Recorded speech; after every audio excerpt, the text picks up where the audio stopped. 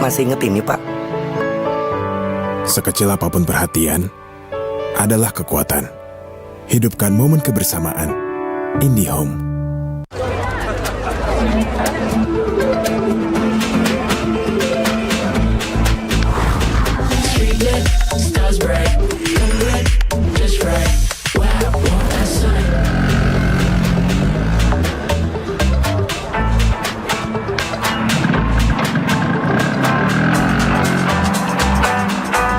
Wow. Cool.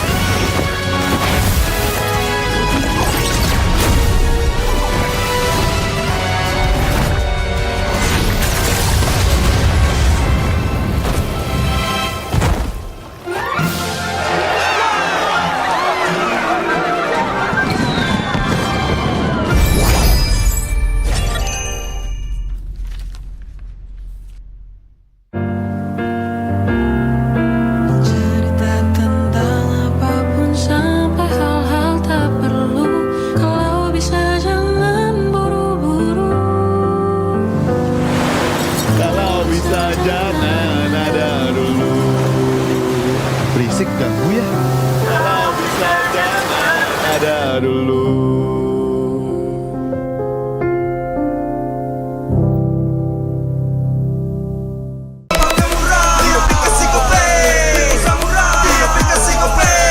Walau yang lain terus berubah, Gope konsisten, kasihnya pasti murah. Tagihan murah di aplikasi Gope, 100 kali per bulan. Download aplikasi Gope baru, nggak pakai lama. Dompet andalan gamers banyak damage-nya.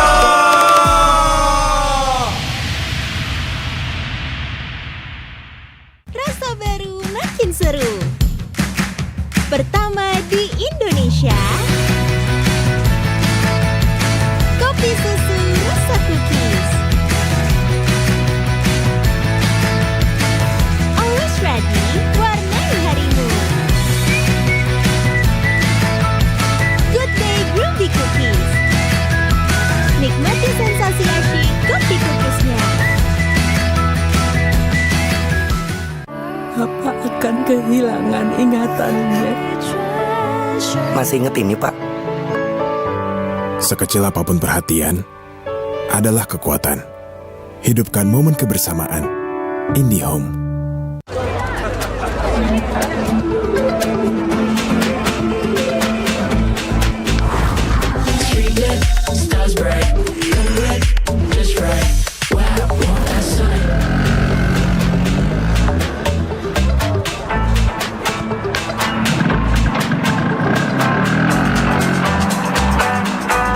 Wow. Cool.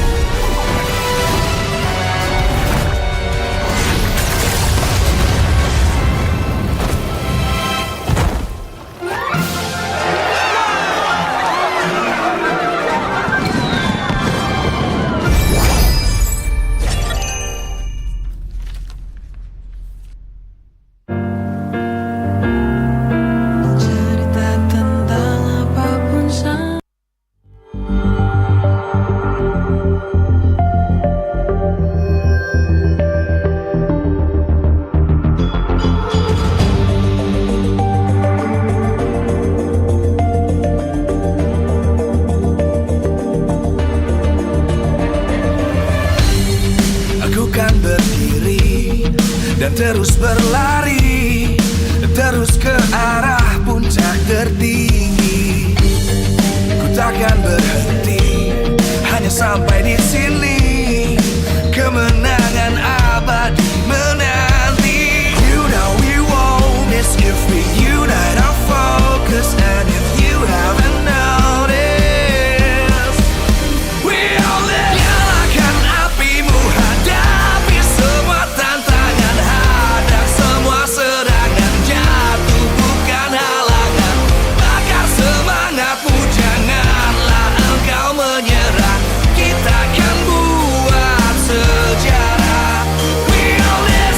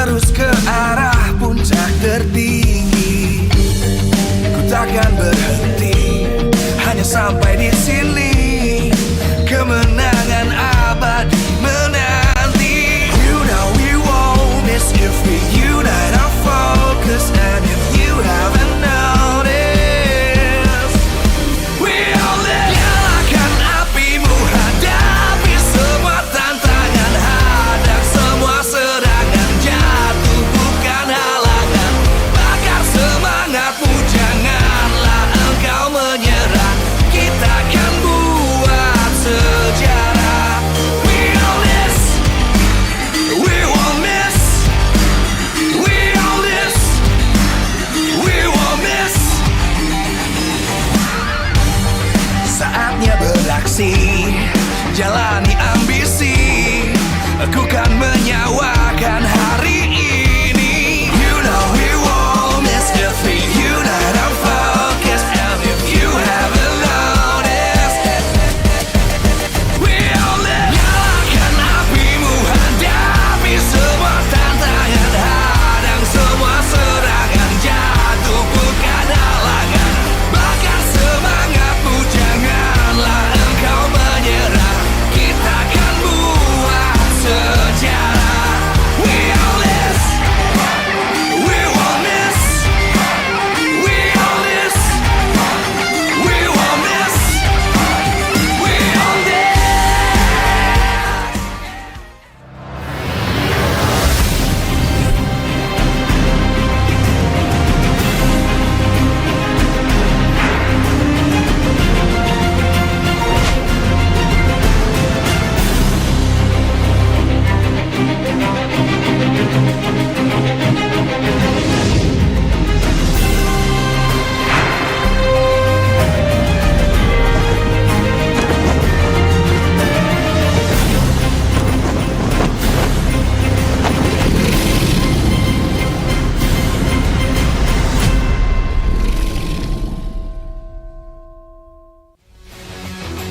Live from MPL Arena, Jakarta, MPL Indonesia Season 15 is powered by Moonton. Supported by Esports Federation of Indonesia. Presented by official tournament smartphone Samsung Galaxy. Official e-wallet GoPay. Official sponsor, Head & Shoulders. Official coffee, Good Day. We own this.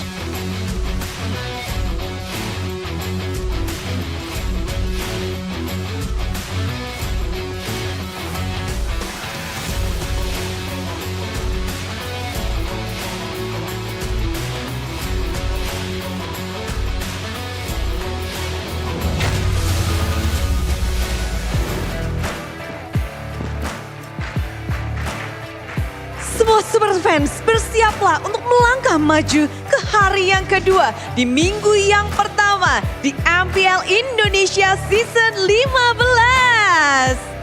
Hari yang tentunya mendebarkan bagi beberapa super fans yang belum melihat performa dari tim mereka. Kemarin baru 4 tim saja yang bermain di hari yang pertama. Namun untuk hari ini akan ada 3 match. Malam minggu, malam yang panjang untuk menyaksikan seperti apa. Tim-tim akan beradu, 2 derby pun akan bermain hari ini. Dan untuk match pembukaan sendiri, Bude yakin semuanya ini lagi pada penasaran bagaimana jalannya permainan dari kedua tim yang cukup panas. Mengingat dari Geek Fam dan juga EVOS, mereka sedang berjuang pula untuk season ini. Di season lalu, Geek Fam cukup baik, namun EVOS mereka melangkah dengan kuatnya. Dari hari yang pertama, banyak yang tak menyangka bahwa performa mereka begitu memukau.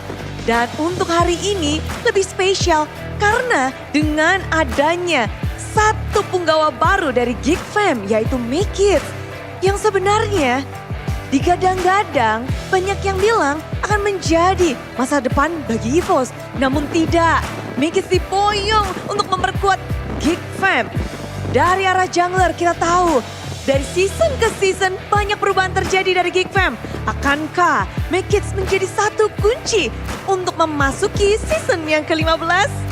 Semua semuanya pasti bertanya-tanya bagaimana Make Kids akan menghadapi sang veteran Albert. Semua tim akan memberikan yang terbaik, khususnya untuk debut mereka di season 15. Dan sebelum kita melihat debut dari Geek Fam dan juga pertandingan kedua dari EVOS di minggu ini, izinkan Bude mengucapkan terima kasih kepada kalian semua, para super fans mana nih? EVOS Fans! Wow, habis senyum lebar setelah match pertama kemarin, Geek Fam Unity, walaupun belum pada ngumpul nih, masih baru separoh, tapi kasih semangatnya yang keras untuk Geek Fam! Keduanya sudah semangat, tapi yang semangat di sini pastinya kita semua dan juga tentunya semangat telah didukung kepada para sponsor dan juga para partner. Karena MPL Indonesia Season 15 powered by Munton, presented by official turnamen smartphone Samsung Galaxy. Dan acara ini supported by PBSI dan official e-wallet GoPay, official sponsor Head and Shoulder, official coffee partner Good Day. Bersama dengan partner in e-sport ada Telkomsel, Dunia Games, IndiHome dan juga advertiser Kacang Sukro. Beserta dengan supplier RSV Helmet. Semua yang mendukung acara ini tentunya juga tak henti-hentinya memeriahkan, ditambah dengan sorak-sorai dari semua super fans untuk menyingsing jalannya pertarungan pertama. Match pembukaan untuk hari Sabtu ini. Geek Fam dan juga EVOS. Mari kita saksikan bersama-sama. Inilah dia pembukaan match hari ini.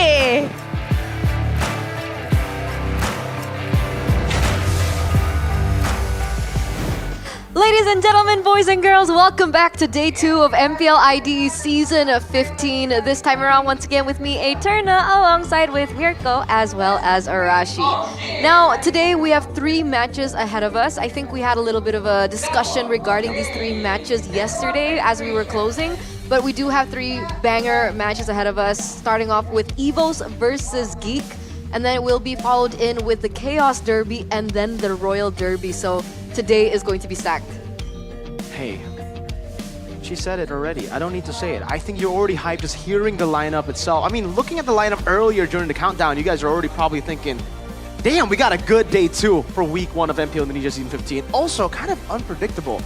EVO's just beat TLID. That sets up them to be the strongest team, but they're up against a revamped Geek Fam. A Geek Fam in theory should do better somewhat, right? A lot of speculation here on the meta, how it fits, especially with Baloyski and his unpredictable style, and the flexibility, right? We just saw Lucas Jungle just earlier in day 1, and it came out of nowhere. I mean, we had a lot of questions about EVOS and their debut performance yesterday, right? How would he fare with Albert? But the thing is, we also have a lot of questions about Geek, right? You can say, you know, on paper that Geek might be the stronger team, but how will Make It fare? How will he perform? How will the rest of the team perform? How will Gobs perform as well in the EXP lane? Well, technically, Make Kids is ex-EVO, so I don't know. We did see also a couple of teams go up against each other who kind of already had the read on each other.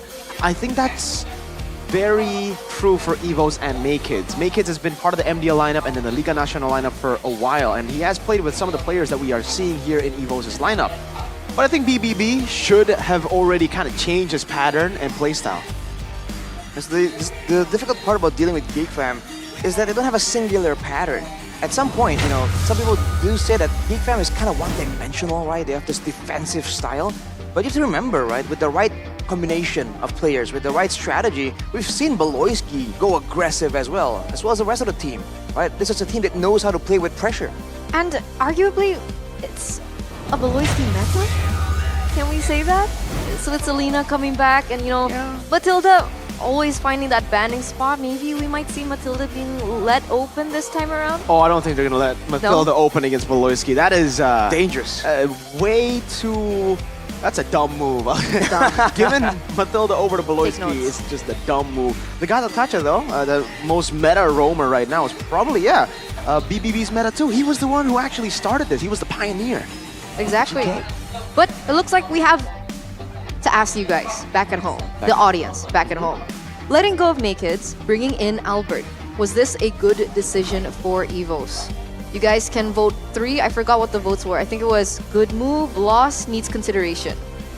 Needs consideration. I mean, you talked about Make It earlier being Yeah. from Evos, and then they let Make It go, and then now he's with Geek, and then Evos going and Yeah. committing into Albert instead of the regeneration meta that we're currently in. What do you think? I have been paying attention to Make-Its for a while now since he joined MBL. He's had a very good performance in MBL. His debut was amazing, and I really thought that he would be the future considering Anavel was underperforming a bit last season, but it was more of the team underperforming. What about you? Evos have tried to play with new junglers. I think this is the better move, going for Albert, finally changing things up. I mean, I guess we'll find out, right? with them going head to head right here. I feel like, on the top level, we keep talking about experience, right? And Albert has a massive abundance of that compared to Make It. Oh, yeah. He's been there, he's had the expectation as one of the best, if not the best jungler in Indonesia at one point. He knows how to deal with the audience, right? With a massive fan base here for both Geek Fam and Evos. So I feel like he has a bit of an edge right here in this matchup. But again, you never know what the strategy is, because individually, right? Maybe I would say I would put more favor towards Albert, but this is not an individual game. This is a team game. That's true. That's true. It will also depend on several other factors and several other pillars in the team.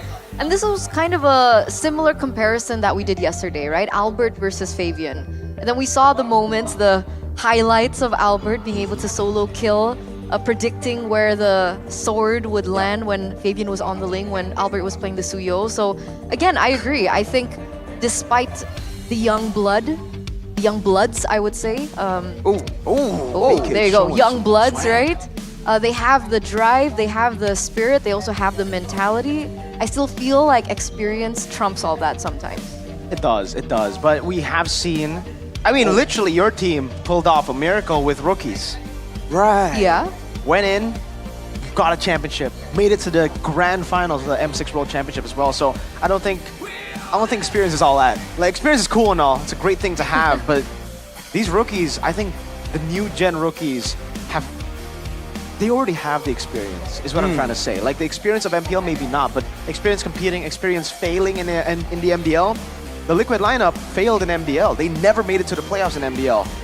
Once they got a chance at MPL, they were not going to give it away, and I think it's the same for Make-Its here. I think he's here to prove to the world that Indonesia still has a lot of good young talent.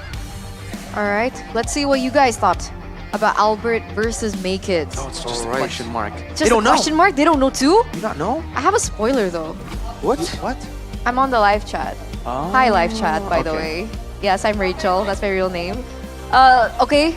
Let's see. Okay, the results are in finally. Good move. Yeah. 82%. I think so. I feel like, it's a big name. It makes sense. Yeah. But you never know, right? I mean, it's on paper, it makes sense now to say, oh, it's a good move. Of course, a veteran, a well-known player that has been proven technically. Exactly. But we have no idea how high the ceiling can go for Make-It, right? Again, everyone starts on the bottom, right? But there's nothing to say that it won't climb up even higher than Albert. It's like a glass type of ordeal. It's a glass. Do you want a glass that's almost full, that you can't fill too much? Or do you want a glass that's half empty, but you can Half full. half full? I I hope you guys got it. I don't think I That's explained it the well. scale of potential, right? yeah, that's what I mean. We're talking about potential Talking here. about potential. But anyway, the performance of both of these junglers will still depend on the anchors of the team. And the anchors of both Geek and Evos, respectively, is Beloyski and Key. I think for sure we're going to see a lot of different zoning movements from both roamers. We saw just yesterday, Key was able to actually stave off a lot of different maneuvers, right, from the opposition again and again against one of the craftier teams in MPL, I would say. He was able to kind of get a read on what was going on, when to go in, and I feel like Beloyski himself is also adept at doing the exact same thing. So for both of them, I feel like it becomes a bit of a mind game, right? Because at some level, when you're in a textbook way that good, it becomes a mind game, right? Because you're expecting the guy to go, let's say he's supposed to go to the top side, in a textbook fashion, but then you can kind of play around that and maybe set a trap somehow. I don't know though. I think if you are going up against Beloyski, it will be a questionable move to try to outwit him, you know? Yeah. You might want to just outmuscle him, try to go for a lot of these big fights, and I think that's what he has been known for. He hasn't really been known as a genius player. He's more of a mechanically gifted player. El momento. The guy makes moments happen through instincts. Oh, we saw that come through. Yeah. Look at him. That's a... I got thrown out by the drip. Man knows fashion. Is that an Evo's drip? It is. See the Is tiger on the jacket shoulder. is. Oh, the jacket is. The sweater's not, right? I don't think so. If it's an Evo's drip, I want wanna. Yeah. Okay.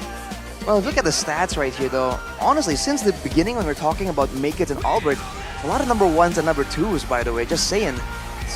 Despite the fact that both these teams aren't exactly hailed as the top one or top two teams in Indo, individual performance-wise, we've seen a lot of great things from these players, man. We saw some from Key earlier, now for Big Brain Beloy, almost notorious at this point.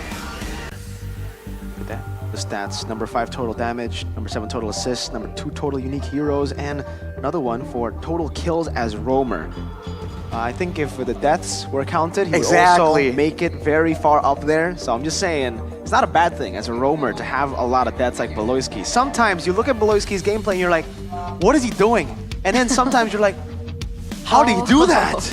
You know, it's so weird. Sometimes, if you guys are new to MPL Indonesia or new to Beloyski's playstyle, you gotta wait 7 deaths before you see the real Beloyski. That's when the real Beloyski shows up. First 7 deaths, it's Beloyski light. It's Lucky number 7. lucky number 7. And we were talking about 7. You talked about Gatot and the 7 deaths yesterday with Key. So will there be a Gatot battle in the roaming position? Because we'll see. We'll pull up the lineups right now, ladies and gentlemen, for Geek Fam with Make-It's, Gobs, Aboy, Beloyski, and Kenziski. So it's not Chidera playing in the gold lane, actually. It's Kenziski. It's a debut. That's interesting, man.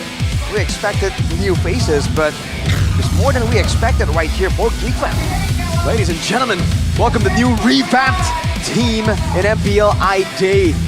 Beloyski has been able to lead the charge, lead the pack to a top 3 finish now. Finally, they're looked upon as contenders for Season 15 with Make-It and Kenziski. It's Geek Fam!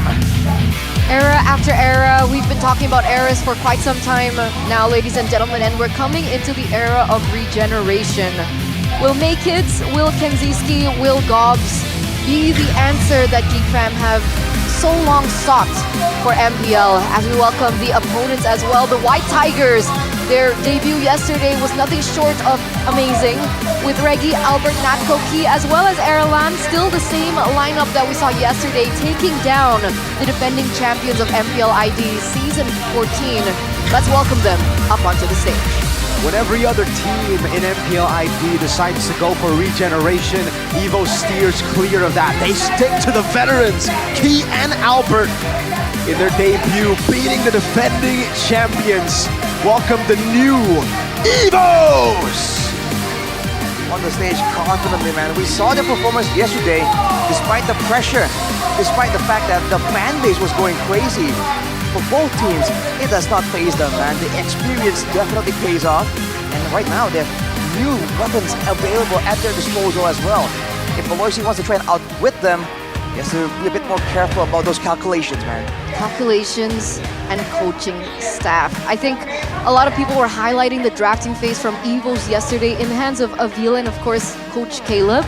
But now going head-to-head against Bluffsy and Dora DSP. These are faces that we're definitely already very familiar with.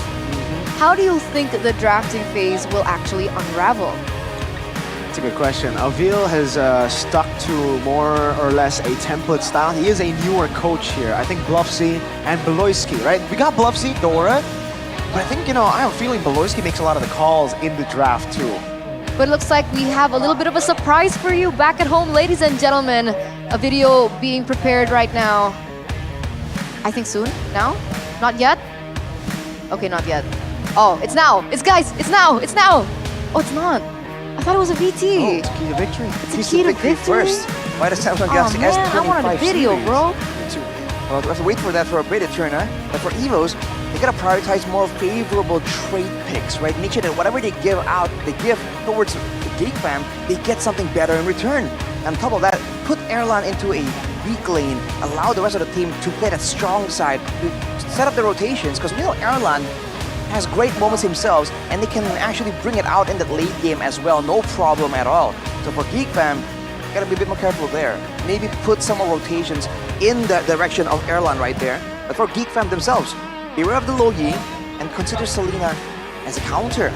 If they want to actually, play their cohesive style, if they want to stick together, mobility tools like the low Yi, heroes like the Selena that can kind of scout out can be a big problem as well.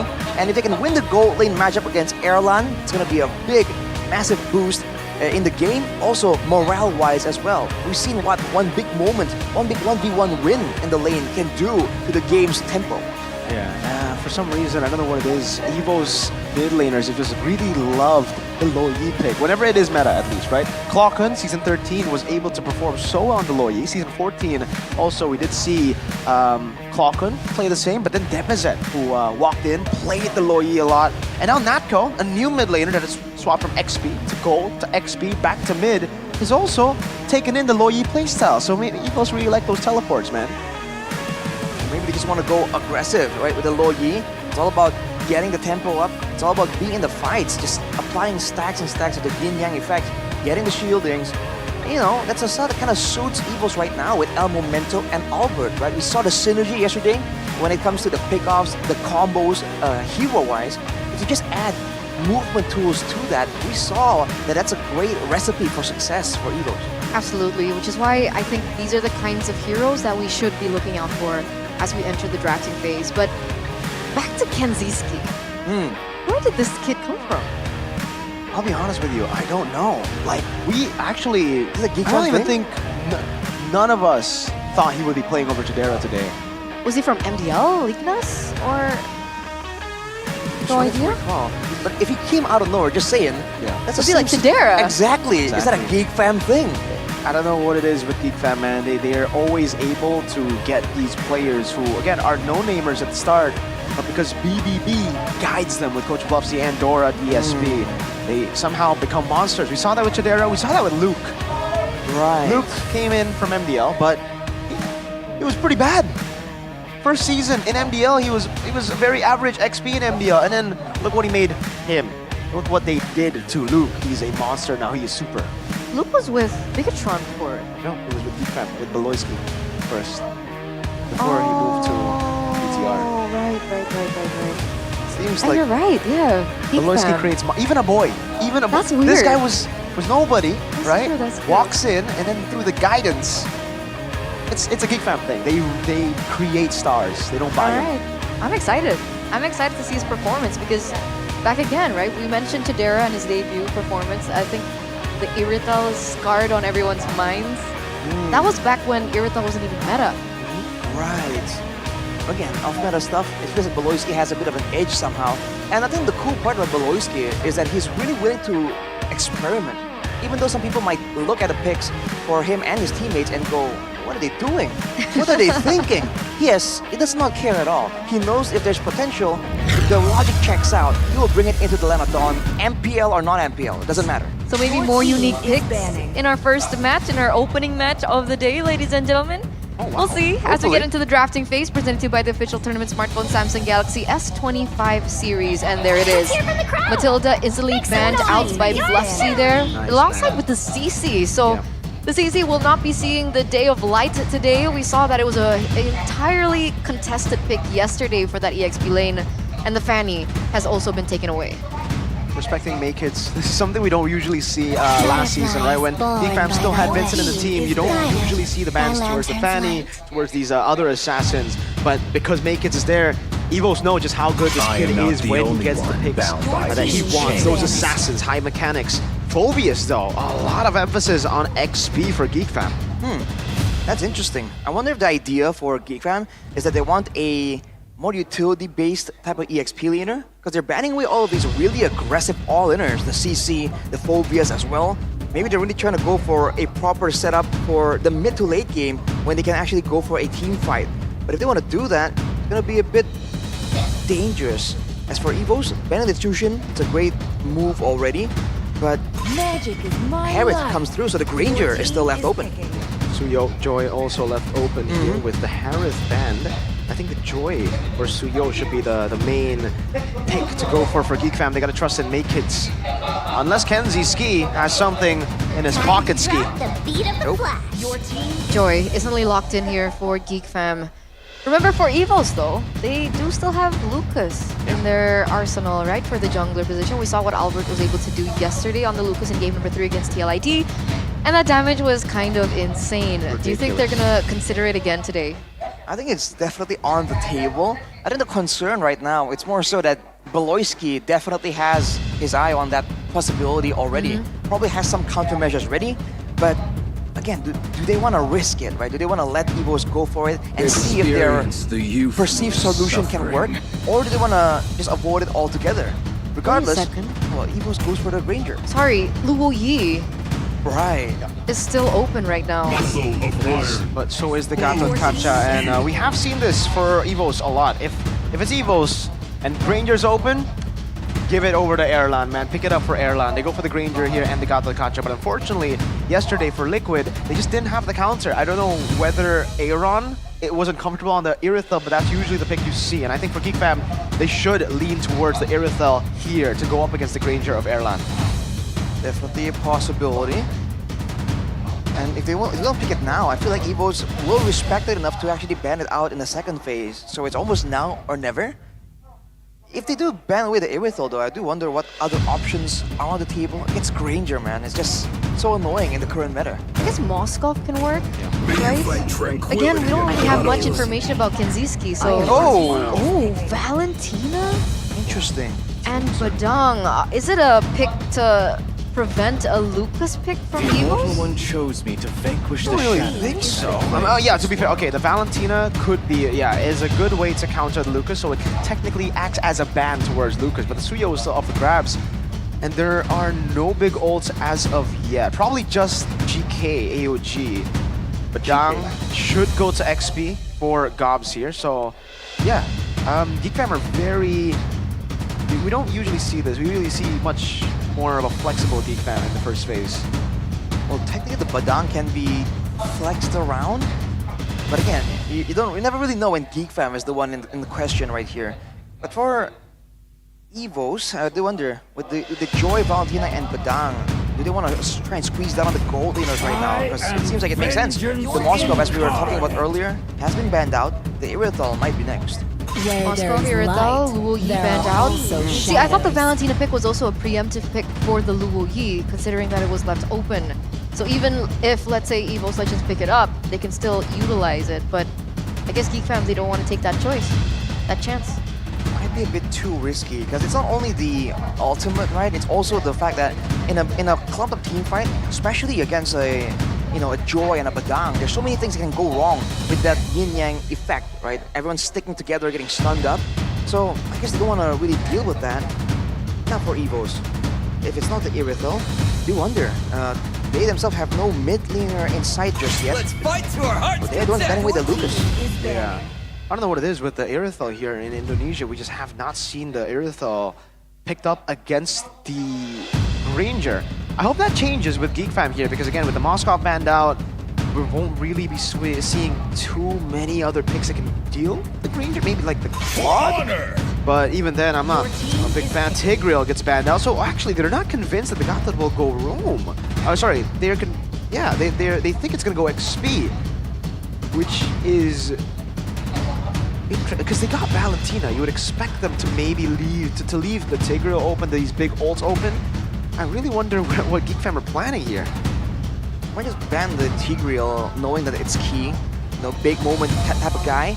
We'll have to see though. What do they want to reveal first? The mid lane seems a bit more urgent, but if they're really relying on the experience of Key, I think they might want to leave the roamer for later. It makes sense in that way. Vexana. I thought they wanted to go for something like the Farsa, right? Farsa Ranger combination, and it would make sense why they picked up the Valentina to anticipate that pick. So there you go. Carry is actually their answer for the gold lane alongside with the Cho. So it's kind of a similar story as to what we saw from TLID yesterday, right? The carry pick and the Bruno pick into the Claude, and to the Ranger. This is Choloiski though. First Cho of the season. Actually, no, it was already picked up game number 1, but this is the second Cho of the season, and it comes in the hands of Beloyski. He popped off in the playoffs just in season 14 with the Cho. Let's hope that he's improved even more, and maybe he could be a contender for best Cho this season. But Evos, an XP laner, he still needs to pick up an XP. Do you think it's Edith? Edith should be the safe choice, but that's why I think the Valentina was picked up. It kind of denies the Edith, it denies the Farsight, it denies a lot of the picks, and now we get to see the brilliance of that Valentina pickup early. Yeah, they're pressured to go for these not as big ultimates. Jawhead in the end. But this is Key's Jawhead. And it's the Right? same combo. It's the Jawhead Suyo combo that was just absolutely lethal. And on top of that, now with the Vexana, there's quite a decent amount of crowd control that GameFam have to be considered about. Again, they have a very short range for everyone, including the carry, including the Joy Badang, and the Cho even. So I think Evos' draft, crowd control-wise, they have enough to actually be a nuisance to try and stop the mobility of GameFam from being a unsolvable problem. All right, so let's see whether or not Geek Fam and their reputation for being able to solve problems precedes them with 2 new players in their mids, Maykids and Kenziski. Will they be able to take down the glory that Evos have so far being able to pick up for themselves? Game number 1, Land of Dawn. Here we go. Let's see BBB on the Cho again. I don't want to call it a signature, but if he keeps playing it, he's been playing it non-stop from season 14 playoffs. It might be a new signature. Beloyski, Choloiski. I think the flexibility of that hero really lends itself to Beloyski as well. You never know if he's trying to play a defensive Cho and can get out of sticky situations, or the aggressive style. If you look at the emblems here, Evos at least are gearing up for battle, man. Tenacity is on Natko and on Reggie on the Gatot.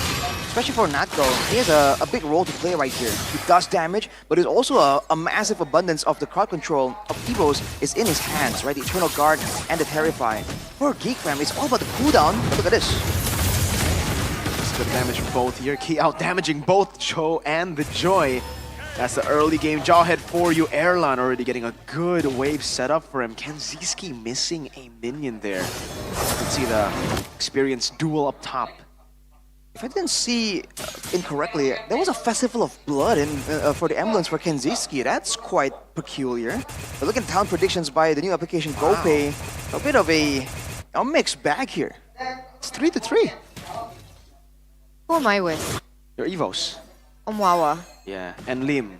Wawa and Lim. We're with Papulong.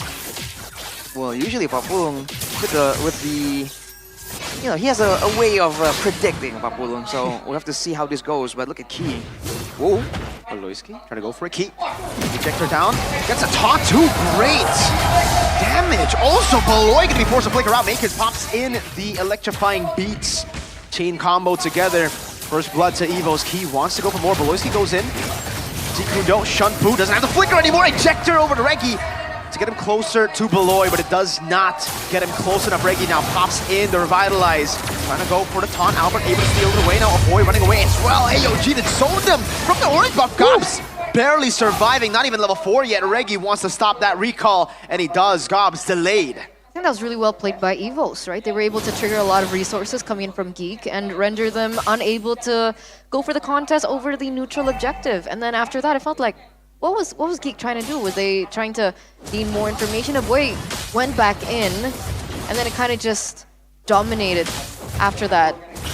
It felt like they're trying to at least test the waters and see how aggressive Evos wants to be. I feel like for Geek Fam, they really shouldn't be fighting. Yes, they have a Cho and a Valentina that's really strong in the early game, but if you look at what they're up against for Evos, you got the massive base damage from Albert, the execute as well. You have the damage, the extra focusing mark from Key, and you have Reggie that's sustainable and damage heavy. All of these really allow Evos to get so much more in the midst of early game skirmish. So I feel like Geek Fam have to kind of wait a bit longer, at least for a couple of items before they really want to try and maybe go for a different approach, go for some kind of pickup maybe. and maybe some XP levels, right? Makeits is 2 levels below of Albert right now. 2. That's the farming speed of the Suyo, man. Makeits, yeah, he was in the area earlier, but he really wasn't able to achieve much in the engagement.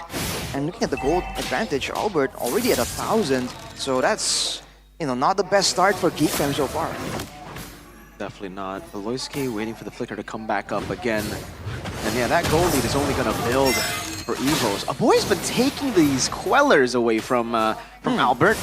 A very interesting ult to take. Purple Buff going to be at risk of a steal here. Albert should be able to take it. Oh, Cobbs goes in! Able to find it, but it gets ejected. Now AOT, the combo! Beloy caught in the curse blast. Revitalized Albert quells him!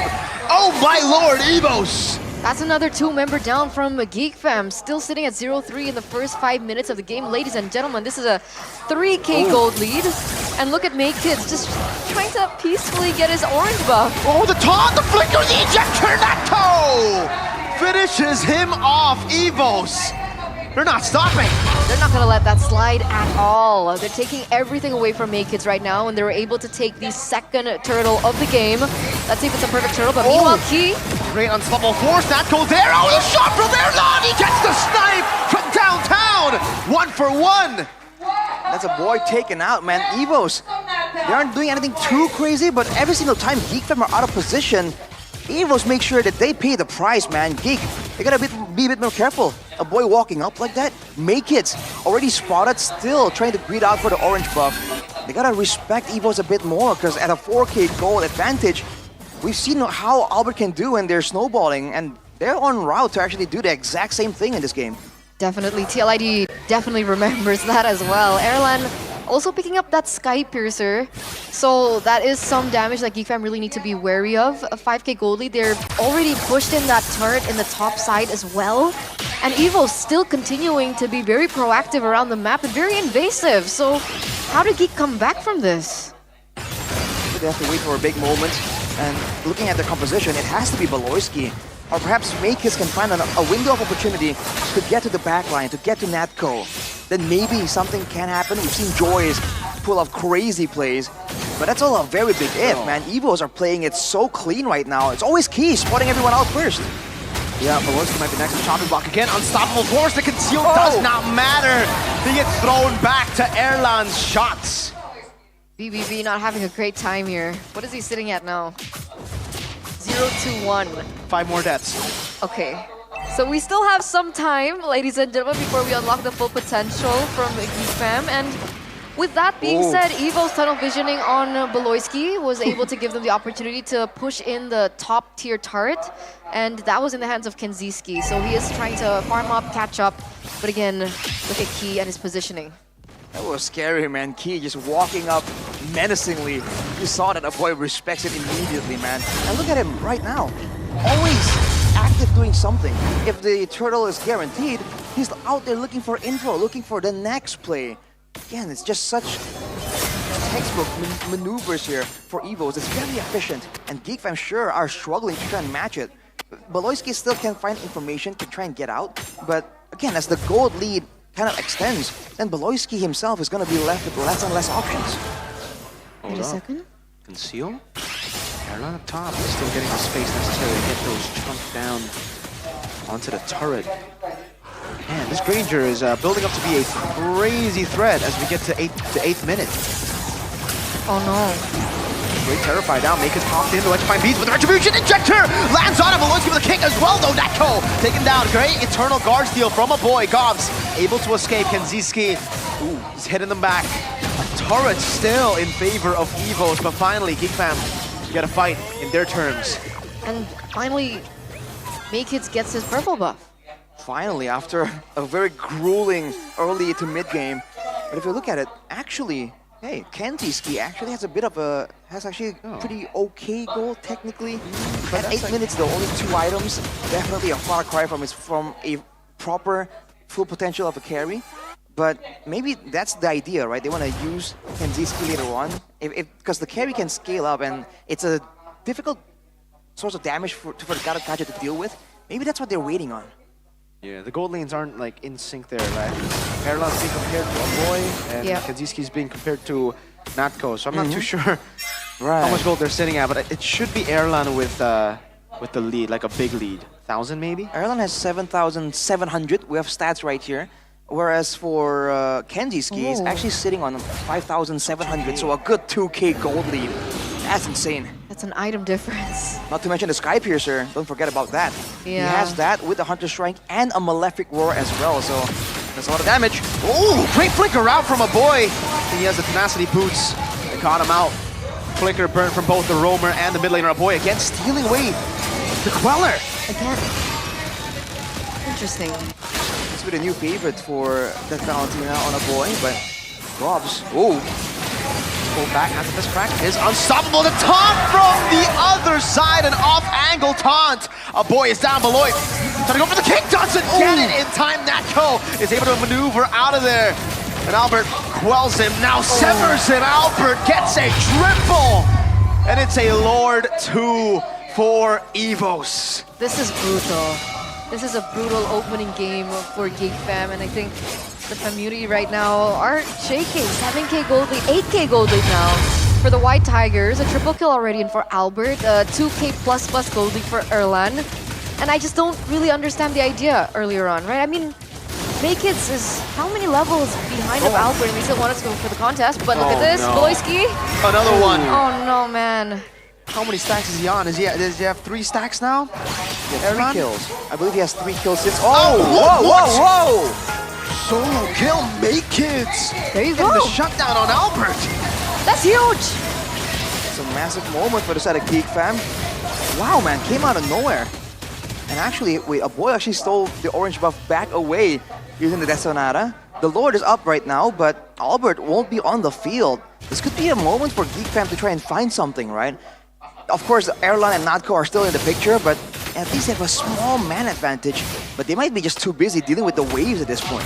They're not pushing it either, right? So they're buying enough time for Albert to come back. He should be spawning about now. And let's just see the retaliation coming from Geek. Because honestly, that moment from Maykids, that was huge, right? What was the bounty on Albert earlier on? I mean, it's a huge bounty, but oh, look at this. He already just aggressively looking for something, but Beloyski is behind everyone. What is he looking for? He's looking for that BBB play. Gets spotted out though. I don't think Evos will fall for it. Holy Defense popped in both mid and top. Whoa, Joy still in the bottom lane. AOG coming down to zone Kenziski away as Key pops an ejector, but will not be able to find it. Oh! El Momento! Flickers forward, gets one! And it's Kenziski who was caught in a bad spot now. Has the zone away. Beloy trying to do what he can. Make it. Electrifying beast, not enough. Kenziski getting away out of Erlan's bullets just in time. 15 seconds for a boy, though. I don't think they can spawn in time. 6 seconds for Bobs, though. Ejector forward. Kenziski with the flicker. Just to save his life, but he cannot save the base. 1-0 quick for Evos. How many minutes was that? 11 minutes and 48 seconds. Man, Evos, they're gunning down with the fastest game time so far. I think the fastest we've seen is 11 minutes and 22 seconds. If it's 11:48, their average game time must be 11 something. That was such a quick game by Evos. Very They're just daunting. a full tempo route, man. It's just plays after plays after plays, non-stop. They're not allowing Geek Fam to try and play that slow style, that scaling style. This key guy is crazy. This key John guy. Pick. Take a look at this one more time. El Momento. Flicker, a boy. Oh my god. And he stunned the Badang, by the way. Right as the Badang went for the fist crack. Oh, that was beautiful. XBTR, by the way. Well, that's the power of the Jawhead, man. For the longest time, it hasn't been as popular as it used to. But I think you were mentioning in Mirko, Season 7, Indonesia's got some really terrifying Jawheads, man. Hanky man. Hanky man. Damn. But I have to say, the chemistry between the Evos players are quite on point right now. Because Oh yeah. do you think that he could have done that without the AOG from Reggie before? Because it felt like that was kind of a bait by Reggie first, and then he was able to come in. Yeah. Beautiful stuff. It was, damn, Evos. I'm impressed, man. That was beautiful. Well, key. best of 3 though. It's key, man. It's best of 3 though, so relax, it is. relax. If there's anything that Geek Fam is known for, it's also adapting, right? So we have to calm down a little bit. But this is a great moment for Evos for sure, man. You can hear the fans just overjoyed. You know, they haven't seen Evos in a dominant fashion for you know, 2 seasons now. quite a while now. I think I'm becoming a Evos fan. Whoa, that's quick. Albert Key together is something else, man. I've always been a Key and Albert fan. So, oh, Erlan, my goat. The jersey My goat right as there. well. It's pretty cool. Oh, but let's take a look at the crucial moment of game number 1. And I think this is why the hot topic, the discussion that we had before the game was so relevant, right? Key versus Beloyski. You mentioned that Key was more L momentum, and this is another moment that he was able to create. And I guess in game number 1, it felt like BBB was kind of outbrained. Definitely. I think in this game we saw them do exactly what I said. They outmuscled them. They just kept on brawling. And on the Jawhead, yes, Key was able to out-mechanic Mr. BBB 0, 1, and 12. Which is why he is going to be the player of the game for game number 1, presented to you by the official tournament smartphone Samsung Galaxy S25 series. I think it's ridiculous that you can build full tank on the Jawhead and really be that relevant when it comes to the damage dealing. Because it really is not quite a big deal. But in the early game, this is a bold move, fighting a team with an execute, with a built-in shielding and damage buff. Not to mention, it's great passives overall. They just kept going for it, and once the ball gets rolling, when you have Key on a pickup, engage hero, there's even moments like this where you know that there's danger coming, not quite right next to you, and it does seem like Geek Fam weren't respecting it enough. After a while, it seems like Beloyski is trying his best to find moments, but every single time, man, it just keeps getting punished. And the synergy, of course, we talked about this, the combo between Albert and Key, the combo between Key and Natco even. You can see that there's great communication right here, because every time you're targeting someone, see, the ejector into the Terrify, the ejector into a stun, into the taunt, there's always something followed up. Everyone's on the same page for Evos, and that is what is allowing them to just have so much dominance when they're having a snowball lead. Do you think things could have been different, especially now that we're looking at these team fights happen, right? Do you think it would have been different if a boy went for something a little bit more utility with his IMU instead of more offensive? Yeah, I think the Valentina ends up being a way to just ban out a lot of the picks that they were afraid of. This is a solo kill that we didn't get to see. Maker just played it incredibly well there. Pacing it, yeah, but we gotta see this one more time before we talk. Boom! See, he gets gobs. You could have gotten like a pretty good moment there. But yeah, to answer your question, what was the question? He could have gone for Natco's ult. Right. I think Natco was just playing far back so many times that it was very hard for him to get close to take the ult.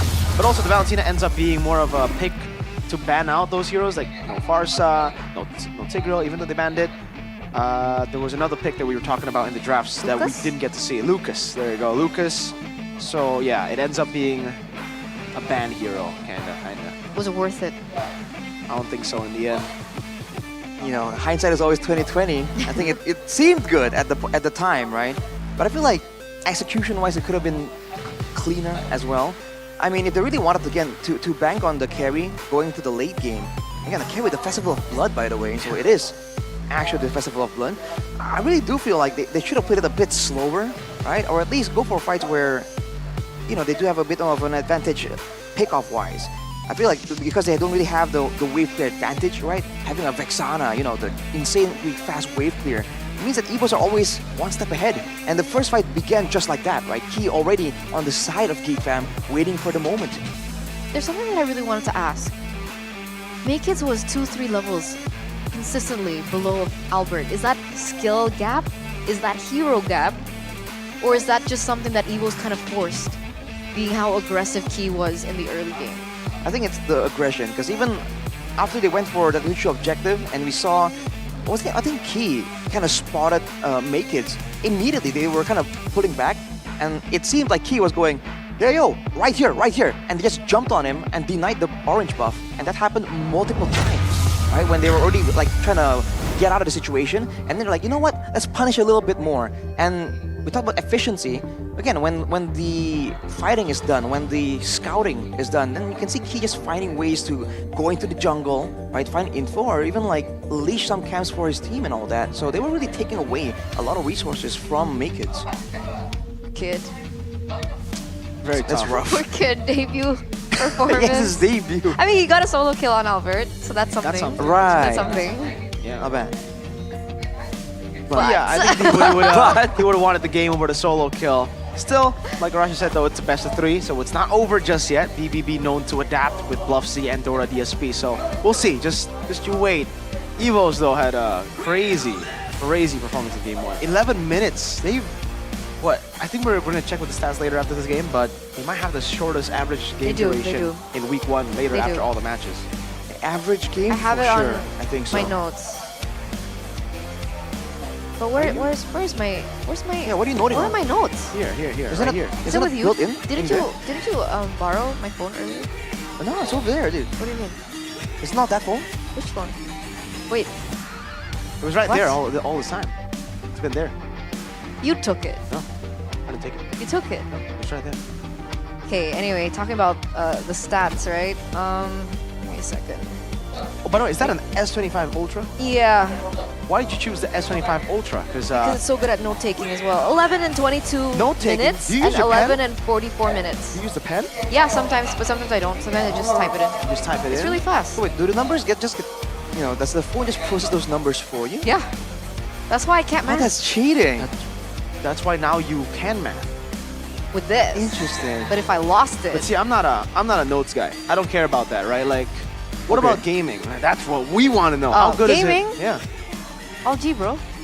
Why? Because what it has pro- like the fastest processor in the world. What's that? It uses the Snapdragon 8 Elite for Galaxy processor, Okay. and it also has a built-in 3 nanometer processor, which is the fastest processor in a Samsung Galaxy yet. So you don't have it in your S24, you don't have it in your S23, it's only in the S25.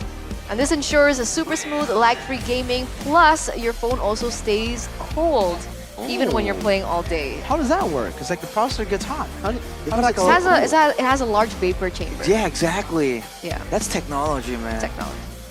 Man, Samsung keeps on innovating, man. Every season I'm just amazed with their new phone. Is that a new design too? It's like more square? We got the white one Gotta yesterday. be right? there or be square, That bro. was mine. Yeah, I have the white one. This is mine. That's yours. Arashi doesn't have one. Not yet, not yet. But what I like about my S25, I don't know if you have it too, Uh-huh. but it's the battery life. 5,000 mAh, I don't have to charge for like 2-3 days, honestly. Like That's I could just why. keep on Really? using it, yeah. I play MLB. Multiple days? Multiple days. And I watch a lot of shows, I watch, YouTube a lot. It's on there. Like 2-3 days. Well, see, since I'm actually looking to actually get one of my Okay, own, okay, I'm okay. trying to capitalize on that, the total bonuses that can go up Yes, to like you can get that 4.5 right now. million, man. Because it's only valid until March 14th of 2025. So you better get one quick, 1-4. man. It's what date is it? What I'm what working day is it hard, bro. today? I have no idea. It's the 8th of March. Arashi, you only got like a week. I'm working against the clock for 8, sure, 9, man. 10, 11, 12, 13. You done? Maybe you want to use the phone to calculate Yeah. that? How do you Actually, do I that? gotta check on the website again because they do have the Samsung.com/ID. You go there, 14 you just minus list all the websites, and you can go, 6 even go in the days. barcode that gets shown here as well. 6 days. 6 days. 6 days. And also, you 6 days. got the awesome intelligence. That's really cool. But on right. top of it all, you got the privilege. If you have a Samsung phone, you can join us at the Galaxy Zone. Slay. Slay? That's so slay. What's so slay? Sitting in front. Yeah, that's true. Look at it. Look at them. Just flexing their Samsung They're like, you Galaxy can't sit with phones. us. Can't sit with us. We're in the Galaxy Zone. Y'all others, you're just in the zone. But not our zone. Not the Galaxy Zone. Arashi feels left out. You know, we Yeah, can just like walk up there and just sit in Yeah, the we front. can. I'm gonna Arashi, unfortunately, I'll stick not around yet. here. Can I- Turner's gonna go and I'm gonna go. You gotta work. Hey! You don't even have GoPay installed yet, because you gotta get GoPay to Oh. buy tickets first. Okay. What's the point? You can't just walk up there without tickets. You gotta Alright, buy it with GoPay. I don't know how to buy it. How do you buy tickets? GoPay.co.id. GoPay.co.id, okay. Use GoPay, Mm-hmm. and then you can use it as a platform to pay for the tickets later that you can buy in the MPL ID website. Yeah. Oh, okay. Well, other than that, Arashi, he might not have an S25, but he has GoPay. It's his favorite payment method. Oh, yeah, for tell me sure. about it. Well, I talked about taking advantage of the promos. Well, with taking GoPay, you can vote for your favorite team in every MPL ID Season 15 match, right? At gopay.co.id/games, and you can win guaranteed rewards. I'm all about those numbers, man. Guaranteed rewards for your first vote, and you'll definitely get like 3 diamonds and 1 token. So keep voting, man. There's no reason not to. And then those tokens, you can spin them for prizes as well in the gift arena, where you can win GoPay coins, MLBB skins, smartphones. That's why I'm hanging back on like the purchase, right? And then, yeah, I mean, Electric motorcycle. Oh, you get the motorcycle too. That's crazy. Yes. Ooh, I've been looking for a motorcycle because I want to tour around Indonesia What? You want to tour around Indonesia? Interesting. on a motorcycle. You're not gonna. No, it's not gonna work. That's a tough. Why? Get free weekly diamond pass on GoPay games. Right. Just purchase a WDP at gopay.co.id/games during the flash sale that starts at 3 p.m. and ends at 6 p.m. And if you entered promo code Sabah. shown during the MPL Indonesia Season 15 live stream to get extra 5 diamonds, you're going to be one of the cool kids with us. First time top-ups only though. Top up diamonds on GoPay games for the best prices and guaranteed security. WDP is only around 26,000 IDR plus tons of extra promos. Hurry up, top up now, unlock new heroes and skins. We just got the new Kishin something skins. Those are pretty cool. Yeah. I'm waiting for the Rudo ones, you know? It's coming out. Dude, Suyo Lucas. the collabs are just crazy, man. Can we skip over to when that releases, bro? I want to play the game. I think a couple of years ago, if we heard like, oh, there's gonna be a collab with some of those skins, we'll be like, no way. No way. Seriously? Yeah. But it's Hunter happening. Hunter one. But guys, have you voted for your champion yet? I have. Have Guess you who I voted for for? a champion? Eman. What? What? Champion? Oh, is Eman not a champion? He is an MPL PH Season 9 champion and MSC 2022 champion. Ooh, flex. And But MPLI champion. Just want to say, you know. anyway, join the MPL GG party by voting for your favorite team in every MPL ID Season 15 match at gopay.co.id/games. This is what Arashi mentioned earlier on, but that's it, guys. I want that bike. It looks like an electric bike. It is Not an think it's electric bike. How does it seem like an oh, electric that's bike? why I can't use it to tour. Yeah. But technically, electric bikes can be charged in your usual sockets, right? Can it? No, not the usual sockets. No, they No, have like they a special. No, Really? No, they can. Some think- can. I think those like electric scooters. Some you know? can. Those are electric scooters. You wanna? We'll have to confirm that. Scooters. But if you No, need a you can, particular you like can. charger, then you can't go too far, man. The infrastructure, bro. You gotta. Dude, it's chill. It's chill. Yeah. So if you guys wanna, tour around Indonesia with me, From vote Sabang for your to champion, Merauke. guys. Go for your champ. Yeah, let's go to Kawa Ijen. Oh, what is that? Is that? Kawa Ijen is the eternal fire. Oh, I've seen in that. Jawa Timur. It's Is the it Jawa blue Timur? flames, right? Yeah, the blue flame. It's the so natural cool. blue flames. It's so Shout out cool. Indonesia, man. We got great sites That's here. why. Come over, guys. Come over. And you might even, catch the drafting phase live Ooh, whoa. right now, right? Presented by the Hey. official tournament smartphone Samsung Galaxy S25 series. All right. Evos now are on first pick. So they opted to swap sides this time around. Matilda, Yves, and Harith banned out. Fanny Cece. So what has been left open? Phobius. Probably gonna be a Joy pick still, first pick here. Joy or Suyo, it depends on what they want to do, right? If Evos want to snowball again, I personally like the Suyo over the Joy, but we have seen that even in MPL PH, Joy is the favorite first pick on blue. I mean, you saw the 1v1 potential there that the Joy technically has over the Suyo, right? We've seen it. That wasn't the first time we saw a Suyo Joy 1v1, by the way. I don't quite remember exactly which game we saw that in, the duel coming through. But as you predicted, the Joy comes out first.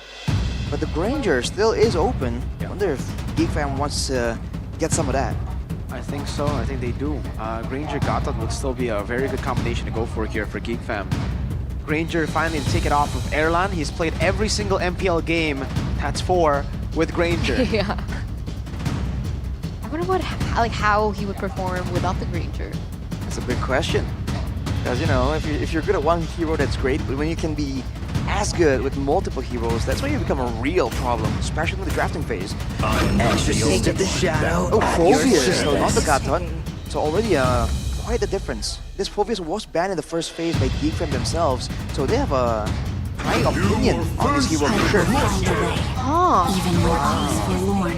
No, that I didn't Vexana expect. and Glue. Yeah. Vexana and Glue. So still, again, Irithel is just not the counter to Granger in Indonesia. We don't see Irithel at all.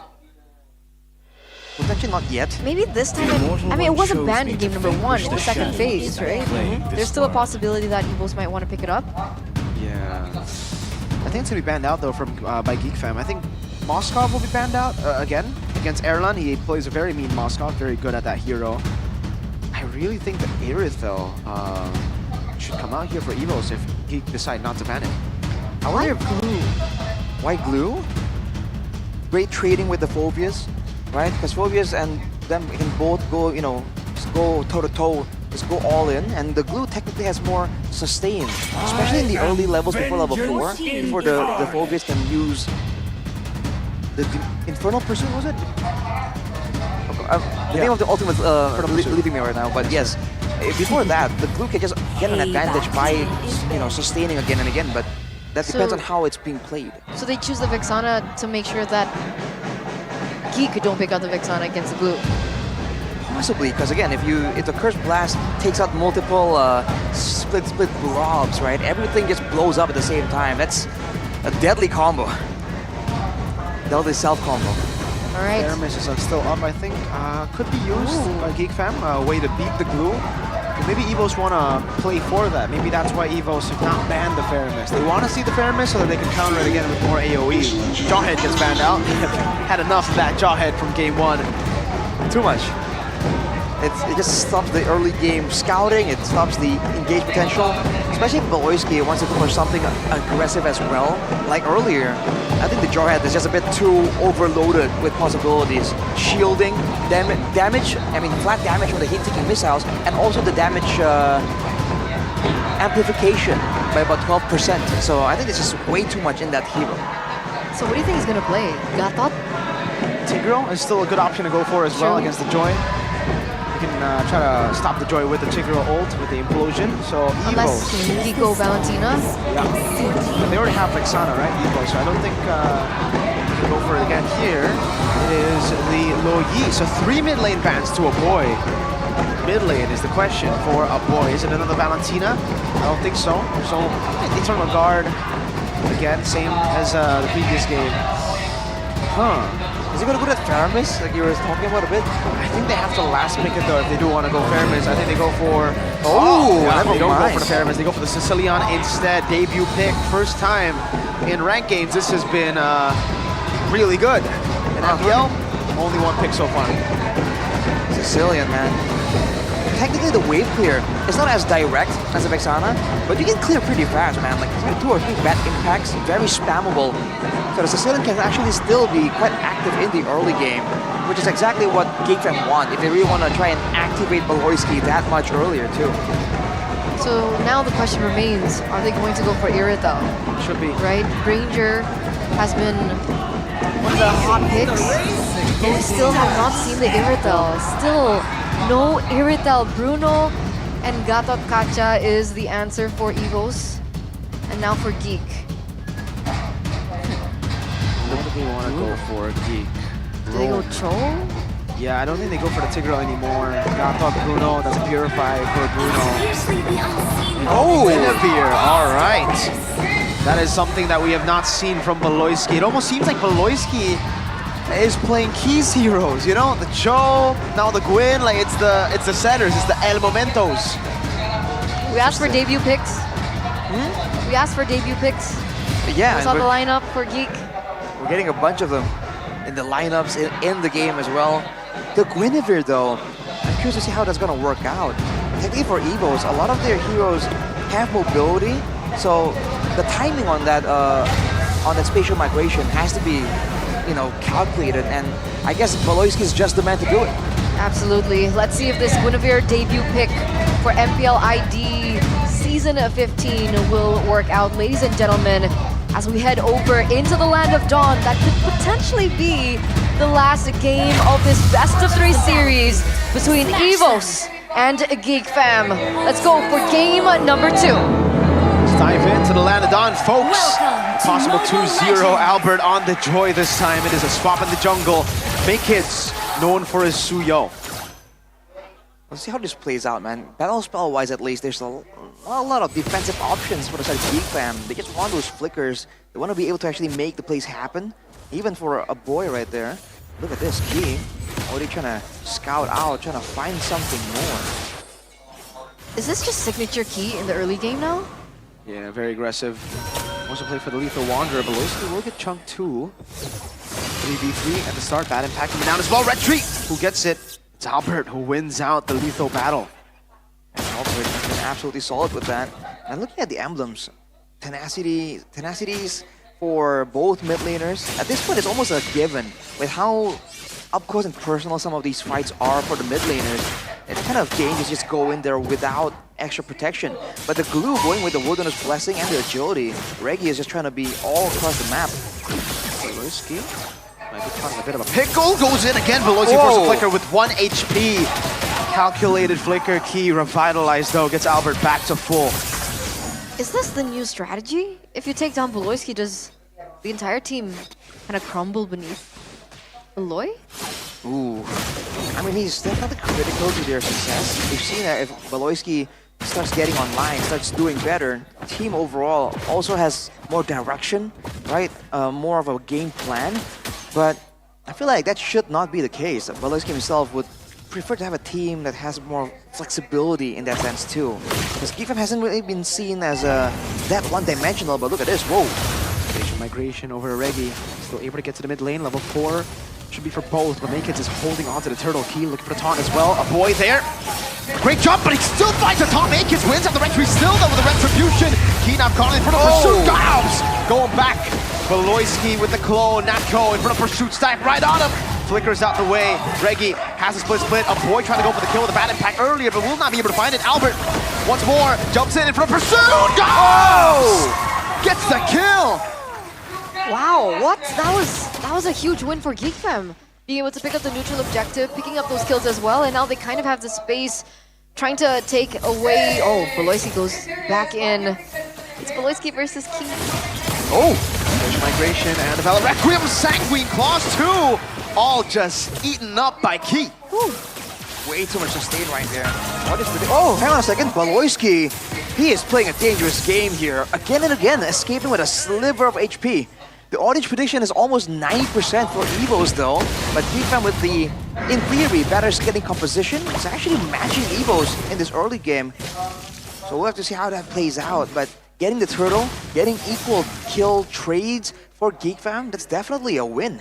Absolutely, right? It's kind of Evos on a timer now, especially with the Sicilian in the hands of a boy. He's been playing it very aggressively, even from the early portions of the game. I'm pretty sure he's stacking up quite well too. 1-0-1 as well as his KDA right now.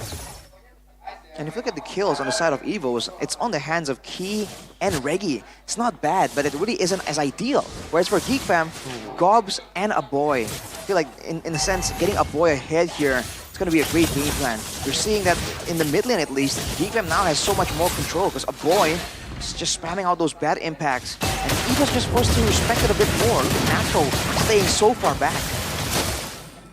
Alright.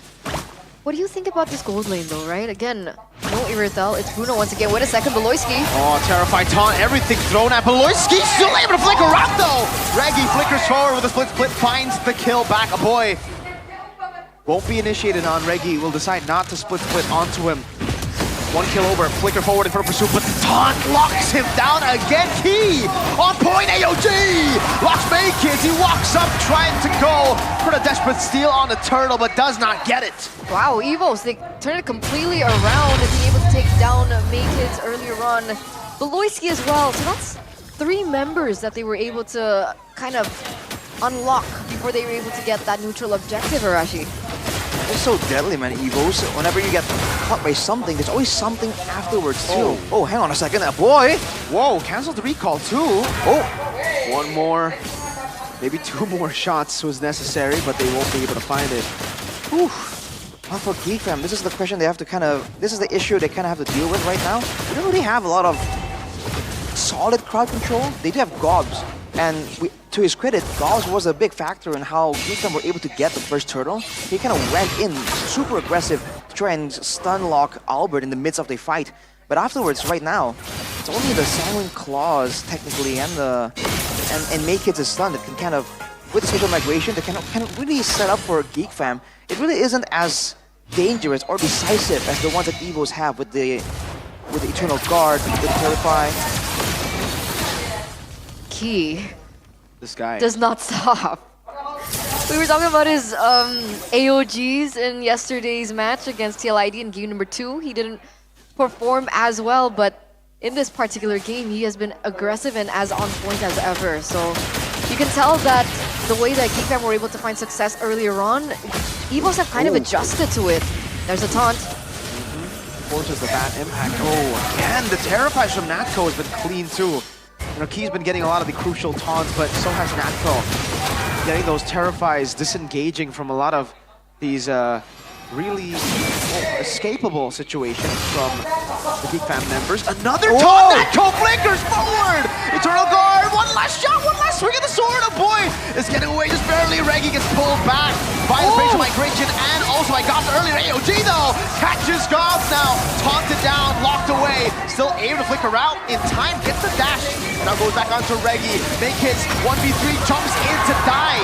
Kenziski with the dash forward. Key going for the taunt. Orange bump taken away by Albert. Another win for Evos. That was so well coordinated, that team fight, Arashi. What in the world is the White Tigers on right now? It seemed like they were overextended. And Geek Fam were gonna punish them for that extension, for the bloodthirst of the Tigers. And yet afterwards, Evos just find a way to get back at it right again immediately. And a boy at the end, he was taken down with the marks on from Natco. But oh, it's Pika. Hi Pika. I don't think she knows yet.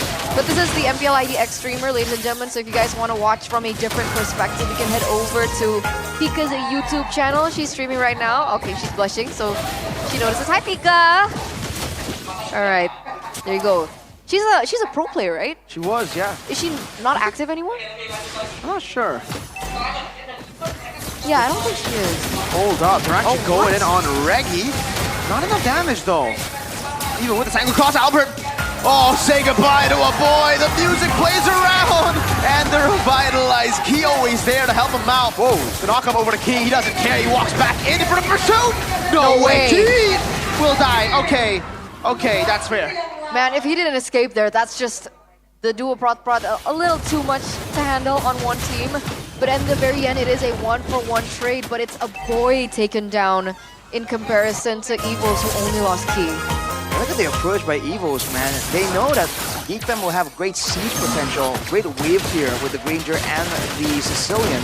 So even right there, they went for the dive first. They kind of distract everyone, and while they were doing that, Erlan is just banging on those turrets, taking them down.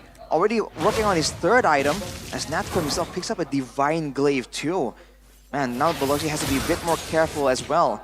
It's a great mix of damage coming in from the side of Evos, and that's the Malefic Gun, man. That's a massive power spike, and it's gonna allow Erlan to actually be a lot more relevant in some of these fights.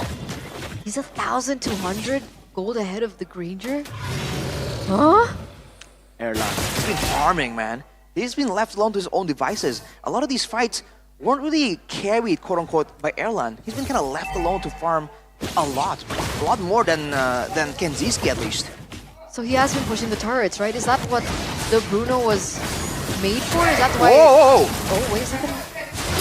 Dangerous. Did it again. Reggie pops in the split. Sanguine Claws whips. Albert jumps on the make hits, forcing him to use the Krellar backwards. Now, Albert picks up the red tree. A boy gets caught earlier. AOG! He again finds it! And look at who's free hitting. It is Erlan in the midst of the team fight. Kenziski. Oh, Natco with the flicker forward. Maykids gets deleted by Albert. Oh my lord. Evos are just dominating. 3-for-1 trade, ladies and gentlemen. And in the end, it was the White Tigers that were able to secure the Lord as well. So things are going very badly for Geek Fam right now. What's to do? At this point, it's just tough. I think this is why usually the Granger... Oh, my god! Oh boy! He's a juicy target for all the members of Evos right now. They want to get his hands on him. This is the problem. this is why I guess the Grangers always comboed with the God of Kacha. You can see what happened there. He even tries to kite back around, but the AOG just sets it up so well. Reggie though, They even kill Reggie. Split, split. Oh, they can't. He gets away. Flicker, split, split. Holy defense. AOG. Key goes in for the taunt. Able to find the right line. Oh my god. Gets rid of Beloyski now. Oh, gets shut down finally as Gob walks up. Erlan making those unnecessary moves, as Masade said. Albert. Got it back. Ooh, whoa. A few shutdowns. Erlan and Albert. Okay, Evo's making some mistakes now. Masade called it out yesterday. Yeah, and he they're- did. Oh, Erlan said man. sorry. They're gonna hear from him again today for sure.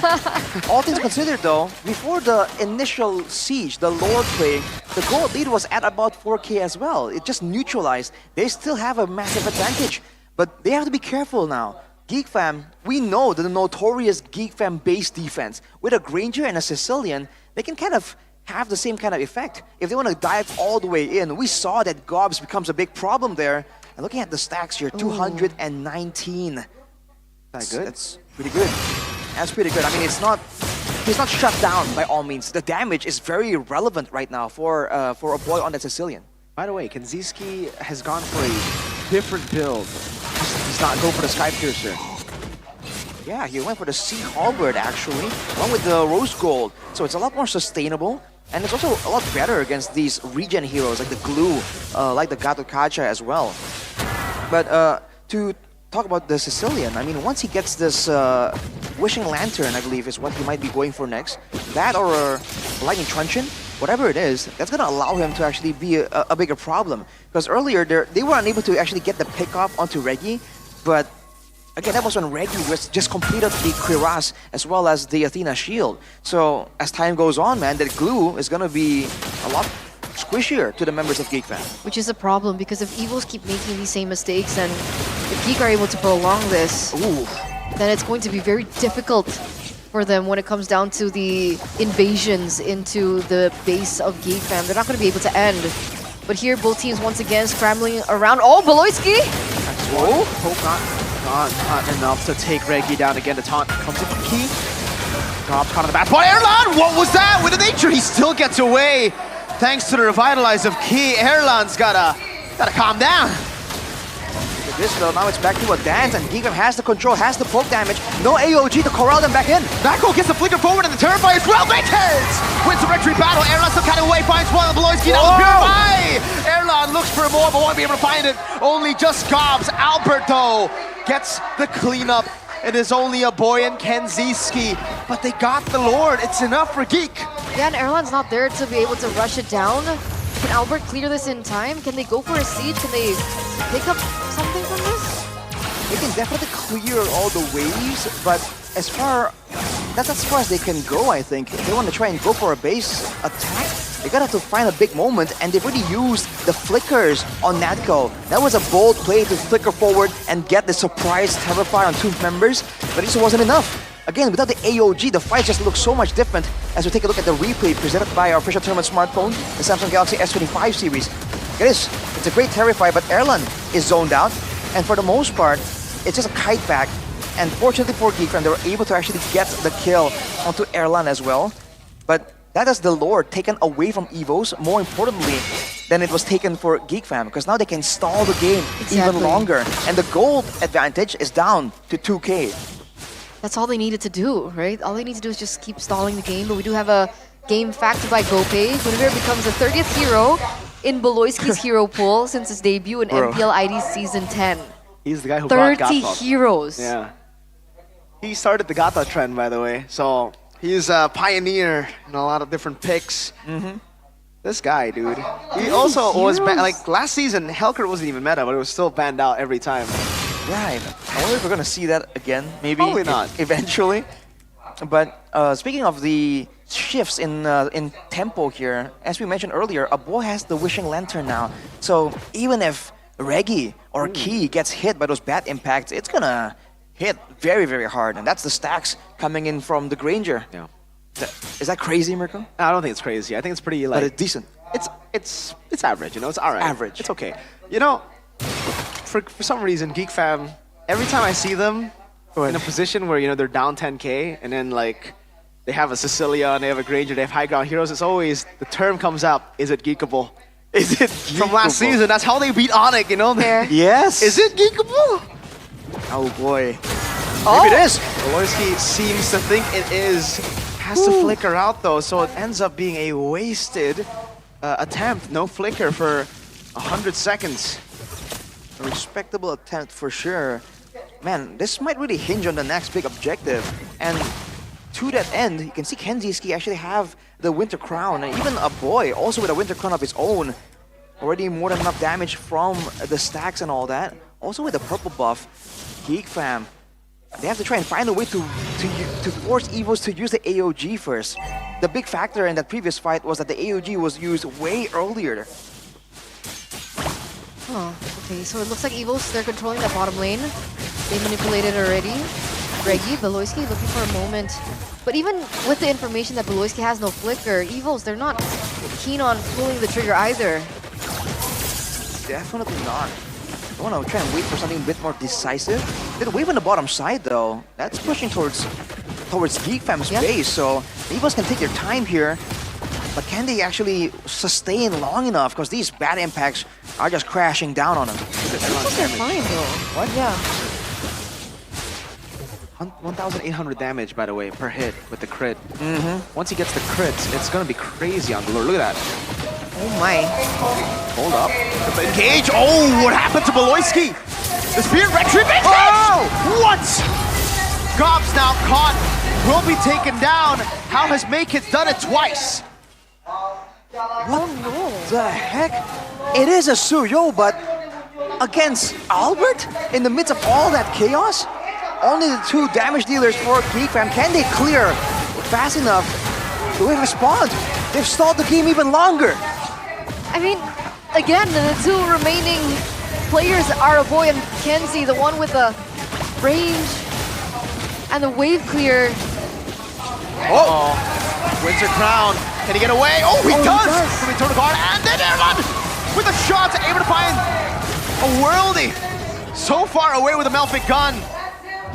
2 turrets gone. Geek Fam trying to defend. Is it geekable? Oh boy. That's a respectable try from a boy right there, but Evos, are they overstaying their welcome? Beloyski jumps with the spatial migration, gets taunted him again. Force to flicker out, still immortality gone. Reggie gets him, Natko gets the curse blast. Albert dodging away from the Detonato just barely. There is Cobbs, holds the front line for Kenziski to clear out. 3 base turrets, a boy, 10 seconds. Oh boy. Respawning, turn the guard, locking him up with the taunt as well. Maykit trying to lock him down. Gobbs getting in front of pursuit, getting the sustain, not enough though. To deal with Erla's damage now, Eternal! Damage from Albert with the electrifying beat. Kenziski flickers forward, tries to geek it out, but it won't be enough. Erlan gets the last shot. It's a goal to the base. A clean 2-0 for the White Tigers for Evos against Geek on their debut performance. Outstanding performance once again from Evos. That was so close, man. At some point, you really were wondering, could it possibly be geekable? Could it? Turns out Evo says no. In a way, it's still a bit of an upset here. There were a lot of expectations for Geek Fam to surprise everyone, but Evos takes all the spotlight right now. I mean, we saw that there were some mistakes that Evos were still making, especially towards the later portion of the game. But as a whole, if they can learn from this experience, they're looking at as one of the strongest contenders as well this season, I would say. I mean, it looks like it. They seem to Is have it the odd season the Evos? odd season buff. So cool. It's so weird, right? so weird. How does a team perform so well in odd seasons and then in the even seasons not make it to playoffs? It's It is what it ridiculous, is. but it is what it is. It is Evos' way. Oh man, well played. This was a beautiful moment there. They know that, okay, the damage dealers are up, they can clear the waves, but there's no front line. If we dive towards them, if we can get at least a boy out of the picture long enough to force the issue, right, to cycle the death timers, they can get that big moment. The wave was clear here, by the way. A boy traded his life for it, walks forward into the whole onslaught, but it wasn't enough. Pasukan Macan kembali meraung. ke hari yang kedua dengan kemenangan 2-0 dan lawannya bukan lain kalau kita lihat Geek Fam adalah tim yang kuat di season lalu dan di season ini kalian tuh ngalahin tim-tim kuat dan kali ini 2-0 loh. Siapa ini yang akan kita tanyakan langsung? Erlan, bagaimana Erlan tadi? 2-0. Mudah gak sih untuk nge-2-0-in Geek Fam? Enggak terlalu sih Bude. Apa tuh? Enggak terlalu mudah maksudnya. Oke, nggak terlalu mudah. Berarti ada kendala sedikit. Ya. Tapi kalian 2-0, kemarin 2-1. Apakah kalian sudah melakukan evaluasi atau melakukan sesuatu supaya hasilnya lebih baik hari ini? Kalau evaluasi sih kita pasti evaluasi mesti mau 2-0 mau 2-1 juga Bude. Oke. Dan apakah hasil dari kemarin kalian udah bermain sekali itu membawa kalian di hari ini jadi lebih mulus? Alhamdulillah yes. Yes. Tapi hari ini, Erlan, kamu menghadapi satu player anyar dari Geek Fam. Nyangka gak sih kalau yang dimainkan adalah Ken Ziski? Nggak terlalu nyangka sih kayak aku. Soalnya baru kan. Mengharapkan ada Cadera tadi, terus tiba-tiba Ken Ziski bagaimana? Aku nggak ngarepin Kadera juga Bude, tapi ya udahlah. Kendiski. Ya udah Ken Ziski. Dan hari ini kita bisa ngelihat dengan mungkin Natko juga melihat tadi akhirnya 15 menit loh ke atas. Biasanya cepat-cepat banget. Apa nih kendala di game kedua menurut Natko sendiri? Sampai ke bawah lebih dari 15 menit. Kurang disiplin aja kali. Kurang disiplin. Ya. Dan kalian bisa solve itu dengan cepat. Untungnya bisa. Untungnya bisa. Tapi menariknya adalah lawanmu hari ini adalah Aboy. Satu mid laner yang digadang-gadang menjadi top mid lane juga di MPL Indonesia. Dan bagaimana sih kalau menghadapi salah satu player handal di MPL Indonesia? Jago dia, masih jadi top mid lane sampai sekarang. Masih jadi? Ngadepinnya, Kamu bagaimana menghadapi orang jago seperti itu? ngadepinnya ya main kayak biasa aja. Biasanya sudah seperti ini ya. Ya. Wah, dari Natko, apakah kamu sudah mulai benar-benar bisa membaca semua permainan dari mid lane sekarang di MPL Indonesia? Mulai ingin bersaing? Belum lah, masih belajar-belajar. Masih belajar-belajar. Apa yang Ya. kamu pelajarin dari 2 match ini? Belajar back sana. Belajar back sana. Oh ya. Terus MMR. Push, oke. Kemarin dibilangin cuma bisa Lui, tidak, bisa Vexana juga. Dan Natko, tapi kalau mid lane di MPL Indonesia, ada yang kamu waspadai nggak? Siapa nih? Semuanya diwaspadain, patut diwaspadai. Semua? Ya. Berarti kan ada beberapa mid lane nih di Indonesia. Natko nomor berapa nih sekarang? 9. Oke. Semoga meranjak naik ya Natko ya. Ya. Ya. Regi ketawa-ketawa mulu, seneng ya Gi ya? 2-0 ya Gi? Senang, alhamdulillah Bude. Alhamdulillah. Ini hari ini EVOS lebih jago dari yang kemarin kah? Atau bagaimana? Tetap di porsi kita yang sama, tapi kita tetap latihan terus-menerus aja. Kayak belajar terus-menerus lah intinya. Nggak cepet puas. Tidak pernah puas dan hasil baik pun didapatkan. Dan tadi kamu ngelawan mantan rekanmu sendiri Regi. Yang kamu bermain bersama tempat di beberapa season ya, 2 season bahkan ya, sama Make It. Ya, betul. Harus melawan Make It hari ini di Geek Fam. Bagaimana kamu melawan dia? Apakah makin jago atau seperti apa? Belum panas kali itu anak itu. Waduh. Belum panas dia. Nanti juga panas sendiri biasanya. Ya kan Cil? Iya. Biasanya kalau dia panas gimana sih Gi? Kurus, biasanya kurusan. Kelihatan Oke. kurusan. Dari visualnya ya. Kalau dari permainannya? Jago, bakal jago banget lah. Ini, Anak kecil itu, jago-jago. Oke, ini berapa persennya dari Make It menurutmu? Baru ngeluarin 50%-nya lah. Wah, Make it. Make It buruan 100%. Kalau Regi berapa persen nih di sini? Di match kedua ini? Siapa? Di minggu ini kamu? Aku masih 1% udah. Widih. 1%-nya Regi nih. Oke, kita akan lihat terus-terusan ya. Baru 1% masih akan melangkah terus. Dan kalau tadi make it itu 50%, menurut Albert gimana? Bert, lawanmu adalah satu player. Make it, yang dulu sempat bersama dengan kawan-kawanmu juga. Gimana sih menghadapi Make it? Jago, dia kan tadi solo kill juga, terus sepertinya banyak menang juga, emang anaknya jago sih. Cuman mungkin masih baru awal-awal, jadi masih butuh penyesuaian juga. Butuh penyesuaian, semuanya pasti butuh penyesuaian. Tapi kayaknya kalau dari Albert dan juga Ki khususnya masuk ke dalam EVOS, penyesuaian kalian cepet banget ya. Udah seklop itu Albert? Udah kali. Nah pada kalinya? Belum 100%. Belum 100%. Tapi dengan kekelopan seperti ini minggu awal baik sekali untuk tim EVOS. Kemenangan terus didapatkan, beda halnya kayak season lalu ya. Season lalu minggu pertama kurang baik, apakah memang kalian kepengin start strong? Ya kalau dari aku ya kalau bisa setiap week kita strong terus sampai playoff nanti. Sampai playoff Jadi nanti? nggak cuma di awal doang atau nggak ntar tengah-tengah. Kayak dari awal sampai akhir tetap strong. Tetap strong. EVOS fans pasti setuju. Tapi di sisi lain tantangan pasti akan ada di depan mata. Tantangan hari ini mungkin paling berat ada di Ki ya. Karena harus melawan Baloiski yang kita tahu. Dia adalah satu sosok yang sangat mengerikan dari segi roamnya. Kamu ngelihatnya untuk Geek Fam di season ini bagaimana? Apalagi sekarang kamu di EVOS Ki. Baloiski ya tetap sama Baloi sih. Dia selalu ngeluarin unik-unik hero pick. Tadi kita nggak expect aja dia main Gwyn gitu loh. Lalu bagaimana kamu menghadapi atau merespon Baloi yang being Baloi yang jadi Baloi memang dengan hero yang unik-uniknya? Sebenarnya kita nggak terlalu pedulin hero-hero unik dia. Kita tetap fokus sama plan kita, apa yang udah kita latihanin, gimana kita eksekusinya, itu dong sih paling yang kita fokusin. Oke, itu dia semakin kuat EVOS. Mereka menang 2 kali. Menyapu bersih minggu pertama dengan sangat apik. Ada yang mau disampaikan mungkin untuk minggu ini kepada EVOS fans? Buat EVOS fans makasih ya udah dukung kita.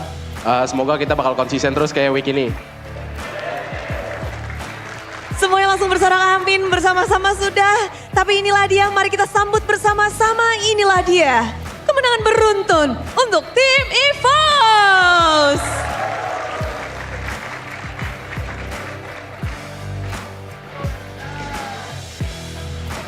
BBG.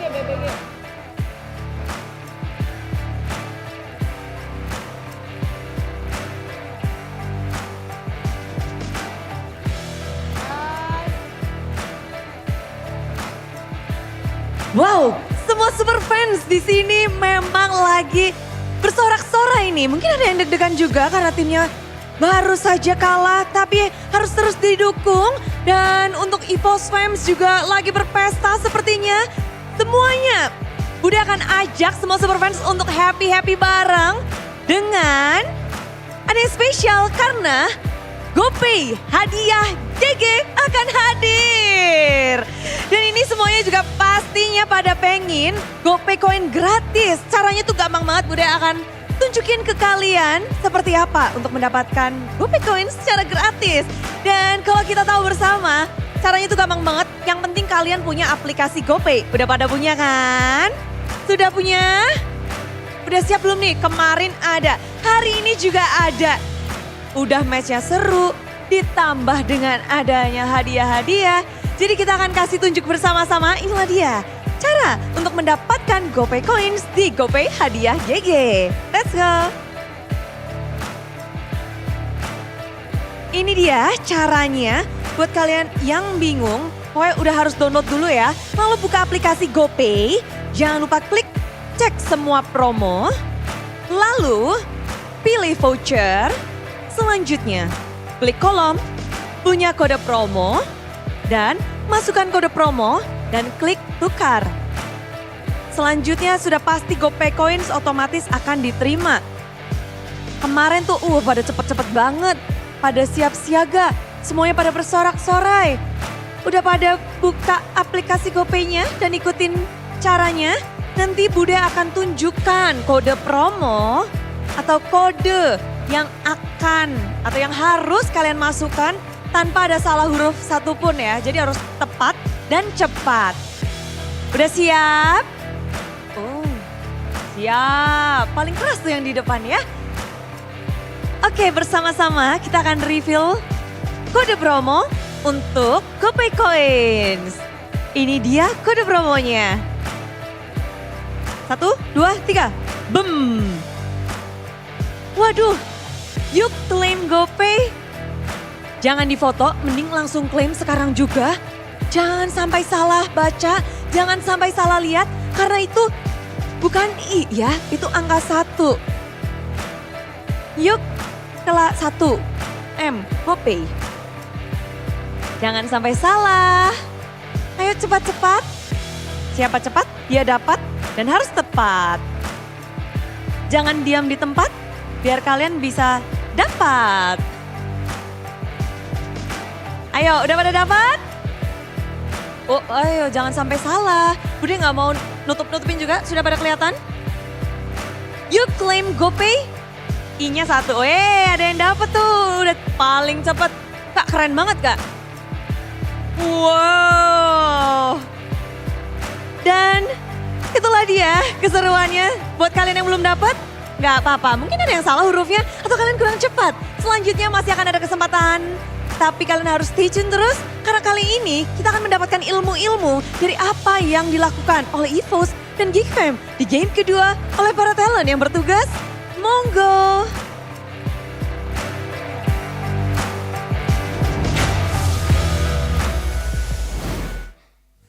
Claim it quick.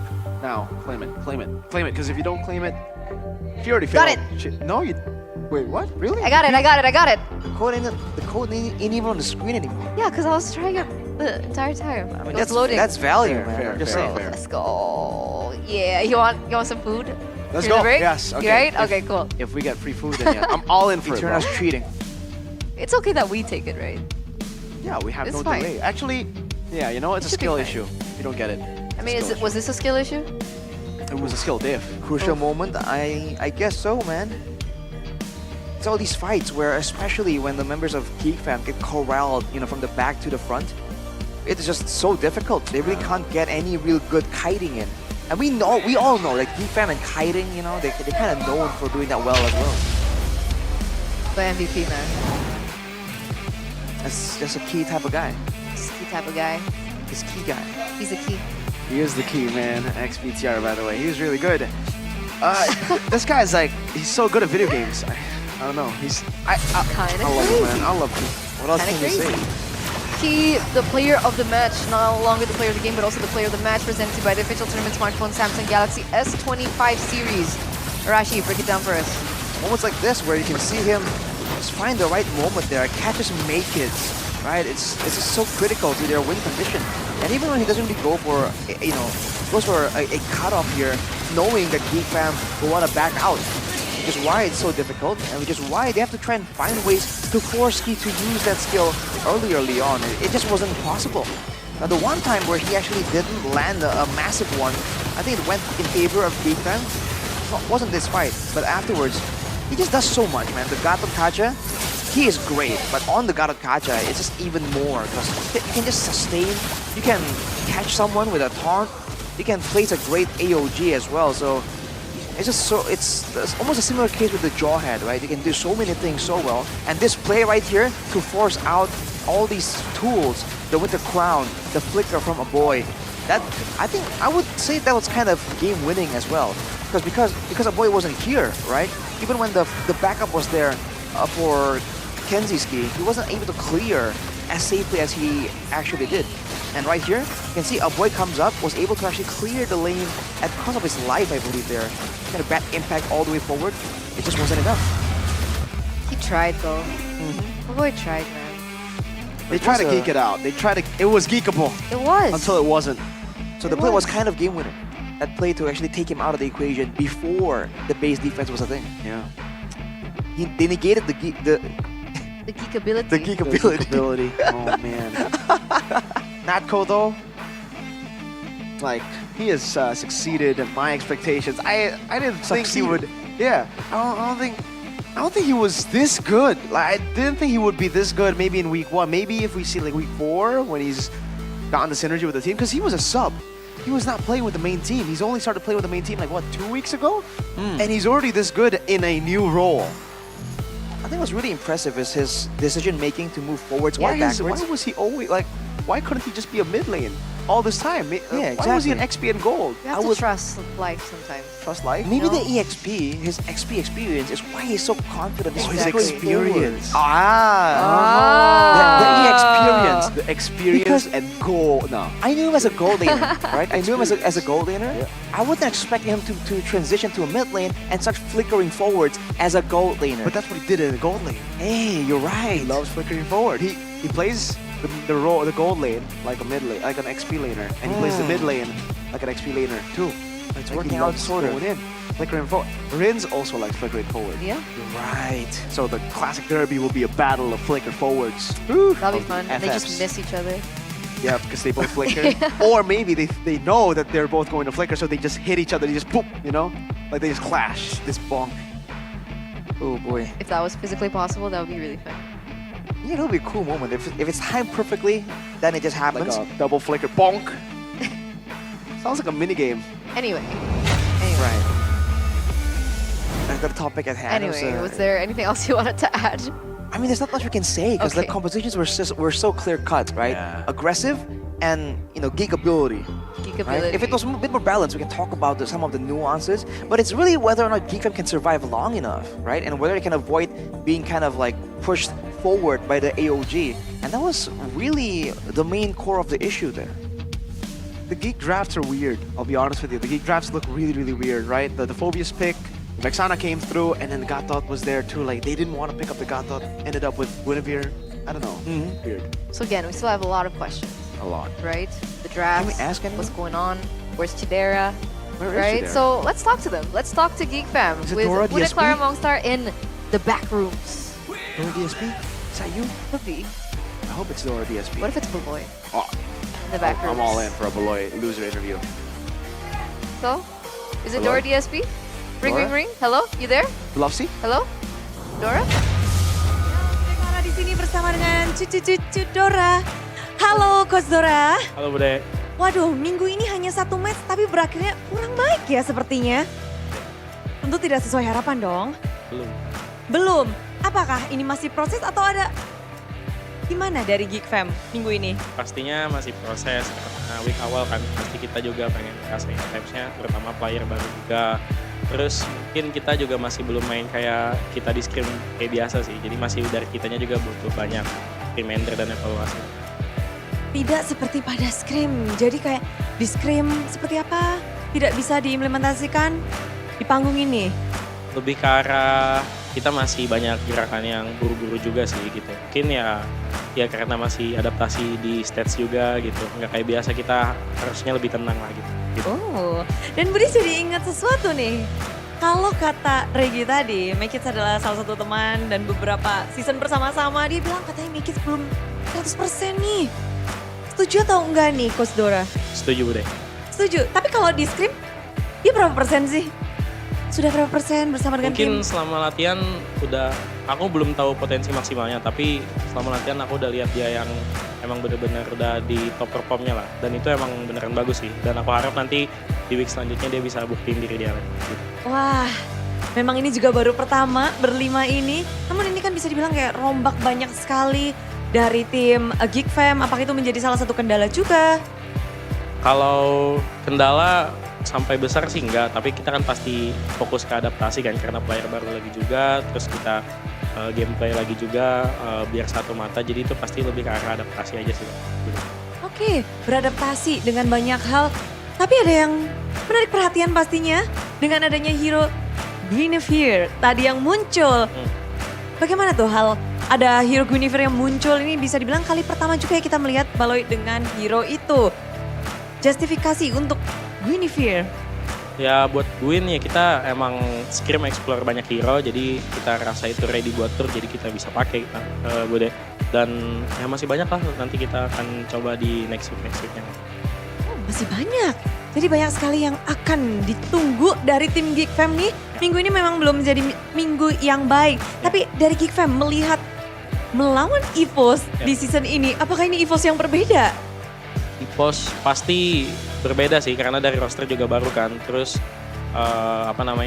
mungkin ada player kayak Albert juga, dia baru main lagi, pasti dia panas juga mau buktiin. Tapi ya so far mereka ini aja orang-orang baru, jadi pasti ada semangat baru.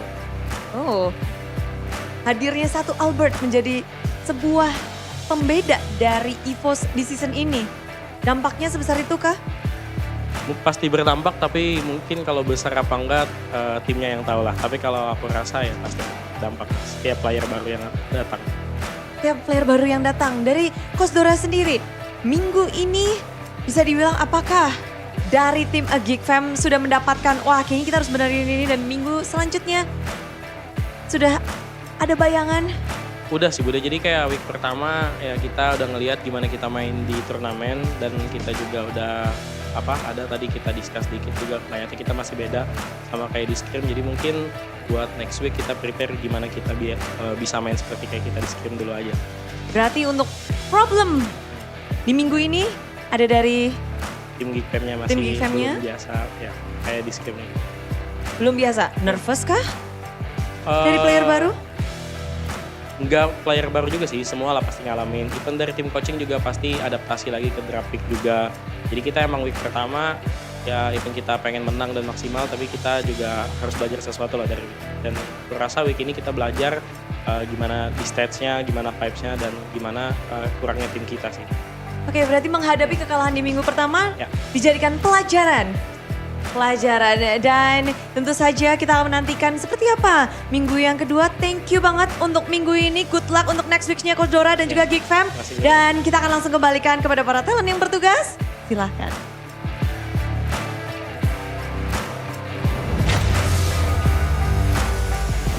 Thank you, Budi, Clara Mongstar, and Dora DSP. So we got some answers, right? The first thing was, according to Dora, Kids isn't playing at his 100% yet, at his top potential. Maybe he's adjusting or what's not, but that's not his top performance figure yet. Okay, not form yet. yet. So he's not in form. Anything yet. He's still out of form. Out of form. He's in his training arc. Exactly. And then the second is they're still experimenting with their drafts. And there are still a lot of things that they could be pulling out in the next few weeks too. Pulling out. I think it's very clear, you know, those were the two things we were talking about as well. The draft, and also, I actually didn't say make kids. I actually said Kenziski was gonna, he's still getting the rhythm The of jitter. the team. Yeah, I was thinking like, maybe they can have like a secret weapon to kind of recover from all this, you know? Maybe when they're back at home and trying to relax. Yeah, exactly. What do you mean? We pull out the head and shoulders immediately, bro. These big brain Beloyski. That brain gets tired sometimes. How do you soothe in the brain? Head and shoulders. Is that the mint one? Yep. Yes. Yeah, because Mia is the lemon one. Wipe out. That's what Sheffin likes. 100% Sheffin likes of wet the mint dandruff, one. Plus itch protection. I like the mint one too. You like the mint one too? Get the new limited edition Head and Shoulders. See, but you don't hate the It's lemon one. Mobile Oh, no, Legends. of course not. Bang, Chef bang hates now. lemon. But yeah, I mean, don't miss out, man. This is a new packaging. If you have a collection, right? If you're at home, Oh yeah, the you have, Gato Kacha if you have Tiguri, like a display That's true, case, that's true. you got the Gato Kacha You one. can put it behind your stream setup. Yeah, You I do. can. I have my like the ones that are empty there. You can bring this one home. Sure, sure. I think there's another one. Yeah, Where's we the got other one. We got one right That's the here, one for right you. here. This is the Zilong one. Actually, Mia I want one. the lemon one. I want Mia. You know, I'm not really a Zilong player. There you Okay, okay. All the Zilong players, I hate you.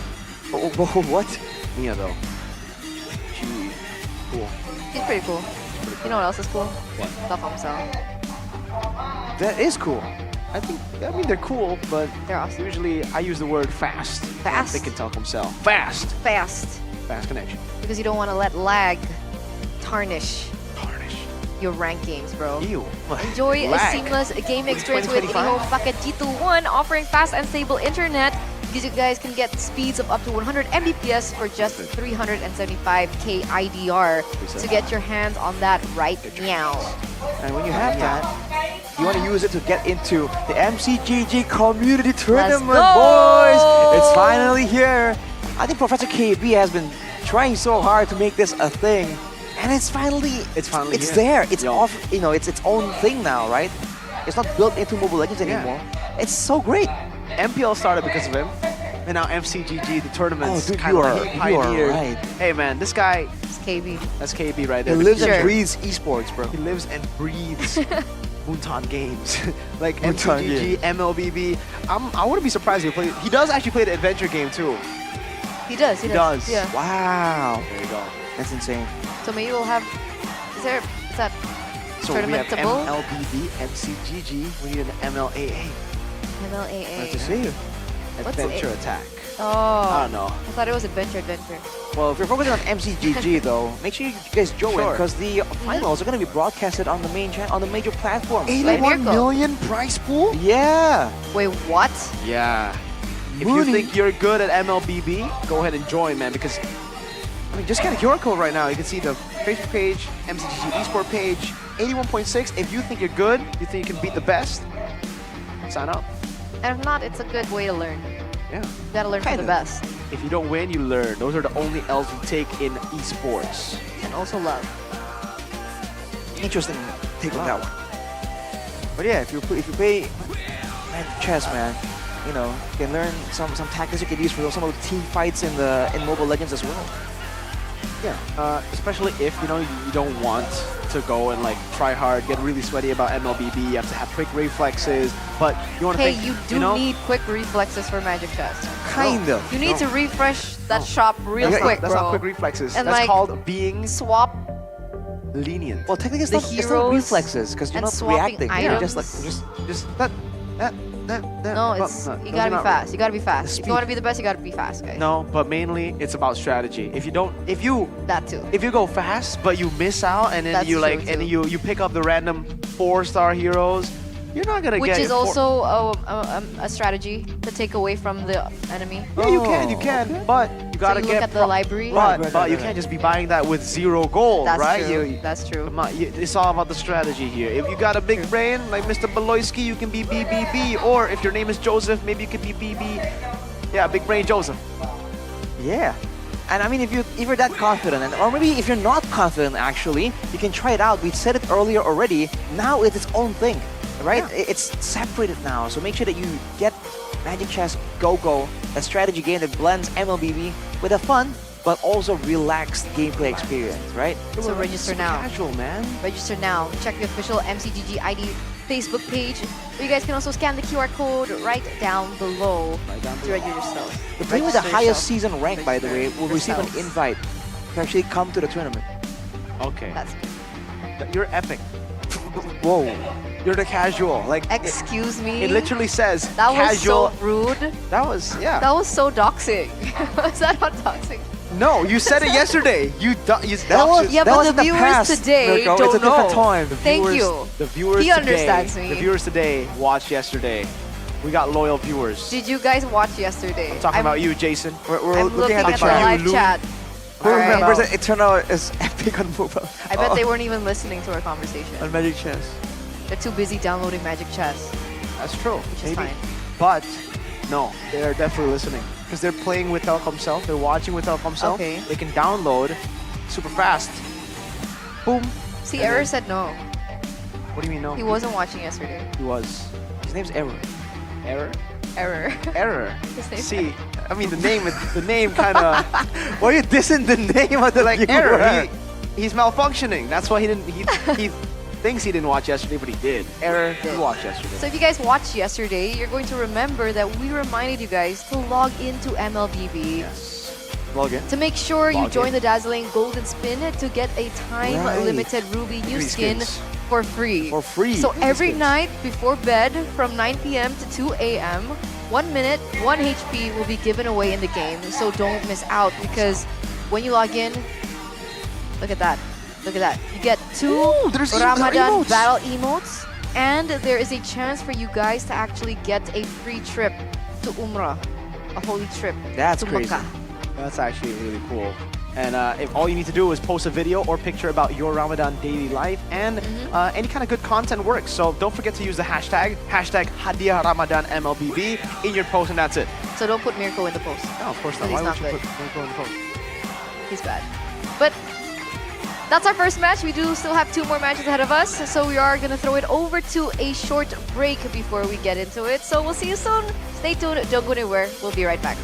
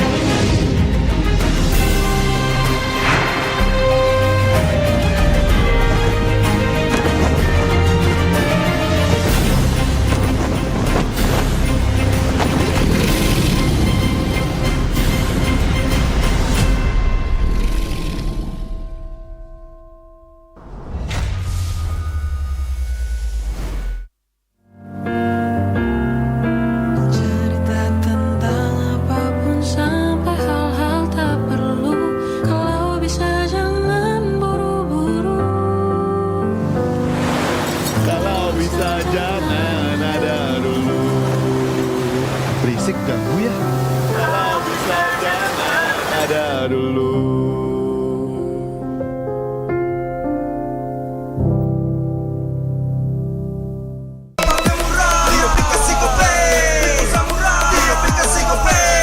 Walau yang lain terus berubah, Gope konsisten, kasihnya pasti murah. Bayar tagihan murah di aplikasi Gope, gratis transfer 100 kali per bulan. Download aplikasi Gope baru, nggak pakai lama. Dompet andalan gamers banyak damage-nya.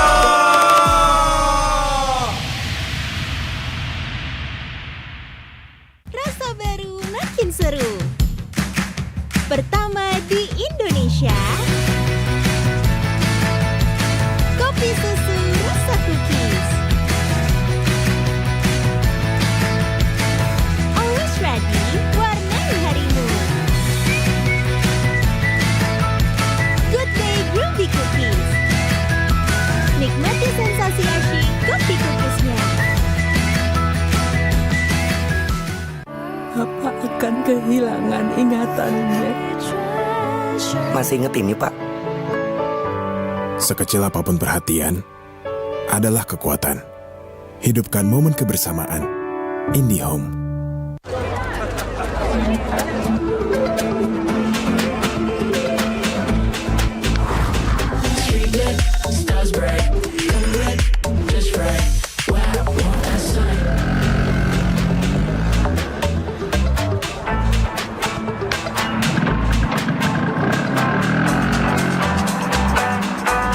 Wow. Cool.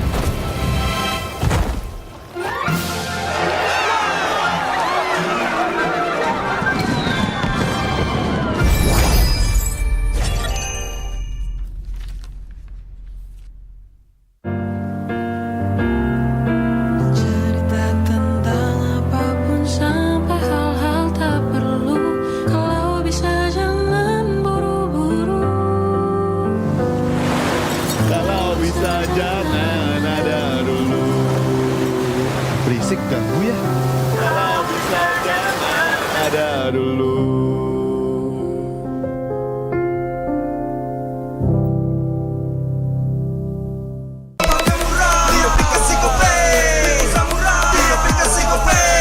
Walau yang lain terus berubah, Gope konsisten, kasihnya pasti murah. Tagihan murah di aplikasi Gope, transfer 100 kali per bulan. Download aplikasi Gope baru, nggak pakai lama. Dompet andalan gamers banyak damage-nya.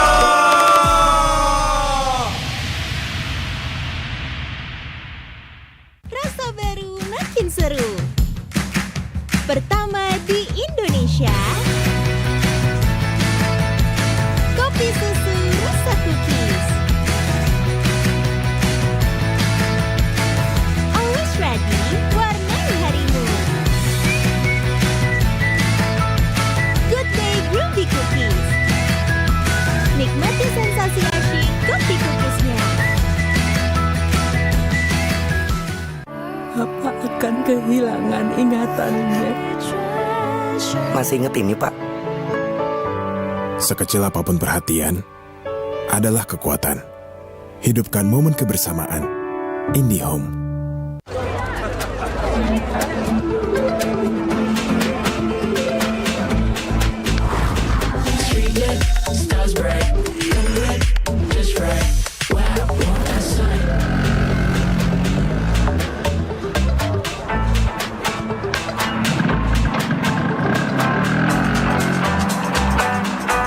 Wow. Cool.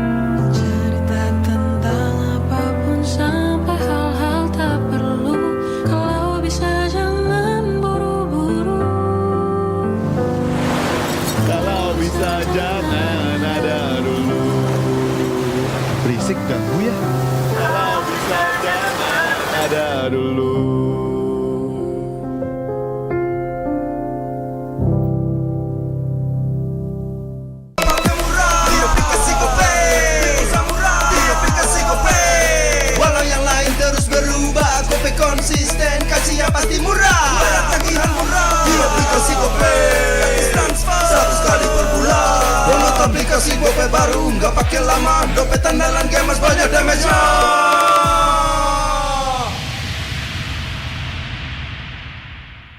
Rasa baru makin seru. Pertama di Indonesia, kopi susu rasa cookies. Always ready, warnai harimu. Good day Groovy Cookies. Nikmati sensasi asyik kopi cookiesnya. Apa akan kehilangan ingatannya? Masih inget ini, Pak? Sekecil apapun perhatian adalah kekuatan. Hidupkan momen kebersamaan. IndiHome.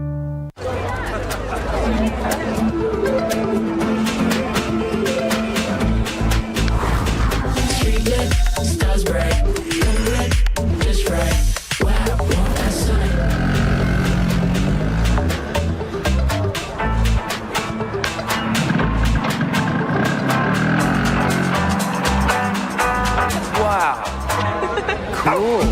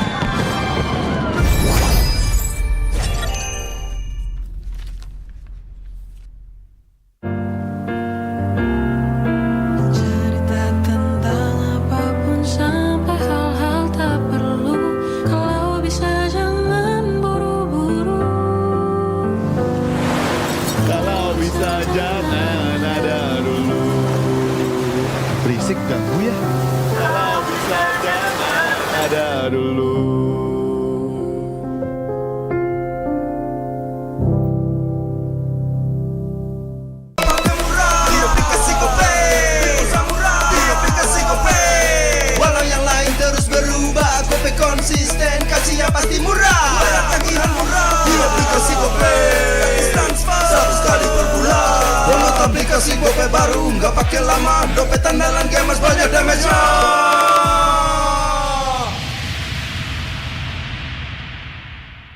Rasa baru makin seru. Pertama di Indonesia, kopi susu rasa cookies. Always ready, warnai harimu. Good day Groovy Cookies. Nikmati sensasi asyik kopi cookiesnya. Papa akan kehilangan ingatannya. Masih inget ini, Pak? Sekecil apapun perhatian adalah kekuatan. Hidupkan momen kebersamaan. IndiHome.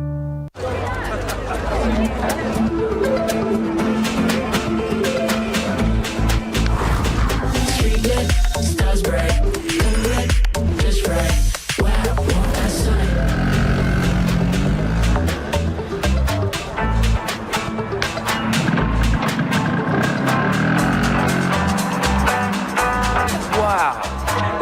Cool.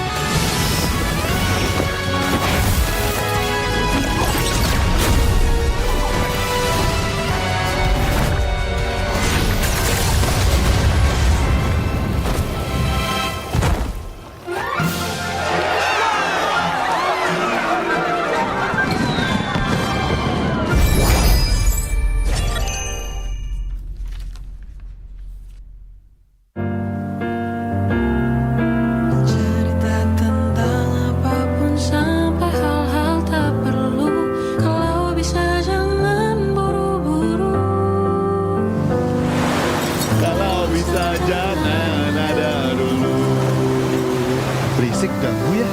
Kalau bisa jangan ada dulu.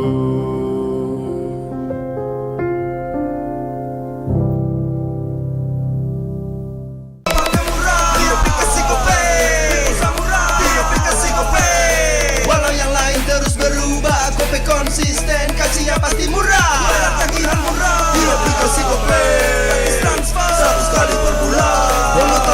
gope baru, nggak pakai lama. Dompet andalan gamers banyak damage-nya.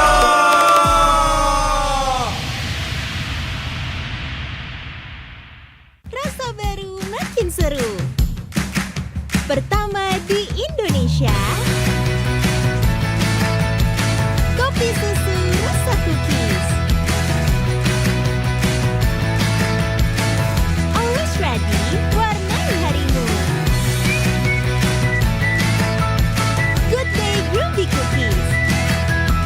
Nikmati sensasi asyik kopi cookiesnya.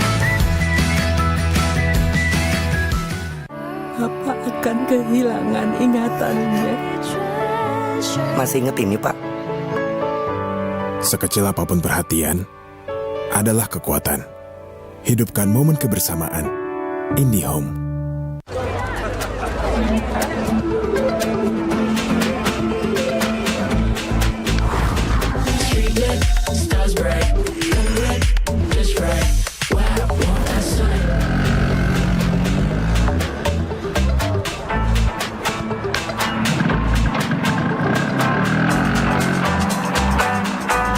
Wow. Cool.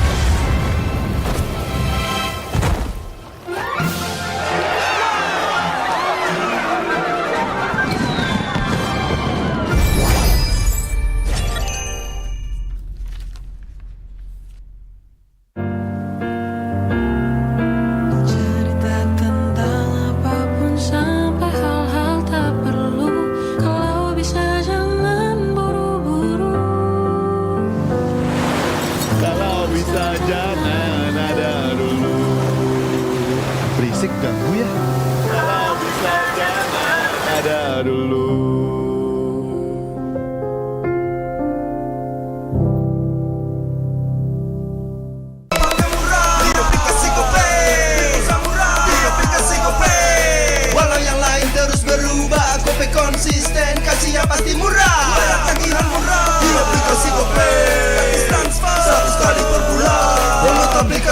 style baru, nggak pakai lama. Dompet andalan gamers banyak damage-nya.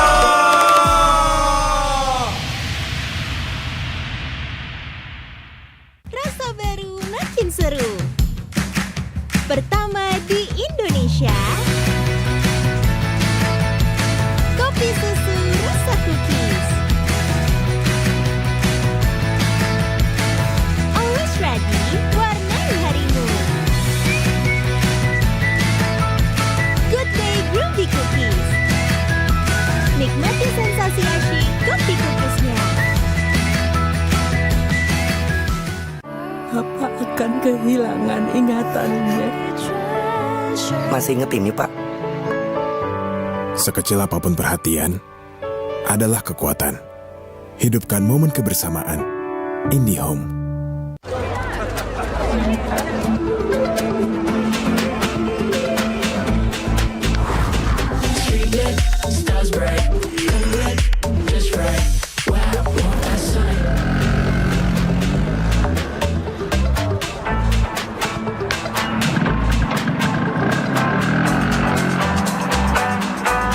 Wow.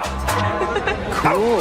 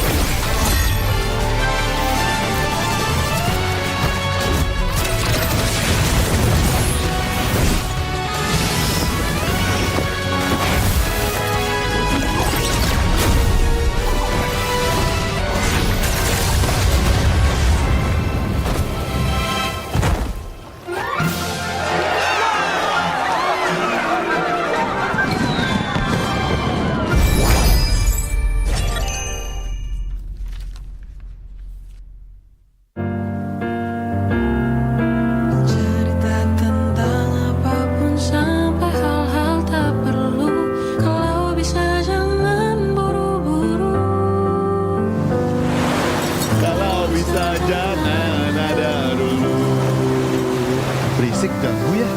Kalau bisa jangan ada dulu.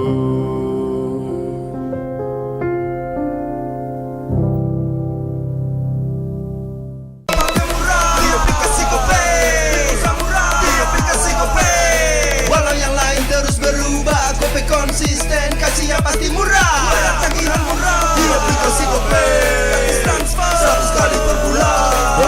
aplikasi GoPay baru, nggak pakai lama, dompet andalan gamers banyak damage-nya.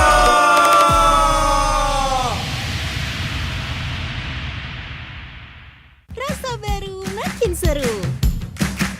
Pertama di Indonesia, kopi susu rasa cookies. Always ready, warnai harimu. Good day groovy cookies. Nikmati sensasi asyik kopi cookiesnya. Apa akan kehilangan ingatannya? Masih inget ini, Pak? Sekecil apapun perhatian adalah kekuatan. Hidupkan momen kebersamaan. IndiHome.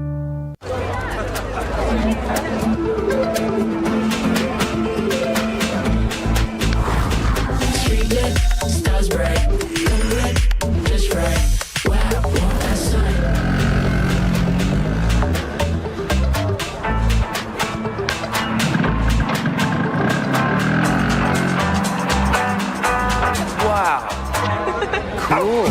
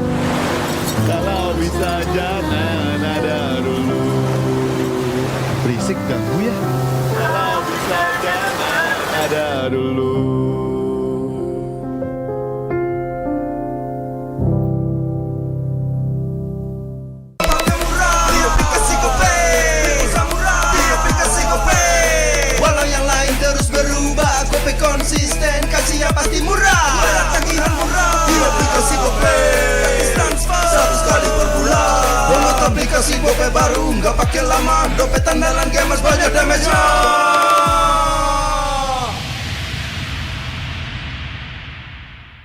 Rasa baru makin seru. Pertama di Indonesia, kopi susu rasa cookies. Always ready, warnai harimu. Good day Groovy Cookies. Nikmati sensasi asyik kopi cookiesnya. Apa akan kehilangan ingatannya? Masih inget ini, Pak? Sekecil apapun perhatian adalah kekuatan. Hidupkan momen kebersamaan. IndiHome.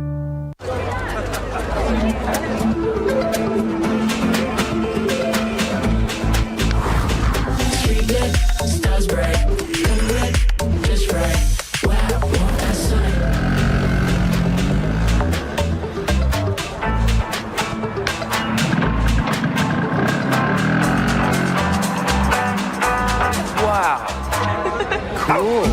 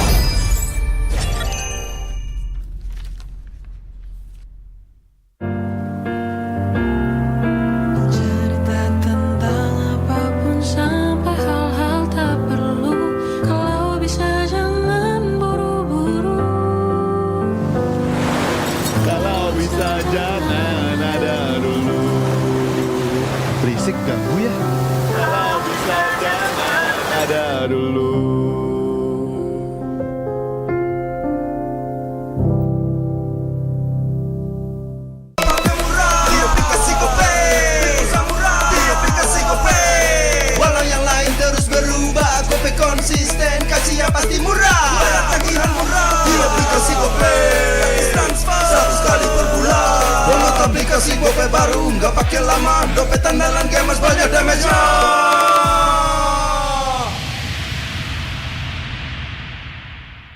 Rasa baru makin seru. Pertama di Indonesia,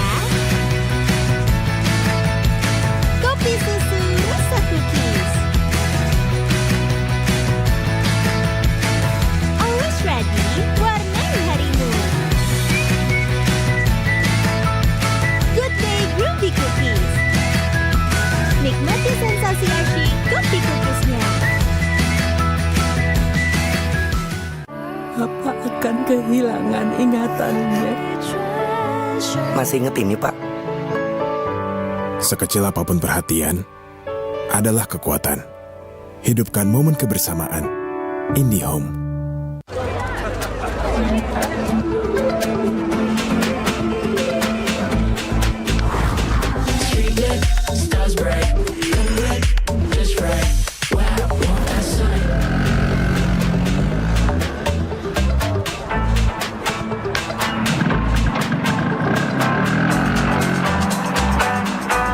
Wow. Cool.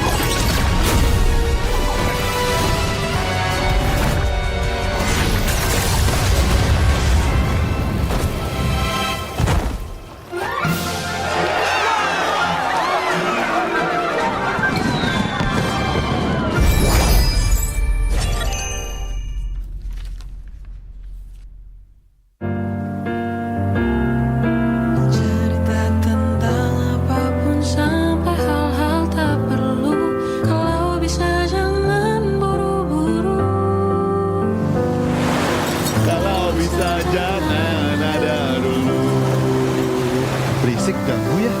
Kalau bisa jangan ada dulu.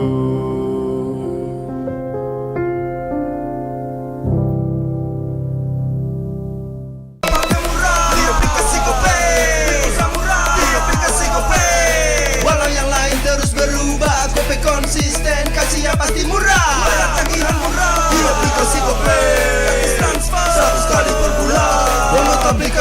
mulai baru, nggak pakai lama. Dompet andalan gamers banyak damage-nya.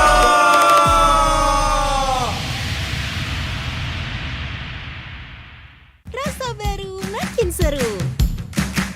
Pertama di Indonesia, kopi susu rasa cookies. Always ready, warnai harimu. Good day Groovy Cookies. Nikmati sensasi asyik kopi cookiesnya. Papa akan kehilangan ingatannya. Masih inget ini, Pak? Sekecil apapun perhatian adalah kekuatan. Hidupkan momen kebersamaan. IndiHome.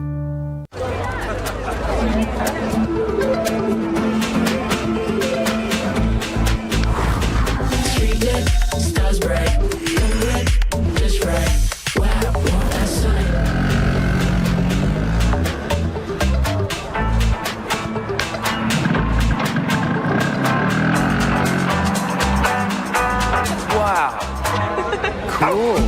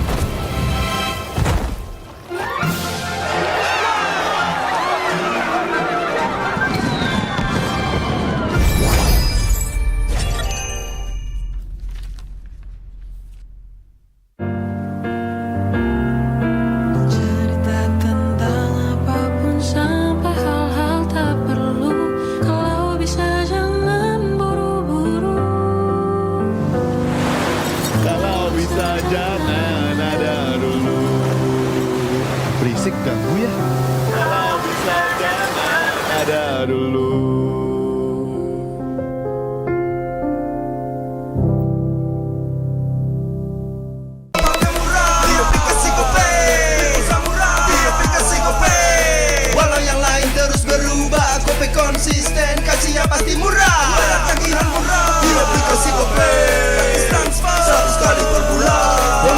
kasih gope baru, nggak pakai lama. Dompet andalan gamers banyak damage-nya.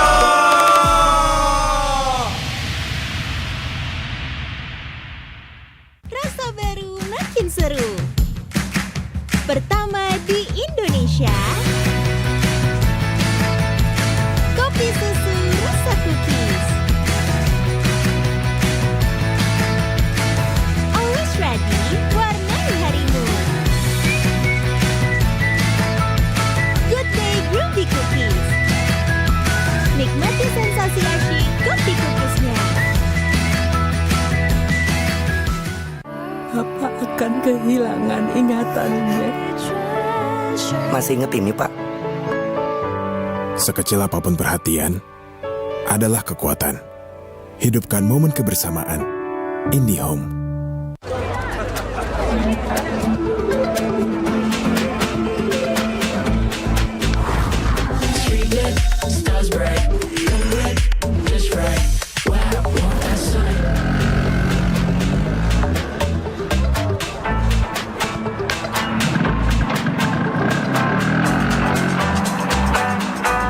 Wow. Cool.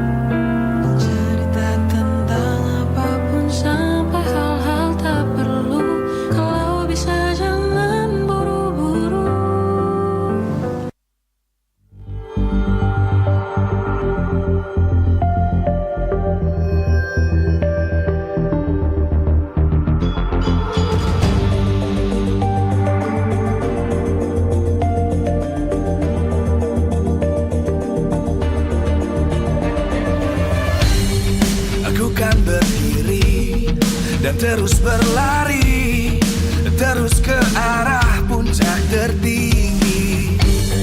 Ku takkan berhenti, hanya sampai di sini. Kemenangan abadi menanti. You know we won't miss if we unite our focus. And if you haven't noticed, we all live. Nyalakan apimu, hadapi semua tantangan, hadang semua serangan, jatuh bukan halangan. Bakar semangatmu, janganlah engkau menyerah. Kita akan buat sejarah. We all this, we won't miss. We all this, we won't miss. Saatnya beraksi, jalani ambisi. Aku kan menyawakan hari ini. You know we won't miss if we unite our focus. And if you haven't noticed, we all live. Nyalakan apimu, hadapi semua tantangan, hadang semua serangan, jatuh bukan halangan. Bakar semangatmu, janganlah engkau menyerah. Kita akan buat sejarah. We all this, we won't miss. We all this, we won't miss. We all this.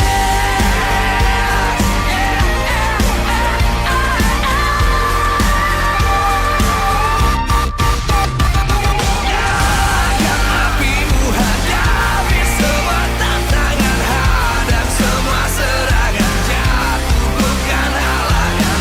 Bakar semangatmu, janganlah engkau menyerah. Kita akan buat sejarah. We all this.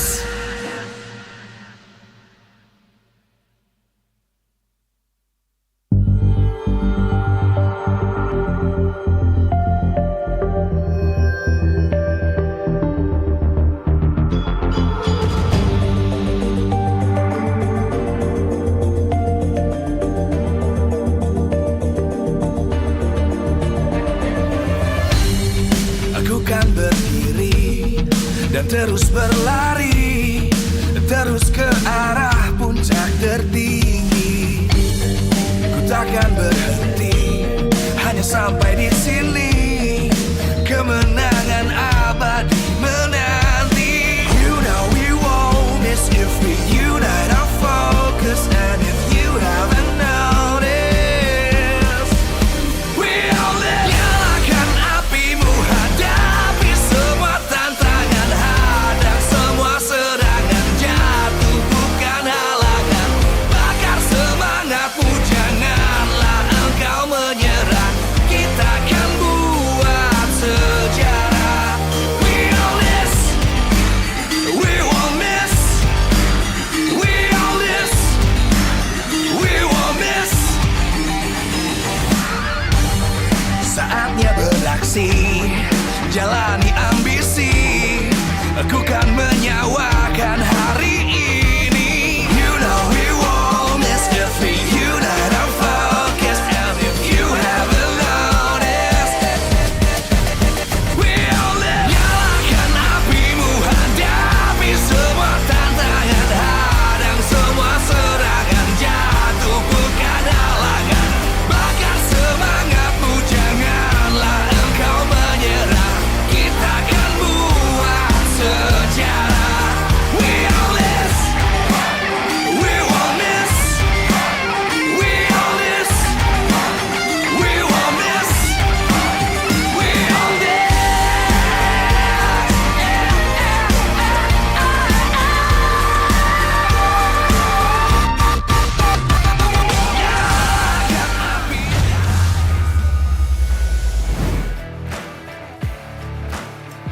Fans yang katanya lagi ngumpul sama pasukan macan. Halo Ivas! Rame banget. Bentar, ini player baru atau Lucky Fans deh? Lucky Fans. Lucky Fans. Lagi ngapain di sini? Lagi pengen lihat backstage epos aja sih. Aduh, pasti seneng banget ya. Boleh kita ngobrol-ngobrol dulu ya. Dari tadi menghabiskan waktu bersama mereka. Apa nih yang kamu rasakan bersama dengan pasukan-pasukan macan ini? Asik banget orang-orangnya. Oh iya? Iya. Baik. Waduh, baik-baik. Ini di belakang nggak sambil dicubit kan? Enggak. Enggak. Aman. Seru ya di sini? Seru banget. Seneng gak sih jadi Lucky Fans bisa berkumpul langsung bersama di sini? Senang banget, baru pertama kali sih datang ke sini, tiba-tiba langsung jadi Lucky Fans. Laki-laki sih dia, laki-laki. Oh, hey! Makasih bos. Tapi di sini kamu namanya siapa nih? Namanya Umam, Namanya Umam. Umam udah ngefans sama EVOS dari kapan? dari season 9. Season 9 berarti udah apa yang membuatmu jatuh cinta pada EVOS? Karena dari hati sih, pilihan dari hati. Dari hati. Tapi kalau sekarang di season ini ada nggak mungkin player yang kamu paling ngefans atau pengen ngobrol-ngobrol? Kalau dari tadi sudah sebelahannya sama Albert ya? Iya, ada Albert, ada Hengki, ada semuanya lah. Ini fans bukan? Nama, soalnya ganti-ganti nama terus ya? Ganti nama mulu jadi pusing. Ada Regi. Ada Doma. Tapi Albert sendiri, nih kedatangan fans langsung kan baru ke EVOS udah dapat fans. Ada yang ingin kamu sampaikan gak sih pada fansmu? Makasih udah datang nonton EVOS hari ini. Semoga minggu depannya nonton terus, dukung terus EVOS sampai kita juara. Amin. Amin. Terus kalau dari mungkin Mas mau tanya sesuatu atau aku pengen ngapain? Gimana sih Bang tips jadi jungle? Wah jungler nih, jungler. Ayo dikasih tips nih. Tipsnya ya main ranked banyak-banyak, belajar dulu hero-hero yang lagi meta kayak di MPL misalnya banyak Suyo, Joy. Pelajarin dulu terus patternnya. Itu doang sih. Oh dikasih tips langsung, tapi katanya Albert nggak cuma mau ngasih tips ya? Mau ngasih sesuatu spesial ya? Ada apa nih Bat? Ada jersey yang ini yang kita pakai sekarang, ada bertanda juga buat pakai fans. Wow, silakan diterima.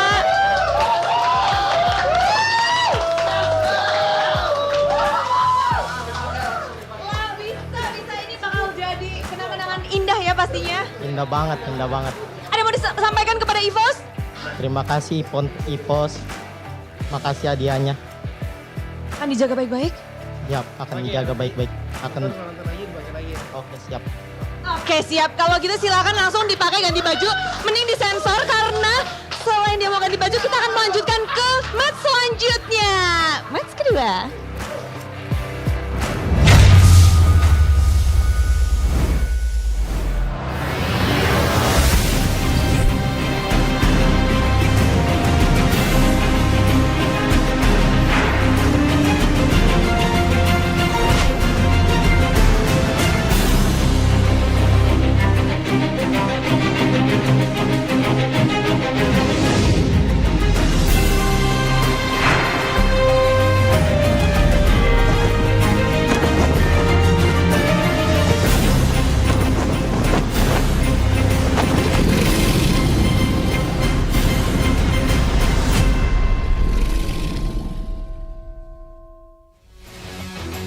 Live from MPL Arena, Jakarta, MPL Indonesia Season 15 is powered by Moonton.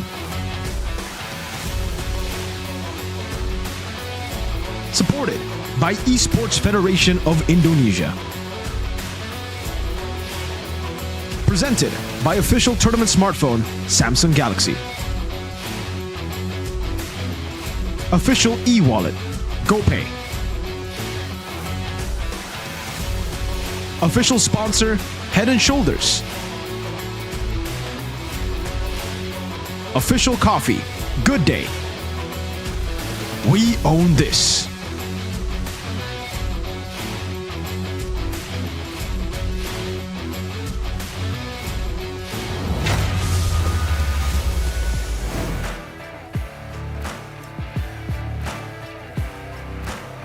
Match kedua akan berlangsung sesaat lagi, di mana para super fans sudah bersiap untuk gebrakan baru yang akan dimunculkan oleh kedua tim yang penuh dengan cerita.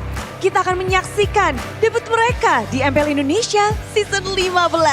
Ada alter ego yang siap untuk menggoncang. Mereka terkenal dengan permainan roller coasternya di setiap minggu, di setiap season. Sedangkan kita juga akan melihat dari Bigetron yang hadir. Mereka selalu hadir dengan konsistensi mereka. Akankah di season ini mereka bisa melakukan hal yang sama? Keduanya punya histori yang menarik di line of down dan juga di panggung MPL. Terutama karena ini adalah Derby STM. Ini adalah yang pertama, di leg pertama di season 15.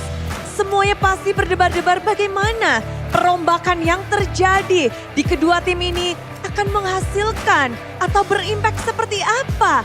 Banyak sekali yang dinantikan, khususnya dari para jungler-jungler muda yang tentunya berpotensi. Kalau bisa kita lihat, keduanya dari Annabelle, Youngblood. Dia baru saja pindah menempati posisi yang benar-benar dinantikan. Ditambah juga ada Rina dan juga GB. Banyak sekali pertanyaan yang harus dijawab oleh kedua jungler dari kedua tim ini. Mereka harus bisa menjawab bagaimana tantangan di panggung MPL, panggung yang begitu besar untuk menunjukkan full potensialnya.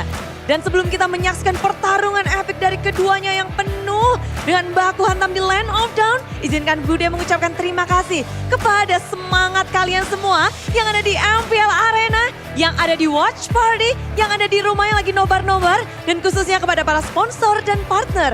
Karena MPL Indonesia Season 15 powered by Munton, supported by PBSI, presented by Official Tournament Smartphone, Samsung Galaxy, Official e-wallet, GoPay, Official Sponsor Head and Shoulder, dan juga Official Coffee Partner Good Day. Tak lupa pula ada partner ini sports, ada Telkomsel, Dunia Games, IndiHome, dan juga advertiser Kacang Sukro. Tak lupa ada supplier kita, RSP Helmet. Semuanya sudah mendukung, pastinya lagi berdebar-debar pula melihat bagaimana hari pertama. Banyak hal yang tidak kita sangka. Di pembukaan match pun telah usai dengan 2-0. Bagaimana jalannya pertarungan di match yang kedua? Ingat duanya belum menunjukkan gigi, menunjukkan taring, dan akankah ada kejutan-kejutan yang diberikan setelah banyaknya perombakan dari segi player, dari segi coaching staff. Semuanya menantikan, jadi Biget Troopers, Alter Champs, are you ready? Kurang keras semangatnya dong, ayo kasih tepuk tangan untuk match kedua. Dan para talent bersiaplah untuk menyingsing Derby STM pertama di season 15. Ini dia Alter Ego dan juga Bigetron.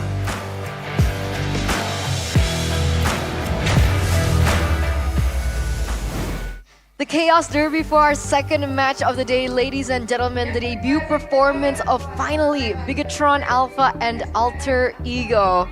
Now we do have a, what's that? That's my boy. That's your boy, Alter Ego? BTR. Oh. Wait, Nino. Nino's your boy. It's pretty cool. So how are you feeling?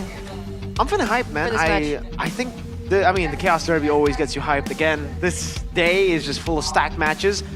Match 1 didn't really get too hyped. It was a stomp from Evos. I'm hoping this match gives us a full 3-game series, at least. And what was your prediction? Bigetron 2-0. There you go.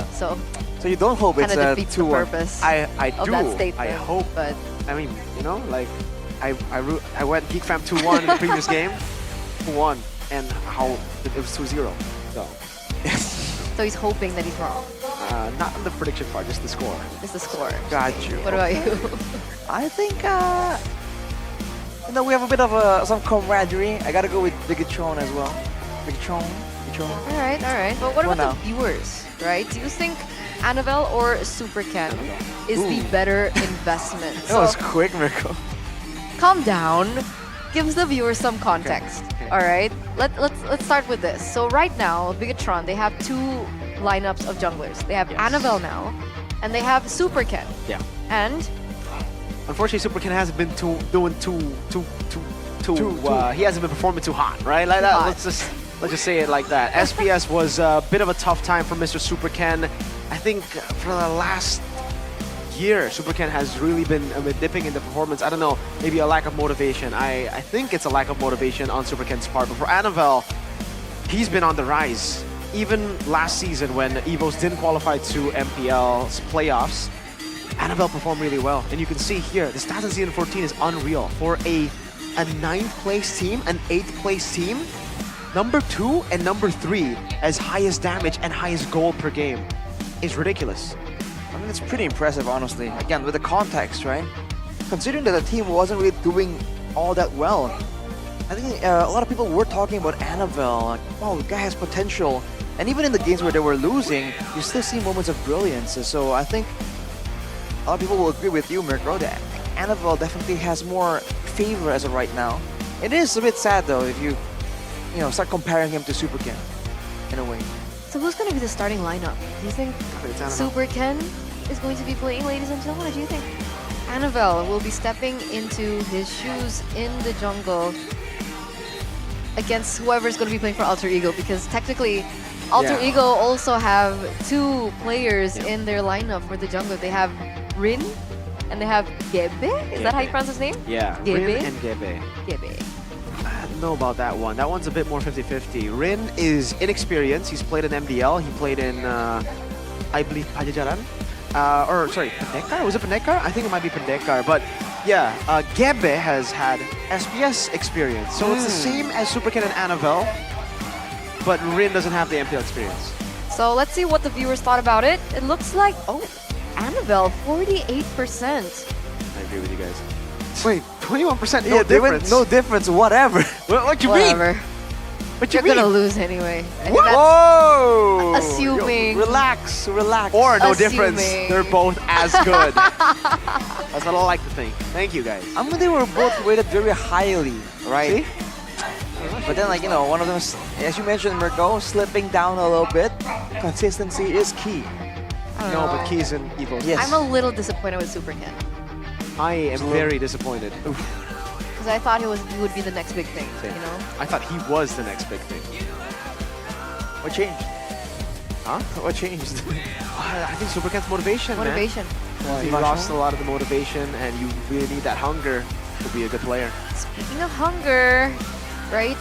Oh, okay. So it looks like Annabelle versus Give. So is this the Wait a lineup minute. that we're going to be seeing or expecting for the Chaos Derby? It's a bit of a spoiler alert, actually.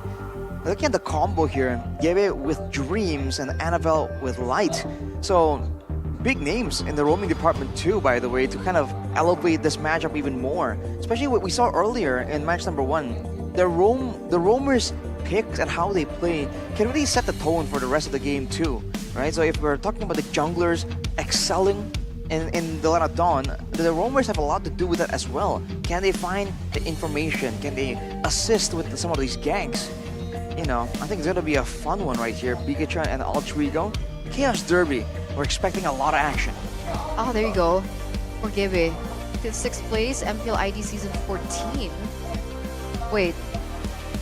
Is this his experience? Yeah. Full list of Mr. Gebe's experience. He was in MPL? He was in MPL just last season. Unfortunately, you didn't get to see him that much because it was Nile playing over him every single time.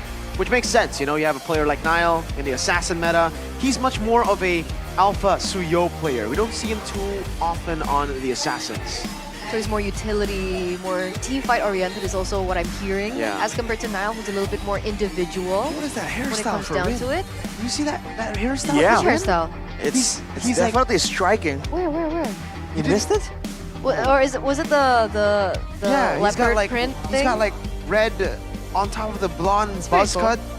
Very scana. Scene. I don't know what the translation is. Artistic. Meanwhile, though, Alter Ego's new XBTR, by the way. dreams. It's so weird to see him in Alter Ego, by the way, though. Same. I mean, it's been so long that he's in his previous team. So Look at Rin. I like his hair. wait. Oh my god. It's cool. Hey Rin, that's how you introduce yourself to MPL, I guess. I hope he's playing. Talk about making an impact. But on the other side, Mirko, what do you think about your boy right here? Robot's new light. Oh man. This guy is good, man. Like, I mean, he's been a really good player for a long time. Again, I think the standout was definitely when he won MSC 2022 together with Eman. another player that is in Bigatron Alpha, ex-RSGPH as well. First place at MPLI 2023 was a shocker too. A lot of people, most people I think didn't really expect RSGPH to be able to pull that off against AP Bren, against a very good Echo team too, but they were able to. Shows us at least in MPL PH it was just super close. They were always finishing third. Unfortunately, one step away from going in. Oh, I just remembered how close, how similar it is to BTR. They're always finishing third and almost qualifying too. I hope that pattern doesn't continue for Mr. Light and BTR. Hopefully. Oh, that'll be pretty sad. God. Hopefully. So now that they're back together, we saw a little bit of what they were able to do in SPS. What do you think of their performance? Do you think their chemistry is on the same page yet? No, not in SPS. No, it was really off. I don't know if it was because like they were practicing more with Annabelle, but Light was performing weird. Definitely not as good as his previous, the previous roamer in BTR, Pamela. Definitely a different look for sure. I don't know though. I mean, again, we talked about how experience and synergy. That was a theme for game number 1, right? The players who have been around longer, the player who had more time to adapt, to acclimate to the MPL experience. In that sense, I feel like, I guess Bigatron would have a bit of an edge here, technically, don't you think? With Gebe in the picture, right? I think it's gonna be more synergy for Bigatron, despite what you're saying about, having some miscoordinations maybe. Especially with Coach Eto Max at the helm of the drafts. I think he's been good, right? He's had a lot of experience coaching FNOP in Season 13. Season 14 not the best performance, 0-14 with TNC. But he was with Wolf, my GOAT, so it's okay. I think right now he's had enough time to really clop with the team. I met him just like a month ago or more when we had Bigatron Con here in this same arena.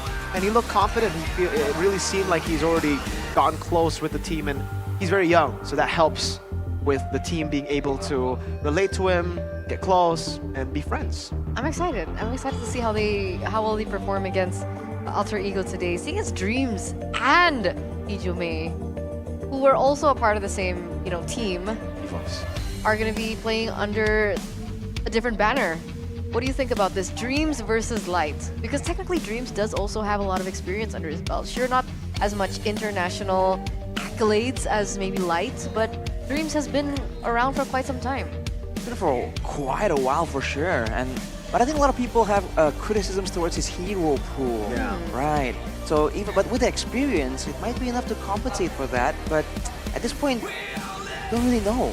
All these teams who have been bringing in new members have had a good showing so far, sort of. Even when they're losing, wasn't exactly like a full beatdown. So I think the fans can have a pretty okay expectation here, and maybe be pleasantly surprised.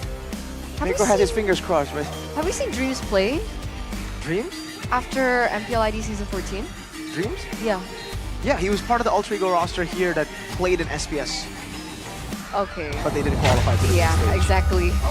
So, of course, both teams are struggling with particular problems that, of course, they do want to finish up real soon. As we welcome the official team roster for Alter Ego of MPL ID Season 15, we have Nino, Gebe, Hijume, Dreams, as well as Highs, Gunny's GOAT. Let's welcome them onto the stage. Ladies and gentlemen, a new and fresh team emerges. Hijume and Dreams, the combo that made it to MSC in Season 11 for EVOS, are now here to strengthen Alter Ego Esports. See how it can do here, man. With the experience, with the aggressive style that we have seen from Alter Ego before, what kind of strategies do they have right now? Have they done their research for the meta, for the matchup against Bigatron with their own signature jungler and roamer? Here it is, Bigatron, the Red Robots. We have Luke, we have Iman, we have Light, we have Moreno, and we have Annabelle.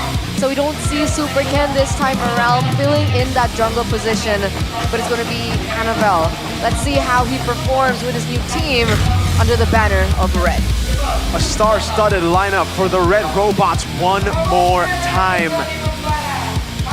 All in or nothing for the Red Robots as they march to the stage of MPL Indonesia Season 15 with a lot of eyes on them what will happen this season for Bigatron Esports? A lot of expectations, a big change, a huge name missing, but more showing up to fill in the blanks. By all means, it's still an all-star lineup, so I gotta say, man, Bigatron on paper seems to be just that much more fearsome compared to their opposition today. But of course, it all hinges right here.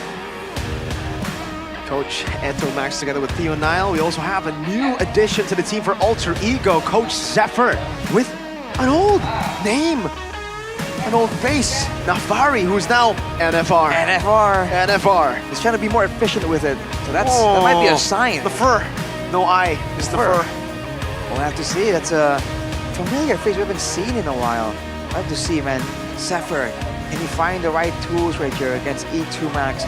The drafting phase we've mentioned already today have been so critical to success of the players in the game. So the mind game begins now. It's definitely going to be paramount. Ladies and gentlemen, the Chaos Derby. I'm quite excited to get straight into it, but we do have still some things that we would like to discuss in this upcoming match, especially the keys to victory with the Samsung Galaxy S25 series. We're starting off with Bigatron. So follow the light. Very straightforward right there. But all in team fight, all neutral objective. As in, make sure you know what you're going for.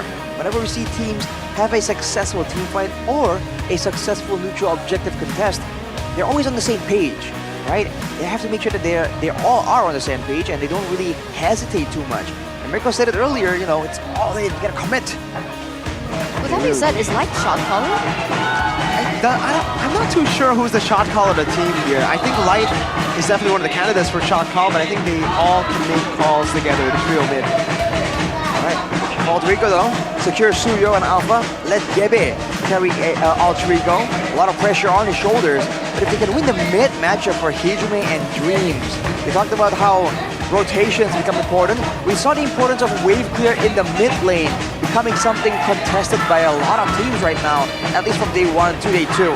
So Alter Ego can try and use that to shut down that aggression coming in from Bigatron Alpha. I mean, I agree, right? I think Hijume and Dreams, they've been together for quite some time. When it comes down to chemistry, they should have it over Moreno and Light, especially with the performance we saw from Bigatron Alpha from SPS. Maybe that's an edge that they can definitely capitalize over Bigatron in this match. Yeah, having the synergy is very, very important. And I think based on what we've seen from Alter Ego, this lineup, well, typically we haven't seen this lineup. In SPS, it was also Roundo. So this is the first time ever that we'll be seeing Hijume together with Dreams. We saw Dreams together with Roundo. So I don't know. Yes, they have had that connection in the past.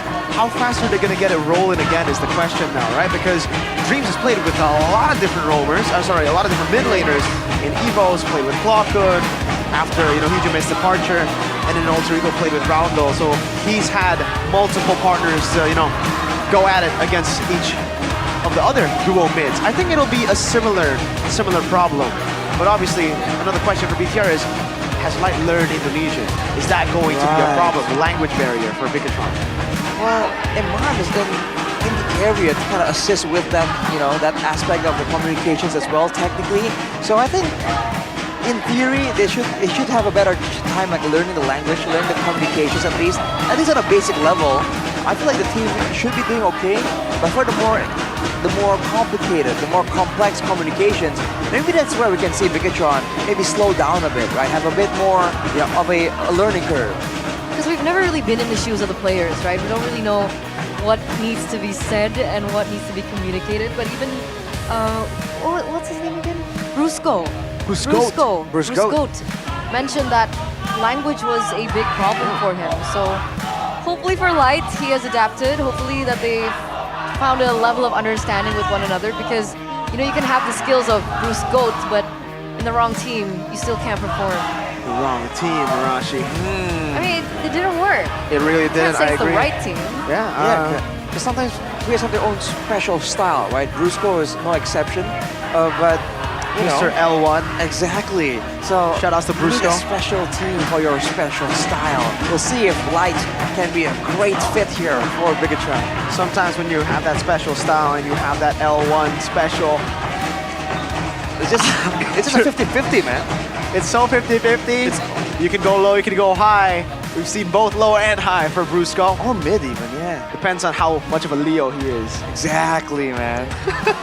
Shout out to Brusco. Shout out to OnlyPH if they're watching this. They probably understand. It's a very deep inside joke. Yes. If you watch the M6 Miracle vlog, you probably understand.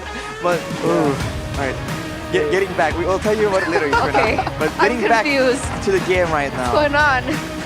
Yeah, styles make matchup. It's something we hear a lot. And for Bigatron and Altrigo, now with the change, right? I feel like for Bigatron, we're still going to be playing the same style. Altrigo might be different. So that's where we have to keep an eye out in this drafting phase. It's going to be exciting. Whoa. Presented to you by the official tournament smartphone Samsung Galaxy S25 series. Bigatron very quick with the Joy pickup. Alter Ego have picked up the Suyo as well as the Harith. So we're going back to the next two picks coming from Bigatron with the Lucas E. Matilda band out alongside with the CC Jushin and the Fanny. So Granger is still left up for grabs, but typically against the Harith. What do you think, Arashi? Trying the Harith first, I feel like we've seen that happen in day one. It's definitely a strong pick still, and combo with the Suyo. Funny, we have a bit of a contrast here. Magic jungle with a Granger with a physical gold laner, and for Altrigo, it's Magic gold laner with a physical damage jungler. So that's cool and all. I think now that we've seen the same prio pick show up, the Suyo and the Joy in particular, a lot more emphasis gets thrown at the roamers here. They have to find something that can at least assist the team with locking down these agile, these dangerous assassins. So what are we thinking here? Gatot Kacha, Jawhead. What do you think is Alter Ego's style, especially with Dreams now in the mix?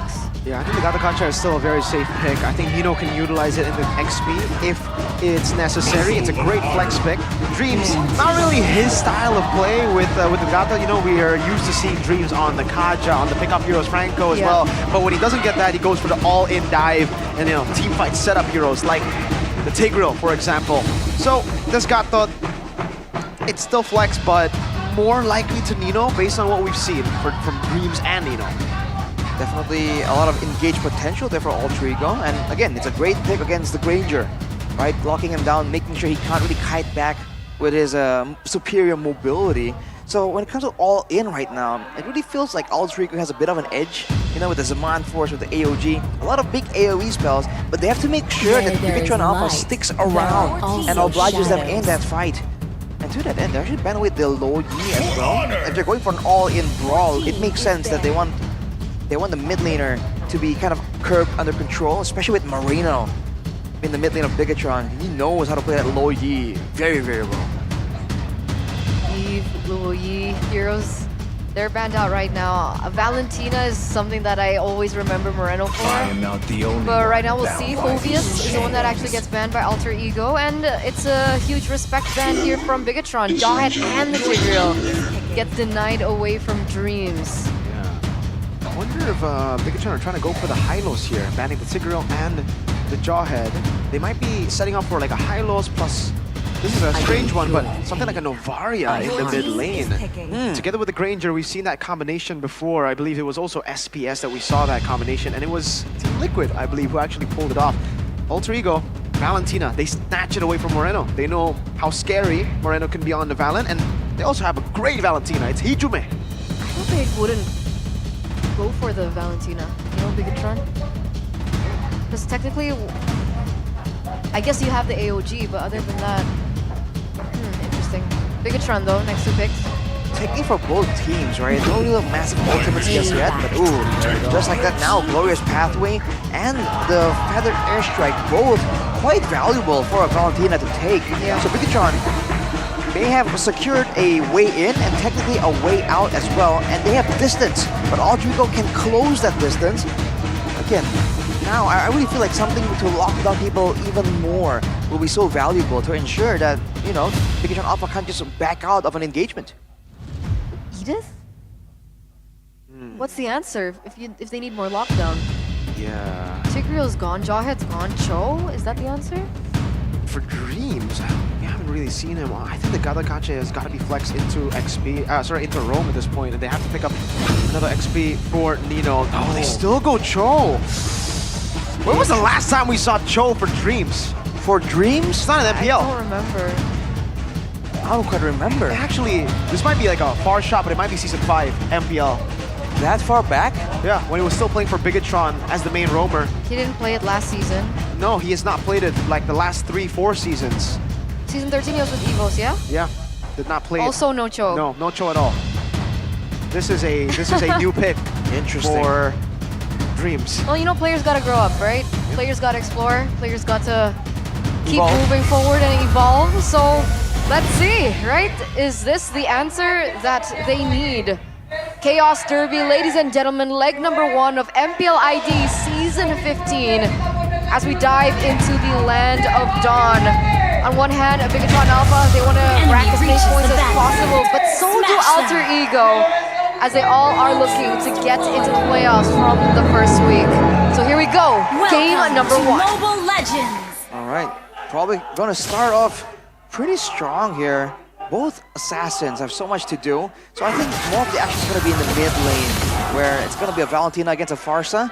I expect that, you know, that wings by wings play for Moreno, but with the Gattakacha around in the hands of Dreams, maybe that'll be enough to really shut down the movement coming in from the side of Bigatron. Because remember, Gattakacha has an overloaded kit, and early on, level 2, level 3, it's just a really hard issue to deal with.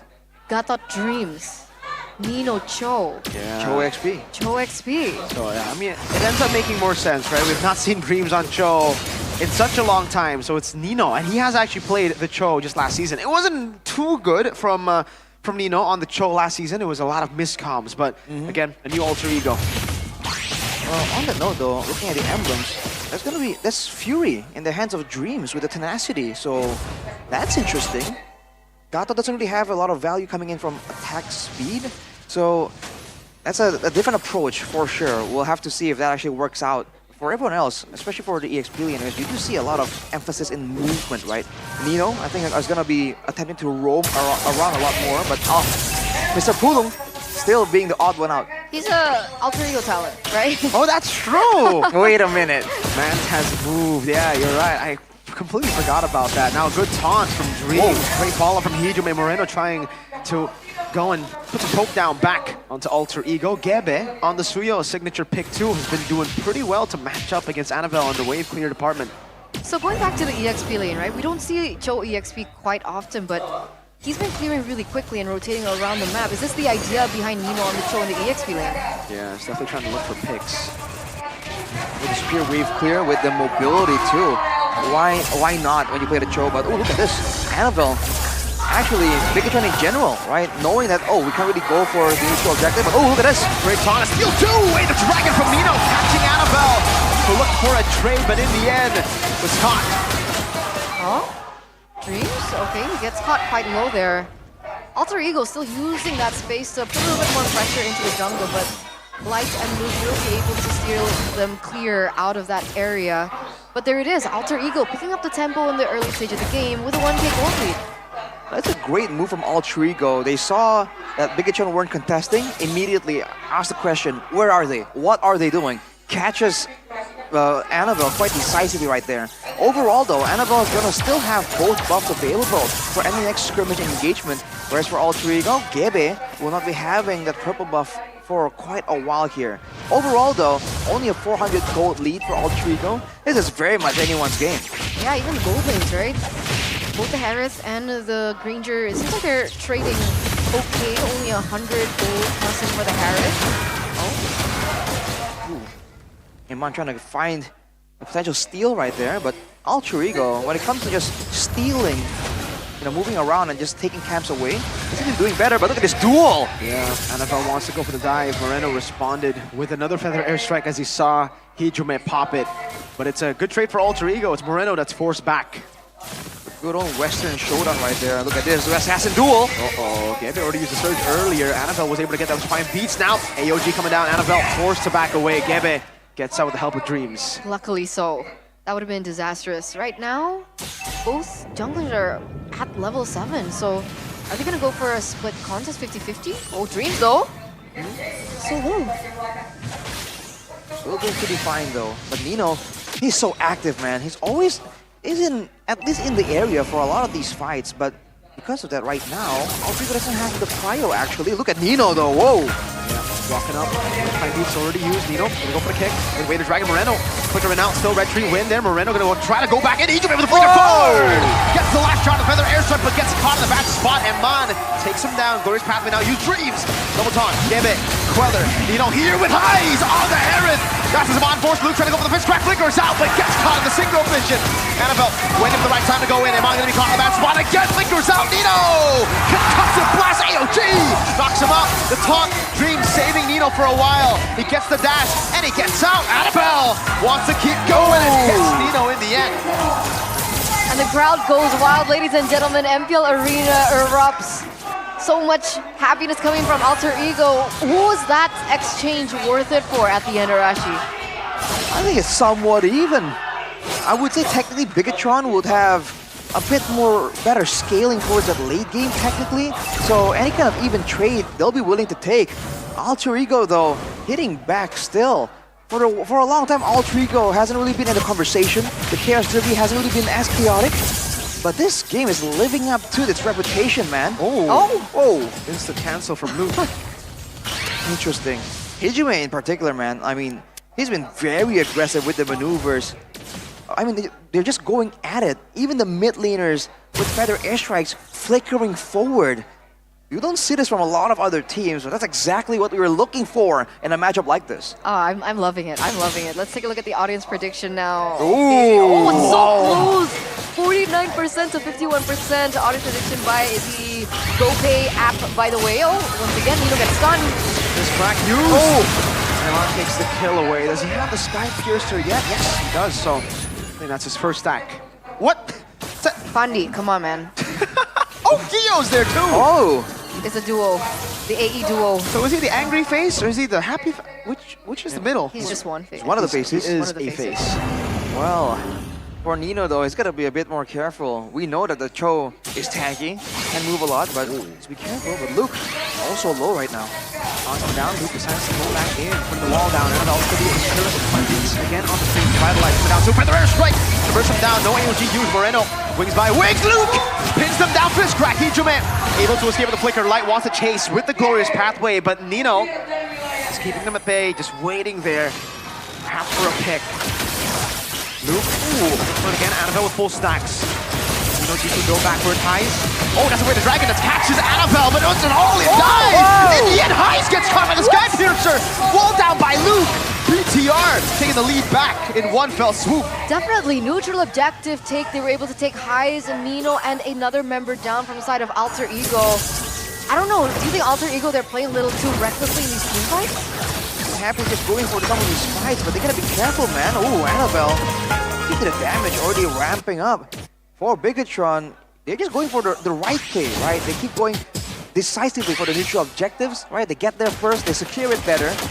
Alter Ego, it just seems like Nino is trying to make all these plays happen, but the team really isn't having the same kind of work rate that he is right now. He's dashing all over the place, rotating all over the place, but somehow, some way, Bigatron always gets into the right place faster. And Luke, despite quote-unquote having less of an impact in the early game, has a lot more in some of these team fights. It feels like the setups are really messy, right? That's the point. Oh, Nino again. Another airstrike, Luke gonna be chain CC, still able to escape for now, but finally gets taken down by Heis. Now Annabelle walks him down, like fine beat to the back. Heis still able to get that stun, or the shield rather. Lights will back away. Great stolen Glorious Pathway, by the way, to slow them down. Well, there you go, right? Finally, a setup coming from Nino finally gives them a kill over. It was on Luke. Is this the strategy that Alter Ego are looking for? Do they just keep looking for picks like this? Well, even then, that setup was kind of... It wasn't really clean, right? It seemed kind of last minute, kind of seems kind of spontaneous. If they want to win against Bigatron, they gotta try and do better than that. Annabelle. Wow. Even a few big ults here. Feather airstrike too from Moreno. On the other hand, Nino is on the far side of the Lord. That's why we're trying to go for a kind of a split-foot approach right here. With Bigatron not really in position to kind of rush down the Lord, this can't really work in Alter Ego's favor. We'll see. I mean, right now, Moreno still has yet to get the Feather Airstrike back, so they should be buying a little bit more time. Oh, wait, it's Nino again! Stunned up for Iman to get a free kill on. Hijime steals the Feather Airstrike.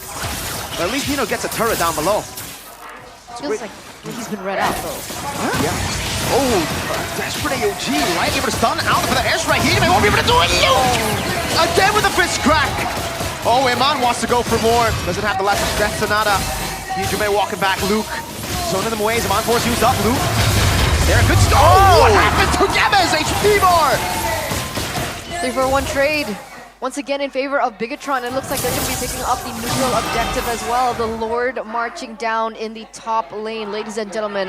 With Bigatron holding on to a 2K gold lead. That's a holy crystal built in for Annabelle as well.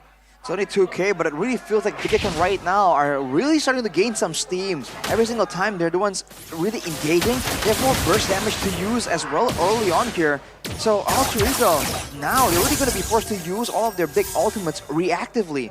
Either to clear the waves, either to really threaten a fight like they did earlier. And even then, if they misstep just a little bit, the damage coming in from Moreno and Eman, it's the Farsa Granger combo, and it hurts, man. And Aman is leading quite some gold. 1,300 over on highs right now. That's almost an item. With the Sky Piercer as well, by the way. He has 5 kills to his name. So, low HP bars for Alter Ego just spells doom for them. Holy defense. Talked already. You know, usually when you see a Cho on the other side with a Gatot, on a Granger you go Purify. Eman trusts his skills and his team so much it just goes for Flicker anyways. And he's only been taken down once. Same for Moreno, by the way. Yeah, they seem to understand that if they coordinate properly, it really shouldn't be an issue. And like you mentioned earlier, Eterna, Light was so good just reading out the rotation coming in from Nino. So I think the reads allowed them to be a bit more reckless, but look at this, Nino! There's Pathway for the airstrike again. Dreams low, Annabelle backing forward to give him on space. Get this tier 2, but they won't commit. The play's slow. It's a bottom tier 2 for BTR.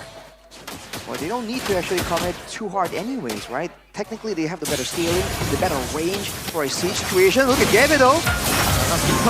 Whoa! Way to drag in the Jiku no flicker combo there. Annabelle should be dead, and he does die in the end. Dreams revitalized. Acting in the front line. Glorious pathway by Hijume. Placed down. Iman gonna be caught very low, so able to dash out now.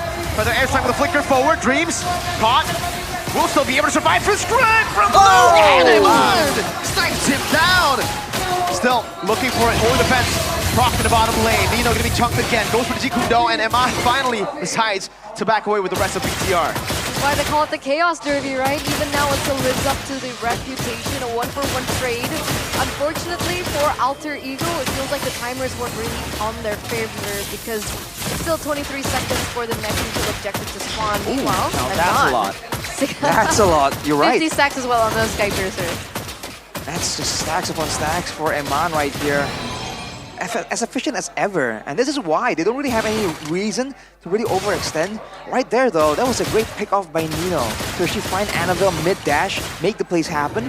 But if they really want to win the whole game, there needs to be better follow-up towards it. Now with the Lord already spawning, Alter Ego are going to be trying to find information. Remember, oh, wait. Oh! Nino? Way to drag it over to Luke. Be good for Luke. Pops in the wall.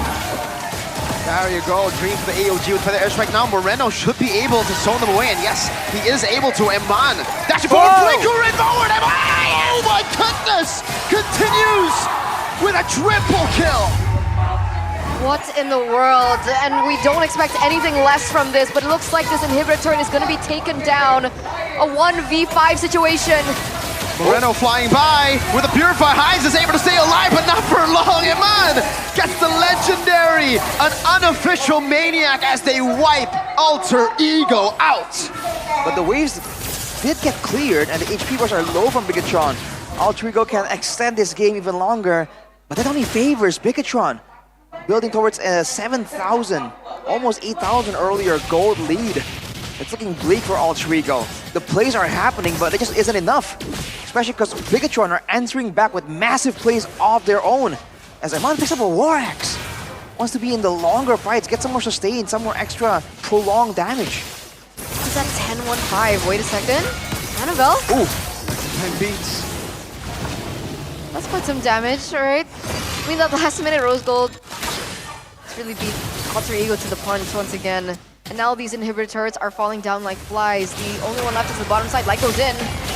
Luke with the punch. Highs, Divine Force, unable to do much. Bottom turret 2 will be taken down. Annabelle with a dive again.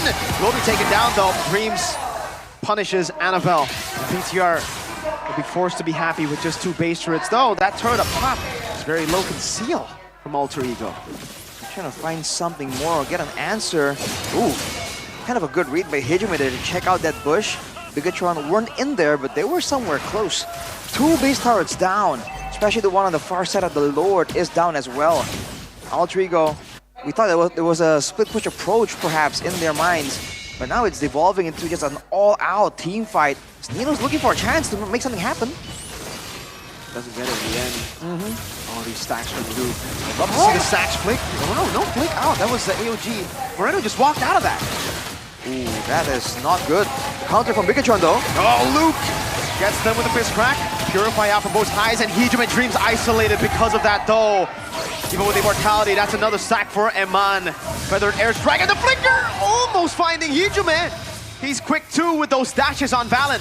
And with Dreams out of the picture now, it looks like Bigatron Alpha have 1 man up over Alter Ego. I'm wondering what their decision is going to be. It looks like they aren't going to go for the push. Luke and Light giving information, but the strategy still should be the next Lord. But again, Nino, again. Ooh, wait. Nice cut off. 2 Death Sonatas and it dealt that much damage, Nino. Ray the Dragon for non-highs. Still able to dash away from the Feather Airstrike, but is too low now. BTR gonna go for the Lord. Luke with the recall. Showing off at this point. Man, Bigatron playing it clean. Alter Ego, again, they are defending, but it's not looking any better for them at all. They need a massive moment, a massive pickup. At this point, if Iman doesn't take it out, I don't think they can win.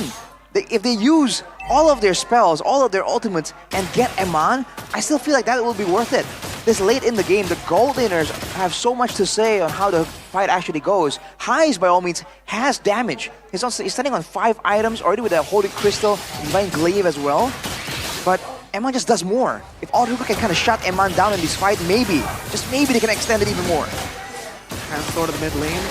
Anyway, will be enough to clear up top. Base turret down, all 3. Dreams very low, gets sniped, threading the needle, Eman gets it! Annabelle kick to the base, still able to get away with electrifying beats. Another cannon minute in the mid lane, still there. High, Saman force, Gebe with a stun. Luke fist crack to take Gebe out. Eman with a dash forward, flickers out of the roads, going Luke. Still there, Highs able to get into the fountain in time. Highs getting the kill, base wide open. Nino and Highs, can they do it? That's Hijime walking back up, immortality bomb by Eman, and Eman gets another. Highs dashes forward and gets gunned down once more. 17 minutes, BTR start the Chaos Derby with a win. 17 minutes, a 16-1-6 stat on Eman. What in the world was that performance on the Granger?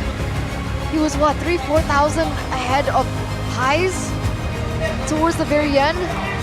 Such a great way to open up this best-of-3 match. Bigatron leading this series. That was ridiculous, man. Even right there in the final moments, you thought you've seen everything Bigatron has to offer.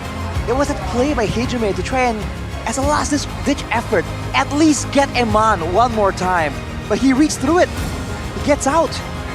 Bigatron are just steps ahead of Alter Ego, and in a matchup like this, in a brutal brawl like this, it makes all the difference, man. It just felt like all Alter Ego wanted to do was just fight. Fight. Were they ready?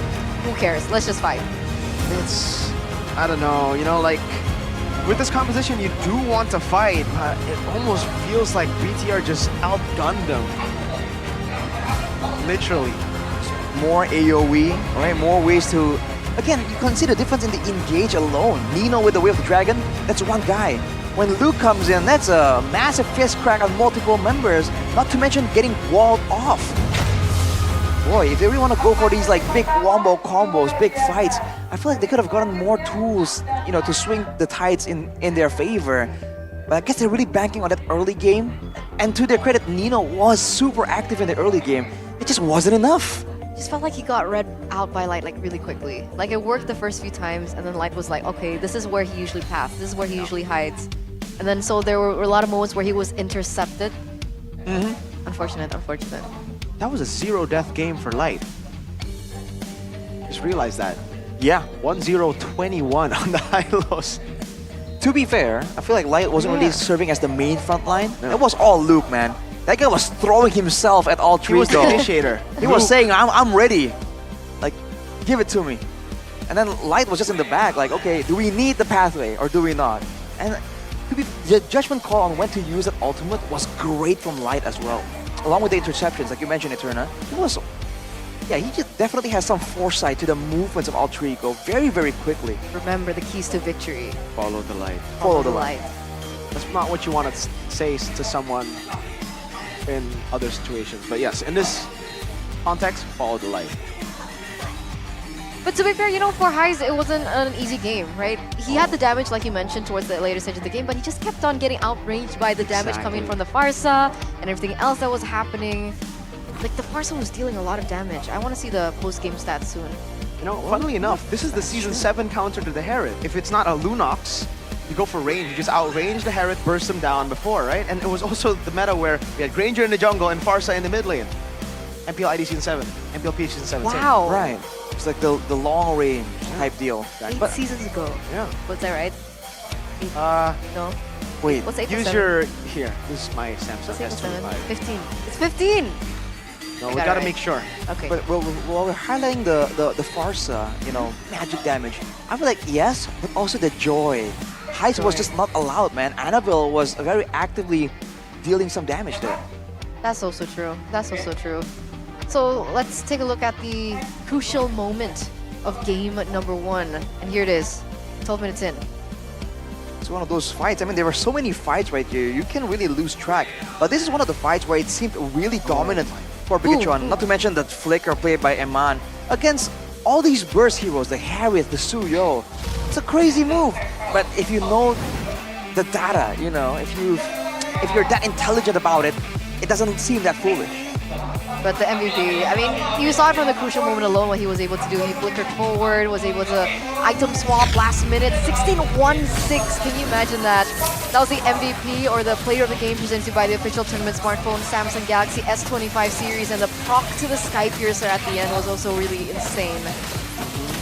And what's crazy is like they weren't really forcing it out. Eman was playing it rather chill. This was the only moment he got taken out, and look what it takes to actually take him out, and what it cost Alter Ego. Was it worth it in the end? Right, almost losing all their members eventually, and from there, right, the moment Pikachu finally builds up some momentum. I mean, what do you do? Right, they just stay out of range, and Annabelle again, a bit underrated, taking away so much attention. You talk about how Light has 0 deaths. Well, can you blame him? Right? Alter Ego don't have any resources to spare to take out a Hylos. They have to care about the Farsa, about the Joy, also about the Granger. There's so many issues right here that Alter Ego just has no answer to. 16 kills in his first game, man. Yeah, How many first assisted game. again? And an MVP too? But Oh, it's I see it again. 921 and 928 GPM. You can flickering forward, man, but he knew, like, a lot of people flicker forward, right, and then they get punished for it. Eman knew he had the Rose Gold Meteor, so he was comfortable flickering forward like that. He knows when to do, you know, when to make those kind of risky moments, and here too, you get to see one more time. Flickers, he dashes forward, flickers out, has the Rose Gold, sells it instantly for the Immo, so he can do that again. You're gonna feel a bit bad for Gabe though, because every single time it seems that he's trying to make a play happen, Fistcraft! Yeah. And he just gets locked down. Part of the keys of victory for Alter Ego is to allow Gebe that moment, right? That room to really deal some damage, to carry. But due to, call it strategy, due to the drafts technically, Pikachu Esports just shut him down, dude. 1, 3, and 4 on that Suyo. Really struggling the whole time. There wasn't really a lot of big moments for the Suyo for Alter Ego Esports. No, not a lot. Looking at some of the items though, like you mentioned, like we mentioned earlier, the item source from Eman, he had that Rose Gold initially, switched it over. Interesting. So fast hands as always. At the same time, the War Axe too, knowing that he could use a bit more of those like long build-up stacks due to how long the fights were going. You know, some of those fights went from the Alter Ego Esports side of the jungle all the way to Bigatron's side of the jungle. They were fighting long. The Farsa was a great last pick too, right? They kind of considered their options for sure. They saw the Valentina. A lot of times we see the Valentina as well picked up so that you don't go for the Farsa because you give away that Feather Airstrike. And in a lot of different moments in this game, we did see how Hijime was able to steal it away and utilize it. But then Bigachan probably thought, we have Badang. We have ways to actually cancel that out instantly. We have a Hylos as well, so it's way safer for us to use the Feather Airstrike than it is for Hijime. He's going to be punished most of the times if he does use it. And we did see that too. When he pops the Feather Airstrike in mid-game, there was a Joy running at him, there was a horse running at him, there was a mad Malaysian hero running at him. And not to big mention, fists. Hijime was also falling far behind on gold too. So, like the damage was kind of ridiculous. See, I feel like maybe Ultra Ego, we talked about how the Cho pick comes into the formation. I really felt like he was supposed to be unseen for the most part. But then he's forced to be exposed because he was read out because the team needs him to really make a moment happen. Whereas now it turns out that the team with the Farsa, with the Granger, is the one with the backline pressure because Annabelle was very mobile, way more compared to Nino, especially compared to Gebe, right? The Suyo can dash once, that's about it. You saw Annabelle just all over the place, and so that's why some of the spells are forced to be used on them too. And for me, it just feels like Alter Ego, they want to go for brawls and they want to go for team fights, but it seems like they're not on the same page. Like, they're going in one by one. Let's see if they can fix it. Hopefully. Because we do have something prepared for you guys over up on the stage with Bude Clara Mongstar. So we'll see you right after this. Stay tuned.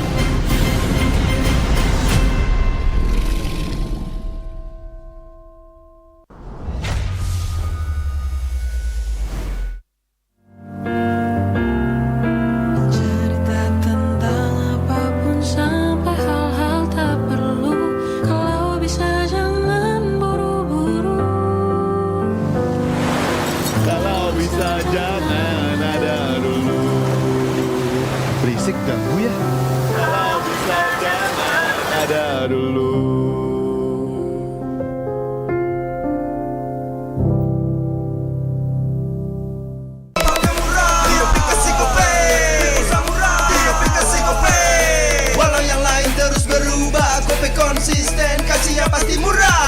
Tagihan murah. Di aplikasi GoPay, transfer 100 kali per bulan. Download aplikasi GoPay baru, nggak pakai lama. Dompet andalan gamers banyak damage-nya.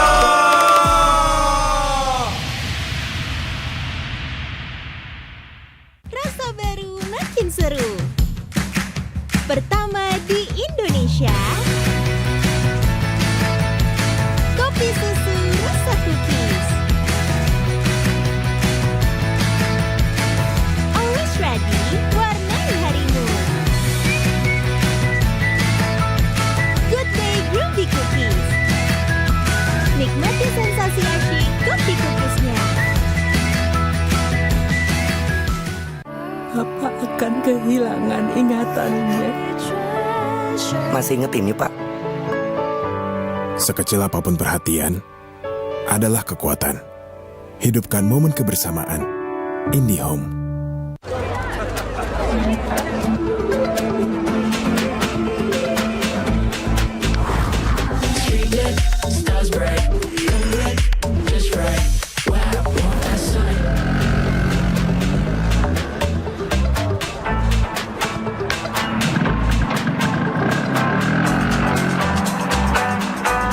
Wow. Cool.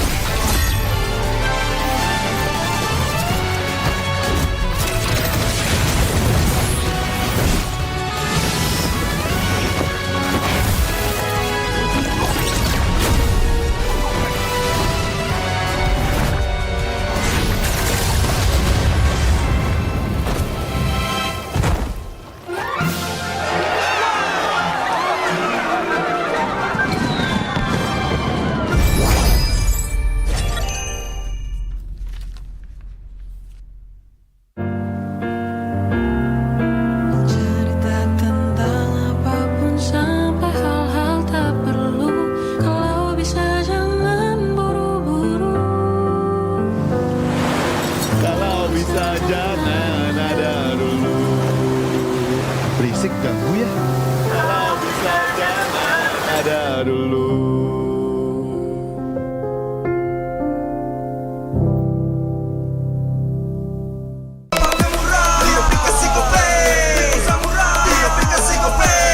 Walau yang lain terus berubah, Gope konsisten, kasih yang pasti murah. Tagihan murah di aplikasi Gope, gratis transfer 100 kali per bulan. Download aplikasi Gope baru, nggak pakai lama. Dompet andalan gamers banyak damage-nya.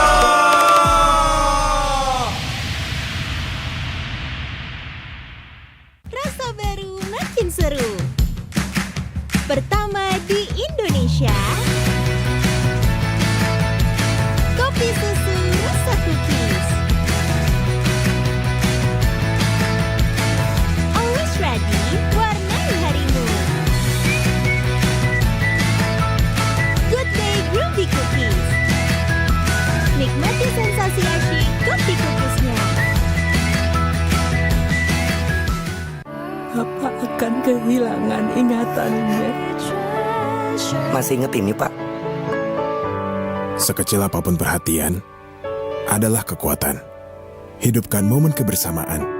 IndiHome.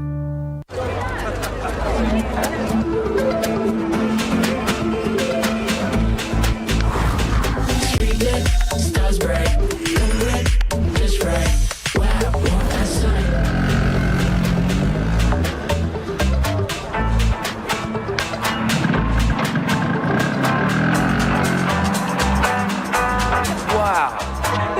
Cool.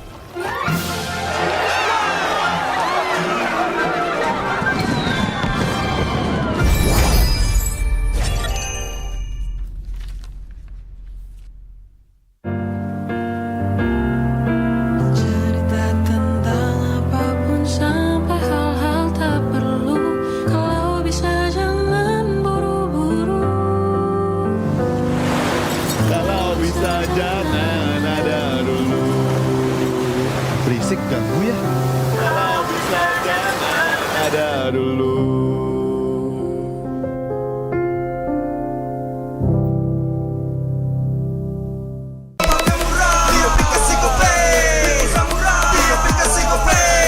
Walau yang lain terus berubah, Gope konsisten, kasihnya pasti murah. Bayar tagihan murah di aplikasi Gope, gratis transfer 100 kali per bulan. Download aplikasi Gope baru, nggak pakai lama. Dompet andalan gamers banyak damage-nya.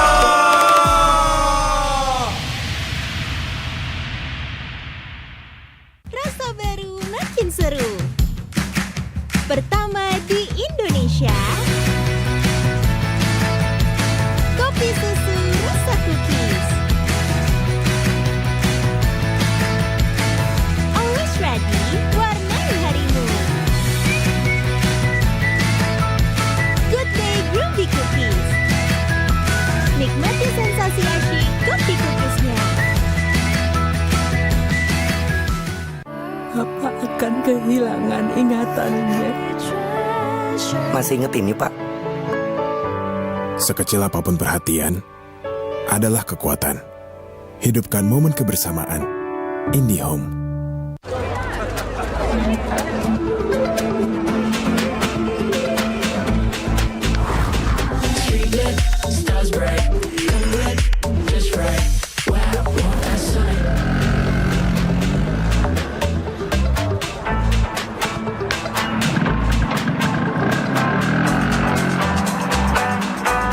Wow.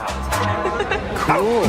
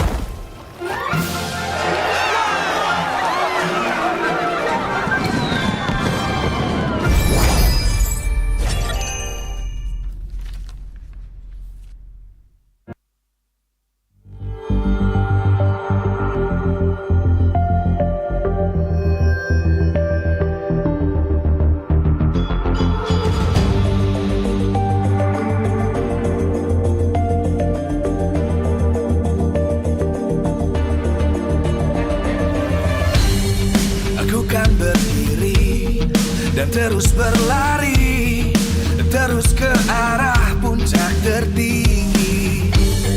Ku takkan berhenti hanya sampai di sini. Kemenangan abadi menanti. You know we won't miss if we unite our focus. And if you haven't noticed, we all live. Nyalakan apimu, hadapi semua tantangan, hadang semua serangan, jatuh bukan halangan. Bakar semangatmu, janganlah engkau menyerah. Kita akan buat sejarah. We all this, we won't miss. We all this, we won't miss. Saatnya beraksi, jalani ambisi. Aku kan menyawakan hari ini. You know we won't miss if we unite our focus. And if you haven't noticed, we all live. Nyalakan apimu, hadapi semua tantangan, hadang semua serangan, jatuh bukan halangan. Bakar semangatmu, janganlah engkau menyerah. Kita akan buat sejarah. We all this, we won't miss. We all this, we won't miss. We all this.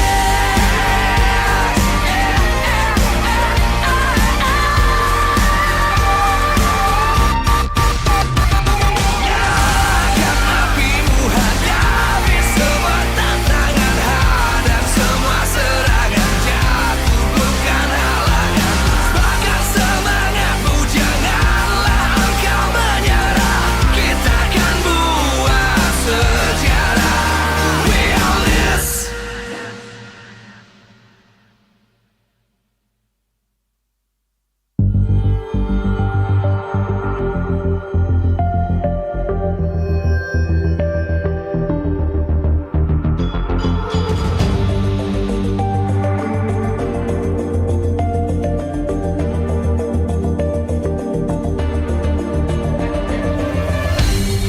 Aku kan berdiri dan terus berlari, terus ke arah puncak tertinggi. Ku takkan berhenti hanya sampai di sini. Kemenangan abadi menanti. You know we won't miss if we unite our focus. And if you haven't noticed, we all live. Nyalakan apimu, hadapi semua tantangan, hadang semua serangan, jatuh bukan halangan. Bakar semangatmu, janganlah engkau menyerah. Kita akan buat sejarah. We all this, we won't miss. We all this, we won't miss. Saatnya beraksi, jalani ambisi.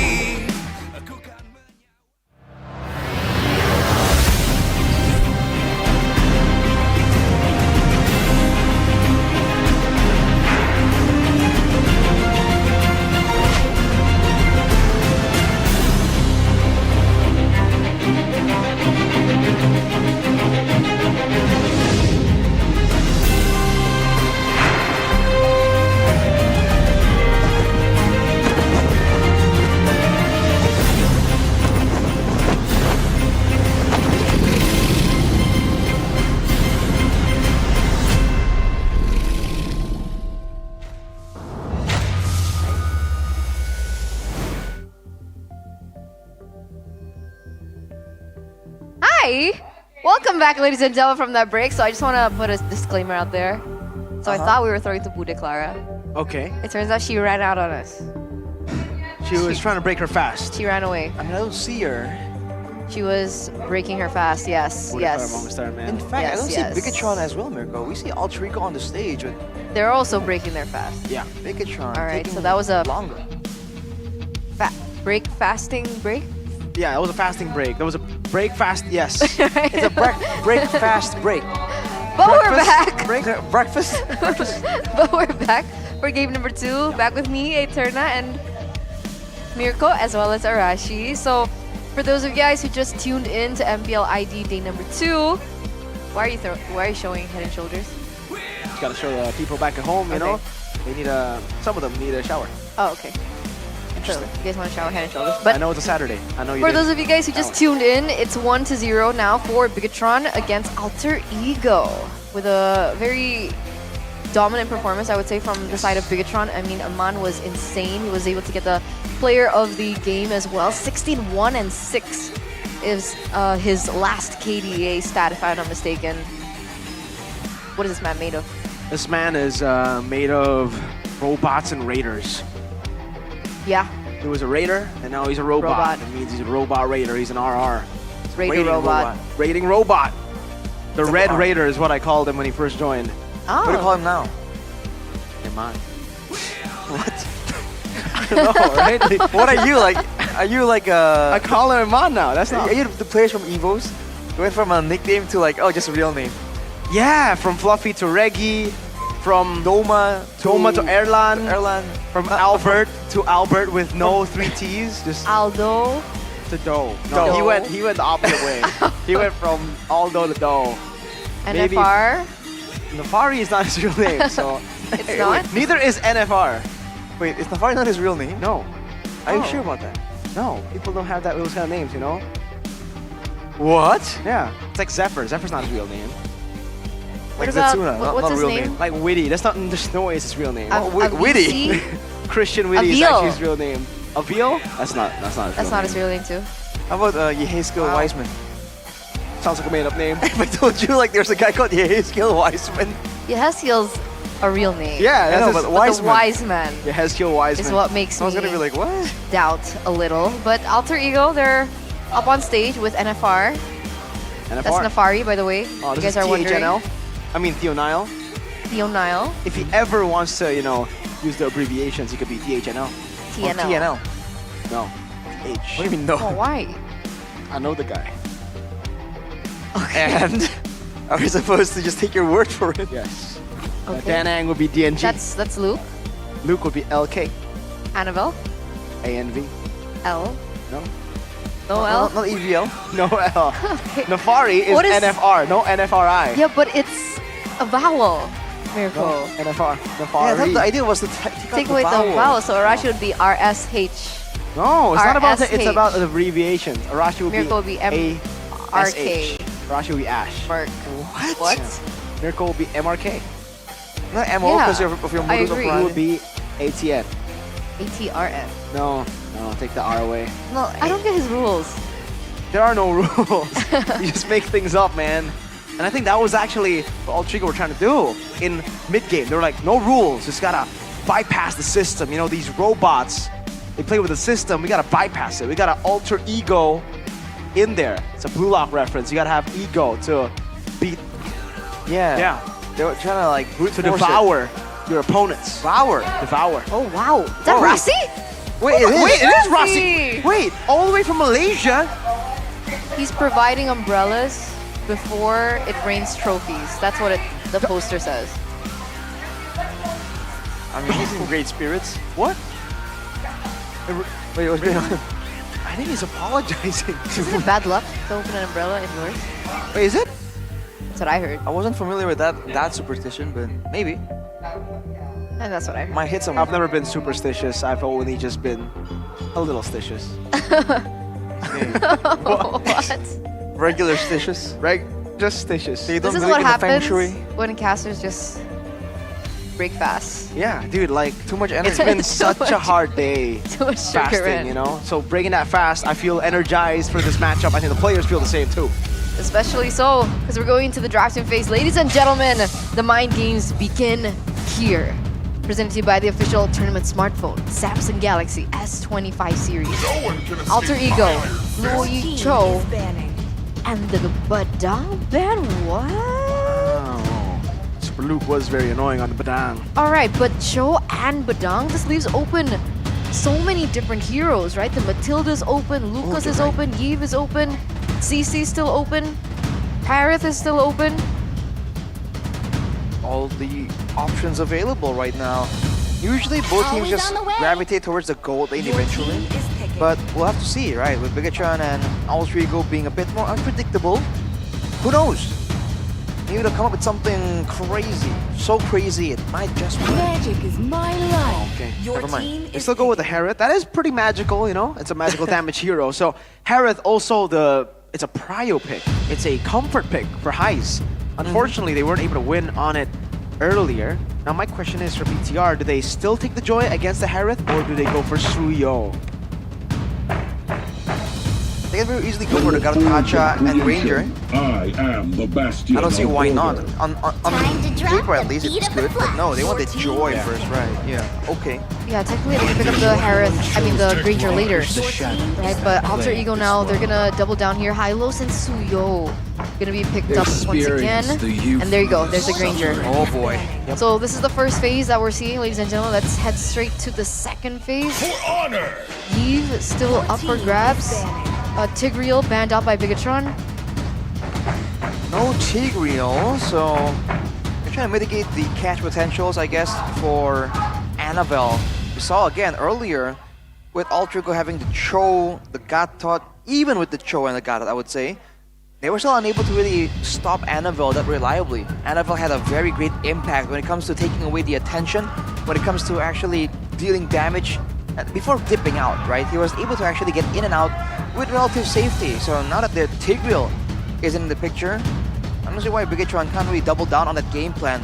Go for the kite battle again, and still just use and abuse that Joy mobility. From the crowd. Make some noise for yours truly. What about the Farsa? You think the Farsa's gonna be banned out here? I'm not sure. I think the Farsa can still be banned out, but the Jawhead ban from BTR.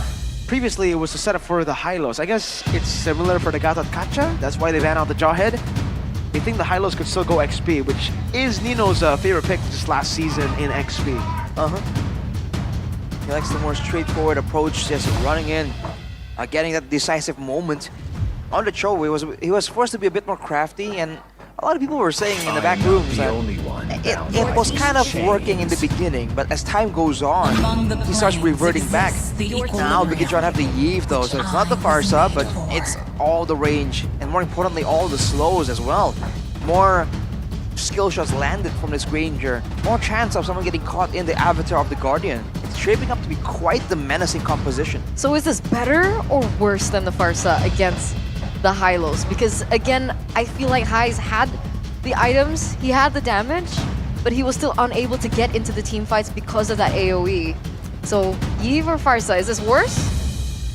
I'm calling a bit biased, but I think the Yves just works better. You provide more things. You have the damage from far away, but also the slow. Also the superior wave clear without the ultimate, and also the immobilize and the shielding. That's the reason why. The Farsa has an advantage when it comes to the mobility, but the way things are, you don't need to move that quick because the fights come to you sometimes. For Alter Ego though, Valentina, again, now with the Lucas though, now it's kind of interesting. In theory, this should be the Lucas EXP with the Hylas Roam. So what exactly are Bigatron gonna pitch up against the Sacred Beast? What is it? Valentina's picked up by them as well? Yeah. Thinking about it real hard right now. For the XP, no Padam, no CC, no Phobius. Edith is also not really the best choice because Valentina can steal with the Primal Wrath. This is a really good setup for Lucas already. I don't know, where do you go if you're BTR right now for XP? Is Glue an option? Glue, not bad against the Hylos. Not too sure about going up against the Lucas. Yeah, I guess they end up going for the Glue. Good call there. Gluke. It is one of his comfort picks from back when he was playing at Geek Fam. The Gluke menacing combo. Now we'll see, man. I think, again, Alter Ego has so much aggression built in, but they have to try and make sure that they do get the decisive fights. Now they have the Glorious Pathway, technically a longer duration skill compared to the Avatar of the Guardian we saw just earlier. But now Bigatron are the ones in possession of the Avatar of the Guardian, so they can very easily disengage as well. So Alter Ego, gotta find ways to, or just pick the right time to really barrel through and just run straight for Bigatron. Because they definitely need it right now. Match point for Bigatron Alpha, the Red Robots, leading this best of 3 series 1-0. As we enter the land of Dawn, ladies and gentlemen, the question remains. With Lucas coming through, Valentino coming through, Suyo, Hylos, and Harith, is this the draft that will be able to prolong the series into the third game? Only time will tell as we go into the land of Dawn.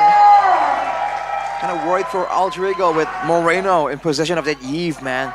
This guy is really good at the high ground playstyle as well. It's not only the Valentinas that Alter Ego needs to be concerned about. Now with more chances for Moreno to technically make the plays happen, in fact, there's going to be moments where Alter Ego might be caught off guard. Okay. Oh, early on. I think they were able to steal the green camp away from BTR. Luke up top, though, is what I'm saying.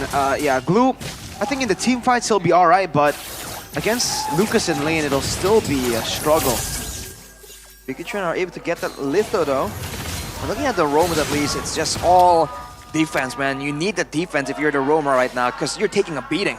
But along with that, it's not really too much difference technically from the rest. But on the top side, Luke has the agility, so putting more emphasis on roaming around more than just sustaining the lane. And technically he can do so because he has built-in sustain. So that's an advantage he's trying to make use of. With Dreams on the high loss, won't really be able to make a lot of plays happen. He has to wait for the big moments later on with the neutral objective. Wait, Luke was recalling earlier on and Nino was caught under turret. Yeah. Is that what we're expecting? I thought Lucas was supposed to win the lane. Yeah, he was winning, and then once he got level 2, the glue started to come in, but finally I think now Luke is given the respect over. Gebe walks up, just chunking Luke a bit, but he should be able to get that HP back. Nino isn't level 4 just yet, though. Oh, goes for the wave cut, actually. Great move right here. It should guarantee that Alter Ego has the first step, the first move. Yeah. Bigotron, though, recognized that immediately. Light won't be level 4, it seems like, so they might really be forced to let this go. Electrifying Beats used up. Annabelle was stunned up earlier. Free Turtle to Gebe. He did use the Retribution, might be going for the orange buff, and I think they will be able to zone BTR away from this orange buff. Luke coming in, slap, pass the flicker. RWM plays down as well. Luke, ominous split. Wow, Gebe caught and taken out. First blood already. Luke is just chunking or soaking in all the damage, trying to bring Nino back. Good CC immune. Annabelle, Electrifying Beats over to Dreams with the orange buff there. Ooh. Doesn't get enough damage to take him down, but will be able to go onto the purple buff. Doesn't have the Retribution. They still try to force this out. It's very low. Luke, slam, pass, Nino. Zone them away. And they don't necessarily overcommit onto the purple buff either. I think Bigotron turned that entire thing around. The power of the RWM, I believe. It was looking good for Alter Ego, getting the advantage in the neutral objective, and then trying to punish Bigotron afterwards. But I guess they just really underestimated the chance for Bigotron to make a play happen. They should really saved, especially for Gebe, some of the mobility tools to get out, you know, just in case something like that actually happens.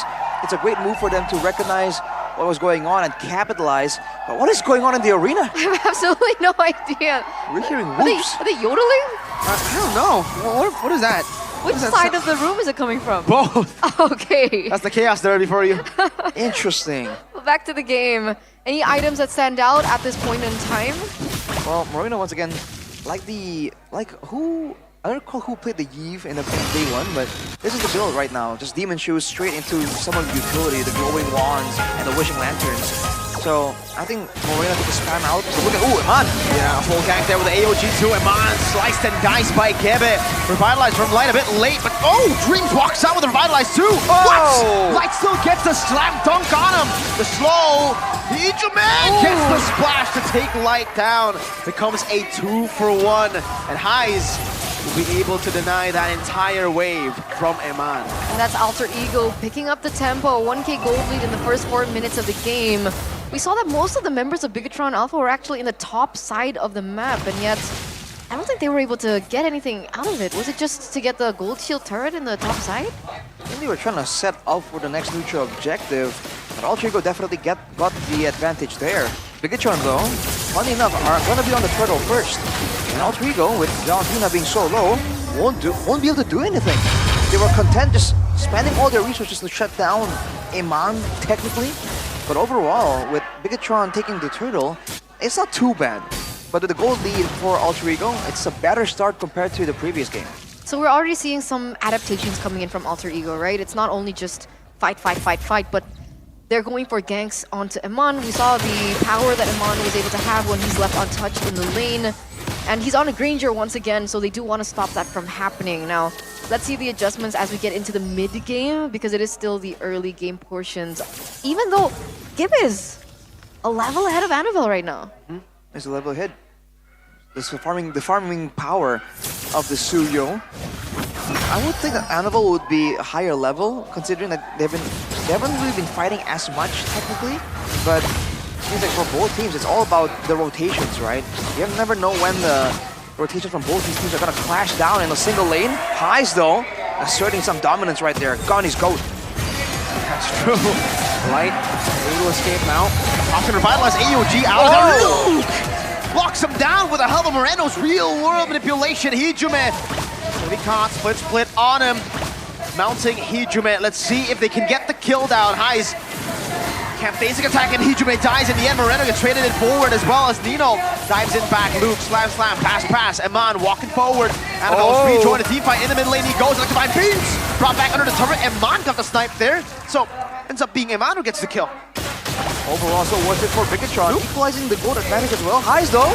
Split Highs on a signature pick on the Harris. Back and forth he goes to stop Luke from mounting him on that split. Finally, a bit of a dip in the action. But the gold lead that Altrico has gotten earlier is nowhere to be seen. Only 500 gold. And at this point, Amon just picked up the Sky Piercer, so he's going to be looking to start stacking that up. And with the big ultimates available for Bigatron, I feel they're going to be willing to take this fight unless Altrico wants to rush it down. Annabelle's leading in EXP right now, but it doesn't look like they wanted to go for the contest. He was actually focusing on his purple buff instead, so that is going to be another neutral objective taken over into the hands of Alter Ego. Yeah, right now for Alter Ego, it's going to be quite annoying later on if they really want to get a decisive fight. Because even if they do go for the Glorious Pathway, the backline members can get zoned out by Luke on the glue. We saw it earlier, man. Hijume slowly but surely getting splattered on by the glue. And, you know, it's not a lot of damage initially, but it builds up over time. And if you look at the items, still the healing reduction with the Dominance Ice for Luke on the glue, and Starlium for Annabelle, so it has a lot of 2 damage, but look at this. Luke slams low, pass gets 4! And with a real revelation, Luke still very low. Highs catches him light with the AOG earlier. Annabelle! In the midst of the team fight, just dealing damage to mine, cleans him up, get it! Walk forward, Soul Sever! But gets caught in the Sky Piercer shot of Eman again. How does he do this over and over and over again? At the end of the day, it's a 2-for-3 trade. Iman was dodging every single skill shot as Highs goes in for the kill. Almost. Dash into the turret. Well played, Highs. Well, there you go, 3-for-3. Quick work made out of light right there. But you have to remember, that's 3 kills to Eman after the Sky Piercer. He did dodge almost quite literally everything, Eterna, in that fight, man. Just saving the mobility tools, knowing that I think the last victim there was Gebe, was going to go for a last-ditch effort. So Eman, again, with the read, is just doing so well. But again, we're seeing the power of the Luke in the hands of Nino. Instead of Jungle Luke, Jungle Lucas, getting mixed up here. But he was doing a ton of damage there. So Bigatron needs to try and respect it a little bit. For sure, because even in that team fight, oh, wait a second, Gabe? Alright, so Gabe now level 12, Annabelle at level 12, so they're both equally able to get the neutral objective, but wait a second, again, Luke goes in. This time won't be going in deep, just trying to poke, getting a bit of the position back. Hijume's been chunked, I think 3 shots of the Detonata so far. RWM from Hijume, what? Eman almost punishing him, forcing Hijume to flick around. No mid laner means Alter Ego have to back away. That's it. That was not the move for sure, but Luke stunned up, split, AOG coming to the back as well. High still having the position to go for some on-force, but Gebe gets bursted down. Luke's able to flick around as Eman kites away. High's coming down, Eman able to dodge away just in time. The Rhapsody is there for another Sky Piercer stack as Annabelle gets the Lord. BTR now in full control. Oh no, this is looking like a disaster for Alter Ego now. The way that Bigatron Alpha played that team fight was so beautiful. I mean, this time though, despite Moreno being with the real-world manipulation, it looked like Highs was still able to dish out the damage, but the next problem wasn't Moreno, it was actually Luke. and Light at the same time. And Luke just went in there towards that backline. Like we said, a lot easier, you know, you'd not expect that kind of presence in the middle of the fight. And looking at Eman, at 2 minutes, 500 stacks. How the heck did he even achieve that? It's crazy. Right? Get some damage, still okay. Again, it's Eman stitching it down. Nino, the front line, has taken half his HP worth of damage from Eman. Ooh, BOD as well now. Oof, man, more execute power. Nino went for the Radiant Armor, by the way, and because he's going to be mashed up against the heat, the glue. Doesn't really have a lot of physical defense. So if Eman gets his hands on him, looking really, really bad for Nino. Oh, what was that? Oh, another one! He doesn't want to go for the final shot there, but it was Eman and Moreno, the long-range combo. It's a different long-range combo, but every bit as effective. 4.6k gold lead for Bigatron. Especially with Annabelle not picking up the Holy Crystal as well. It's going to be a lot more. We're going back to that situation in game number 1. So many things that Alter Ego have to kind of consider. Even when they have the Lucas right here, they can kind of one-shot someone with his full combo. Who is Nino going to be looking for in these fights? Is it going to be Eman? Is it going to be Annabelle? In theory, it should be Eman, but he is just so safe in the background. That's the value of the Granger. And he's also so rich. Oh, Dreams! Even with the glorious pathway, just gets thrown back? What is that? Like, thrown? Choke slam back? I don't know. Slam? He just got slammed into the RKO. The RKO by Glue. Man, that's just difficult. Not Glue, Gluke. Alter Ego, man. That was Dreams. That was the main front line, but now there's this issue of that Dreams has no mobility, right? He can only speed up without the ultimate. Even with the ultimate, it's only a speed up. Look at this, Alter Ego. I don't think they want to be going on. Oh my god, another Death Sonata. Gebe and Nino forced to just stand in front of him to body block a possible Death Sonata. How do they shut Eman down? I mean, at this point, it's just difficult. He's getting more and more stacks. He still has all the protection. And look at the way that both teams are positioning, right? Eman doesn't really put himself in a risky situation. Whenever he's stuck in those times where he has to 1v3, 1v2, he never walks in there willingly. Alter Ego will be forced to expend an ultimate, a battle spell to get to that situation to begin with. But look at this, Annabelle getting ran down by Dreams. Even the Zaman Force no longer available. Oh, that's disaster for Alter Ego. This is right before the Lord take as well. This is a really bad setup now for Alter Ego, losing those 2 important resources. Bigatron, all he needs to do is play it the exact same way that they were able to do it. Light's charging right now. Opens up the map, gives information. Oh, this is making me really nervous. And the poke from Moreno and Eman continues. Pressure Alter Ego, Luke walking up. With no care in the world, Moreno getting a better position. Again, Annabelle securing the Lord. Luke with the first play flickering out as well. Moreno doing the same thing, but it gets Doban. RWR to get the shielding with the revival. Eyes are also low. With a dive. And there you go with Highs there. AOJ. Repositioning. Flickering out the safety. High still jumping back and forth with the chrono dashes. Trying to look for the kills. Annabelle and Emma still ready. 3, 4, 2 currently. Annabelle for the position. Gebe has already used the surge. Dream still has the stun. Annabelle. Can he do it? No. Wait. Annabelle jumping again. Gebe? What? Tries to go in, gets punished by Annabelle. Oh, it's a disaster. Highs. Can he try to win it again? A miscommunication. Dreams puts down the carpet, but there's no one there. Oh no. Highs wanted the back. Dreams wanted the fight. Alter Ego end up dying to the hands of Eman. Legendary Eman once again. 9-1-4, ladies and gentlemen, in game number 2. And the Lord is still marching down in the bottom lane. Eman and Annabelle already on standby. The range, Annabelle goes in. Zaman Force used, but that's a bait. Now Highs doesn't have Zaman Force. Eman is getting him down, slowly but surely getting the job done. Still has the shield. Annabelle again pressuring, threatening. Wave up top. Alter Ego sent there. Mid lane base turret threatened as well. That's a taunt over. Oh, slam, pass, Nino. Able to get to the beast form just in time. Body blocked by Luke. Up top, there's still a mini wave cleared out by Gebe in time. Slow approach for Bigatron right there. Again, no risk required. They just keep playing the same game, keep punishing Alter Ego for all these mistakes. That was looking so good there. The play initially by Nino to end up behind Bigatron. That's the win condition we've been talking about. And Man, for a split second there, looked vulnerable. Looked possible to be taken out. But then he flickers over the wall. He has 760 stacks, 80 stacks on the Sky Piercer. That is unreal, man. Alter Ego need to find a way to shut this guy down. They saw a bit of what was possible in the previous fight. They need to know their limits, though. They can't overextend like that. Communication has got to be better as well. It looks like Bigatron are going to try and invade onto the purple buff. Uh-oh, Nino. Beast form, Luke!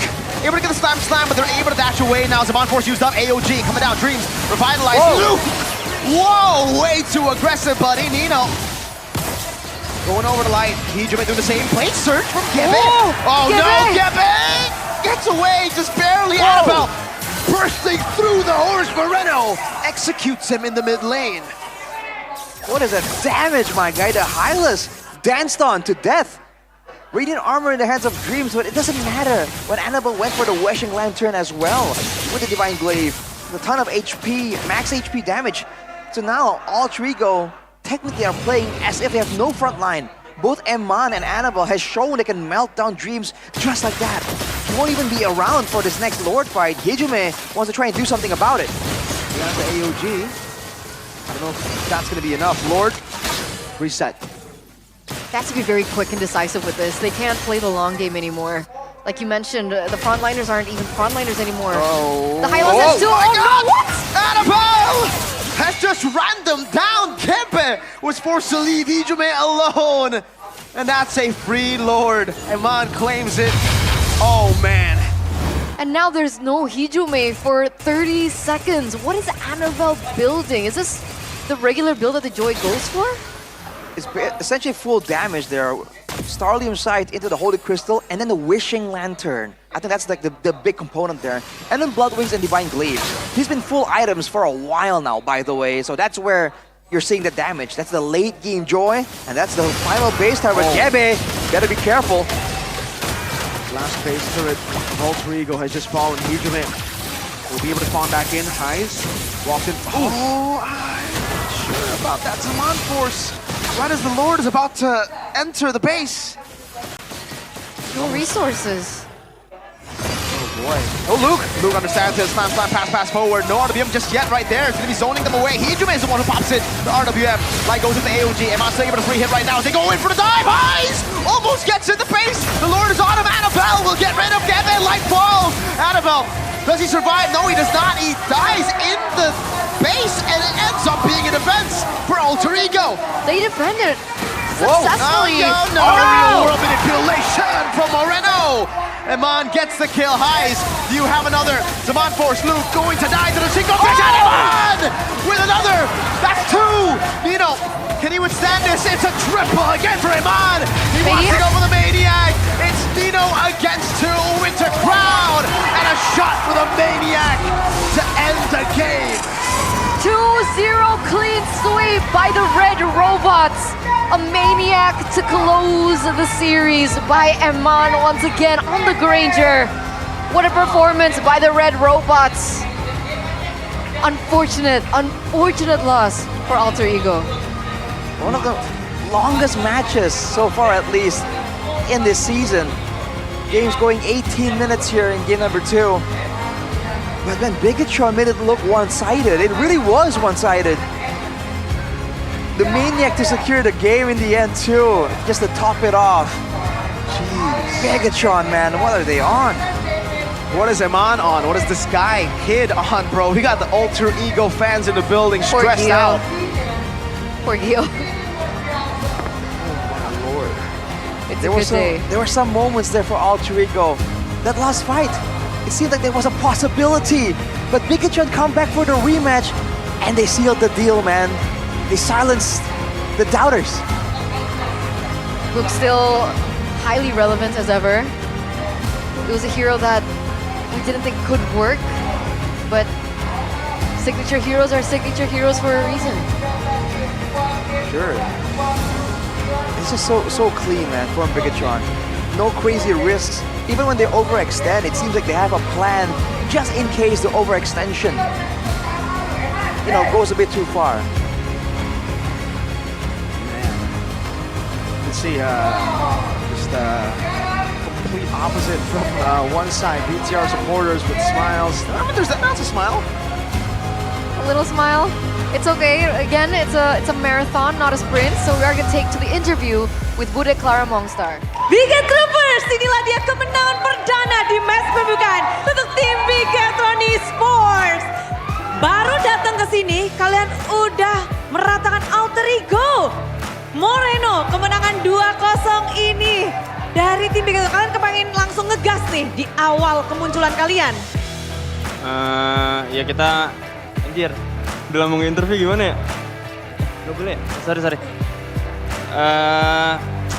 Ngakuin yang terbaik aja sih, walaupun masih awal-awal, walaupun masih week 1 ya kita berusaha ngasih yang terbaik lah. Soalnya kan kita latihan dari kemarin-kemarin, dari ESL juga udah dapet pelajaran, ya kita kasih di sini lah. Jadi prosesnya tentu cukup panjang ya untuk Moreno. Apakah sekarang Moreno, sekarang kan ini merupakan susunan yang baru. Siapa nih kaptennya untuk season 15? Luke, Bude. Serius? Luke Iya. kaptennya? Iya, Luke. Lagi puasa jangan bohong. Luke. Jangan percaya sama Luke. Oke. Iya, kapten. Ini tentu menarik ya, tapi Luke sebagai kapten di sini sebelum Bude ke yang lain, katanya sih Luke kaptennya ya. Apa Bude? Mic-nya butuh 3. Iya, satu lagi dong. Nanti Bude nggak pegang mic, Jangan jangan dong. Kan 2-0, 2 aja. Iya, bagaimana sih kamu Sorry. masuk ke season 15, melangkah? Apakah ada mindset baru yang kalian bawa? Woi, sabar. Apa, Bude? Apakah ada mindset baru atau strategi baru yang kamu bawa setelah season lalu? Sabar ya. Makasih loh. Apakah ada sesuatu strategi atau mindset baru yang kamu bawa sebagai katanya kapten nih di sini untuk menghadapi season 15? Karena season 14 kemarin sebenarnya udah bagus, tapi kurang bagus kan? Mindsetnya ya lebih ke disiplin aja sih, soalnya udah jadi kapten kan, jadi harus jadi contoh buat yang lain juga. Apa nih yang berbeda dengan mungkin Luke di season lalu dan season ini? Apakah tugasnya bertambah? Apakah ada yang Luke lebih fokuskan untuk season ini? Ya lebih mikirin anak-anak aja sih, buat disiplin kayak kasih tau mereka, ngingetin gitu lah. Kalau dulu kan ya buat diri sendiri aja. Dan kali ini harus bersama-sama. Tugasnya makin banyak non Luke? Nggak gitu banyak sih, tipis-tipis aja. Tipis-tipis aja. Tapi memang dengan kedatangan 2 player baru, pastinya bahkan banyak sekali pertanyaan. Tapi kayaknya pertanyaannya bukan dari Bude dulu ya. Sabar nih, karena ada yang terhubung. Spesial untuk tim Bigetron. Ada seseorang mungkin Moreno paling kenal sih ya di sini. Langsung saja. Halo MPL Indonesia, passwordnya. Anjir. Siapa nih? Siapa nih? Lo aja Pak. Mantan pelatih. Halo. Hai Lemor, hai Lu, halo Bude, halo semuanya. Halo semuanya. Halo. Tapi ini Razzie kayaknya kemarin Kan ada lu di Ipos, MPL. Riz. Makanya Mor. Oh iya. Gimana mau ngasih komentar permainan Bigetron season ini nih? Sayang mantan nih. Kangen mah ada sih Bude, tipis aja tapi tipis. Tapi kalau dilihat-lihat Moreno tengil banget di flicker-flicker gini nih Mor. Diflikerin duluan diflikerin duluan. Sorry ya. Sorry MPL. Iya, tadi diflikerin duluan. Ya udah, ajakin. Ya udah iya. Bagus Mor, bagus. Jangan mau digituin dong ya Mor. Iya, siap.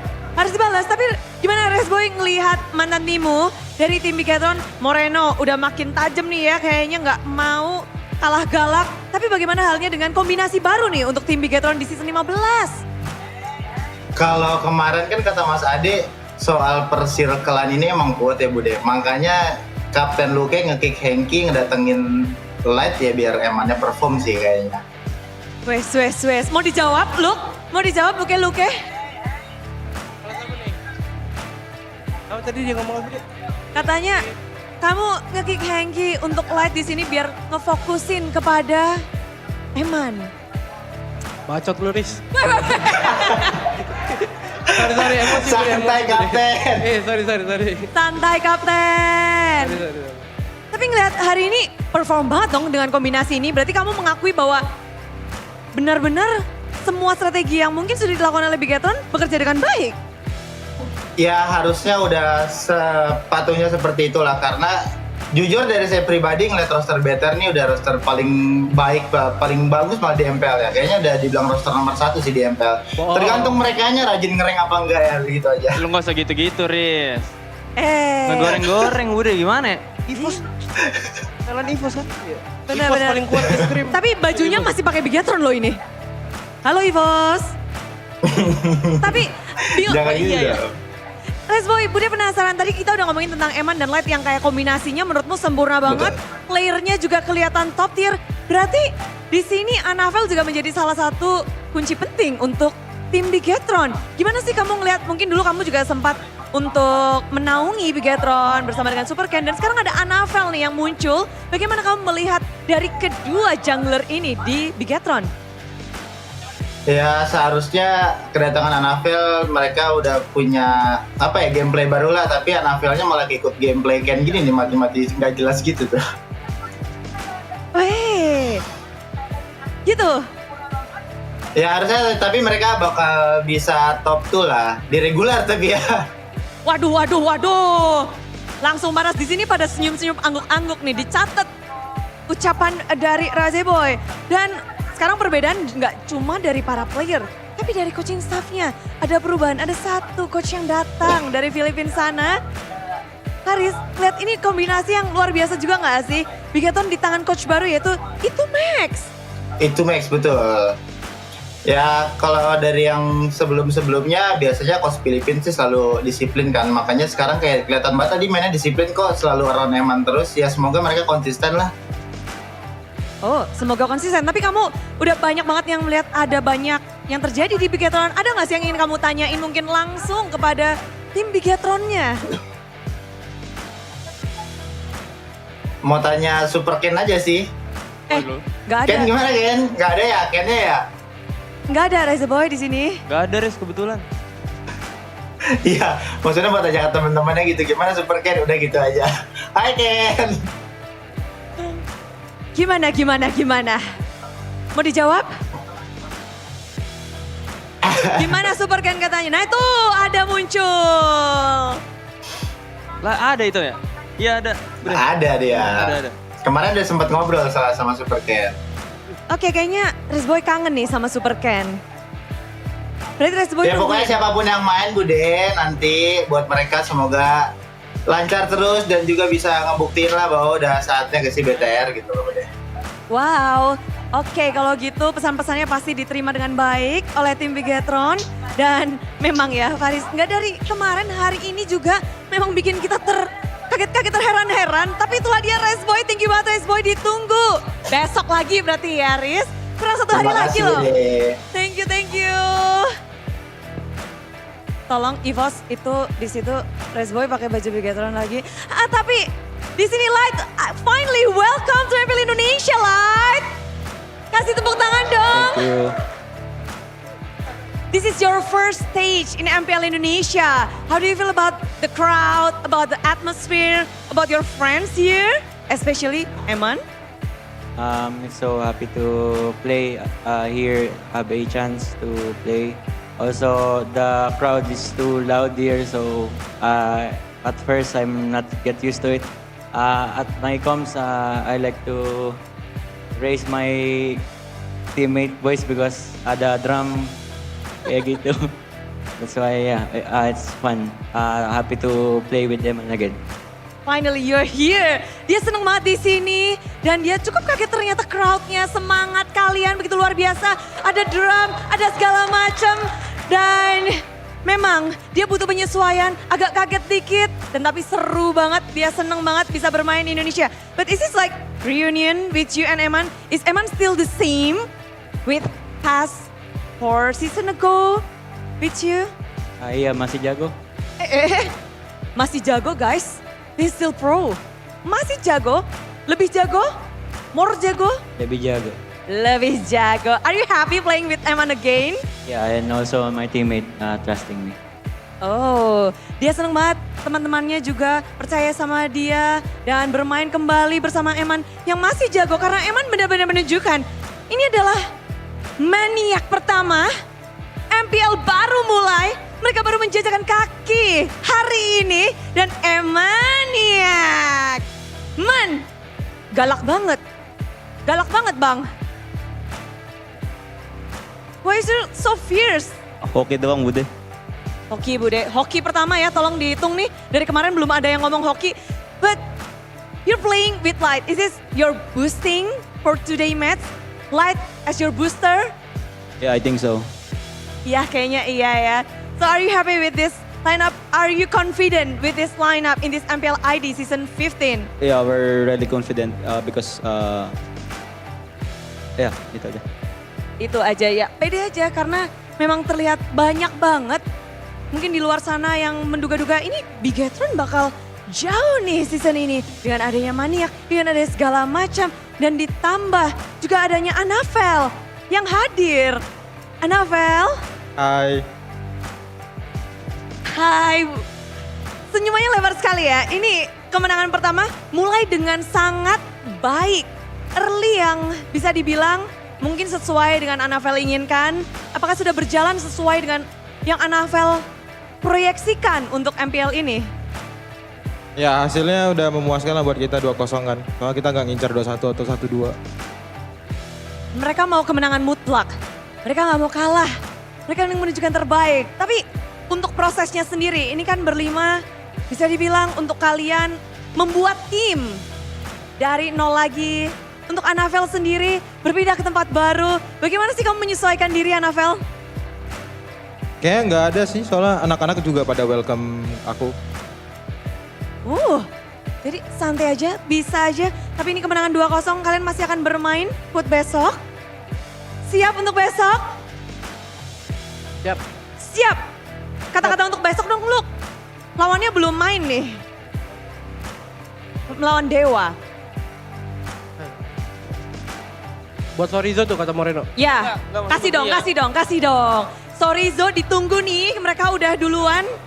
Dicariin Luke lu ya, hati-hati. Hati-hati Sorizo dan hati-hati untuk jantung kita semua karena esok hari semuanya akan berlanjut untuk tim Bigetron. Hari ini 2-0, bagaimana dengan besok? Dan sekali lagi beri tepuk tangan untuk tim Bigetron. Sakit kak. Bawa pulang bang. Keren, mantap.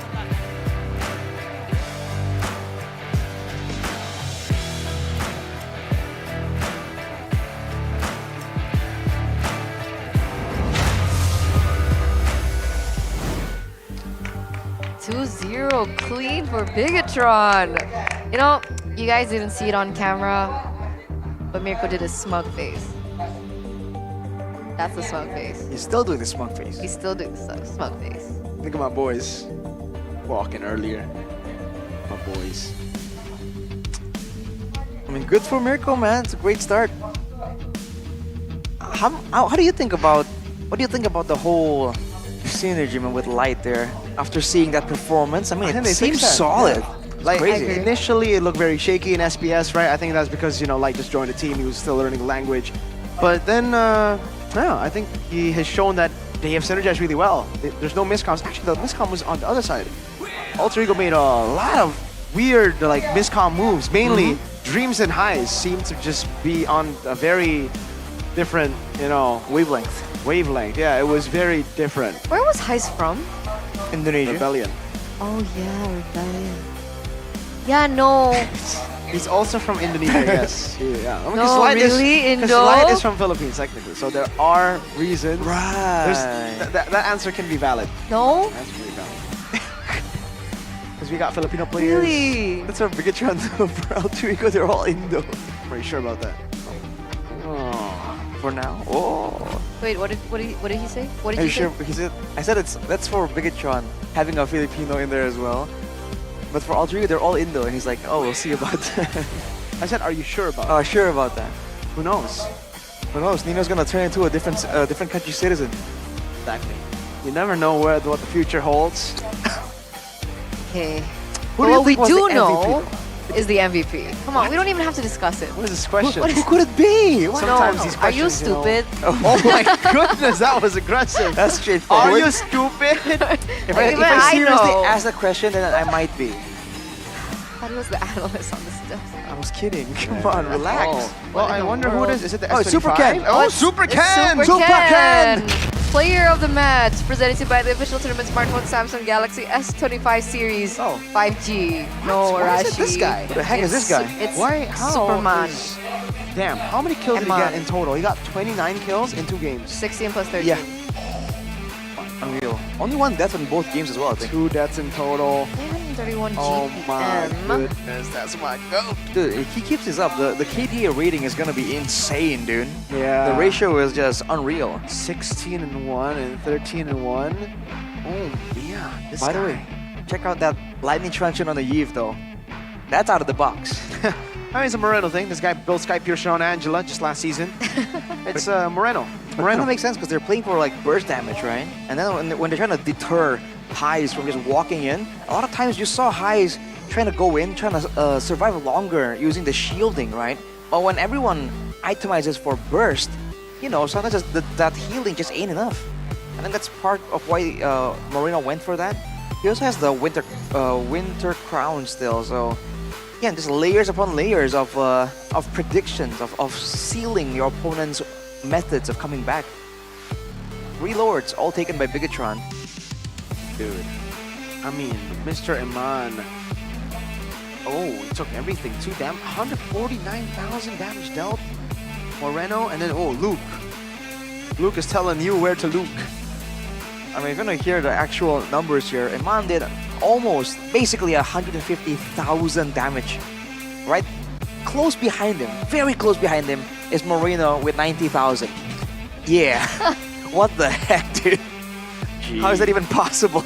That's the Granger when you get snowballing, and once you have, you know, full items plus the Stacks. The Sky Piercer. This redonkulous, honestly. So let's take a look at the mic checks for Bigatron in that 2-0 victory against Alter Ego. Gak ada zaman, gak ada zaman, bisa lagi tuh, Nek. Gak ada sun gue. Sabar, gak ada stuck Bisa gua. lagi, Nek. Bisa lagi, Oh, no, Nek. kasih dia. Gue gak ada stuck gue. Udah stun itu, Nek. Udah stun ya. Nih. Gak ada stun, dreams, gak ada stun, boy, sumpah. Arit ya, Nek. Lo, gila. Arit, Nek. Gila. GB. Hai, sabar ya. Masih ada zaman, man. So we were talking about language barriers earlier on, and Light seems to be speaking fluently in Indonesian. Dude, there's something with these Filipinos and learning Indo very quick, man. Like, Yaoi did it, Mr. Yeb did it, Kyrie took his time, Eman took his too. time, Light has done it. Sabar. I wonder how Eto Max says Indo sounds like. Is he fluent already? Did he pull a Yeb? We should find out, honestly. But I do recall reading somewhere that the Indonesian language is actually one of the easier languages to learn. Yeah, it's I like a agree. very simple structure, right? easy Not a language. lot of rules. And it's very similar to Tagalog, actually. Is it? Really? I've been hearing that a Oh, lot we of have the a lot of Filipinos similar say that words. Yeah, similar. like door is pinto. For them it's pinto or something. Yeah, I don't. And then either left and right was the same. Oh. I forgot. Left and Either right. it's kiri or Bener? kanan. Oh, that right. Yeah. It's the left and right, bro. There's context there. No. But there's Maybe one it's that's like kiri really far. and benar, you know? Like left and right. Like left is the right direction. Wait, dinga. I mean, technically you could catch E2 Max later. Catch him? What, is he a poke? No. No, I mean like meet him. Oh, yeah, In I the can back meet him. rooms. I don't know if I can catch him though. Like, Catch him in the back rooms. no, the back room is not where A2 Max is. That's where the goat lies. The goat. But can you believe we still have one more match? Yeah, we I do. guess And it's the Royal Derby. I It's believe like it. the pinnacle of today. What? Connie's waiting for You that don't match agree? too. No, pinnacle today was Evils vs Geek Fam. First match. Interesting. Yeah. Okay, so speaking of back rooms, well, we'll talk to Alter Ego and what they thought Nafari? was what happened in the back rooms Zephyr? with Bude Nafari? Zephyr? Zephyr. and Zephyr. Zephyr? Yeah. Semuanya pasti pada penasaran dan di sini akan langsung dijawab oleh Kenny Sever Deo. Wah, muncul di sini nih. Oh, Ci. Halo, kayaknya semuanya langsung pada hype nih. Ada yang mau kamu sampaikan dulu nggak sih? Buat yang nonton di sini. Ente, guys. Kok bisa ente? Maksudnya kan kalah. Ya kenapa ente nih? Kenapa nice try? Ya. Apa yang terjadi dengan alter ego? Baru mulai 2-0. Ya sebenarnya untuk preparation sih ada, cuman ya kita masih belum bisa ngakuin yang terbaik aja sih. Seperti biasa. Seperti biasanya, apakah bisa dibilang kan di sini Saver adalah coach yang baru di MPL. Walaupun Navari sudah ada sebelumnya, pernah ada, tapi kan ini pengalaman yang baru juga untuk Saver. Apakah tidak sesuai dengan mungkin bayangan sebelumnya? Sebenarnya untuk ekspektasi ya udah lumayan sih, ada ekspektasi akan kalah juga sih. Ya, udah Bani yakin. Udah mempersiapkan diri berarti? Udah maksudnya ini udah termasuk kalkulasi lah, maksudnya pasti ada yang harga ancamnya sih. Tapi tinggal kita gimana cara nge-handle-nya aja sih untuk next-nya sih. Apakah karena lawannya Bigetron? Atau dari persiapan pribadi dari alter ego yang belum terlalu siap nih untuk 15? Lebih ke ini sih, lawannya Dio sih. Lawan diri sendiri, berarti evaluasi sudah banyak ya. Apalagi untuk 2 game tadi, 2-0. Apakah panjang banget nih list yang harus diperbaiki? Enggak sih, cuman beberapa doang sih yang harus kita perbaiki. Tapi bergabung dengan alter ego dari Saver sendiri, tantangannya apakah itu bisa dilalui dan cepat di-solve nih? Karena kan kita 9 minggu tapi harus cepat-cepat mengumpulkan poin nih. Tantangannya aku sih dibawa enjoy aja sih Ci. Sebenarnya nge-coach anak-anak AE ini sebenarnya fun banget sih. Jadi kayak ya semangat aja deh anak-anak AE deh. Sorry juga buat Alter Champs. Sorry juga buat Alter Champs, tapi semangat terus diberikan dan tantangannya adalah season ini bisa nggak nih masuk playoff, kan itu menjadi harapan dari Alter Champs juga ya. Oh ya? Menanggung harapan itu berat nggak punggung? Enggak sih, kayaknya. Soalnya hitungannya playoff itu lumayan banyak ya, dari 6 dari 9 kan. Jadi sangat possible banget guys. Season ini possible ya? Possible. Possible, karena sebelum-sebelumnya aduh alter ego nih agak tertatih-tatih masuk playoff. Dan kalau dari Saver sendiri melihat peta kekuatan, udah bisa ngeliat belum sih untuk season 15 ini dari tim-tim lainnya? Apakah memang ini berat sekali dari persaingan tim-tim yang ada? Hal yang paling berat ada nge-handle diri sendiri sih, satu sama lain pemainnya sih. Menurut aku itu lumayan handle yang paling berat. Tapi kalau untuk skill sih aku yakin kita ini sih. Cuman gimana caranya kita bisa perform di turnamen aja sih menurut aku sih. Kalau Saver sendiri kan di sini banyak kawan-kawannya juga kan yang menjadi coach. Dari kawan lama kita juga. Pada di sini kita reuni bersama Saver. Dan ada nggak yang pengen banget kamu ketemuin? Mungkin ada yang spesial? Sebenarnya untuk spesial sih gak ada sih. Cuman ngeliat Avile menang-menang mulu dan gua kalah, kena juga sih. Gua pas aja kayak anjir kalah nih gua sama Avile. Panas ya? Lumayan panas. Tapi sebelum ketemu Avile ya, bakal besok nih ketemu sama Onyx. Ada adik di sana. Ada adik, iya. Ya ada. Bagaimana untuk kamu bisa mengejar, mungkin bisa riset hari ini, persiapan untuk Onyx besok?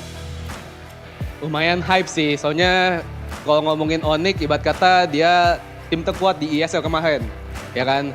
Jadi lumayan menantang, lumayan experience bagus untuk pemain-pemain alter ego juga, terutama dari yang bawa masuk MPL kayak GB, kayak Uhin, itu sangat banget, chance-nya bagus banget. Ya, let's see aja sih. Excited ya? Excited. Let's go, semuanya pasti semangat alter ego, go terus akan dikumandangkan. Dan sepertinya kita juga nggak sabar untuk melihat akankah bisa riset atau tidak, atau kita bakal ketemu lagi besok di sini, Saver. Iya bener Ci. Mau ketemu lagi atau enggak nih? Enggak sih kalau bisa. Jangan ya, oke. Enggak, bercanda. Ya bagus dong kalau gitu. Oh iya juga, iya bener ya, kalau ketemu Cici kalah ya? Betul. Oh. Jangan ketemu. Ya udah Ci, jangan ketemu ya kita. Tapi banyak yang mau ketemu nih, ada pesan-pesan mungkin buat yang lagi nonton mungkin spesial di sini. Saver semuanya lagi ngeliatin, wow Saver di sini nih. Tadi ada satu Alter Champs dari Bandung datang ke ruangan kita. Dia jauh-jauh banget dari Bandung sampai ke Jakarta nonton. gue kayak appreciate banget. Buat kalian juga yang dari luar kota sampai ke Jakarta dan maupun di dalam kota juga gue apresiasi banget sih kalian ya. Semoga kita akan tetap berjalan lancar aja sih dan sesuai ekspektasi kita. Yang pertama playoff dulu deh. Oke, kalau gitu kita nantikan untuk performa alter ego selanjutnya. Thank you banget, Tever. Good Iya, luck untuk besok. Nggak tahu ketemu lagi atau enggak besok ya. So caster, kita bakal balikin ke kalian. Monggo.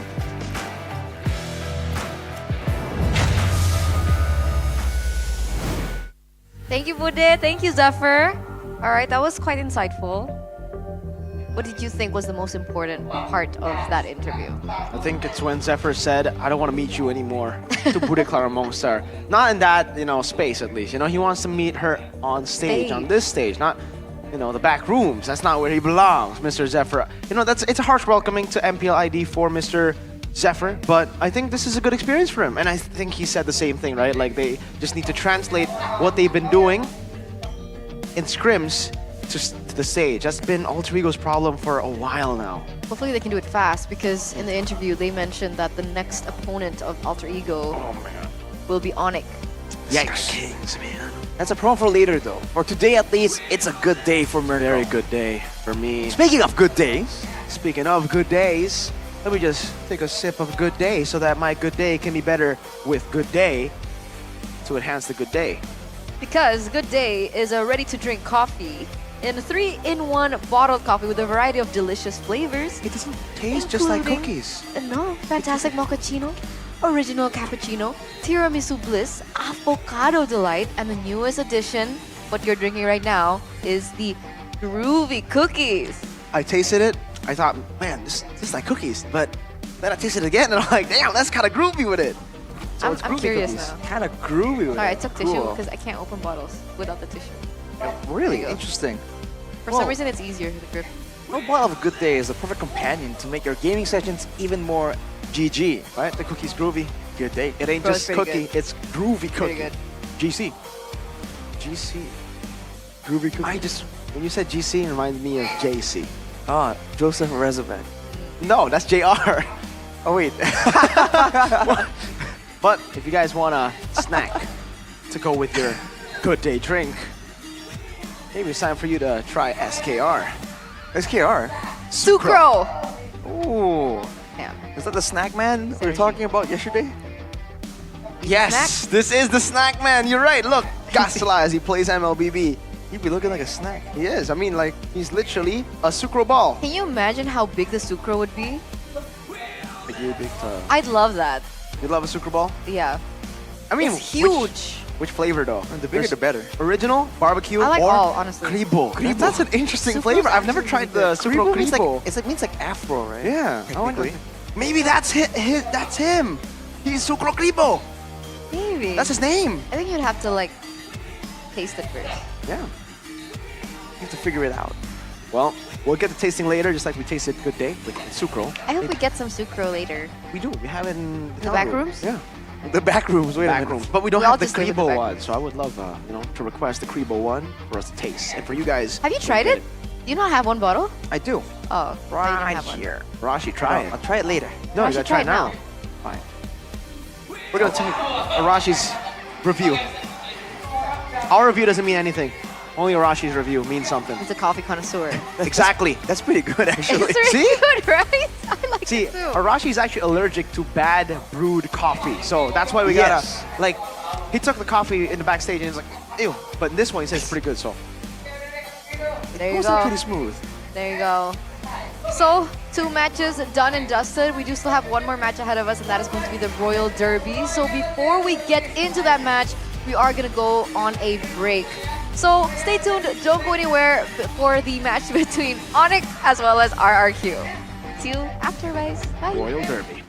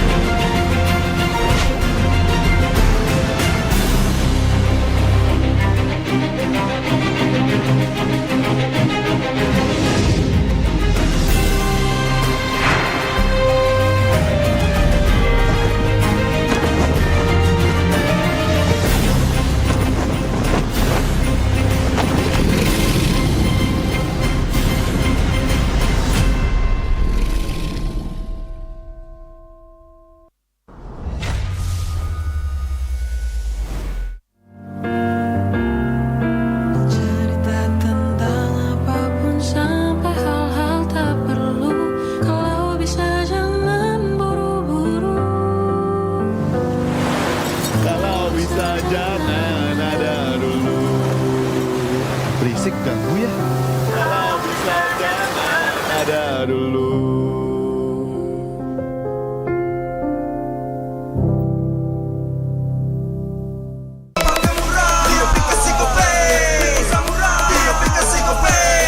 Walau yang lain terus berubah, Gope konsisten, kasih yang pasti murah. Tagihan murah, di aplikasi Gope, transfer 100 kali per bulan. Download aplikasi Gope baru, nggak pakai lama. Dompet andalan gamers banyak damage-nya.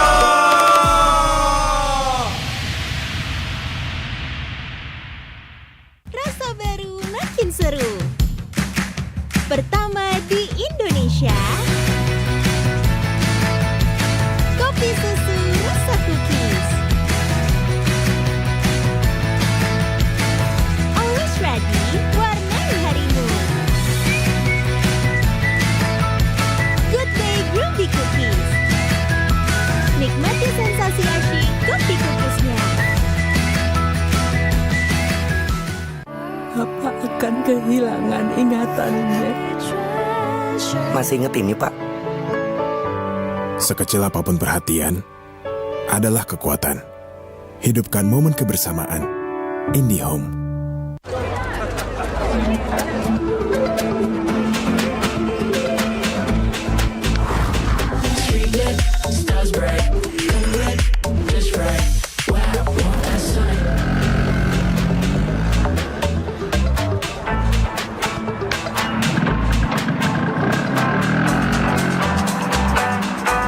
Wow.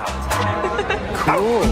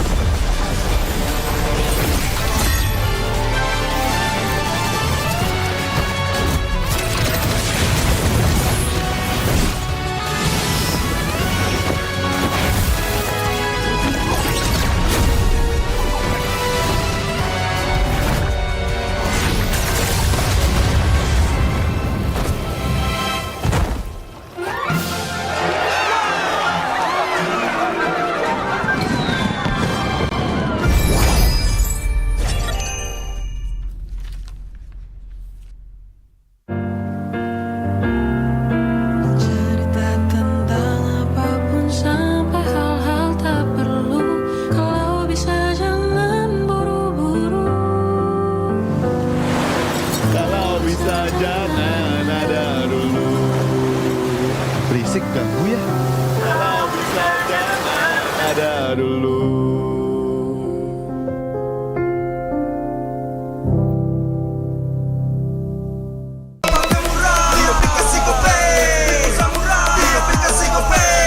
Walau yang lain terus berubah, Gope konsisten, kasih yang pasti murah. Bayar tagihan murah di aplikasi Gope, gratis transfer 100 kali per bulan. Download aplikasi Gope baru, nggak pakai lama. Dompet andalan gamers banyak damage-nya.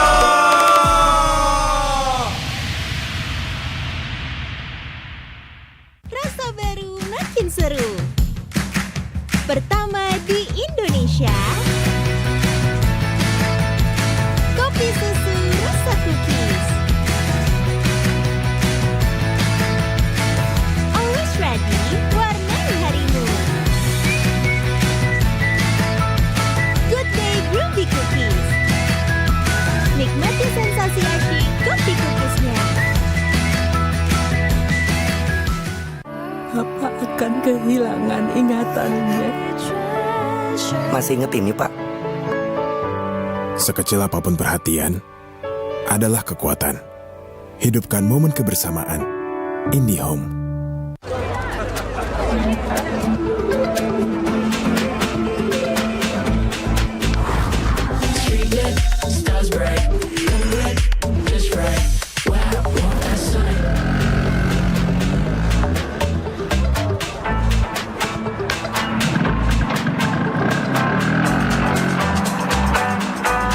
Wow. Cool.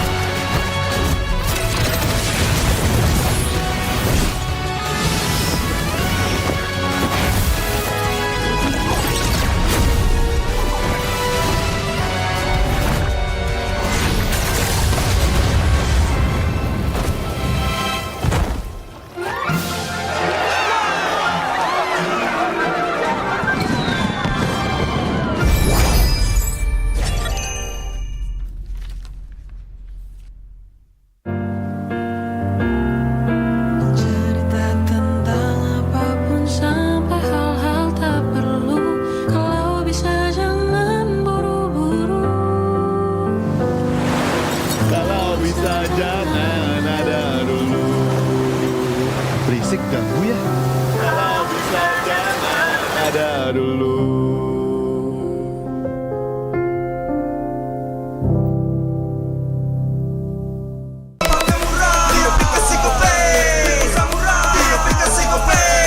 Walau yang lain terus berubah, Gope konsisten, kasihnya pasti murah. Bayar tagihan murah di aplikasi Gope, transfer 100 kali per bulan. Download aplikasi Gope baru, nggak pakai lama. Dompet andalan gamers banyak damage-nya.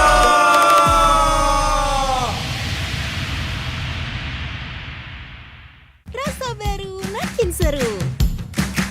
Pertama di Indonesia,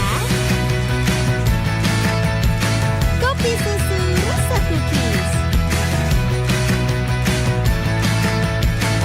Always ready, warnai harimu. Good day groovy cookies. Nikmati sensasi asyik kopi cookiesnya. Apa akan kehilangan ingatannya? Masih inget ini, Pak? Sekecil apapun perhatian adalah kekuatan. Hidupkan momen kebersamaan. IndiHome.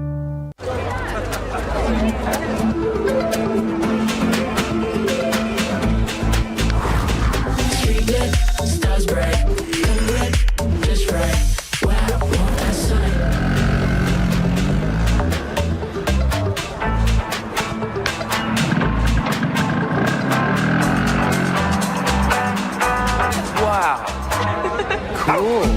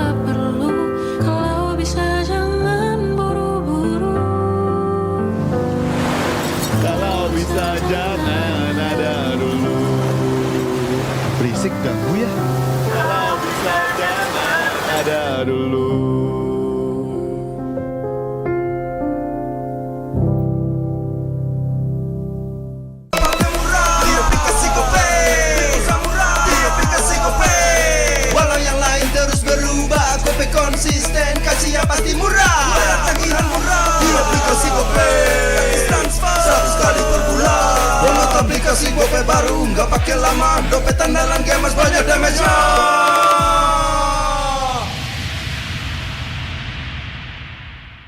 Rasa baru makin seru. Pertama di Indonesia,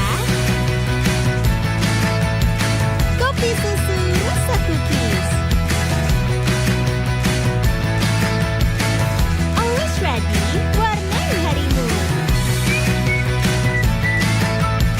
Good day groovy cookies.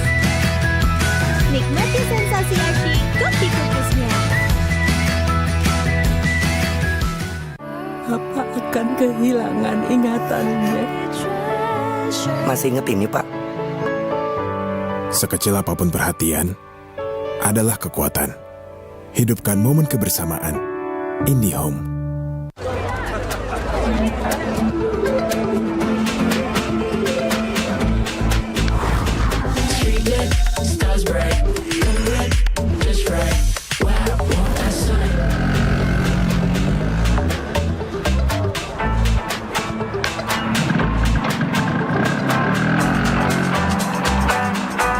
Wow. Cool.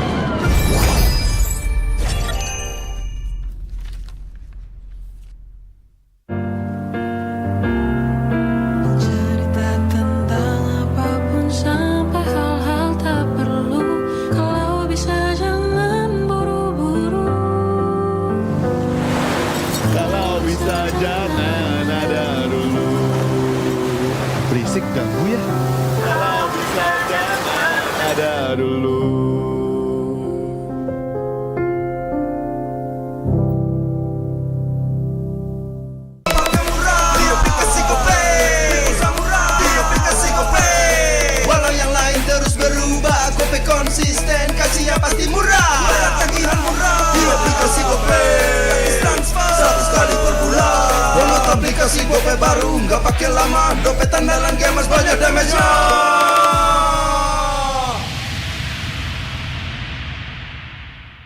Rasa baru makin seru.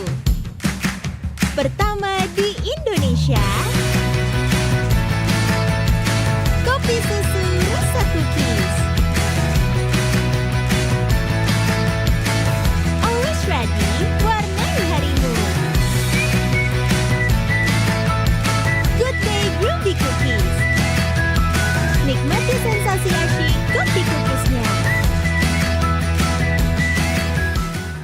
Apa akan kehilangan ingatannya? Masih inget ini, Pak?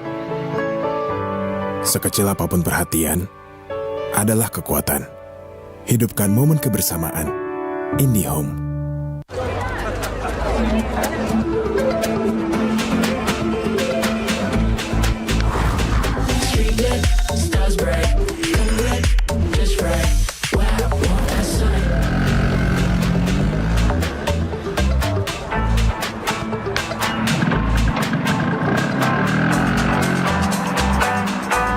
Wow. Cool.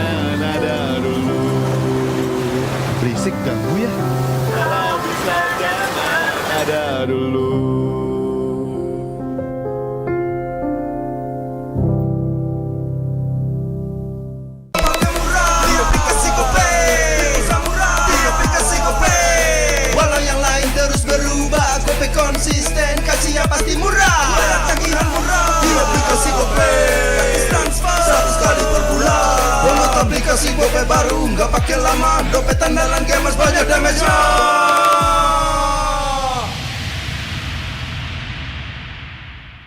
Rasa baru makin seru. Pertama di Indonesia, kopi susu rasa cookies. Always ready, warnai harimu. Good day groovy cookies. Nikmati sensasi asyik kopi cookiesnya. Apa akan kehilangan ingatannya? Masih inget ini, Pak? Sekecil apapun perhatian adalah kekuatan. Hidupkan momen kebersamaan. IndiHome.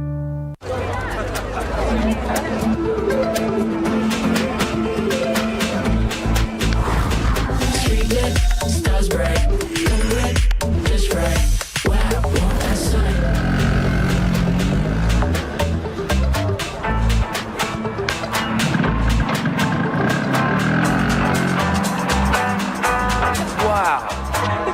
Cool.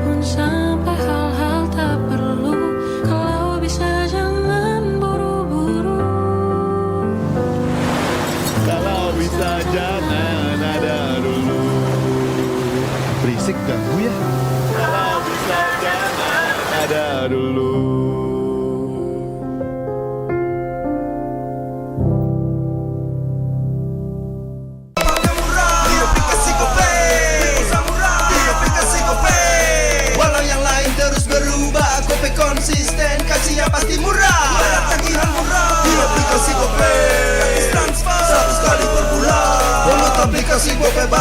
pakai lama. Dompet andalan gamers banyak damage-nya.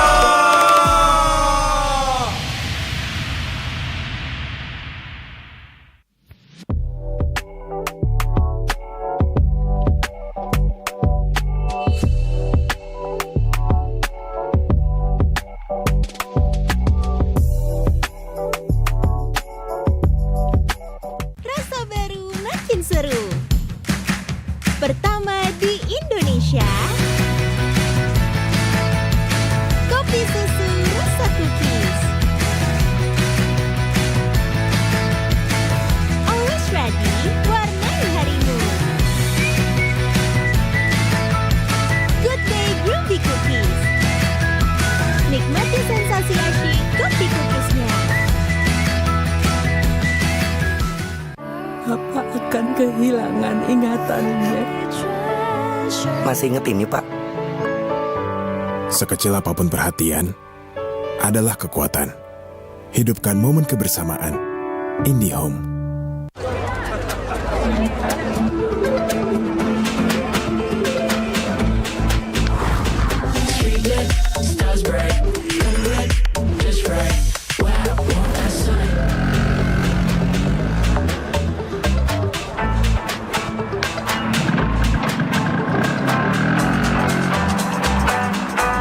Wow.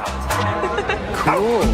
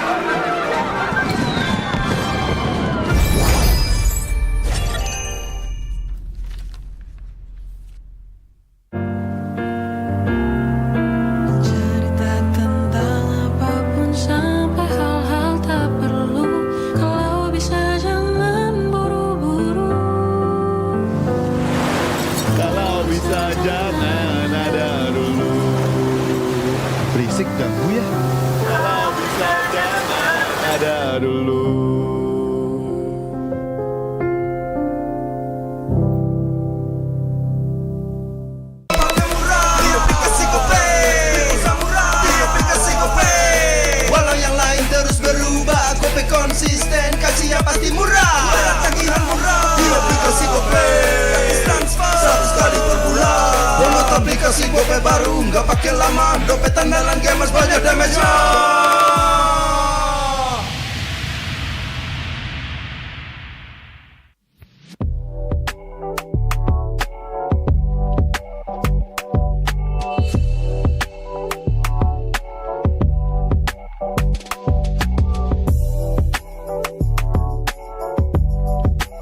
Rasa baru makin seru.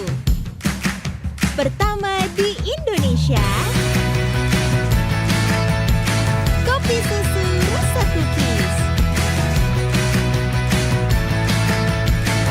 Always ready, warnai harimu. Good day groovy cookies. Nikmati sensasi asyik kopi cookiesnya. Apa akan kehilangan ingatannya? Masih inget ini, Pak? Sekecil apapun perhatian, adalah kekuatan. Hidupkan momen kebersamaan. IndiHome.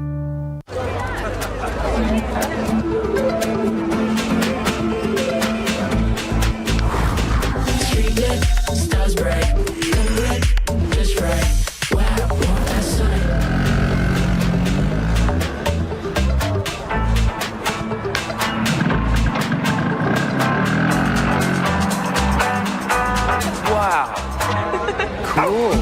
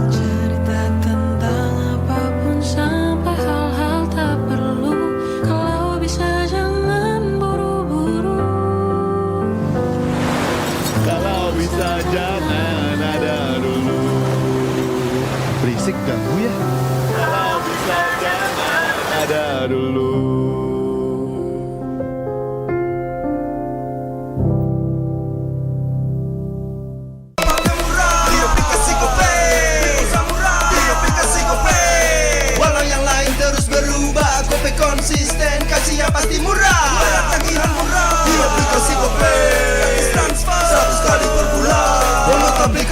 mulai baru, nggak pakai lama. Dompet andalan gamers banyak damage-nya.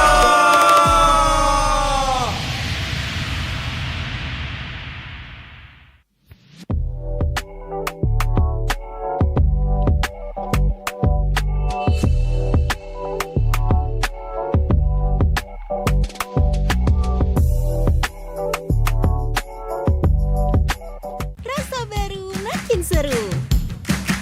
Pertama di Indonesia, kopi susu rasa cookies.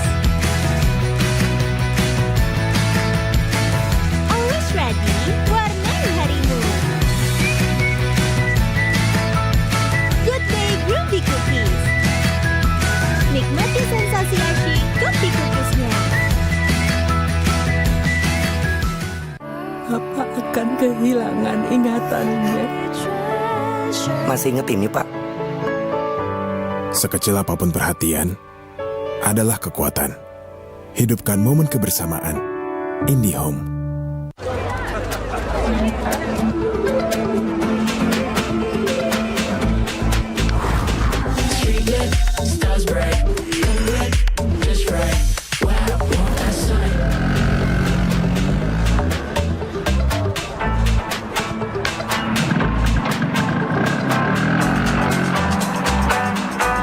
Wow. Cool.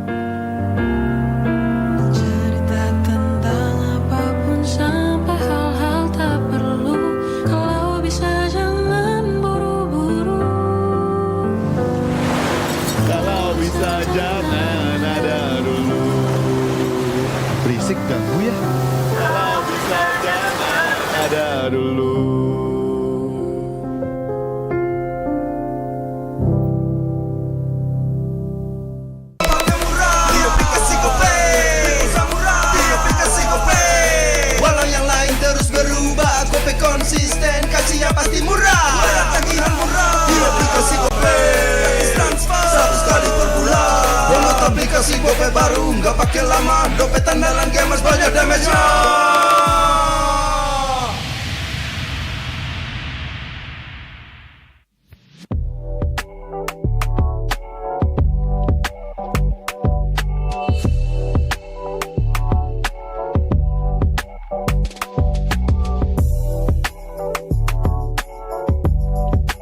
Rasa baru makin seru.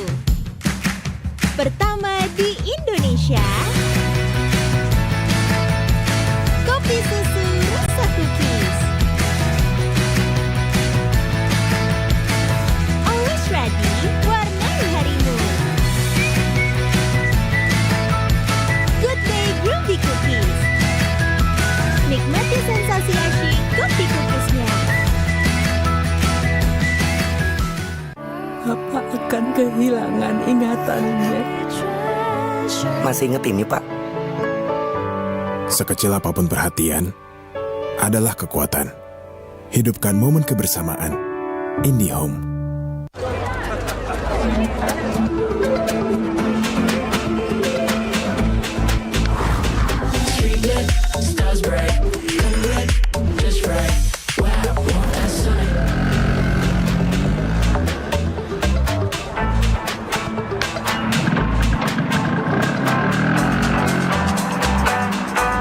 Wow. Cool.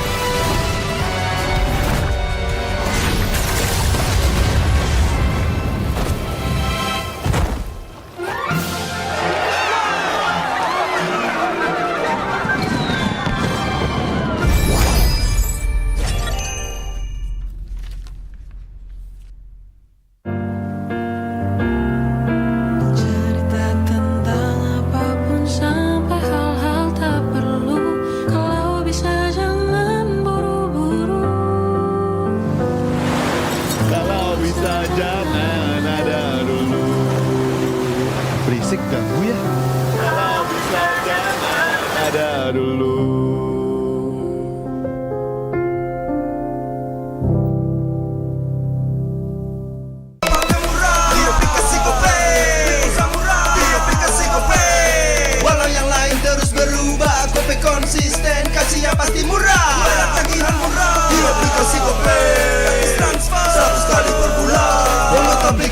HP baru nggak pakai lama, dompet andalan gamers banyak damage-nya.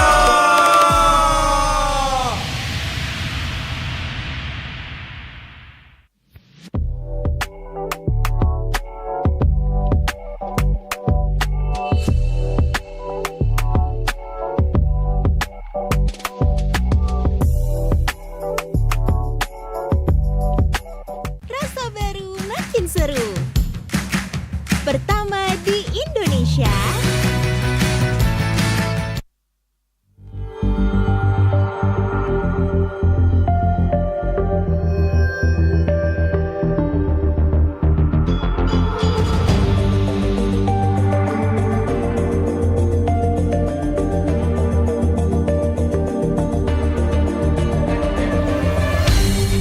Aku kan berdiri dan terus berlari, terus ke arah puncak tertinggi. Ku takkan berhenti, hanya sampai di sini. Kemenangan abadi menanti. You know we won't miss if we unite our focus. And if you haven't noticed, we all live. Nyalakan apimu, hadapi semua tantangan, hadang semua serangan, jatuh bukan halangan. Bakar semangatmu, janganlah engkau menyerah. Kita akan buat sejarah. We all this, we won't miss. We all this, we won't miss. Saatnya beraksi, jalani ambisi. Aku kan menyawakan hari ini. You know we won't miss if we unite our focus. And if you haven't noticed, we all live. Nyalakan apimu, hadapi semua tantangan, hadang semua serangan, jatuh bukan halangan. Bakar semangatmu, janganlah engkau menyerah. Kita akan buat sejarah. We all this, we won't miss. We all this, we won't miss. We all this.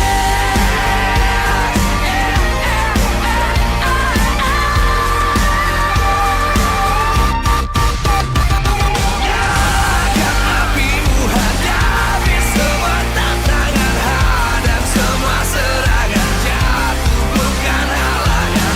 Bakar semangatmu, janganlah engkau menyerah. Kita akan buat sejarah. We all this.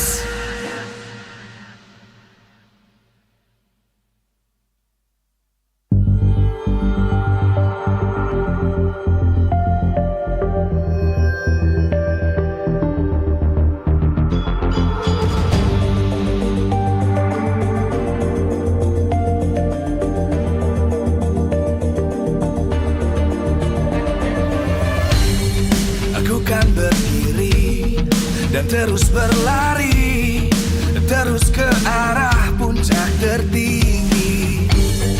Ku takkan berhenti, hanya sampai di sini.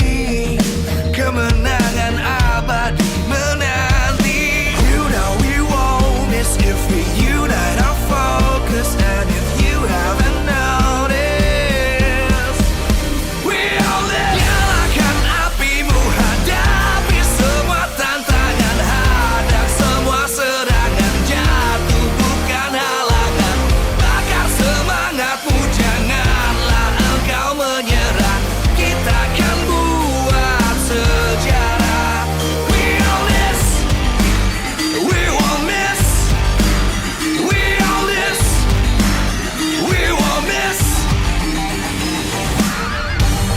Saatnya beraksi, jalani ambisi. Aku kan menyawakan hari ini. You know we won't miss if we unite our focus. And if you haven't noticed, we all live. Nyalakan apimu, hadapi semua tantangan, hadang semua serangan, jatuh bukan halangan. Bakar semangatmu,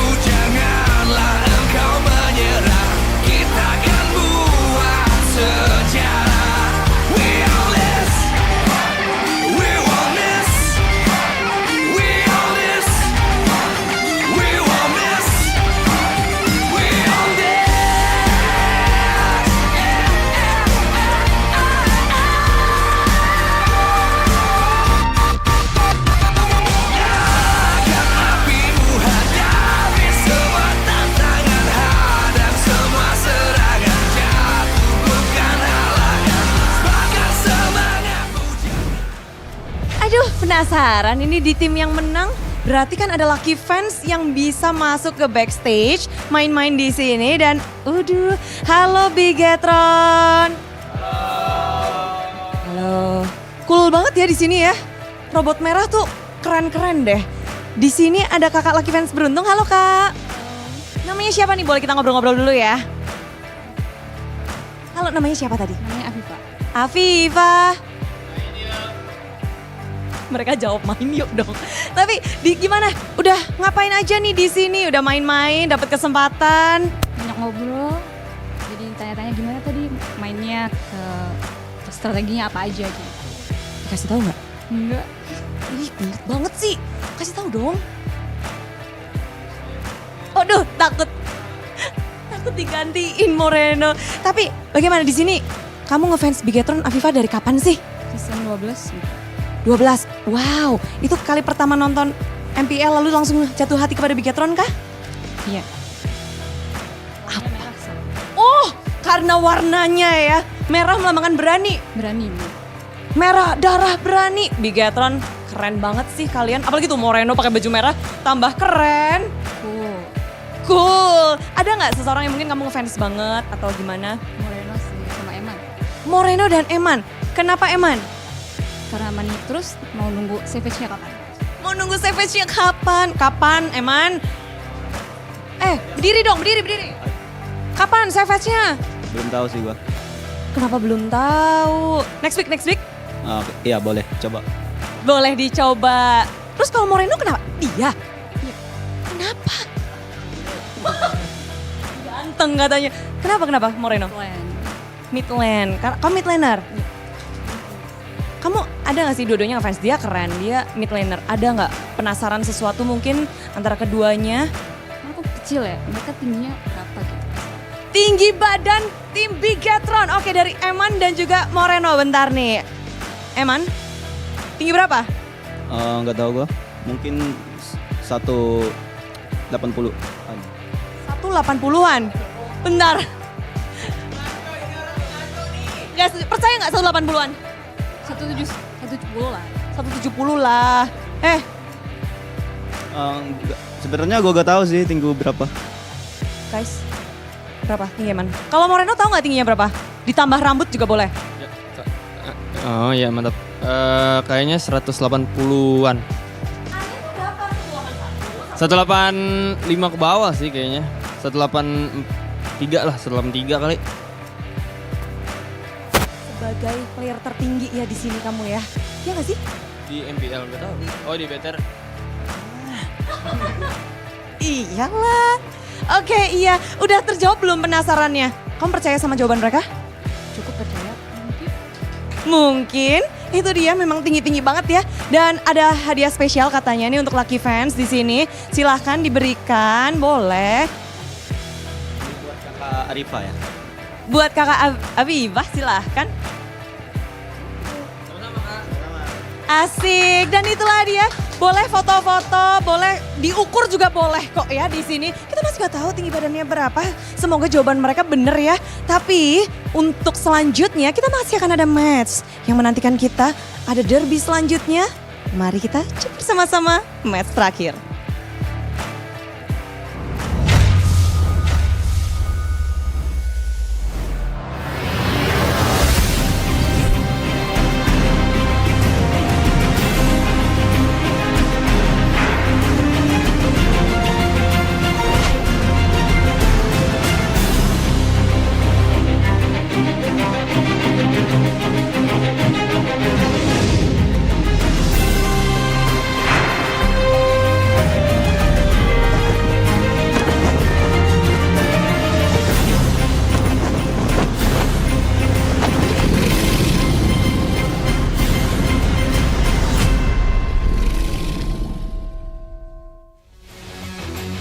Live from MPL Arena, Jakarta, MPL Indonesia Season 15 is powered by Moonton. Supported by Esports Federation of Indonesia. Presented by official tournament smartphone Samsung Galaxy. Official e-wallet, GoPay. Official sponsor, Head and Shoulders. Official coffee, Good Day. We own this.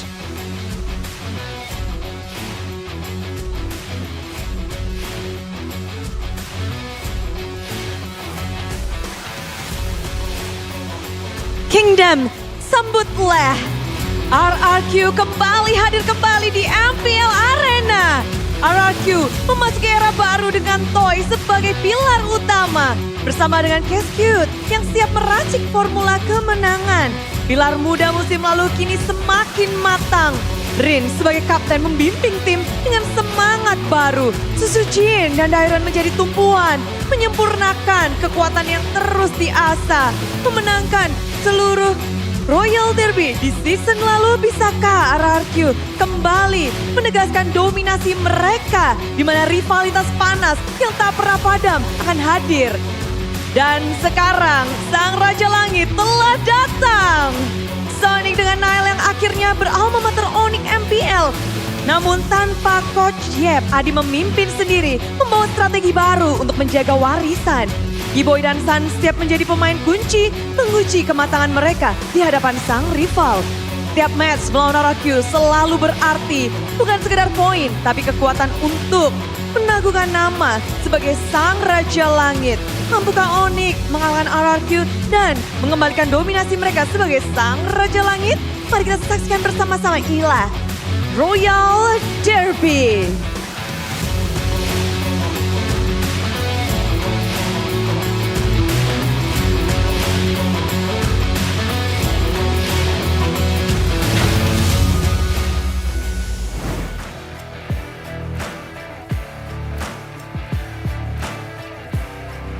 Royal Derby pertama di MPL Indonesia Season 15 akan segera hadir. MPL Arena begitu penuh, begitu terlihat semangat dan juga harapan dari setiap mata yang memandang untuk menyaksikan bagaimana pertarungan dari kedua raja. Raja dari segala raja sudah membuka MPL Season 15 dengan kemenangan yang begitu mutlak. Namun halnya berbeda dengan tim Onyx. Mereka, ini adalah debut mereka. Apa yang akan mereka bawa dan seperti apa pembukaan bagi match mereka?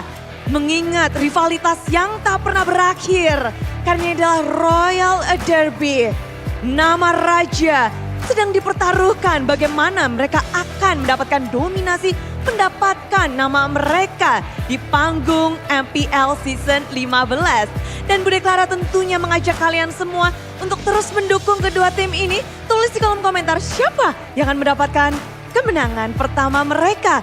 Dan kalau kita melihat dari performa tim RRQ, mereka benar-benar tak ragu dengan perubahan yang terjadi. Pilar mereka yang baru yaitu Toy menjadi kekuatan bagi tim RRQ.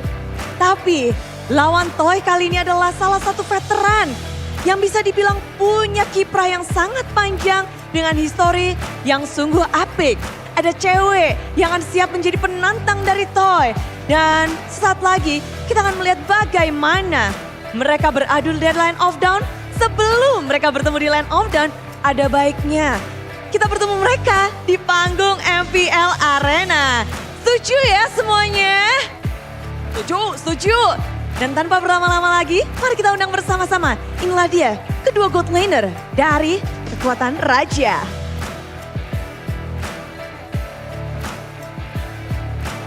Ada cewek dan juga Toy. Woo! Keren sekali di sini. Tapi Toy, siap untuk Royal Derby pertamamu? Ya betul. Apa ini, deg-degan dikit atau sudah benar-benar cool aja? Deg-degan atau gimana sih? Ini kan Royal Derby pertamamu. Bagaimana kamu melihat akhirnya kamu berlaga di Royal Derby? Gak ada sih Bude, kan sebelumnya kan udah main di ESL kan ketemu Onyx juga kan. Jadi sekarang udah biasa aja. Udah pemanasan ternyata di turnamen sebelumnya. Udah biasa aja. Tapi cewek, match pembukaanmu adalah Royal Derby. langsung di depan mata. Apa tanggapanmu setelah mengetahui itu? Apa ya, paling menarik aja sih. Seru lah. Seru ya? Iya. Buka match udah langsung yang seserius ini nih. Iya. Tapi cewek ada yang berbeda ya. Apanya tuh? Apa ya? Ada yang berbeda. Tapi melihat persaingan-persaingan sekarang di MPL Season 15. Apalagi sudah melihat adanya performa dari Toy kemarin. Pasti nonton dong? Nonton. Gimana sih kamu melihat hierarki yang sekarang dengan Toy? Skylar sudah nggak ada nih.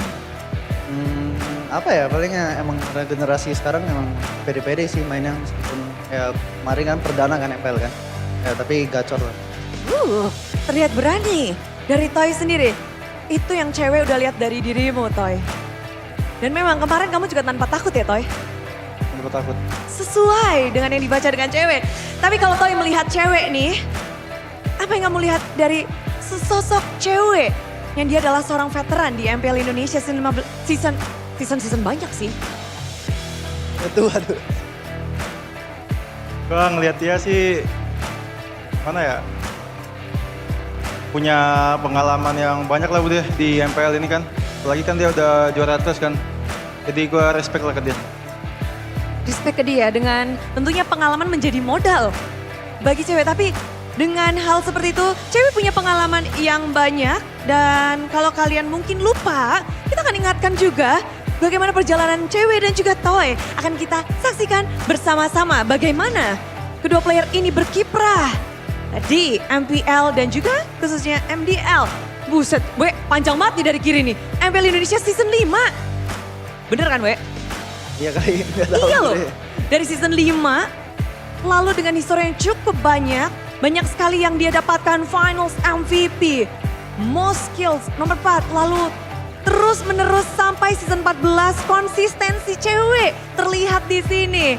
Namun dengan Toy juga punya histori yang bagus loh. Dari MDL merangkak second place. Tapi kita melihat akhirnya nih ngedapetin posisi baik dan masuk di season 15. Kalau dari Toy sendiri melihat historimu seperti ini, bagaimana caramu untuk mengimbangi hal yang udah dimiliki cewek sepanjang ini nih?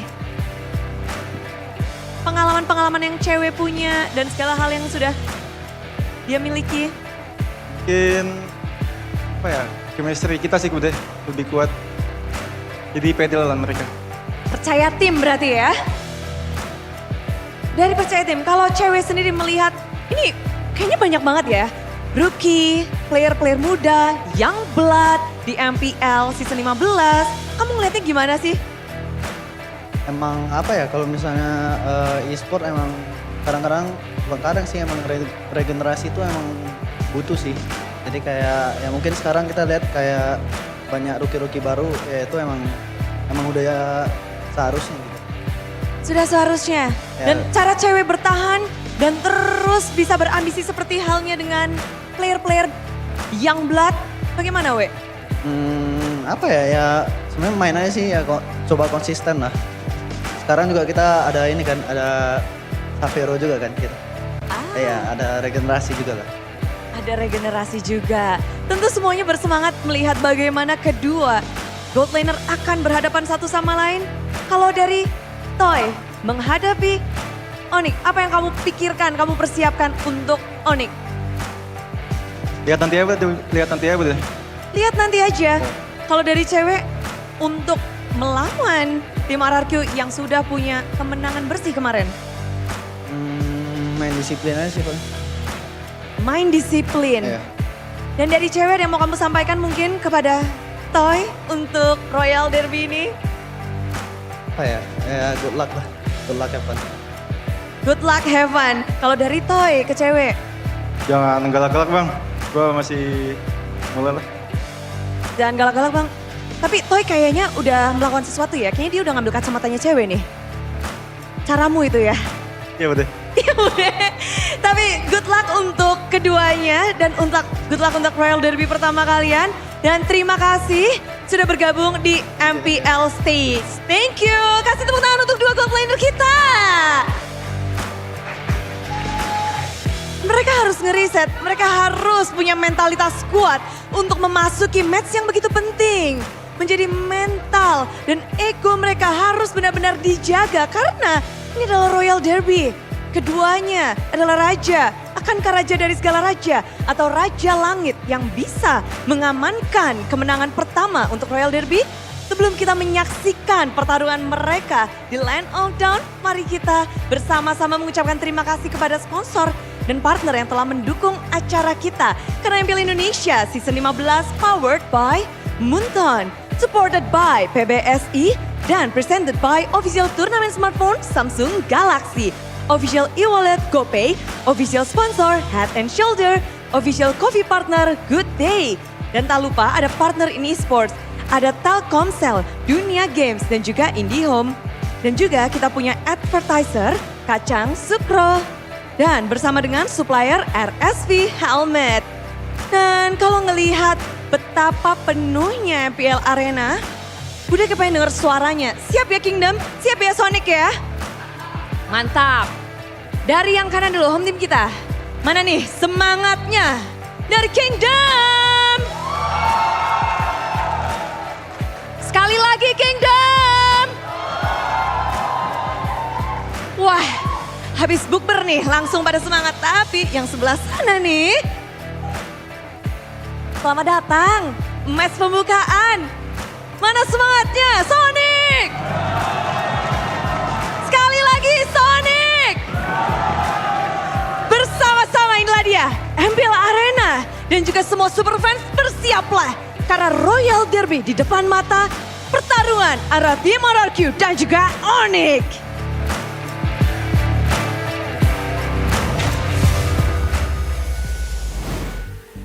The Sky Kings and the Kings of Kings are going to be facing off in our first Royal Derby of MPL ID Season 15. And it's also going to be the debut performance of Onyx. So very interestingly enough, they're going to start straight into the Royal Derby, straight into the hype, the pinnacle of most seasons, season after season. Back again with me, Eterna, alongside with Mirko, as well as Arashi. And I think we had a little bit of a discussion up on stage with Bude Clara amongst ours regarding CW facing Toy. So I don't think Severo is going to be playing, seeing the 1v1 battle up on stage. I think it's. I think most of y'all should already know about Severo and Lutfi not being able to participate in the first 4 matches in MPL Indonesia. Huh? What indeed? The crowd, I mean, this is what we can expect for the Royal Derby. This is what you guys can expect for the Royal Derby. Especially, I think any match with RRQ, but especially RRQ here with Onyx, RRQ versus Evos later on as well. The fans are amazing. Amazing, amazing, amazing. Dude, I'm seeing some fans in the middle going, what is going on? Y'all Maybe must have forgot. Y'all must have forgot the Royal Derby, dude. Yeah, it's no joke. I did. It's really loud. I turned up the volume earlier on, but and I still can't hear anything. The thing is, there are some changes to this Royal Derby this time around, right? The coaching staff of Onyx is the main change. I think Onyx is one of the 2 teams out of the 9 that has a solo coaching staff. So it's Dewa with Watt, and it's also Onyx with only Coach Adi. Meanwhile, he's going to go toe-to-toe with Cascute and NMM, Arashi. Looking at the stats, at least for Cascute, a lot of number 1s right there, man. Unique heroes, that's a big one. Talking about like the possibility for the current meta, more unique heroes mean just more ways to just outsmart your opponent. On top of that, the kills and turtle secured, definitely a massive factor. But Coach Adi himself is no pushover. He was the coach before Cascute showed up anyhow. So, man, I think it's fair to say that in the drafting phase, a lot of people feel that Coach Adi tends to be a bit bullish with how he actually drafts, right? He feels like if logically he feels it's not a problem, usually he'll double down on it. And maybe that's exactly what Cascute can try and use to his advantage. It's the infamous ego drafting by Coach Adi. So we're actually curious to what you guys think. You guys can actually vote your thoughts on Coach Adi in the comments. I do believe it's being pinned right now. You can either vote definitely not sure yet or highly doubtful whether or not Adi as a solo coaching staff, will he be able to bring black glory to Onyx? I'm not sure. I think I'll choose the not sure one. I'm not too sure, you know? I think Coach Yeb was a big factor as to how Onyx were able to get to the glory days, almost fulfilling the golden road. Okay, so let's see what the audience thought. Oh. It's a different question, but that's okay. You know, just to remind you guys, back at home, regarding Make Kids. Full of potential, bro. As I mentioned earlier, but full of potential. You can say the same thing about these two teams. For Coach Adi, I feel like I would say it's possible. Now, is it gonna happen that decisively or that drastically? I don't think so. Well, I don't know, right? I mean, Coach Yeb, like you mentioned, Mirko, is such a great influence in and out of the game, right? The fact that he's no longer around as frequently, he's still gonna be around, but not as frequently. I feel like in one way or another, considering his achievements and his prowess, there's gonna be an impact. Is he still around, Mirko? Sorry? Is he still around? What? Yeb? Yeah? Baba Yeba? Well, he is the vice president of Onyx, so he is around. And maybe if he's not here in person, he is here in spirit because one of his students, Mr. Delar, General, is in the building too, supporting Onyx as the brand ambassador. I mean, speaking of, you know, people who learned from Coach Yeb, CW is definitely one of them, and he's currently considered one of the golden standards of the gold lane in MPL ID. And so the big question is, with Toy going head-to-head, we saw them up on stage earlier on before, how do you think Toy is going to fare against a veteran like CW who's been around since Season 5 of MPL ID? Well, my concern is that when it comes to the mechanics and the straightforward decision makings, I feel like Coach Keskyun does a great job beating that into his players. But when it comes to the smaller things, the craftier setups that maybe CW can do in the lane, we've seen it before. The small freezes, the small rotations. I feel like that's where CW can catch him off guard. So I think if I was Keskyun, I'll be very concerned about that, and I'll be trying to drill some of that precautions into Toy's head. Yeah, I think CW has always just been a very, very consistent gold lane for Onyx. This guy was one of the, again, core members of the team when they were almost able to capture that golden road. And you can see Crown Winata, that's what CW stands for. #1 in everything in MPL Indonesia. He's been at the top of the gold lane standings for a while. A lot of people say individually Skylar is better, but CW has the numbers to back him up.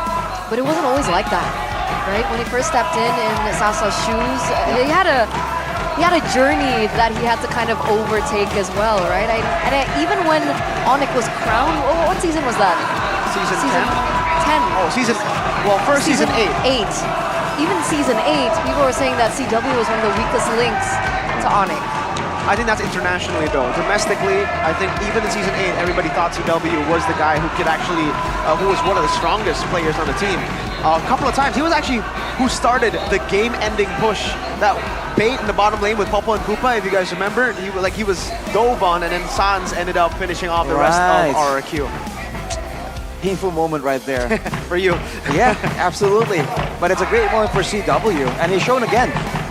Passive laning, amazing. Aggressive laning, we thought it wasn't possible for the longest time until he just comes through, bringing out the Brodies, the Brunos. It shows us, you know, this is what I prefer, but it doesn't mean I'm limited like that. So he has been truly tried and tested. For sure, for sure. And you know, we saw on screen earlier on Nile, right? So this is one of the interesting things about Onyx this season. They've actually brought a lot of players. I think they are one of the only teams who has brought, how many players is this? 1, 2, 3, 4, 5, 6, 7, 8. So everyone except for Sans and Keyboy has a sub. Yeah, this is a super layered Onyx. This is something that we have not seen before. Back in the Yep days, I don't even think they had what was it, just 5 members, right? Oh, they've always had like one. They had Maipan, but you knew who the 5 members were gonna be. Even in the season 11, season 12, we had a few subs here and there, but it was, you knew the main lineup would be the ones to play. So speaking of lineup, who's gonna be playing for Onyx today? We're gonna see very, very soon. It's okay, so Kyrie is still playing alongside with Rez, no Luffy in the EXP lane, alongside with Sans, Keyboy, and CW, not Severo either. Kyrie with a profile picture that hasn't been updated just yet. Let's see, man, it's a bit of a nostalgic look for some people. This definitely is a fearsome lineup to behold. Despite their dip in performance, despite their fall from grace, ladies and gentlemen, a team that needs no introduction. 4P champions, the final boss of Indonesia. It's Ade! Let's see what they can bring to the table, man. Again, first match of the season. Anything can happen. We have no idea what Onyx has planned for us. Is it full throttle? Is it some experimentation? Is it curveballs in the drafting phase? Is it curveballs in the game? We'll have to wait and find out. So let's take a look at RRQ, the Kings of Kings. Who are they going to be bringing out in the Royal Derby? Oh. The answer is Wow. Dyron, Hazel, Hazel, Prince, Irok, and Toy? Hazel. Sotsujin? I love this. What? I'm caught off guard, man. I didn't think this, we're going to see Hazel that early. We know he was going to be more active, but this is a different look. 6 seasons since their last championship in Indonesia. A full new lineup, none of the old guards here. It's the new era for Rex Regum Kaon. I mean, this season in particular has been a huge emphasis and underlining in regeneration, and I guess that's what RRQ is doing right now. But for a match this big, for a match this highly watched, the Royal Derby, Hazel stepping in, do you think that this is the right decision? It's a risky decision, that's for sure. I don't know if it's the right one or not. If it turns out Hazel is the secret weapon, he has been that sharp, but they just haven't been showing it. It's gonna be a massive shock to a lot of people. But of course, it begins here on Marshall Gary with Coach Adi, Coach Keskut, along with NMM. Let's see the confidence, but deep under that smile, that's competitive fire. It's 2v1. It's 2v1. We haven't seen this in quite some time. Adi, you okay? Your shoulders okay? Oh no, it looks like he's okay. He's been able to handle the team for the past 4-5 months without, another partner. Well, technically Yeb's still there, VP, lying around. He's kind of like a shadow now. Just like Geek Fam, who had a shadow. I think his name was Ocho G, aka you know who. All right. I mean, will that be enough of a presence? That's the question. Because sometimes you need some more, like earlier, right? Sometimes you just want the straightforward light compared to the shadow. But yeah, CW, Hazel coming through. If both teams have preparations, I feel like this is a great curveball because it's not a massive difference, but it might be slight enough to really overthrow the expectations of their opponents for both teams. But when was the last time we saw Hazel play? When was the last time we saw Hazel play? We saw him play once, last season, I believe. Last season, It once? was towards the end when they've already secured upper brackets, so they could play whatever they wanted to. Was it good? He played the Hayabusa and he killed it. Yeah, he played a Hayabusa. Also, last time we saw him in Geek Fam was a late match as well when he played Fanny. I've always hyped this guy up. I've always been a guy who has been supporting Hazel. I think he's an amazing jungler, and I think his potential exceeds Sutsujin. Whoa! Wow! I think he's that type of player. Hot take. He was limited by study time for a while, but I'm not sure if that has changed at this point. If it has, that's a terrifying prospect. There's a reason why Keskut, despite that study issue, despite the big hindrance of him playing on stage, kept him in the lineup for such a long time. Keskut was the guy who found this kid in Liga Nasional for Pajajaran Esports when they won, and that was together with Rez and Witty. Oh boy. And the main carry in that team was Hazel. He put the whole team on his back on Lancelot, on Hayabusa multiple times, solo carrying to win that championship. So this is a promising lineup then. Very promising, but it all depends, right, on the levels. If you're saying he's good, how good? Is it close to Kyrie good? Is it better than Kyrie good? This game will answer a lot of questions that audience at home will actually be asking directly. I mean, it's not just the audience at home. I mean, I'm also wondering how this is going to pan out. I don't think I remember my prediction for this match. I didn't know Hazel was playing, so I think the predictions are kind of void. If I knew, maybe I might have to move to RQ. Whoa! I don't know. I'm a big fan of Hazel, man. I don't have to ask you this, right? Right. I mean, is there a need for me to reinstate?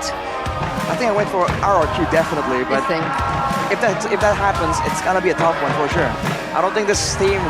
Some people would say like, oh, they're not anywhere close to their prime, but I think they're still a terrifying team to go up against for sure. And I'm guessing in this next matchup, it's also going to be interesting to see the layer of not just the junglers, not just the gold laners, but honestly, the mid laners as well, right? Sounds versus Rins. Rins played very, very aggressively yesterday, and going against a mid lane player like Sans with that, what do we used to say? He has the instinct? The killer instinct. Killer instinct. I mean, we've seen a lot of praises for Rins' aggressiveness, but sometimes it's a bit too aggressive. It gets a bit too deep. So that's the only main drawback. Sans is like a more calculated, a more well-honed version of it. So it's been a while since we saw this matchup. Maybe now Rins can perhaps hold a bit of a candle to the brilliance of Sans. I don't know. I think in the mid lane it's so far. I still think Sans is way above Rins' level, but I think Edok is the man you need to look at here, together with Hazel and Dyron. Those are the three members of RRQ that I think can put up a fight. For sure, but they can't put up a fight if they don't get the right tools. So this drafting phase is going to be very imperative to their gameplay for game number 1, the opening game of the Royal Derby, presented to you by the official tournament smartphone Samsung Galaxy S25 series. Heath, Phobius, Harith banned out by RRQ. Yep. Onyx go for the Fanny and the Jushin. So it's essentially the regular bans that we see from Red side. Pretty straightforward, we've seen that before. But for RRQ, with the first ban onto the Yve, now that's interesting to me. Usually we see the Yve later on, but RRQ really don't want to go against it. Is that because they fear Sans or Sans' Yve? Or do they fear that Yve in particular just doesn't really work well for the comp they have planned out? Onyx goes straight for the Joy, so both assassins. The Suyo is available, but I don't know if RRQ want to go for that or let go of the Granger. Chose me to vanquish the shadows. They go for the Suyo. I like this with the Joy banned out with the Fanny as well. Leaves open the Suyo to be the only like super double S tier pick, but Onyx sticking true to what they've been able to utilize in their first series, both Granger and CC. Comfort for Toy and Dyron. Now I wonder if the Galakacha might make an appearance. We've talked endlessly about the potential, the flank that can turn the Granger into a very difficult pick in the midst of a messy skirmish. Either they go for that, or maybe they can rely on other movement tools. We've seen the Loyi be popular, but not for every team. Yeah, wait, I got it mixed up. It's CC for Rez. I thought that was RRQ for sure, because this is the classic RRQ template. So, wow. They started away, and finally we see an Irithel pickup, but Rez, I want to note down Rez. I said Dyron earlier because CC Dyron makes sense. CC Rez. This guy is more of a selfless XP. He sets up, he's, in my opinion, the real replacement to Boots. This is much more of a Lutpi pick than a Rez pick. Definitely a different mindset in the lane, in the team fights. Now against the Gato though, it's gonna be a pretty good pick. Against the Irithel as well, there's ways for Rez now to just make a play, you know, dive towards that backline. For Onyx though, having the Nolan, ran away the Hilda, so still wary of the invasion attempts possibly coming in from RRQ. With the Gato, with the Suyo, these are strong heroes for that trio mid rotation, so I think the worry is warranted, but RRQ have spanned out the Luo Yi. I was about to mention the Luo Yi was still open because of the Phobius and the Yi being banned out, right? But the Luo Yi does get banned out here. Hilda is a hero that we haven't seen surface in either pick or ban. Yeah. I think the last time we saw that was what, SPS? Yeah, we haven't seen it in MPL Indonesia for sure. I think it was Snapdragon where we did get to see the Hilda, but I think it's due to just us not being able to see a lot of Nolans. It's mostly Joy Suyo, both very, very fast clearers. Nolan is very fast clearer too, but it's much easier to punish with a Hilda. Easy to chase down as well, I think. Not really be able to be to just outrun completely. RRQ bans with a T-Wheel as well, so interesting. That's just safety for Hazel. Onyx though has the first pick after. Straight for the Sicilian, going for this long range situation. But if they want to go for this poke style, they don't have a solid frontliner. The tankiest member right now is only the CC. And another thing is this might be a bit too greedy, because remember, in this meta, a lot of times you go for the XP, a tank XP, so that you can give the XP gold later on after the 5th minute to your jungler. This is a Nolan, Sicilian, CC, and Granger. All of them are fighting for gold. All of them will be fighting for farm. That does make sense. And I also would have thought that Onyx would want to pick up the Farsa for themselves against the Irithel. RQ though, last 2 picks. Do they want to go for something like Valentina Aurora? Oh, they do. Oh! Okay. Alright. When the first time we saw RRQ this season, the chip was banned against them. So it seems like so far, one of the teams are able to utilize this chip to a fearsome degree. But Onyx, they think that they can handle it. With the Valentina taken up though, what is Sans? No wait, hang on a minute. Sans already has a pick. What what roamer here is going to allow them to actually withstand and even peel back, protect the Granger and the Sicilian? Hylos. Well, Yasser peel back, right? And the Hylos does come through. Let's talk about winning lanes now for both of these teams. Well, first thing that pops up is the Irithel, definitely. We've been talking about it throughout the whole day, saying it's a great counter. Why haven't we seen it? Now it's there. So I think the Irithel will be doing fine. Valentina Sicilian, I feel like that's kind of balanced. That depends on the roamer, and Gatot is on the high inside of RRQ along with the Suyo. So I feel like for now, the early game should favor RRQ. My question is just the Valentina. How's this Valentina going to play in, right? Because there were no big ultimates when he picked up the Valentina. But I guess the Hylos now? I guess that's it. We'll have to see, ladies and gentlemen.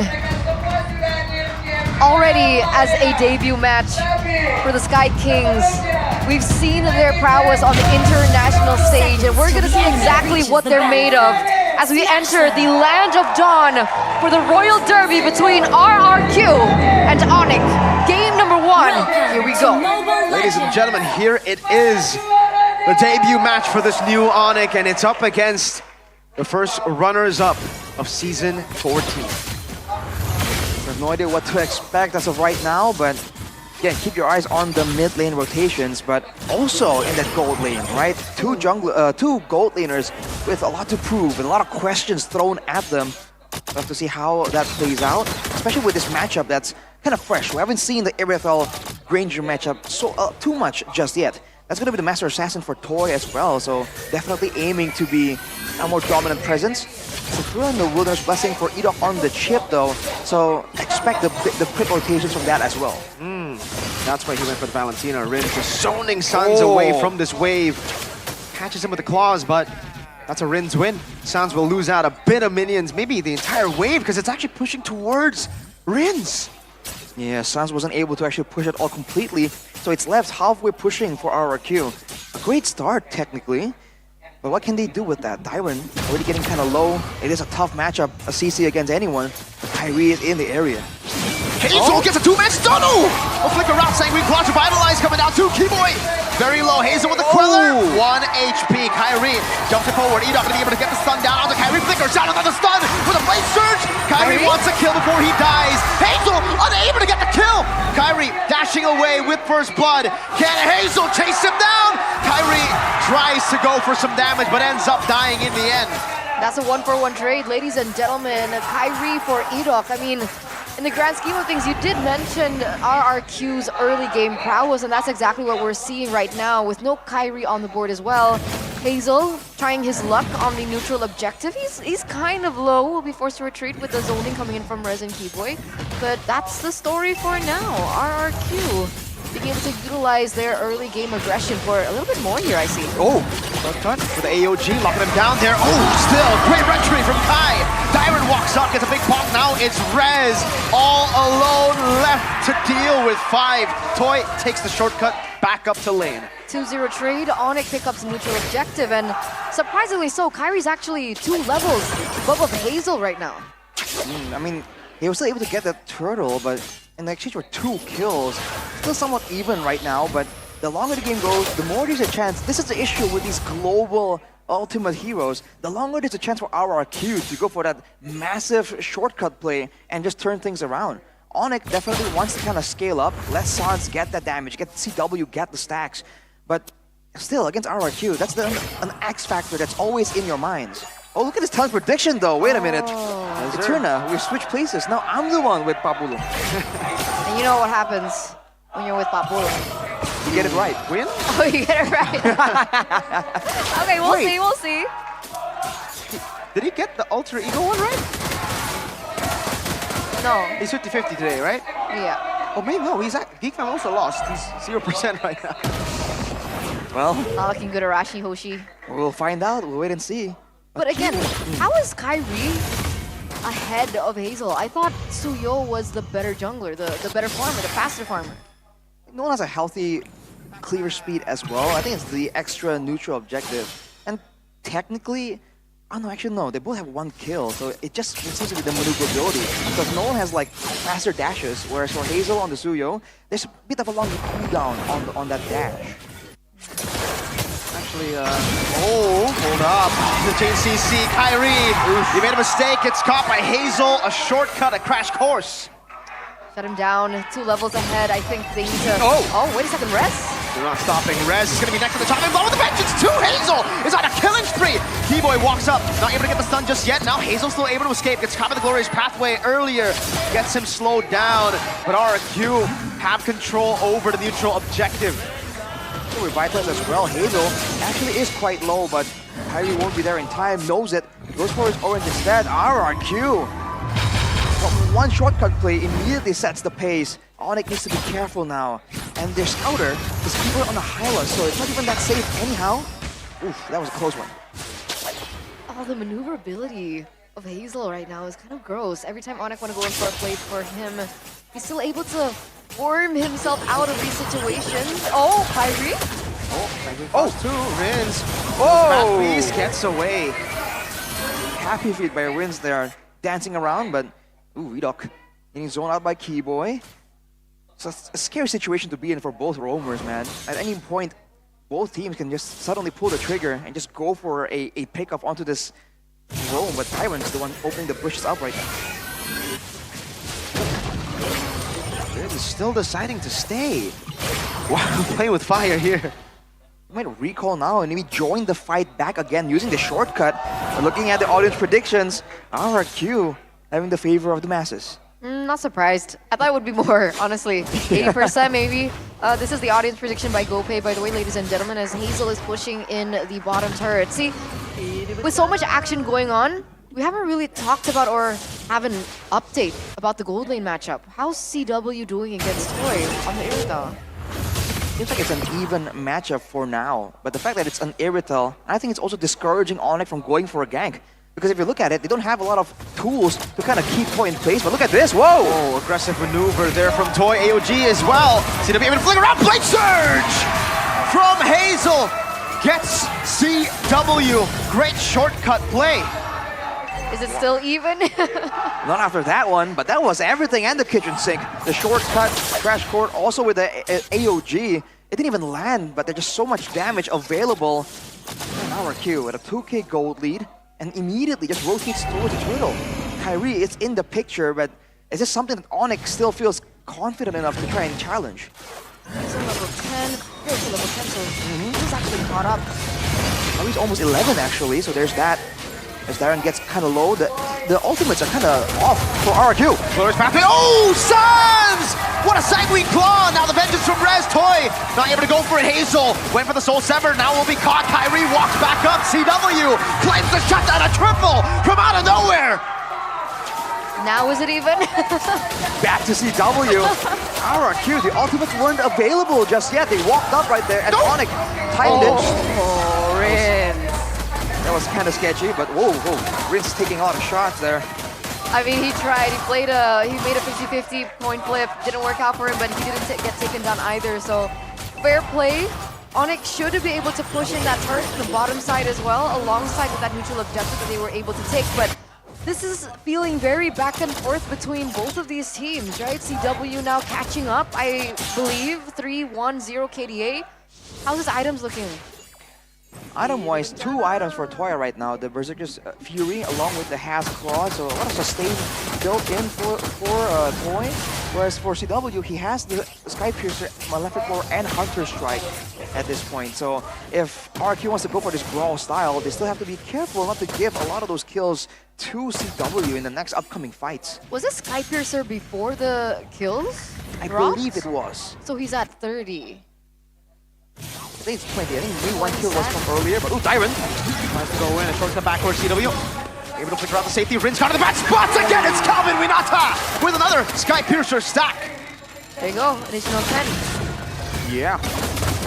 Whoa! Here for a flank again. That's a nada. Kyrie wants to go for that angle. A bit too risky, knowing that Hazel has a stun.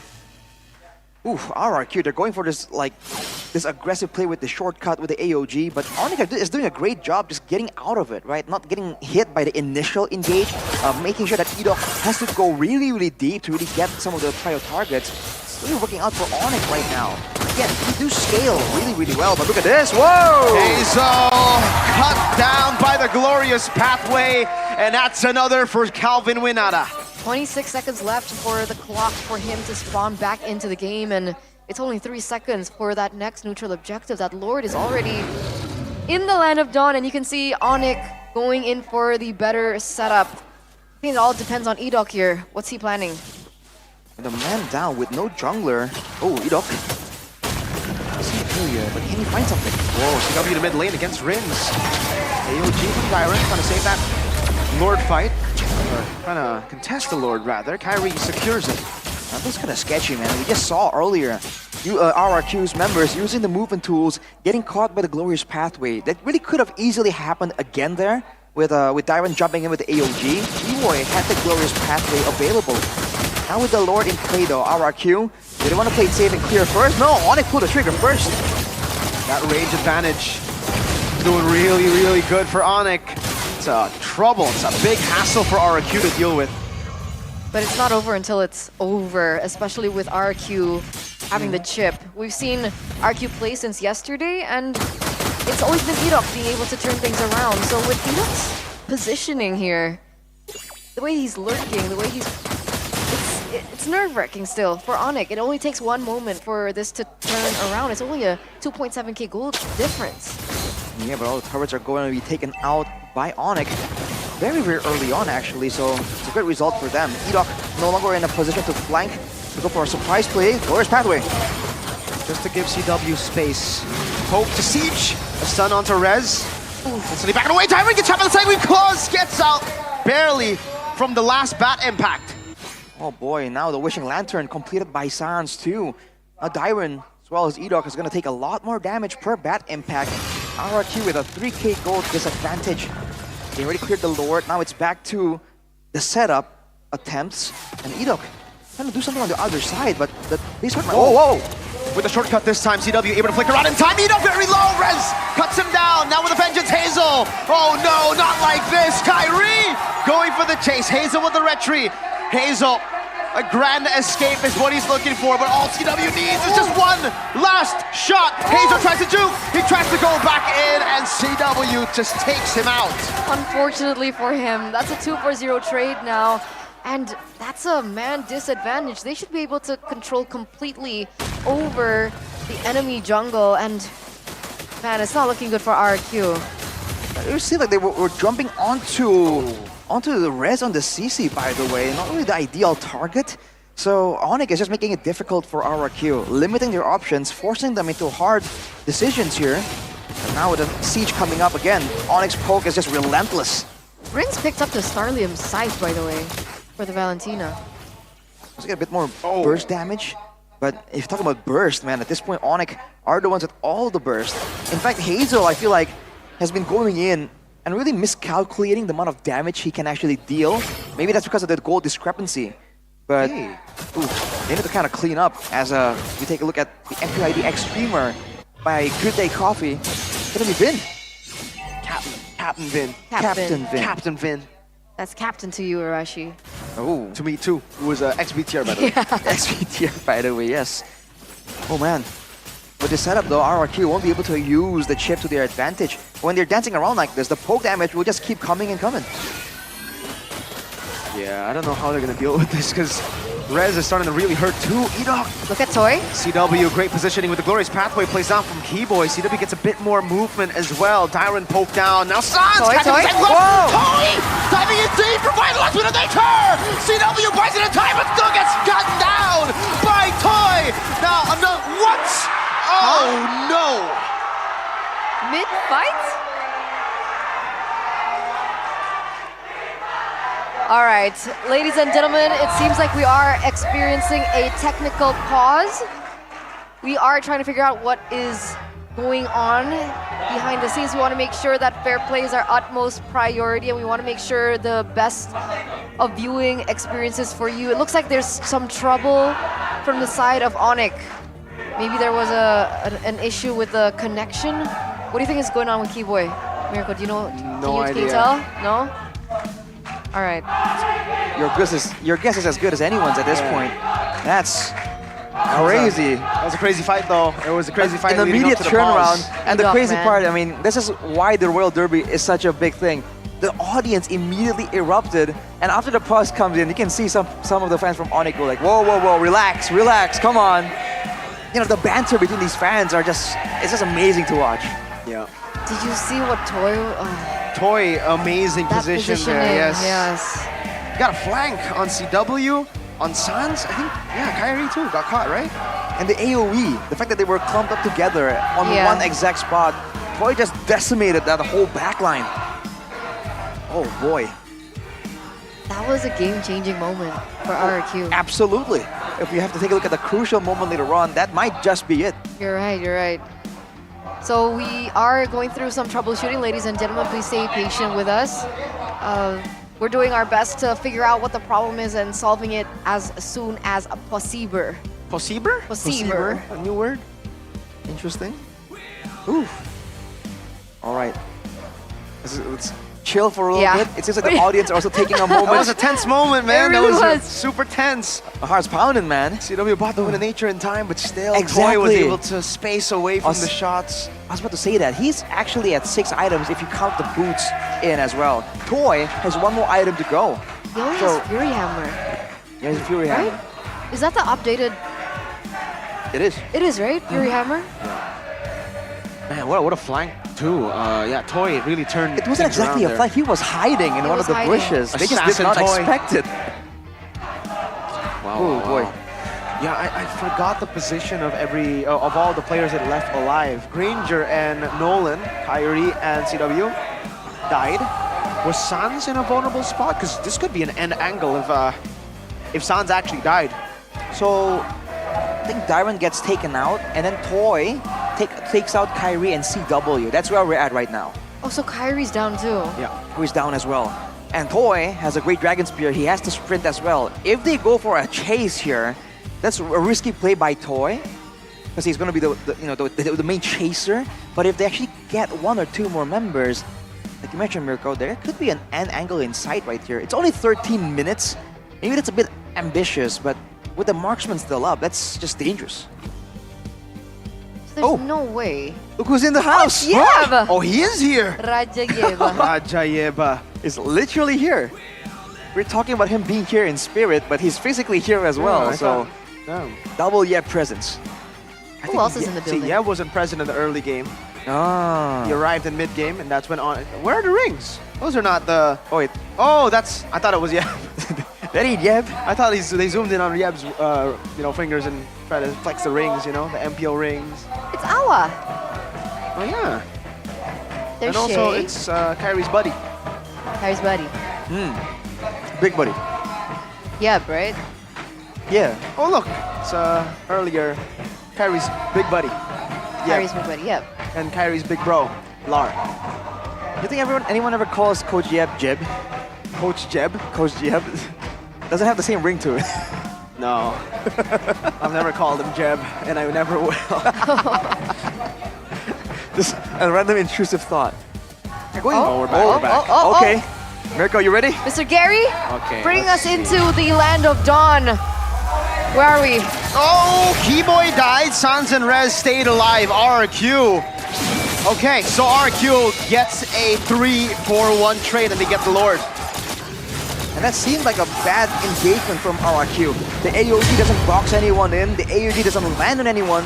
Edok did not get to actually jump on someone with that shortcut play. But overall, because Toy was in the right place at the right time, you have to wonder if that's all calculated, if they were trying to corral Onyx to the upper side of the map for Toy to make that play.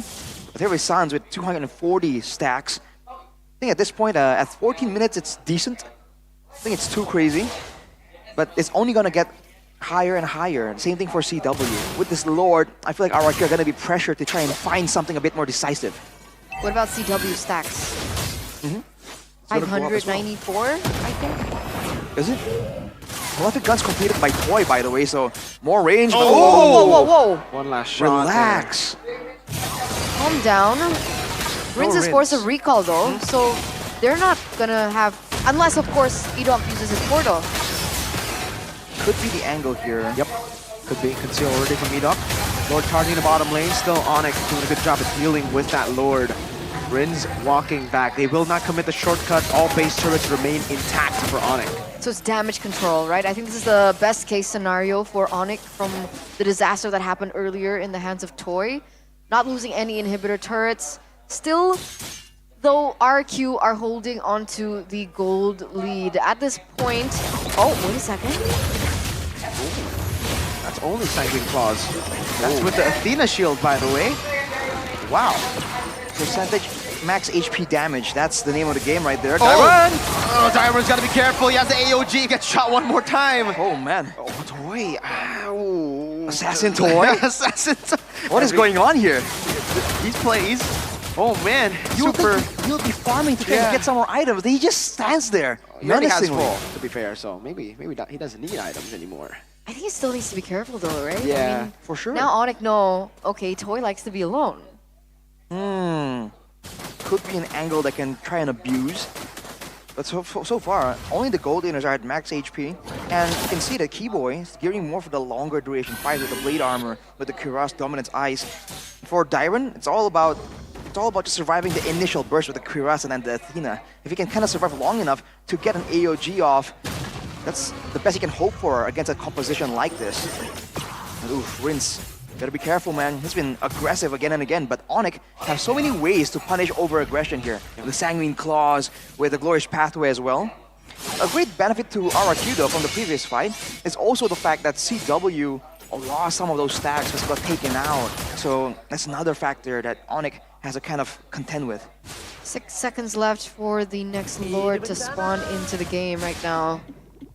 Seems like RQ have a bit more control. Wait a second, what's going on in the bottom lane? When they're pushing the waves.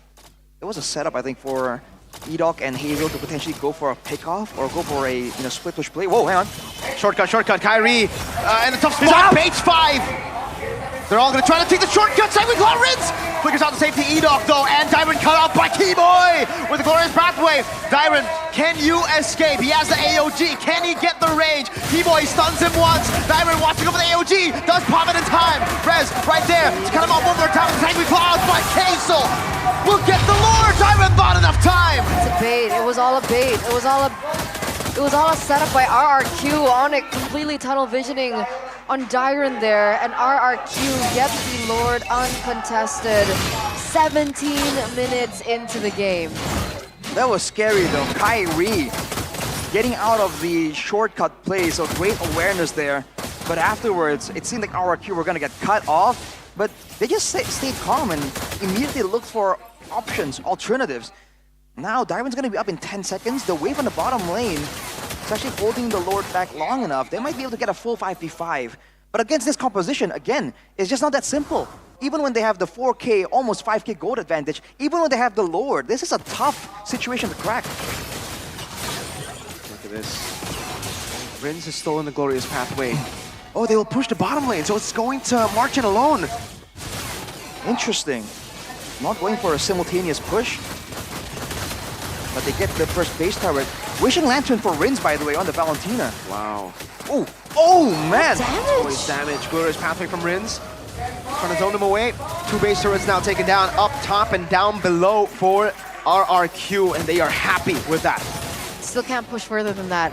right inhibitor turret in the top side, inhibitor turret in the bottom side, but that is something that RRQ can utilize to their advantage in their next upcoming Lord Dance. That wave is going to be naturally pushing in favor of RRQ, but Toy is still there.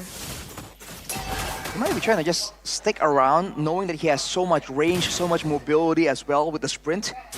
Again, there's ways to punish it still. Now Dyron's the one on lookout duty, sitting out there. He just finished a Twilight Armor, by the way, so just really gearing up to survive the initial burst and then go from there. I feel like the idea now, when it comes down to the team fights, is whether or not RRQ can get their hands on the backline. If Toy gets to skip everyone and get to the backline, I feel like it's still a very winnable fight. But if it's a front-to-back, especially if the frontliners actually get chunked down by Sans, by CW, I don't see a way that RRQ can actually win this properly. So what do you think? Do you think Edok needs to look for a flank? Is it depending on that? Does Toy need to create another play similar to what we saw earlier on, or maybe Dyron has to look for that opening? Like the main playmaker has to be Edok, deciding the macro movements for sure. If Dyron can get an ideal, I use that word, you know, it's a really vague word, but if you can get an ideal AOG that hits multiple people, that pushes CW or Sans towards the rest of the team, I feel like that will be the solution. This is it? Ooh. But gets spotted though. Zooms out of there. Okay, nice call. Opening up the map there. They're gonna be able to spot out. I thought Edok might have found an opening, an angle towards CW. He still might have that actually. Look at Rins now and where he's positioned. And stick around and find ways to maybe punish Kyrie or CW if they overextend. And you can always join the fight with a shortcut. That's the big advantage. But oof, man, Dyron has a tough job right now. No really easily built-in sustain and doing taking a lot of damage. But look at Rins. Oof, gets spotted out. Spotted out. Yeah. Takes a shot with the Blood Wings. Rez down below. Hey, Edok. Shortcut. Oh, full man dive. Kyrie will be forced to take that. Sans trying to cut away. Hayes are going to be caught as well. Has the immortality. Sans now from the back bottom. Rins walking forward, dashing. Win the crown already. Immortality bot for Sans. Now to try to cycle in the item. CW nowhere to be seen as Brent goes with vengeance and is still able to cut away. Gets another. CW with the snipe. Dyron and Rins chasing him down. Who got the Lord earlier? Another shutdown from CW. It becomes 3 for 3. It's RRQ, right? I think so. Yeah. I think Hazel secured the Lord in the midst of all that chaos. It's an evolved Lord. 950 stacks. Wow. Oh man, but no marksman in sight here. Whereas for Onyx, they have the quote-unquote strongest late game presence, that gold laner. Kyrie is also up in 10 seconds, by the way. RRQ, what's the plan? What's the play here? They're kind of forced with some urgency, but they might not be able to do anything with this Lord. No, I don't think they can. Well played. We're still in this game. Onyx somehow are still in the game. First game already at 21 minutes. Is this our longest game so far? I think it has to be. And things really could have been different, but at the last second, CW landed a Death Sonata onto Toy and it executed him. If Toy was alive there, that would have been a whole different story. With the mid lane, with the gold lane, and the EX lane available, they could have made a play to really go for the quick end. But now, once again, RRQ faced against the infinite stacking of Onyx. And now the gold difference also has equalized, but RRQ has all the base turrets, and they have that macro playmaking tool, so whose game is it? You can't really tell. That's why the tension in the arena is building up right now. The audience is going dead silent. I mean, it's all going to fall into the hands of Edok, right? If he's able to make another play like before, then there is a chance. But I agree with you. The clock is definitely ticking for RRQ. Sans alone has 372 stacks as a Sicilian. He's full item, almost full item. With a Holy Crystal to boot. He has a Divine Glaive as well, right? Yeah, he does. Yep. Divine Glaive as well. He only needs to complete the Cup of Destiny if he wants to, or go for a different item. Yeah. For RRQ right now, the fact that the chip can't really engage as reliably after the nerfs is really hurting them. The only reason why they got Kyrie there is because they were jumping on CW, and Kyrie was kind of left out in the middle. Winter Crown for Rins, potentially for a deciding play, but if you're looking at the damage numbers towards the minions, towards the jungle creeps, Onyx is doing a lot of damage, and they're going for a conceal play. Yeah, he just sold his boots for conceal, by the way. We get a reaction from the crowd here. Wow. But yeah, he just swapped the roam boots for conceal for that one play. Interesting, it didn't pay off. There wasn't, Edok as well as the rest of the team wasn't really there for them to actually punish. Now it's back to the Lord Dance. Gonna push for RRQ, but Onyx, they can force engages really well with the Glorious Pathway with all that. So, as I say that, Glorious Pathway, catching Rins and Edok. The conceal out though, just in time. Lord started, but will not be committed onto again the wave up top building for RRQ. It's 2 flickers, and the Lightning Trenchant completed for Sans finally. Even more burst damage, especially for the squishier targets. So RRQ has to keep an eye on him. He's gonna go back to the base to try and clear though. Onyx has a win. Onyx is kind of a man short. RRQ has a window here. Rins, catch the bushes! Winter Crown, that might be a bait. CW able to kind of wait for now. Rez cutting them both. Oh no, Edok and Rins, they're walking on different sides. Look at Lord. Oh, Kyrie looking for it. Hazel still wins it out. Rez versus Rins. Rins stealing the curtain call. Now in the back as well. Toy in the mid lane. So trying to go for the end of the game. CW kiting away. Kyrie walking back. Recalls from everybody. Toy, can he do it? Kyrie walks up. Toy cannot deal with the mini waves that just spawn in the 40th second, but Rez is in the bottom lane of 1v1. Hazel versus Rez. Rez gets away. Hazel one last shot misses, but he gets the first skill to slay Rez. But that's still a Lord in the hands of RRQ, despite not being able to get that final push into the mid lane. That's still a Lord marching down, and only 3 members from the side of Onyx left. Will they be able to defend this? Oh man, 2v3 with the Lord, 3v3. That's some damage! Rose Gold Meteor, Toy going into the heavy crossbow. Immortality bond as well. Kyrie still able to stay alive. Look at the damage. It cracks. Suns goes in. Oh! Winter Crown. No, Win of Nature. The Lord, one last shot. It swings and it cracks the base. RRQ strikes first in the Royal Derby. 25 minutes and 29 seconds. Ladies and gentlemen, that is the longest game that we have seen so far, and we expected nothing less from the Royal Derby, the opening game of this Best of 3 series.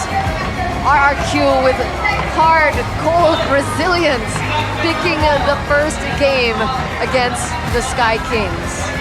That was way too close, man. I didn't enjoy that. It was so intense. I mean, anyone watching that game has to be on their feet right now.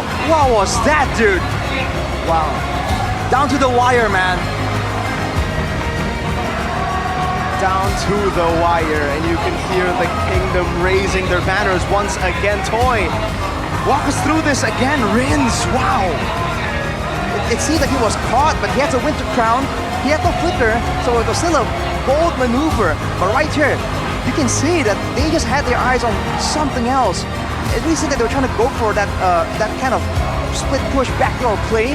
But even then, after it failed, after it turns out Onyx can actually get back to the base fast enough, they had that calmness, the presence of mind to understand, wait a minute, we have the Lord, we have some damage, there's a possible play here, and they made it happen. Wow. It was close. It was so close. It's too close. It's too close. That was such a good game. Oh, I've been waiting for a game like that. Dude. Oh, man. Dude, I mean, we were expecting the Royal Derby to be close. We were expecting, oh, I predicted 2-0, but after seeing Hazel, I said, you know, I might have to swap out that prediction. Hazel was good in the early game. Yes, a few blunders here and there in the mid game. I think inexperience. It's been a long time since he's played. But Toy, I think we gotta talk about this guy. Skylar replacement? No, he is Toy. He's not the new Skylar, he is Toy. It's a different style. But we're seeing that at least when the going gets tough, when push comes to shove, this guy is relevant, right? If you want to critique some of his aspects of his gameplay, you can do so, but you cannot say that this man does not have an impact. That was crazy, man. MVP in my opinion. I agree. I think so. I forgot to vote. Well, that's your vote. I forgot to vote. It was so intense. I'm gonna vote. So many moments. The big play when he was hidden, right, and takes out, gets 3 members down from Onyx. The play to end the game as well. Oh man, let's take a look at the crucial moment Yeah. apparently, Turna. This is the same moment we saw earlier, right? I guess this moment is just too crucial. Again, they were all going for it. I thought that RRQ were trying to get the Lord, and then they've overcommitted at this point, especially with the rest of the team still brawling it out, and then you get your eyes onto Toy, but then you thought it's too late, but it wasn't. Wasn't. MVP presented by the official tournament smartphone Samsung Galaxy S25 series. It is TOY Toy. Actually, the Y, there's two Ys, isn't there? Yeah. TOYY. TOYY Toy. Wow. On the Irithel. Oh man, there's gonna be an abundance of highlights available to us. Let's check it out. This is the highlights presented to you by the official tournament smartphone, the Samsung Galaxy S25 series. All the way from the beginning, you can see both teams want to make a statement, but the fact that Kyrie traded his life for Edok there really isn't ideal. But overall, considering the fact that they did recover, that was still admirable, man. The early game was tough because Edok was able to find so many of these plays, but you can see that the engages really wasn't as clean as it used to be when the chip was terrorizing everyone in the meta. And this is Kyrie. Wow. Essentially switched, CW was jumped on and Kyrie was the one that paid the price for it. It's a great moment, but look at the fighting, the team fighting of Onyx, able to actually get a relatively equal trade despite a terrible, surprising start there. Especially that final shot onto Toy that really, I think, extended the game even longer. And once more, the crucial moment, the Winter Crown. And then afterwards, the focus of everyone. This seems kind of segmented. Everyone's fighting, but then Hazel is going for the Lord. You know, Toy was hitting the Lord as well there, but he bailed. He just went straight for the mid lane. And afterwards, Hazel in a 1v1 duel, Toy hiding from the rest of the team. I don't know, man. I don't think not every team would be able to make that judgment call to try and go for this play.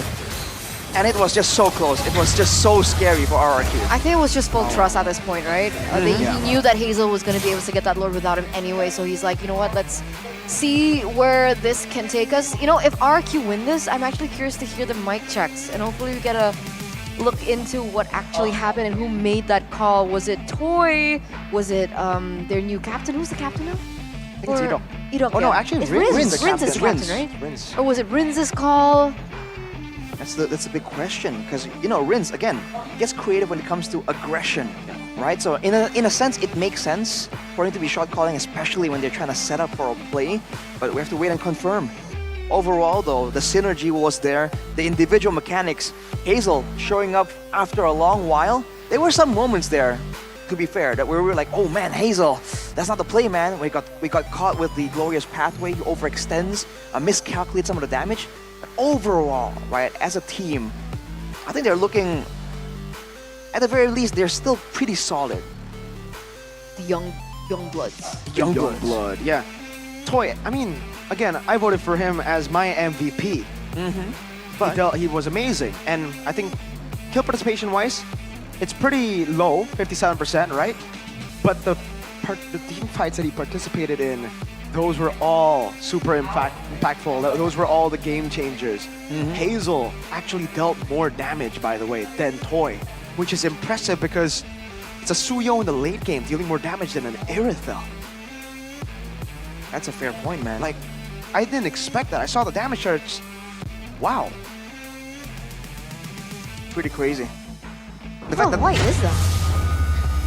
Because he was in the team fight. I think it's the pokes, right? For whenever they're dancing around, that was a big chunk of damage every time he.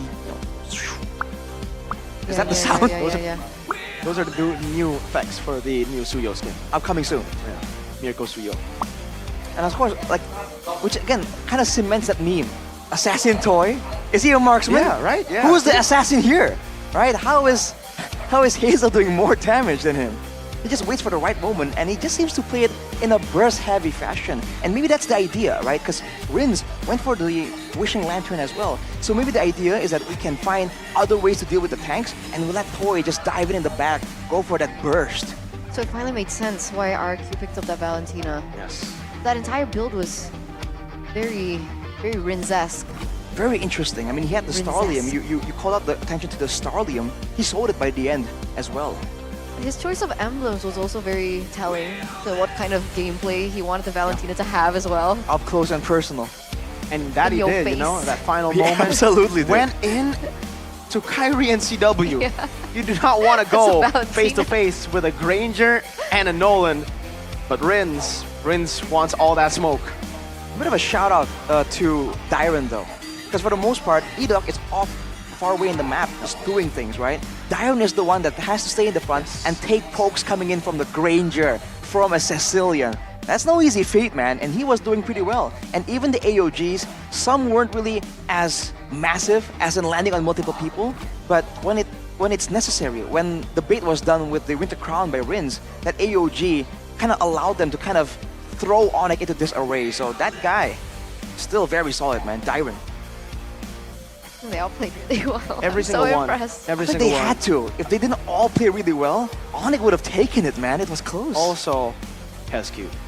Do you What a think draft. Chip will be left open again? Because like it's not a hero that you.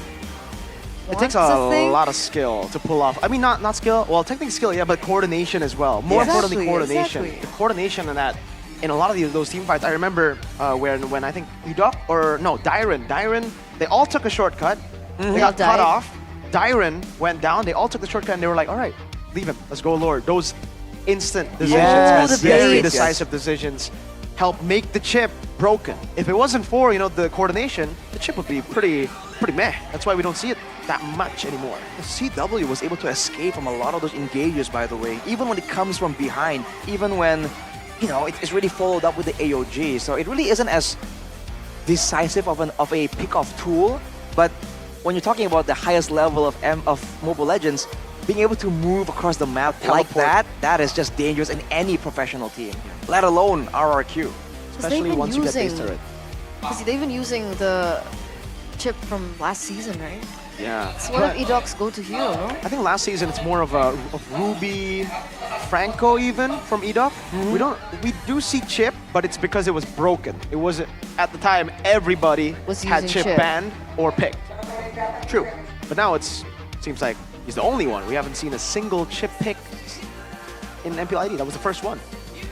Yeah, again, we saw it banned against RRQ. I forgot who they were up against, but that's why when I saw it, I'm like, okay, Navi.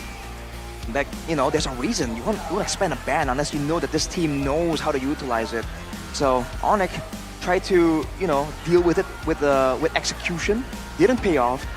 But now for Coach Adi, is he Good gonna luck. double down? See, this is the question: is he gonna double down or is he gonna adjust and maybe go for a ban on that chip? Adi is not the type of person to ban the chip. Exactly. He's not the type of guy to respect a broken pick after that game, right? They want to try to figure out a way to beat it. But I think one way to beat it is also just thinking about their own composition, because again, I think I mentioned this very early in the draft when they picked up the Granger, CC, Nolan, Sicilian. They picked up 4 heroes that are very reliant on farm. They needed farm. And I think that's what caused Kyrie to not be fully comfortable at the start of the game. He wasn't able, after the 5th minute mark, usually their jungler goes to the XP lane, takes the entire lane, takes the entire farm. But CC, Rez still needed the farm. Yeah. Sicilian still needed the mid lane farm. Granger needed farm. So in the end, Kyrie had to play a very kind of like, yeah, okay, I'm a support now, technically. I threaten people, but I'm not really that assassin force that can one-shot.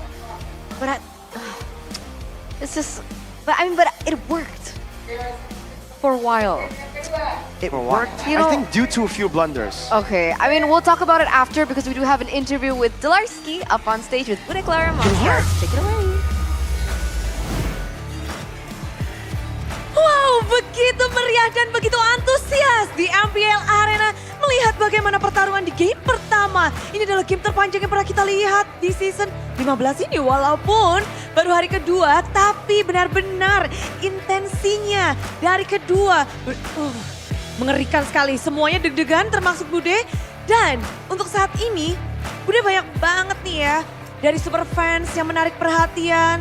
Tapi ada yang paling menarik, karena dia adalah sosok yang sudah lama hilang di panggung MPL, lalu hadir kembali dengan tugas yang berbeda. Apa tugasnya kali ini?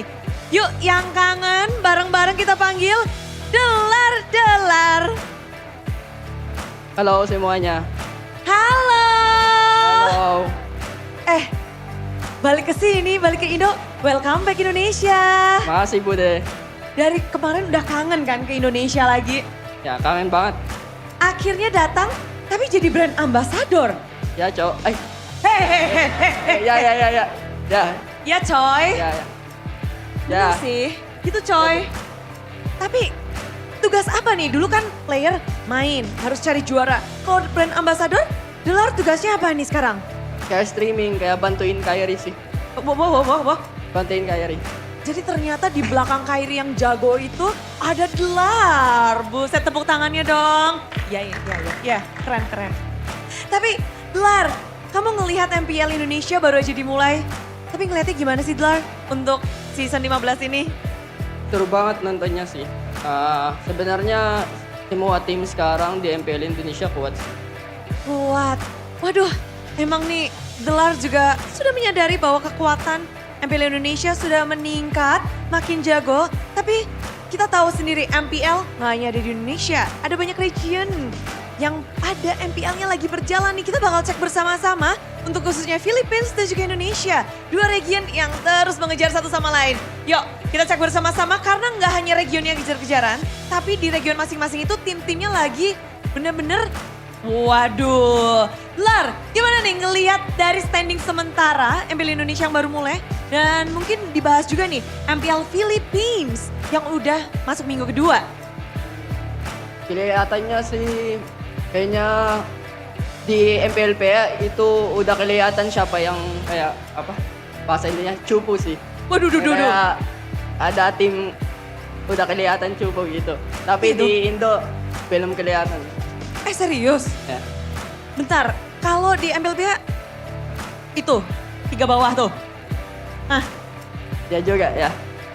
Ya. Yang belum dapat kemenangan? Ya. Memang nggak bisa mengejar gitu? Kayaknya susah sih, soalnya itu tim Liquid sama yang udah pernah juara itu udah jauh daripada itu. Tapi karena itu Twisted Mind belum dan tim lain belum dapat chemistry. Chemistry, Ya. masih ada minggu-minggu selanjutnya. Tapi kalau Delar lihat udah deh, cukup. Wah, tapi Onyx gimana tuh? Onyx Philippines. Iya. Kayaknya sih belum panas. Belum panas. Ya, lagi coba. Lagi coba, tapi kalau di top MPL ID dan juga MPL Philippines, itu bukan juara dari season sebelumnya loh Delar. Ya. Emang kalau EVOS pasti kalau regular season first half kan mereka kuat banget sih. Paling tahu. Ya. Mantan. Ya. Jadi ngelihat EVOS di pucuk standing sementara untuk Delar memang sudah terprediksi. Ya. Udah tahu aku. Kayak sebelum mulai MPL pastilah EVOS bisa ini top 1 atau top 2. Oh, tapi menarik dimana kalau Delar udah bisa bilang MPL Philippines tuh bottom 3-nya udah kelihatan. Topnya kalau Philippines masih kejar-kejaran atau bagaimana sih kompetisi di Philippines? Kayaknya sampai belum playoffs pasti top 1 sampai top 3 sih tim Liquid. Kayaknya. Onyx bakal berada di mana nih Philippines? Onyx Philippines? Ya tetap. Soalnya aku Onyx kan. Iya. Gak bisa dibacetin. Gak bisa. Tapi kalau MPL Indonesia sendiri, Delar bilang susah dibaca, susah dilihat pemetaannya. Kenapa tuh bisa begitu? MPL PH-nya. MPL Indonesia? Oh MPL. Kayaknya banyak belajar, banyak latihan buat ini kayak trainingnya sama komposisi gitu. Ya kayaknya sih. Terus itu tim-timnya kayak kerjanya keras gitu. Kerja keras, MPL Indo memang kerat ya dari dulu ya? Dari dulu. Dari dulu Sama sih. sampai sekarang MPL Indonesia mereka masih berjuang karena kita harus mengejar Philippines ya. Dan kalau ngelihat sekarang dari 9 tim, bisa nggak sih kasih tahu Bude mungkin top 3, top 2 untuk MPL ID menurut prediksi Delar? Kalau sekarang sih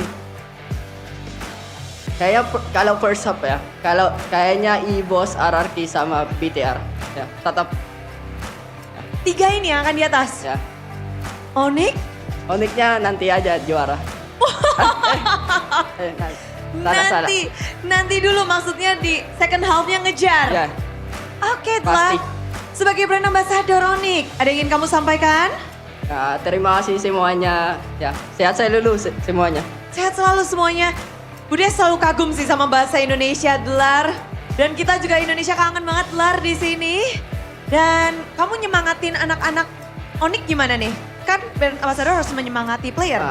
Semangat guys, masih bisa menang game 2-nya. Soalnya si Sans belum main hero mekanik kan. Ya. Jadi kamu menunggu Sans untuk main hero mekanik? Ya, mau lihat dia. Mau lihat dia? Jadi menurut Delar, game kedua ini akan menjadi milik Onyx? Ya, kayaknya satu sama sih. Nih. Satu sama. Akankah satu sama? MPL Arena siap untuk game kedua? Karena semuanya sudah bersiap, Delar pun juga udah gak sabar. Kalian pun juga langsung kepengen ke Land of Dawn kan? Makanya kita bakal langsung lemparin kepada para caster. Monggo.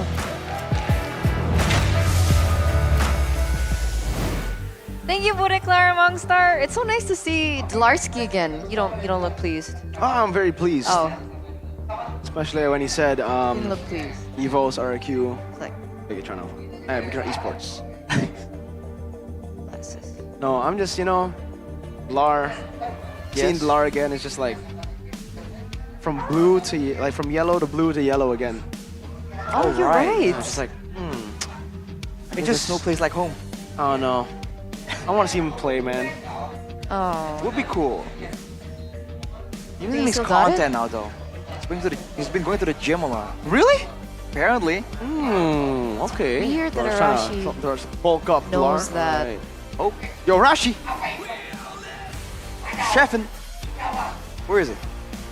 This is his segment. He owns this segment, bro. Chefin's in the building. The hair cam by Head and Shoulders.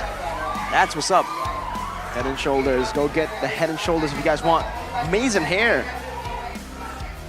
Like Mia. Like Mia. Or And like Zilong. Zilong. Yeah. Oh, that's why they chose Zilong. That's why his name is Zilong. Because it's long hair. Z long hair? That's his full name. All this time. Long. Zilong hair. Zalonger. What about Edoc? What do you think about his performance in game numero uno? Uno? Uno. That means one. I thought it was pretty solid, no? Yeah, I think I mean, so too. there was one moment where he used a shortcut and it didn't work out, but like that's kind of chip for you, no? It's kind of chip. It's a change in how that hero works now. It just really isn't as guaranteed anymore, which is why it's usually comboed with something else. So the question is this something that they can use repeatedly, or is it something of a surprise pick? You know what I mean? I don't know. I think they can repeat it. Right? Because after a while, teams can kind of get used to it, kind of read into it, right? It feels like it's one of those strategies that you don't want to use too frequently, and it allows your opponent to get used to it. I don't know though. They probably use it in scrims too, because it was Wait. banned against them. By the way, Gary has a curse. Huh? Oh. Whoever team he handles usually loses the match. Wow. And it looks like he's handling Onyx. If you guys don't know, the Marshal there behind Onyx walking. His name is boy. Gary. Yeah. Oh, And, doxing, So we have bro. Mr. Danang, So- and then we have Gary. So Danang's always on the winning side Danang usually. is fine, yeah. Okay, so there's also another curse. So far, Oh, I've no. gotten all my predictions wrong this season. The mirror curse. Is This it- season, Yeah. this entire season. So far, we've Entire had season? You voted Navi? Oh, BTR. Sorry. I got BTR right because BTR. I What voted. the heck was that? What about the Navi? That doesn't count. Oh. What? That doesn't count. Bro, That doesn't count. way too, just like put them to the side. All right, though. Or you put them to the side. Yeah. Well, today Wow. though, have you had everything wrong Brutal. today? Except BTR. That doesn't count, bro. You can't go against Then BTR. you're 1-1. Hey, what do you That's want about? true. Onyx PH lost the Falcons as well. I predicted Onyx PH to win. All right, what am I supposed to But say to that's, that? that's like 50-50, no? No, it's like 70. It's like 80-20. Nah. Yeah, I've gotten everything wrong except for the matches like BTR and Navi. No, I mean if it was RQ. like AP Bren versus Onyx and you voted for Onyx and then AP Bren won, then that's that like match hasn't happened yet. weird. That match hasn't happened yet. You never The know. curse, I don't trust the curse. Not yet. You know, Aurora beat Onyx PH too. Just saying. Ooh. Aurora's been a wild card. Like it's not out of the question. They got grouped in M6 and Snapdragon. You never know with Aurora, man. Drafting You never know. phase, Elusive. by the way. Match Elusive. point for the Kings of Kings right now. Okay. So we'll see. Will the chip be let go? I Yes. can't English suddenly. Left go. Left go or not, ladies and gentlemen. Time See, to drop the beat it's of me the and my French. new words. Presented by the official tournament smartphone Samsung Galaxy S25 series. Phobius Matilda, Joy, Fanny Jushin. Last time it was Eve Right. and Harith. Wait, so the Matilda was completely ignored in game number 1, actually. You're right. It was available, but both teams didn't see fit to use it. Might change. Last banned for RRQ though, so the chip is in the picture. I don't know if Onyx can utilize it the same way. And then again, even if they do get the chip out of the picture, there's still the low Yi to contend with for RRQ. Man, it's a bit of a headache drafting against Cash here. Suyo though now in the hands of Kyrie. Kyrie gets his hands on the Suyo this time around. RQ should get the Granger, right? Granger got it. GG. Yep, I think Granger Gata will be great. And then they end things off with Hazel Hayabusa. Oh, whoa. That's Eve. Interesting. That ain't no Granger, but they go Eve Granger. They go for the long range heroes. So even if Irithel wants to be picked up, they already have the Yi. You're right. The extra slow potential burst damage as well. This is a strategy that Bigatron used earlier as well. Not to mention the Yi 100% win rate. Also a signature pick for Rins. Don't forget that.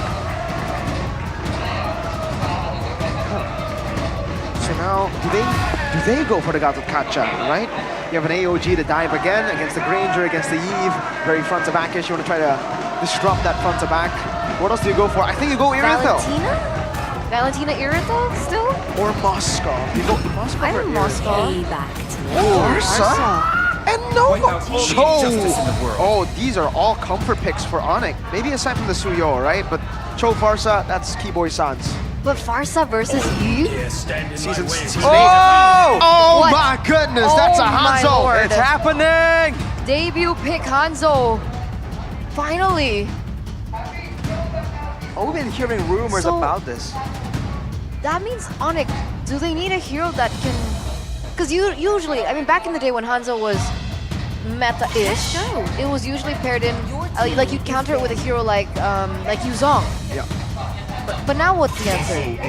Now it's just to burst him quick, because he doesn't leave a shadow that's vulnerable anymore. Yeah, but you share HP, so when you die with your thing, you get hurt too. But you don't die. Like previously, if you just flank, get him. Yeah, Hanzo's a bit more tricky now. Irithel ban though, and the Moskov. Oh, that's why I really thought they were gonna go with the Irithel or Moskov in the first phase. Now they're put in a tough spot because that's a Hanzo too. I don't know. Do you want to go carry? Is that why you go Cho? You want to go and try to pick people off? But with a Hanzo, with enough items, the carry can burst down the Hanzo, but that's just a risky proposition. Not to mention Onyx also banned with the Gato Kacha. I thought they would use it. Yeah. But no, they've banned it out as well. Options dwindling down for Onyx. Final ban for Coach Ari right here. Seeing this mix of long range and dive potential. What could he possibly be concerned about at this point? Jawhead. Is Claude an option against the Granger? Claude?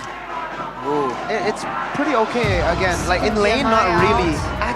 In lane, it's like a very. If the Claw wants to win, you gotta play it perfectly. Tigreal's up for grabs though, and that's a Farsa, that's a Suyo. This is a great Tigreal game for Edok.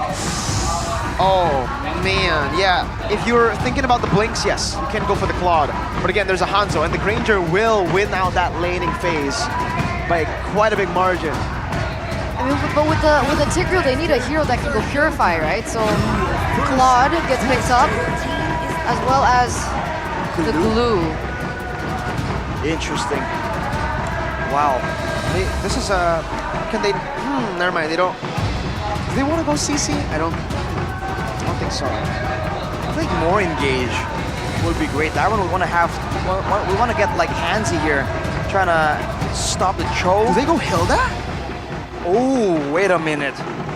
That's actually not a bad idea.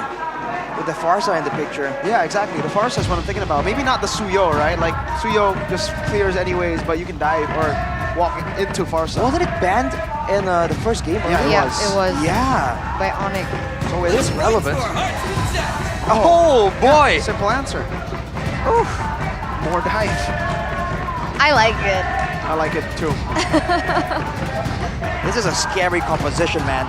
The amount of damage that RRQ have at their disposal is a bit crazy. I feel like Onyx, we thought they were gonna go for this pick-off style, but now they're the ones really at risk of getting picked off with this composition rounding out.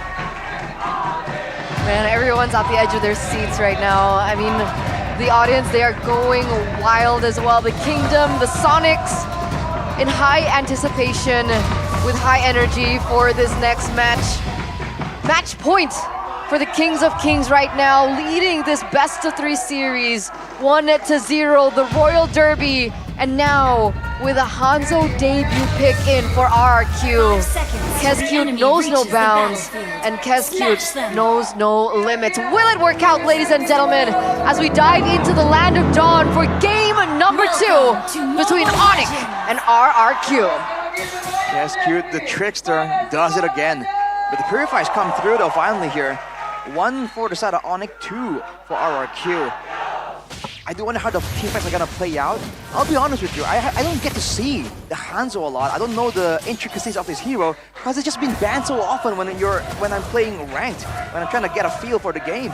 I agree. I've had pretty bad experiences going up against Hanzo, but you know, it really depends. Sometimes the Hanzo on the enemy team just doesn't know how to play it, and then I get really good games. Well, there's that possibility. But again, for Reds on the blue, it's agility, the Winner's Blessing. This might be more in line with what you're talking about, Mirko. The fact that Rez wants to be the more selfless kind of player, but these are some dangerous engagements RRQ are sticking around for. There you go, there you go. Yeah, in this matchup, the Granger should have an advantage, unless obviously you bring some of the... Oh, a Queller! Kyrie wants to go for the kill! Dwight walks up. Oh, it's Keyboy who gets first blood. Edok is also going to be the one to pick down a Keyboy, so that's a 1-for-1 trade so far. And I guess they are trying to make sure CW gets a winning chance, a fighting chance. True. And I mean, it's still very much worth it. Keyboy for Toy. You see though, you can expect a lot of plays happening here in the mid lane because we're putting that critical level 4 power spike.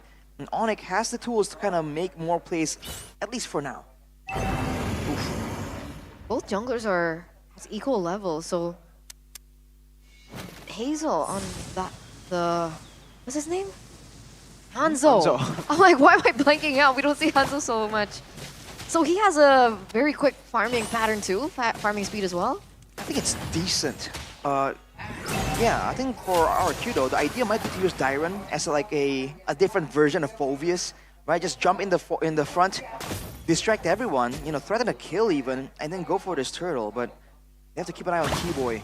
He was just seen on the map right there, but it can easily change. Okay, first onto the turtle, it's Hazel, Edok. Able to escape, Dyron. Catching the Queller, Keyboy, Jikundo, now Dyron. Going to the beast form, Hazel, Pinnacle Ninja jumping to the back as well. Now onto Rez, great slam pass, Soul Snatch coming down as well. Hazel, mounted on! Retribution, no, it's Keyboy in the back. Just Kung Fu-ing him. Edok gets the implosion onto Kyrie, locks him down! But Kai gets the retry to get enough shielding for him to survive and turn it around. That's basically a 5-0 trade, right? 4 members taken down for the price of none, and Onyx are the ones to be able to pick up that turtle. Where did that all go wrong? It seems like the fight just wasn't neat enough. Because for our RRQ, if everyone's collected at the same spot, right, all the ultis can come up for a massive wombo combo with the Lucas, with the Tigreal, with the Yve as well. But Onyx approached that fight from multiple angles. So even when Dyron was trying to distract everyone, it was kind of difficult. But Edok, oh, away the dragon from Keyboy into the blazing duet. Kyrie executing him. Hazel looking for the soul snatch. No, he can go back to the old one. He can also go back to his real body, no? Purple buff. Kyrie has red tree, he will just take it for free. Clean, oh, in the bottom lane, CW The airstrike, Toy, no flicker, stun, purify. Rez, oh, Keyboy, again! Another kill, and he decides it's okay. It's about sending a message. That's a shutdown, though. Interesting. Huh. Shutdown on the roamer. Keyboy has 4 kills going on. Ogwen. Oh, Rins was waiting into the mail. Purify, oh, Calvin Winata! Flicker, Rins gets the kill anyway. Flicker specialty by Rins, you know, it doesn't really matter. Valentina, Yves, he'll still flicker forward, he'll still be able to secure that kill. And Onyx, though, still holding on to that 1,700 gold lead. Now, back to Hazel.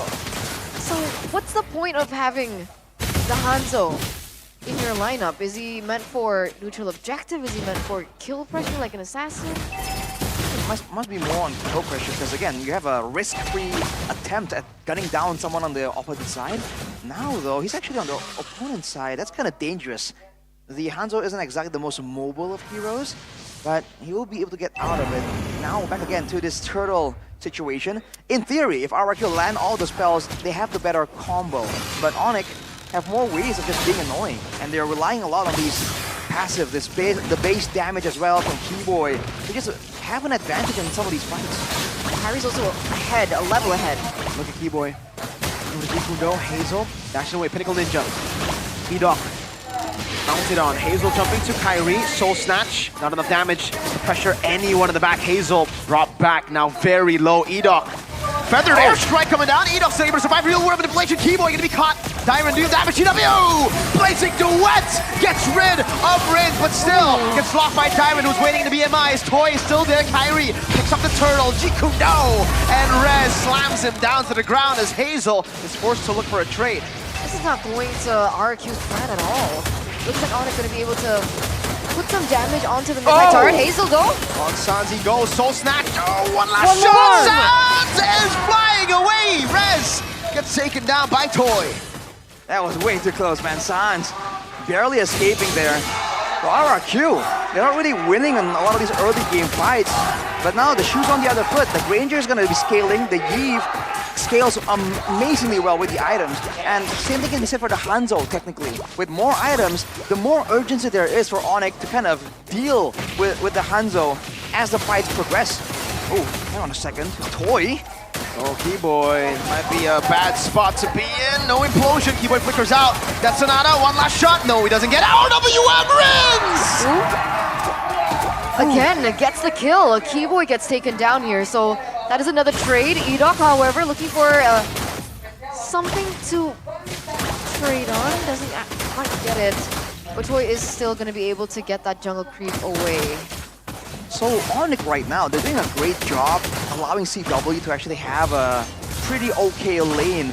But on the flip side, the Hanzo really is left to its own devices. Very minimum invades. We saw one attempt at the purple buff earlier in the early game, but that's about it. Hazel's actually farming very, very decently. 11. Level 11. Kyrie also still at level 11. Looks like Toy gonna be rotating towards that top side of the map, putting some damage onto the turret, perhaps even being able to pick that one up as 13 seconds left for the next neutral objective to spawn. Wait a minute, Onyx just let go, essentially, of the top side turret. They're trying to set up for something. Keyboy! Wait the dragon. Over to E-Doc, feather airstrike 2 used up. Diamond looking for the dive into the back. E-Doc getting the implosion, but it's only down to one real world manipulation. But Diamond, oh no, he pushes everybody away. Rez split in the back. Hazel looking for the assassination on the Sans. Soul Snatch now. Does he have enough damage? Sans taken down by Hazel, who survives with a sliver of HP. Diamond mounted on, sniped down by the Queller of Kyrie. A shove from E-Doc. Toy walking up. Now Riz doing damage. Keyboy still able to get the green cam alone. And Hazel takes him out. Toy engaged on Soul Sever. Oh! Toy gets the shutdown. On to Kyrie. 2 for 3 trade. Ladies and gentlemen, RRQ gonna get the favorable trade in that exchange. Oh man, look at the plays, look at the moves. Toy, calm, cool, collected.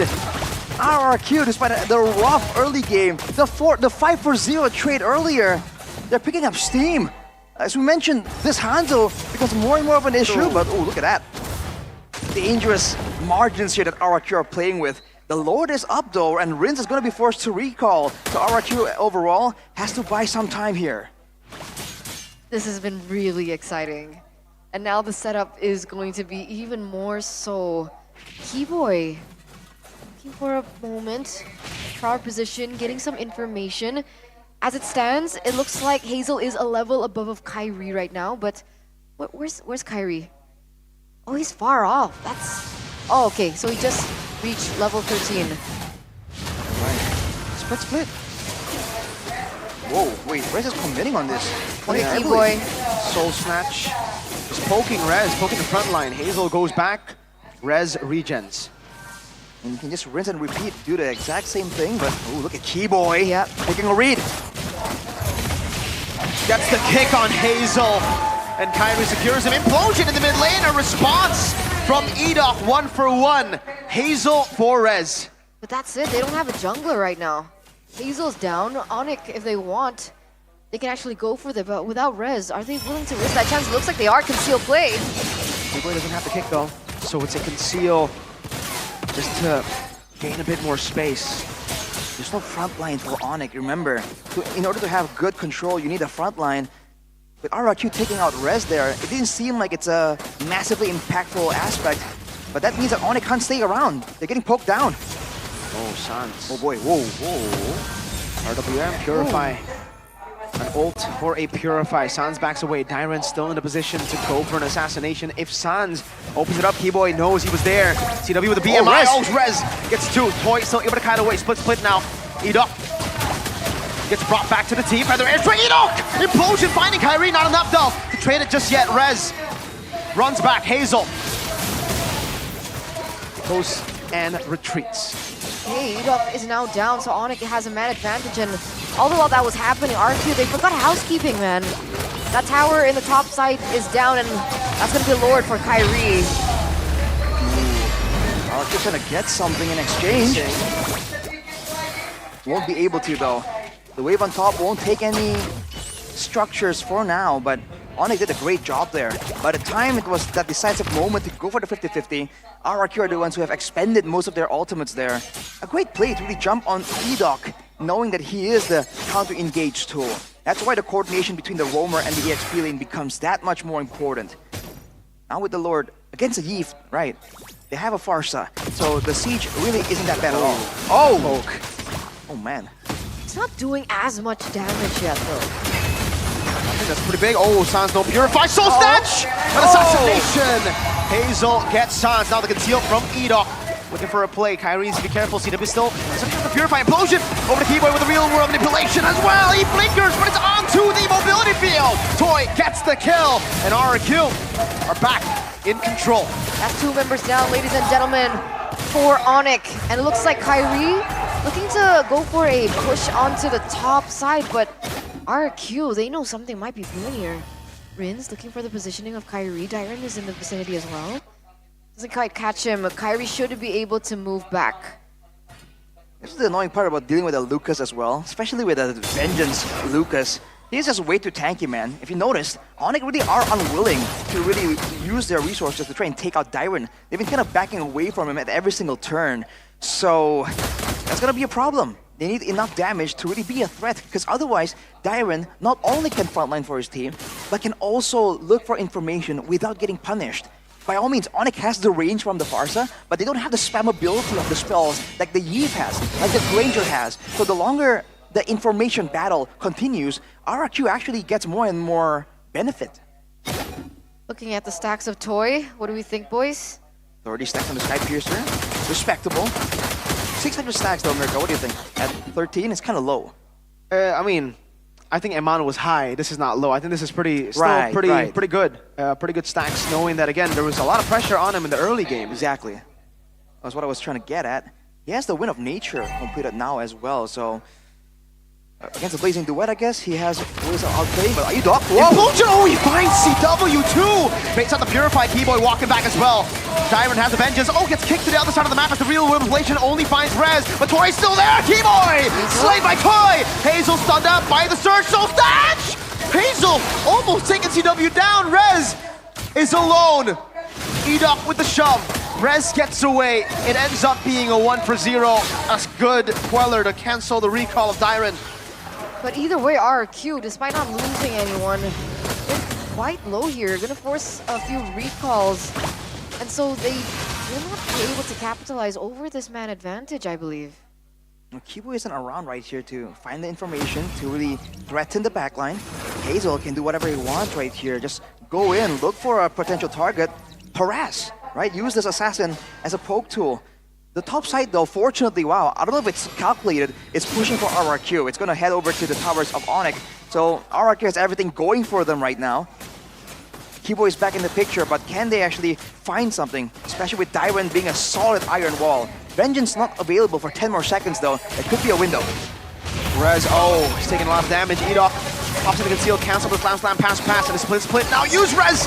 Still trying to go for the mountain. CW walks in! Hazel has a soul snatch. CW used the Wind of Nature earlier. CW with the Blaze into Wet! Sniped down by Toy, who threads the needle. Keyboy there! Keyboy gets Hazel. No retribution. RQ, do they really still want to commit onto this? Kyrie is still alive and breathing and healthy at that. Keyboy Dairen though. There's an implosion ready for Edoff, by the way. RRQ might want to use this to bait a fight. That'll be the safe play, but they can just wait for the wave on top to pressure Onyx, to force him to make a play. They can just wait for Hazel to get back up. That's true. Lucas looks like he's gonna go for a recall though. And that lane is still pushing in favor of RQ. No, they're not going for this. They're just buying some time here for Hazel to respawn back into the game. That topside turret might fall. It's going ever so low right now. And they've sent CW. It's going to be a window here for RRQ to capitalize. And we've seen what they can do if they really want to engage for a fight. I don't think they do. I think it would be a little too hasty. I mean, at this point, if they lose this entire game revolves around how they set up for this. Sans already with the Feather Airstrike? That's one. That's only one Feathered Airstrike shot. That's the Lightning Truncheon along with the Divine Glaive. Keyboy has went for the Twilight Armor as well. Both teams just adjusting, but that's a Rose Gold Meteor for Toy, expecting to be a lot more aggressive. And Edoff has the Conceal Pop. Oh, Raz, that might have been a mistake. Split used. Keyboy looking for an angle. Big ult with the split down. That means no pressure towards the backline. And it's funny to see Keyboy just dive in, looking for Hazel, by the way. I feel like that's reminiscent of Drian chasing down... I remember seeing Drian on the Chol chasing down a Hanzo as well. But the wave on top now pushing for Onyx. RQ? Great pull. Dairen's so low. Rez has more HP than him. Edoff forced to get the shove defensively. Lord. Reset. Still though, 10,000 HP. Riz pops in a real reflection. Hazel, not in time. Rez goes in to flicker back. They've gotten what they sought out for. Great moves from Onyx there. All things considered, despite dealing with the poke, with the wave, they're still able to get out. CW now doing a decent amount of damage, but you want to be careful, man. I still see some attitude as well coming from Onyx, Keyboy with the recalls. I remember Onyx and their recalls back in the day when they were dominating for being champions. But RQ now with the Lord. No, the Onyx now with the Lord. Can RQ defend? I mean, technically they do have Rins. They have Toy as well. They have a lot of high ground potential. You know what's interesting is that I think from everyone, Toy is the only one with the actual gold advantage over the rest of the members. For the most part, Onyx members are the ones with the advantage even before that fight earlier. But look at the damage! Wow. But look at the damage back. Sans is hunting for him. He's looking for an angle to Feathered Airstrike. Lord up top. Unnecessary. The minions got to the turret first. Right, I think the two more turrets are going to be taken by Onyx for sure. RRQ though, definitely going to make their move after that. Oh, Feather Airstrike. Good dodge from Toy in the first Feather Airstrike. Dairen will soak in a bit of damage. Hazel though in the mid lane! Soul Snatch, Wind of Nature saves CW, gets a tier 2 in the mid lane as RRQ deal with Lord up top, but oh, they miscoordinated that minion wave. They end up losing the base turret. Now in the bottom lane, Hazel needs to be careful. Keyboy again. This is a close one, yet again. Conceal? Oh, Rez. Split. All good. Feather Airstrike zone in the back. Rez. Oh, actually commits. Wait a minute. That is an interesting one. Rez might have made a mistake. Again though, in the back it's Hazel, who takes a bit of damage but won't be punished all the way. Rez. That's kind of crazy though. We talked about the item power spikes. For Hazel, already with the quote-unquote marksman item trinity, Malefic Roar, and the Rose Gold. You saw the damage he was doing to Keyboy. That's the frontliner. It's like he's saying, if you have a Wind of Nature, then I won't go for you. I'll go for your friends. I can shred down the tanks as easily as I shred you. All right. That's already a resource utilized by Suns. And technically them losing Rez earlier on, it's not too bad, right? I mean, 30 seconds still left for that Lord to spawn in. There's still time for Rez to come back in the game. And for that reset to happen, despite them, of course, losing that tower in the top lane. Fortunately for RRQ, the wave on the base tower that's taken is on the top side, matching the Lord. So that's something that's gonna allow them to at least not be forced to deal with the waves. But they might wanna plan on setting up something now. What? Right? Double the damage? Wow. Oh, that's a ranger for you, man. The poke. Oops, range. All right. On the bottom lane though, it's only what 1 or 2 minutes left there to stall the wave. That might actually end up backfiring. If that minute gets cleared way too easily by the Onyx wave, it's gonna start pushing towards RRQ. We'll have to wait and see right here. It's back to the dance of Keyboy though. Baits out the shove from Edok. Makes him reveal himself. He came from up top. He was hiding in one of the bushes. All right. The wave on the bottom side has caught up though, so I think it's still gonna build up in favor of RRQ. You see the rotation, but look at that. I don't know about that. Going on Rez. Split for Implosion. Still, Edok has the flicker. Toy will be able to dish out some damage onto Keyboy. They're actually going to go for the commitment on Keyboy. Good for the airstrike. Real Revelation. Kyrie going to be caught in the bad spot. Diamond chasing him down. He has the immortality. Just bought it recently. He just swapped over. Does he swap over to another item is the question. Now Kyrie able to dodge away. Rez still holding position. Trying to give the vision and the info. RRQ have not started the Lord. They can't. Both junglers, they don't have that retribution down. Hazel should be having it back in around 8 seconds. But Rez is so low, he's gonna have to go for a recall. That's a great plan by RRQ as well to just start the fight. And the moment Sans starts the Feather Airstrike, that's where Daiwan just immediately pounced on him. Now again, they're dealing with the wave on the bottom side though. They're gonna commit for this. Slow push in the bottom lane. Kyrie is going to be forced to go for the retreat battle against Hazel. Retreat! It's Hazel who wins it. That was a great zone from Edok. CW now walking up. Soul snatch over to Keyboy. Immortality down. Kyrie doing the same. The Diamond Pot for the Vengeance, but will still be taken out.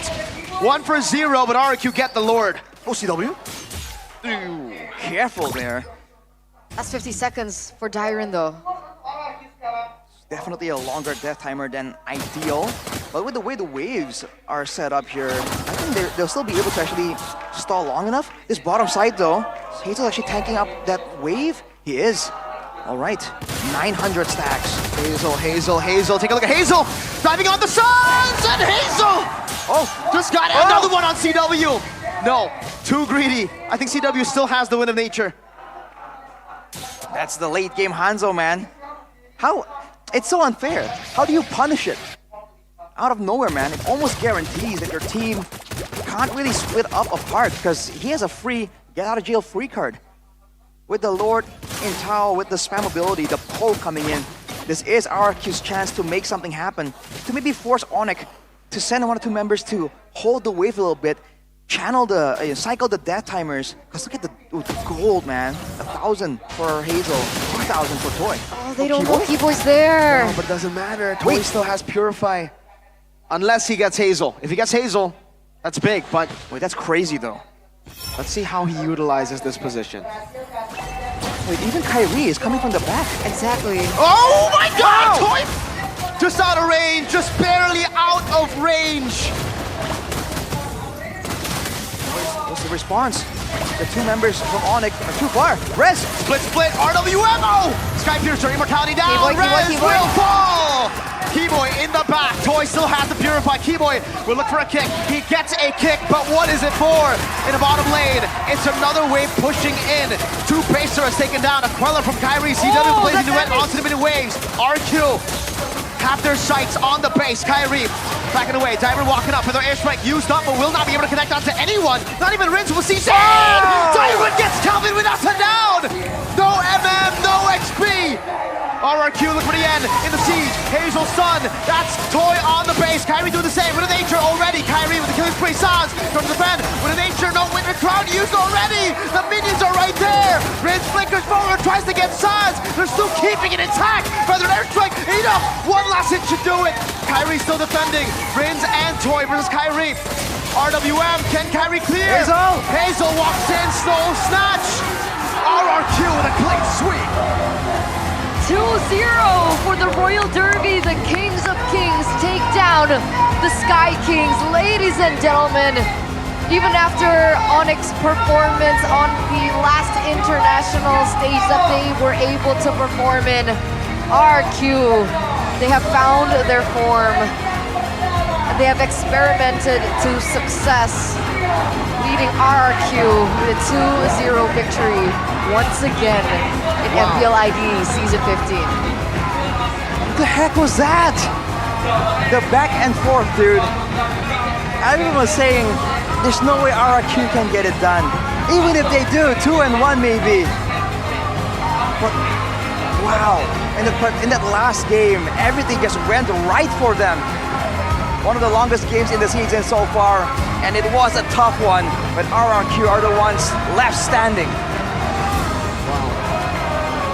Tyron played it so well by the end on that Lucas. I don't think, if not for Tyron, it would have ended that way. But man, that was just so well played from RRQ.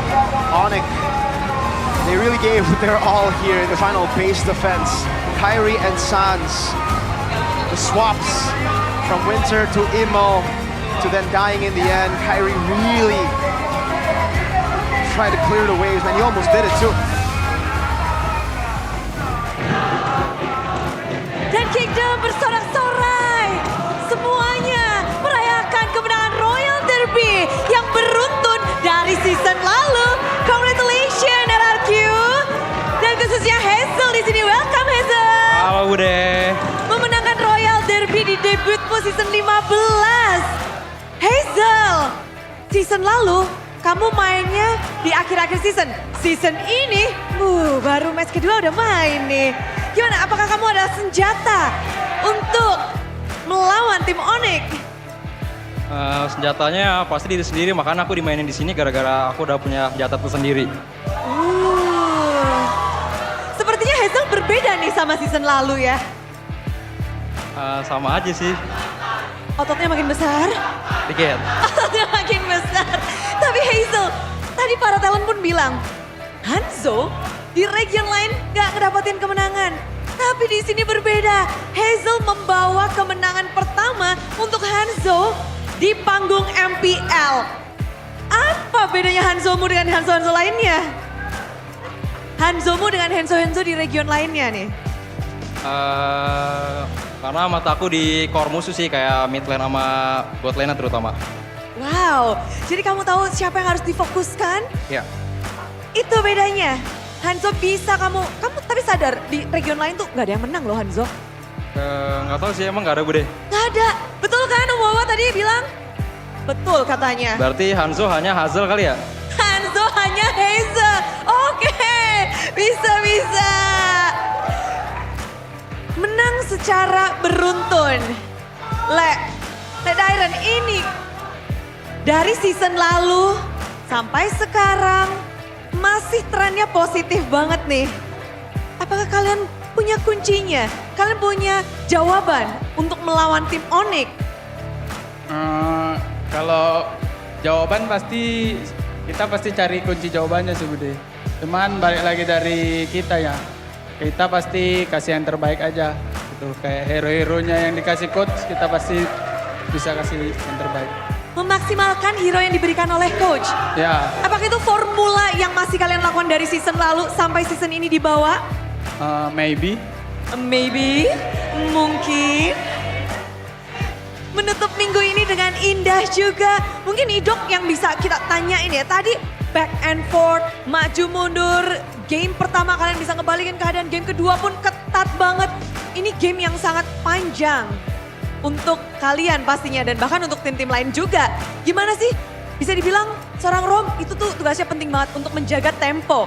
Dari Idok sendiri, gimana bisa stay calm sampai menit sekian dan terus bisa mencari momen?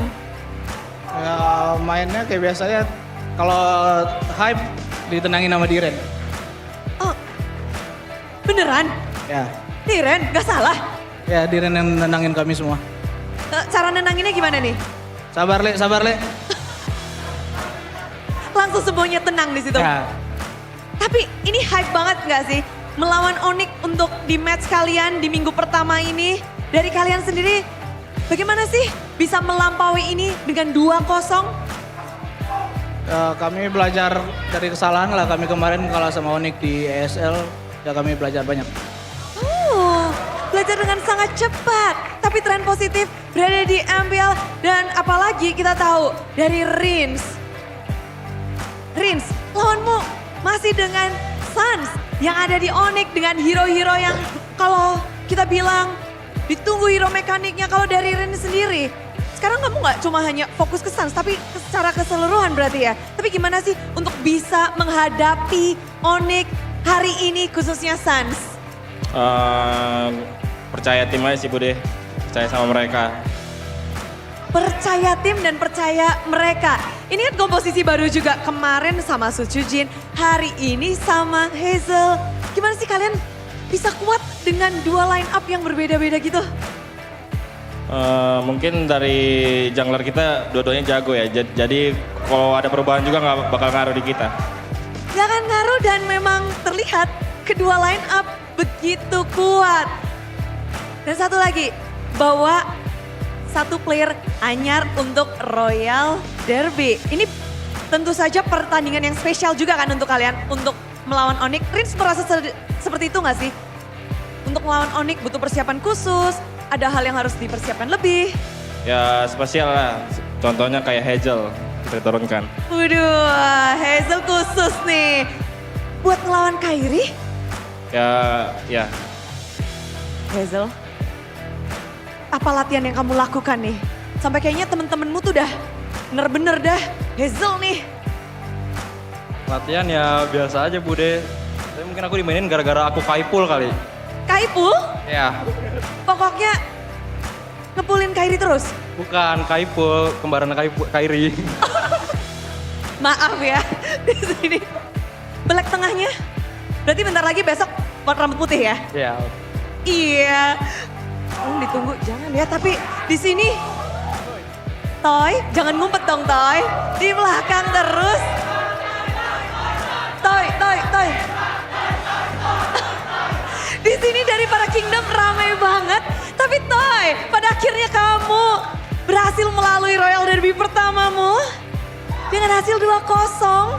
Game yang sangat seru pastinya tadi. Dari Toy sendiri gimana? Royal Derby pertama dari Toy. Seru banget Bude. Bagian apanya tuh? Banyak penontonnya. Oh banyak penonton. Hype-nya beda ya? Ya, beda sama MPL. Emang luar biasa nih Kingdom. Semuanya pada gaya nih. Untuk Toy, semuanya langsung pada di situ dan ngelihat pertandingan hari ini melawan veteran cewek. Sebenarnya Toy ada dapat bisikan-bisikan gak sih? Atau mungkin pesan-pesan dari sepuh Skylar sebelum bertanding di MPL ataupun khususnya hari ini? Gak ada sih Bude, paling aku nontonin dia lah tiap hari nge-live gitu. Jadi makanya jadi jago kan. Oh belajarnya langsung nonton live-nya. Belum ada pesan-pesan dari Skylar untuk penerusnya. Bentar, masa nggak ada sih? Mending kita tanya langsung nih. Skylar, halo. Wah. Halo. Dia muncul di sini. Skylar kamu nggak kasih pesan-pesan atau mana kameranya ini? Astagfirullahaladzim Bude. Wede. Mana kameranya kagak kelihatan ini? Tengah. Oh iya, sorry. Halo. Ya. Halo. Tadi Halo. kata Toy kamu belum kasih wejangan apapun, pesan-pesan apapun kepada Toy. Mau kamu kasih sekarang nggak sih? Ya pesan-pesan buat Toy konsisten aja ya. Konsisten aja. Ya, soalnya kan weeknya masih panjang, jadi jangan cepat puas aja. Wow. Nah. Tapi udah penasaran, Skylar, kamu ngelihat performa Toy gimana? 2 match udah dia lalui loh. Keren, bagus. Keren, bagus. Good game. Good game. Rating 1 sampai 10 nilai dari Sepuh Skylar kepada Toy. 11. Mantap. Memang benar nih di sini. Dan Skylar sendiri, perjalanan RRQ di minggu pertama hebat banget ya Skylar. Menurutmu bagus. sendiri, apa sih yang membuat RRQ di minggu ini sekeren ini nih? Ya karena mereka kan ya hitungannya cuma gantikan cuma satu kan. Toy juga dari MDL harusnya udah masuk lah buat mereka. Jadi jalan chemistry-nya dan gameplaynya juga harusnya udah aman lah ke MP-nya juga. Ya paling ya tinggal pressure-nya lah. Oh, mengatasi pressure. Ya. Tapi kalau boleh dikasih tahu, mungkin dikasih saran gitu, masukan. Gimana sih untuk menghadapi pressure yang ada dari seorang Skylar? Ya pokoknya jangan jangan ada pressure lah, main se-enjoy kalian aja lah. Kayak Toy udah main dari diri dia sendiri lah, jangan ada yang kayak wah kayak gini ada, misalnya pasti kan banyak nih kayak wah ini si Toy nggak cocok nih ganti Maler gini-gini. Pokoknya jangan dengerin itu lah, pokoknya jadiin motivasi buat dia aja lah. Jadiin motivasi. Dan di sini di MPL Arena tuh rame banget loh ketika wajahmu muncul Skylar dari Kingdom. Di sini juga kamu gak kangen MPL Arena walaupun baru seminggu nih. Ya kangen lah Bude, tapi nantilah kita bakal bertemu kembali. Wow, semua di sini langsung pada rame dari para Kingdom pun demikian. Dan melihat lawan-lawan dari RRQ.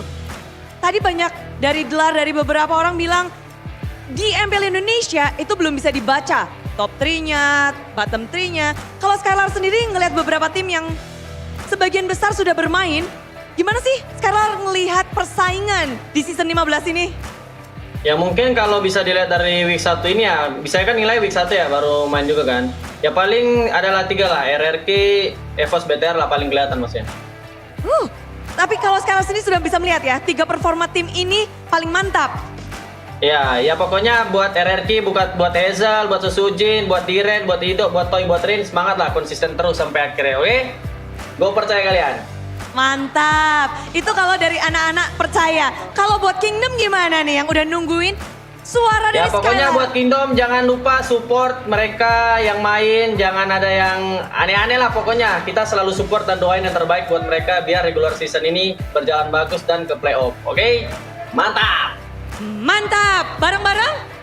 Mantap, thank you banget Skylar sudah mampir di layar besar ini. Ya. Dan semangat dan terus-terusan mantap deh. Masuk TV, mama aku masuk TV. Mantap. Besar sekali, tapi 11/10. Toy, kamu langsung dinilai baik dari Skylar. Gimana nih kamu menjaga, orang-orang udah lihat, Toy keren nih. Kiat-kiatmu untuk menjaga performamu dan tidak cepat puas. Semoga konsisten lah deh. Semoga konsisten, tapi minggu ini sudah berakhir. Ada yang ingin kalian sampaikan untuk penutupan minggu yang pertama? Terima kasih buat Kingdom yang udah hadir di sini, udah support kita, dan terima kasih juga buat Kingdom yang ada di RKK Madura, tetap support kita. Sudah, dan itulah dia. Thank you Kingdom, RKK Madura. Toy, diminta nih Toy. Ayo dong Toy, kata-kata dari Toy. Kata-kata hari ini. Apa yang bagus? Mau pantun, mau nyanyi, mau apapun boleh. Apa deh? Terima kasih semua. Ikan hiu, ikan lele. Cakep. Mantap le. Mantap le. Memang kebanyak mantap-mantap di sini, tapi thank you banget. Sekali lagi beri tepuk tangan untuk tim RRQ.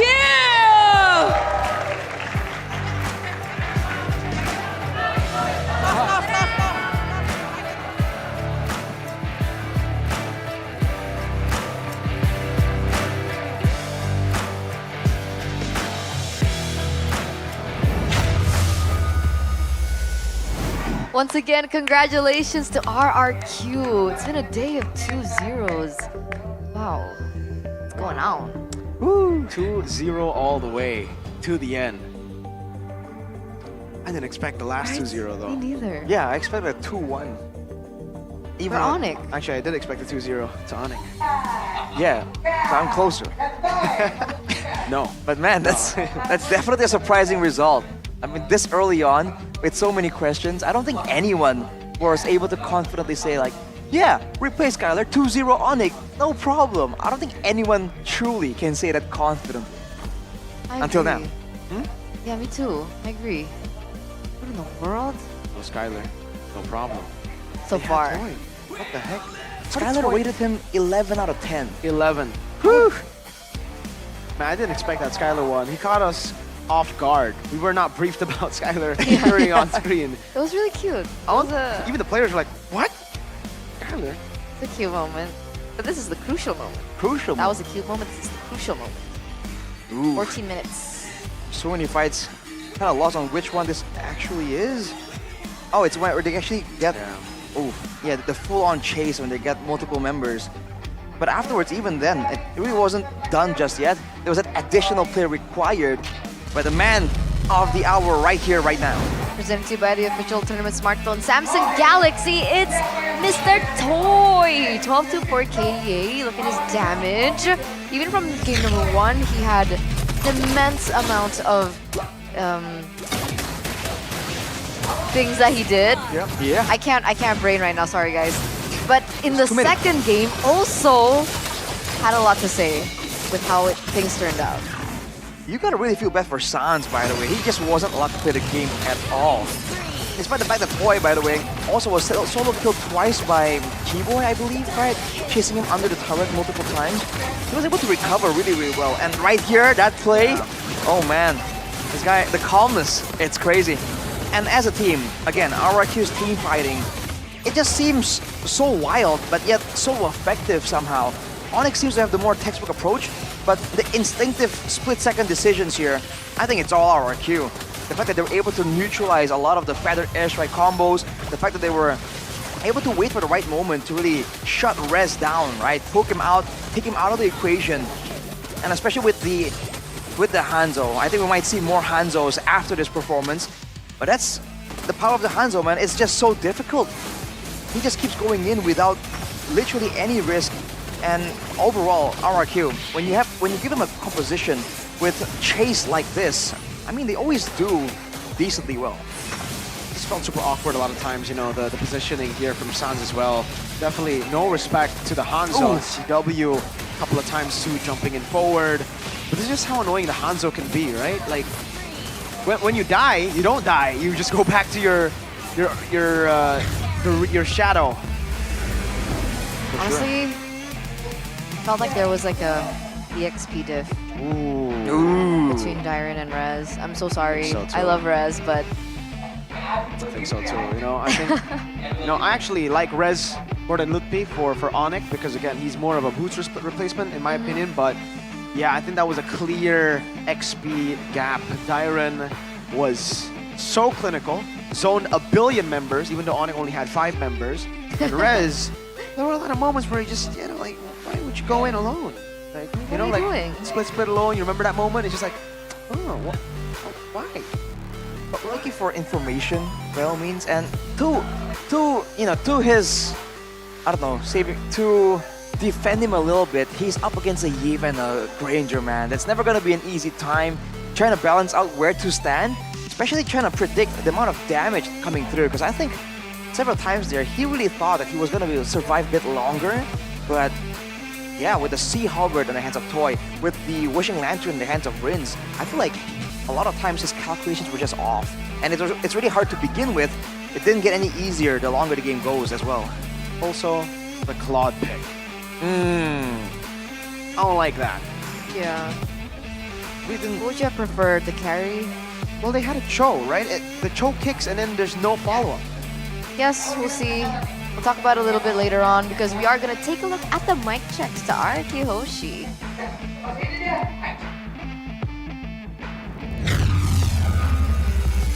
Flicker nggak? Coba flicker nggak? Flicker. Ayo gue majuin. Beden.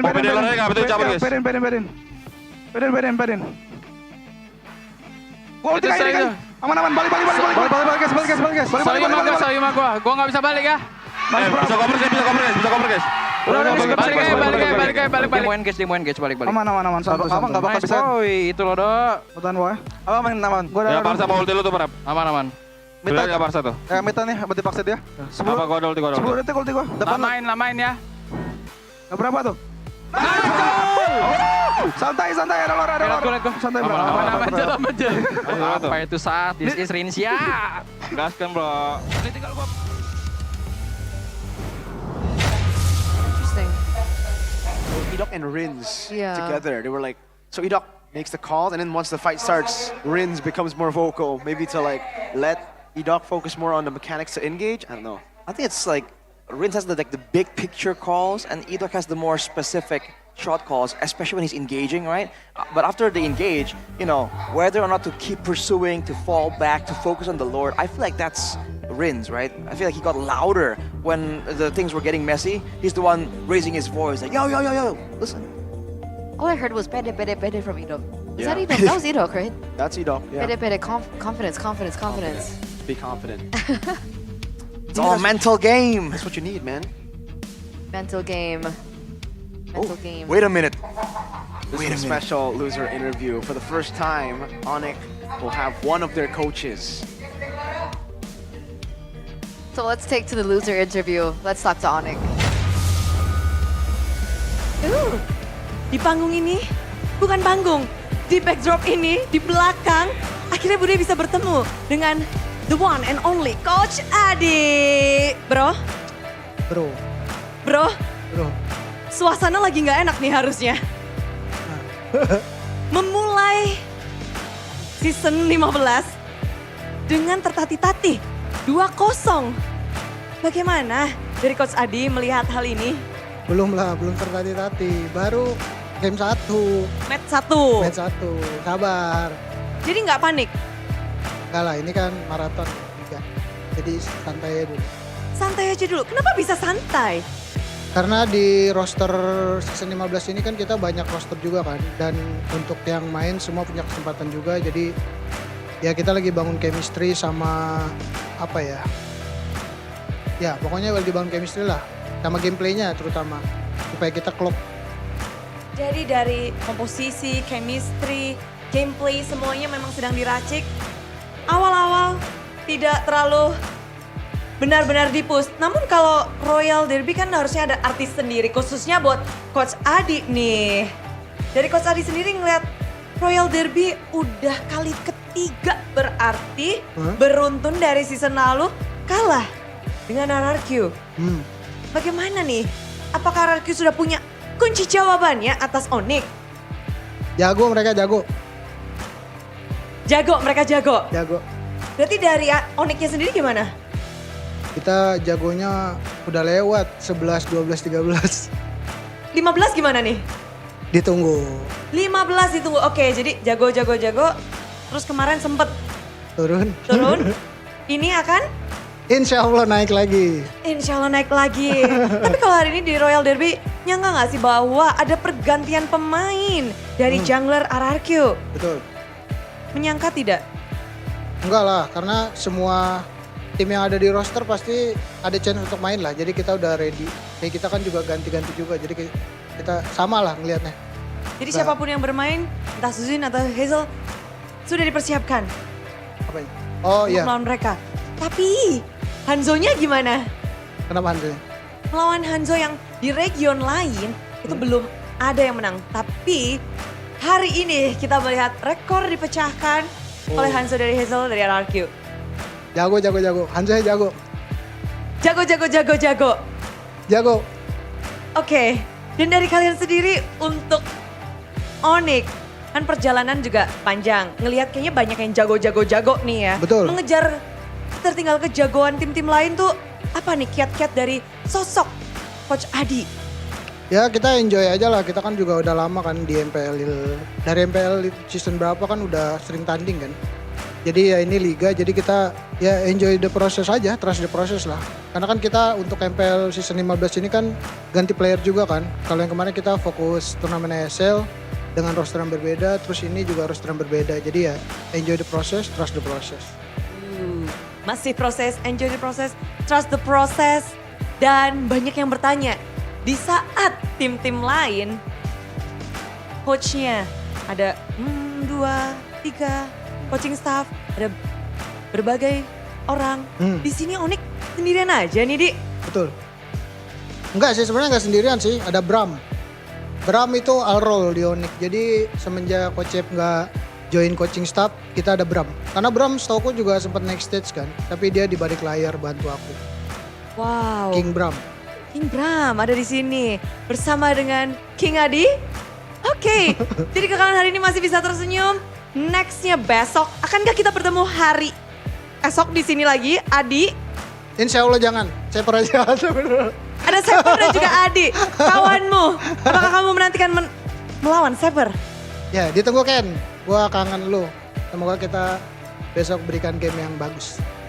Dan itulah dia, kita akan menantikan juga esok seperti apa. Akankah ada salah satu tim yang bisa memecahkan masalah mereka? Di sini kita sekian dulu. Kita akan balikin kepada para caster. Monggo.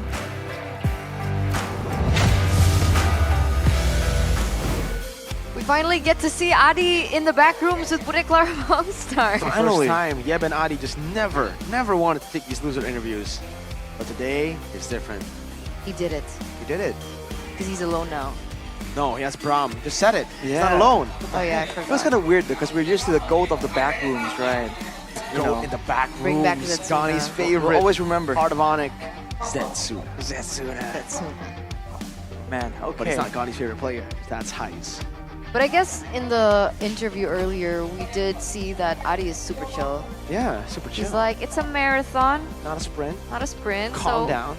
we're just, adjusting, building chemistry. We have a lot of people on the roster now, so they're just trying to figure out their formula, I would say. But these are your updated standings, ladies and gentlemen, from the day number 2, presented to you by the official tournament smartphone Samsung Galaxy S25 series. It looks like RRQ, Hoshi, Evos, and then Bigatron. That's what. Who said? Skylar. No, Skylar just said Evo's BTR. Who said RRQ Evo's BTR? Was it not Skylar? He said Evo's BTR and then RRQ. Isn't it, Someone said Dilar? Dilar said RRQ Evo's BTR. Like, Gotcha. okay. Well, I'm looking at Navi on top of Onyx. That's a weird sight, man. I know, it's a technicality, but wow. That's tough. Who knows, man? I mean, Rebellion did beat Onyx last season with King MATT. Hey, it's a marathon, not a sprint. But tomorrow, we do have 3 matches. Dewa, Bigatron, finally we get to see Dewa play. Alter Ego Onyx, TLID, and then Navi. Navi. How are you feeling about that last match, Eterna? Because you and me both, we won't be here tomorrow. That's chill. I'm like Adi, I share that attitude. What? What attitude? Just chill. It's chill. It's Enjoy a the process. marathon, not a sprint. Trust the process, enjoy the process. Live life, man. Live life. So are you It's gonna get a life, L4. guys? What is it? Learn? What's the other L? What? Live, laugh, learn? Live, laugh, learn. Yeah, that. That's very spiritual of you, Eterna. Well, technically, I'm Onyx have already spiritual now. qualified to an international tournament. So has Bigatron Alpha, esports, sorry, and so has. Wait, not Evos. Who? Corp. SPS Masters. Who? The exact names escape. TL did it too. TL did it. TL Indeed. Onyx BTR. And Snapdragon is actually going to be held in Jakarta, Indonesia, in Tennis Indoor Senayan. So for those of you, There you go. get your tickets. For those of you in Jakarta, get your tickets too. It's will be held on April 11th to the 13th of this year, and you guys don't want to miss it. And you guys don't have to worry because it will be taking place during the Lebaran break, so MPL ID will not be held on the same day. So it is the perfect opportunity for you guys to keep the hype going and enjoy more MLBB action. Plus, there will be 12 teams from various countries that will be competing. So it's basically like a mini MC. Interesting. Say that? It's like the mid-season. Mid-season. Snapdragon Pro Series Master. Mid-season Tournament. squared. Masters, yes. Interesting. Right before MS. That's the mid-season. Where do you cup. get the tickets from, though?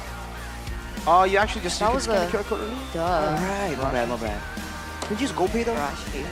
Yes, you can. You can use GoPay to buy MPL ID tickets too. Cool.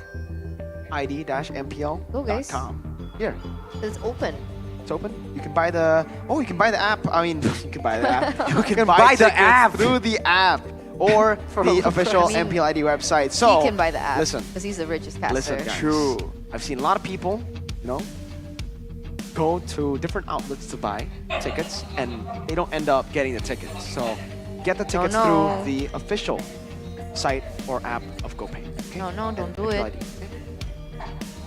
Don't do it. What is this? Oh, you can also join the fan sign, ladies and gentlemen. Oh. So after every match, I think, is it the winner team only? Is it the... Interesting. Well, you guys will have to find out by coming over. This was the winner team. This was Evo's. They Is did that win today. Mr. Natco? That is Mr. Natco. I like his jacket. Ooh, look at that. That's Mr. Reggie and Alberabob as well. All the selfies, man. All the I'm selfies. so lucky. They are high profile. They're the LFs. They're the lucky fans. Do you want to be lucky? In general? Yes. You gotta be a lucky fan. You want to be a lucky fan? You want to get a signed I want RQ a signed jersey? RQ jersey with everyone's signature, man. That'll be really cute.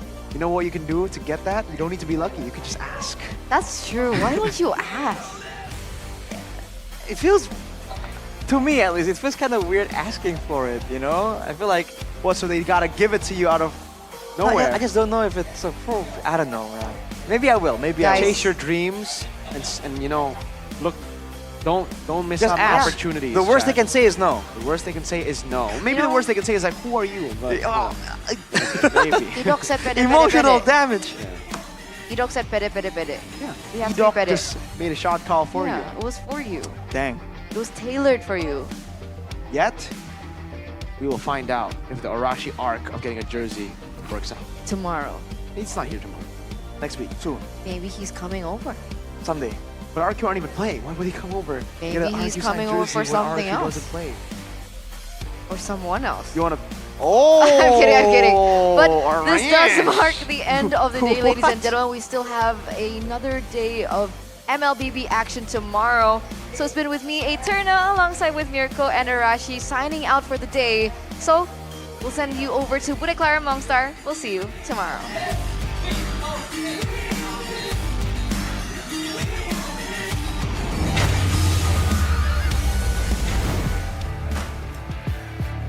Yes, malam minggu malam yang sepertinya tidak terlalu panjang. Dengan 2-0 3 match yang telah kita saksikan. Banyak sekali match-match yang mendebarkan, tapi tentu saja ini nggak akan berhenti di sini. Semuanya akan berkembang untuk hasil yang lebih baik bagi timnya masing-masing. Esok hari masih akan ada 3 match yang berlangsung untuk penutupan minggu yang pertama. Dan tentu saja Bude Clara yakin banget di sini para super fans penasaran bagaimana mereka semua dari 9 tim yang beradu di MPL Indonesia Season 15 akan beradu memberikan yang mereka miliki, yang mereka persiapkan. Dan menutup minggu pertama dengan senyuman atau tangisan. Tentu saja Bude Clara ingin mengucapkan terima kasih kepada antusiasme kalian semua dan juga kepada sponsor dan partner. Karena MPL Indonesia Season 15 powered by Munton, supported by PBSI, presented by official turnamen smartphone Samsung Galaxy, official e-wallet GoPay, official sponsor Head and Shoulder, official coffee partner Good Day. Dan tak lupa juga kita punya partner ini sports. Ada Dunia Games, Telkomsel, dan juga IndiHome. Beserta dengan advertiser, Kacang Sukro, dan juga supplier SRV Helmet. Dan dukungan terus mengalir dari seluruh penjuru Indonesia dan bahkan dunia. Jangan lupa untuk terus bersama kami melihat perkembangan tim-tim yang beradu. Esok hari siapakah yang akan berada di panggung megah ini? Atau siapakah yang akan berada di backdrop di belakang untuk loser interview? Semuanya akan dijawab oleh tim-tim yang beradu untuk esok hari. So, di sini Bude Clara Mongstar hanya bisa mengucapkan terima kasih dan selamat malam. See you hari yang ketiga MPL Indonesia Season 15.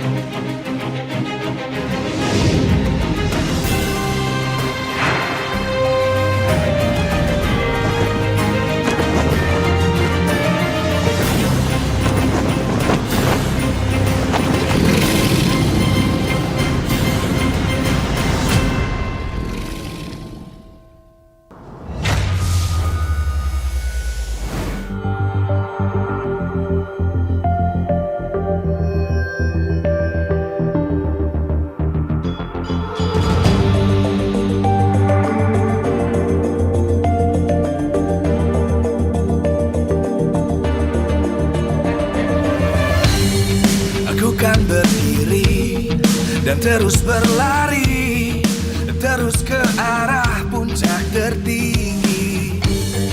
Ku takkan berhenti, hanya sampai di sini. Kemenangan abadi menanti. You know we won't miss if we unite our focus. And if you haven't noticed, we all live. Nyalakan apimu, hadapi semua tantangan, hadang semua serangan, jatuh bukan halangan. Bakar semangatmu, janganlah engkau menyerah. Kita akan buat sejarah. We all this, we won't miss. We all this, we won't miss. Saatnya beraksi, jalani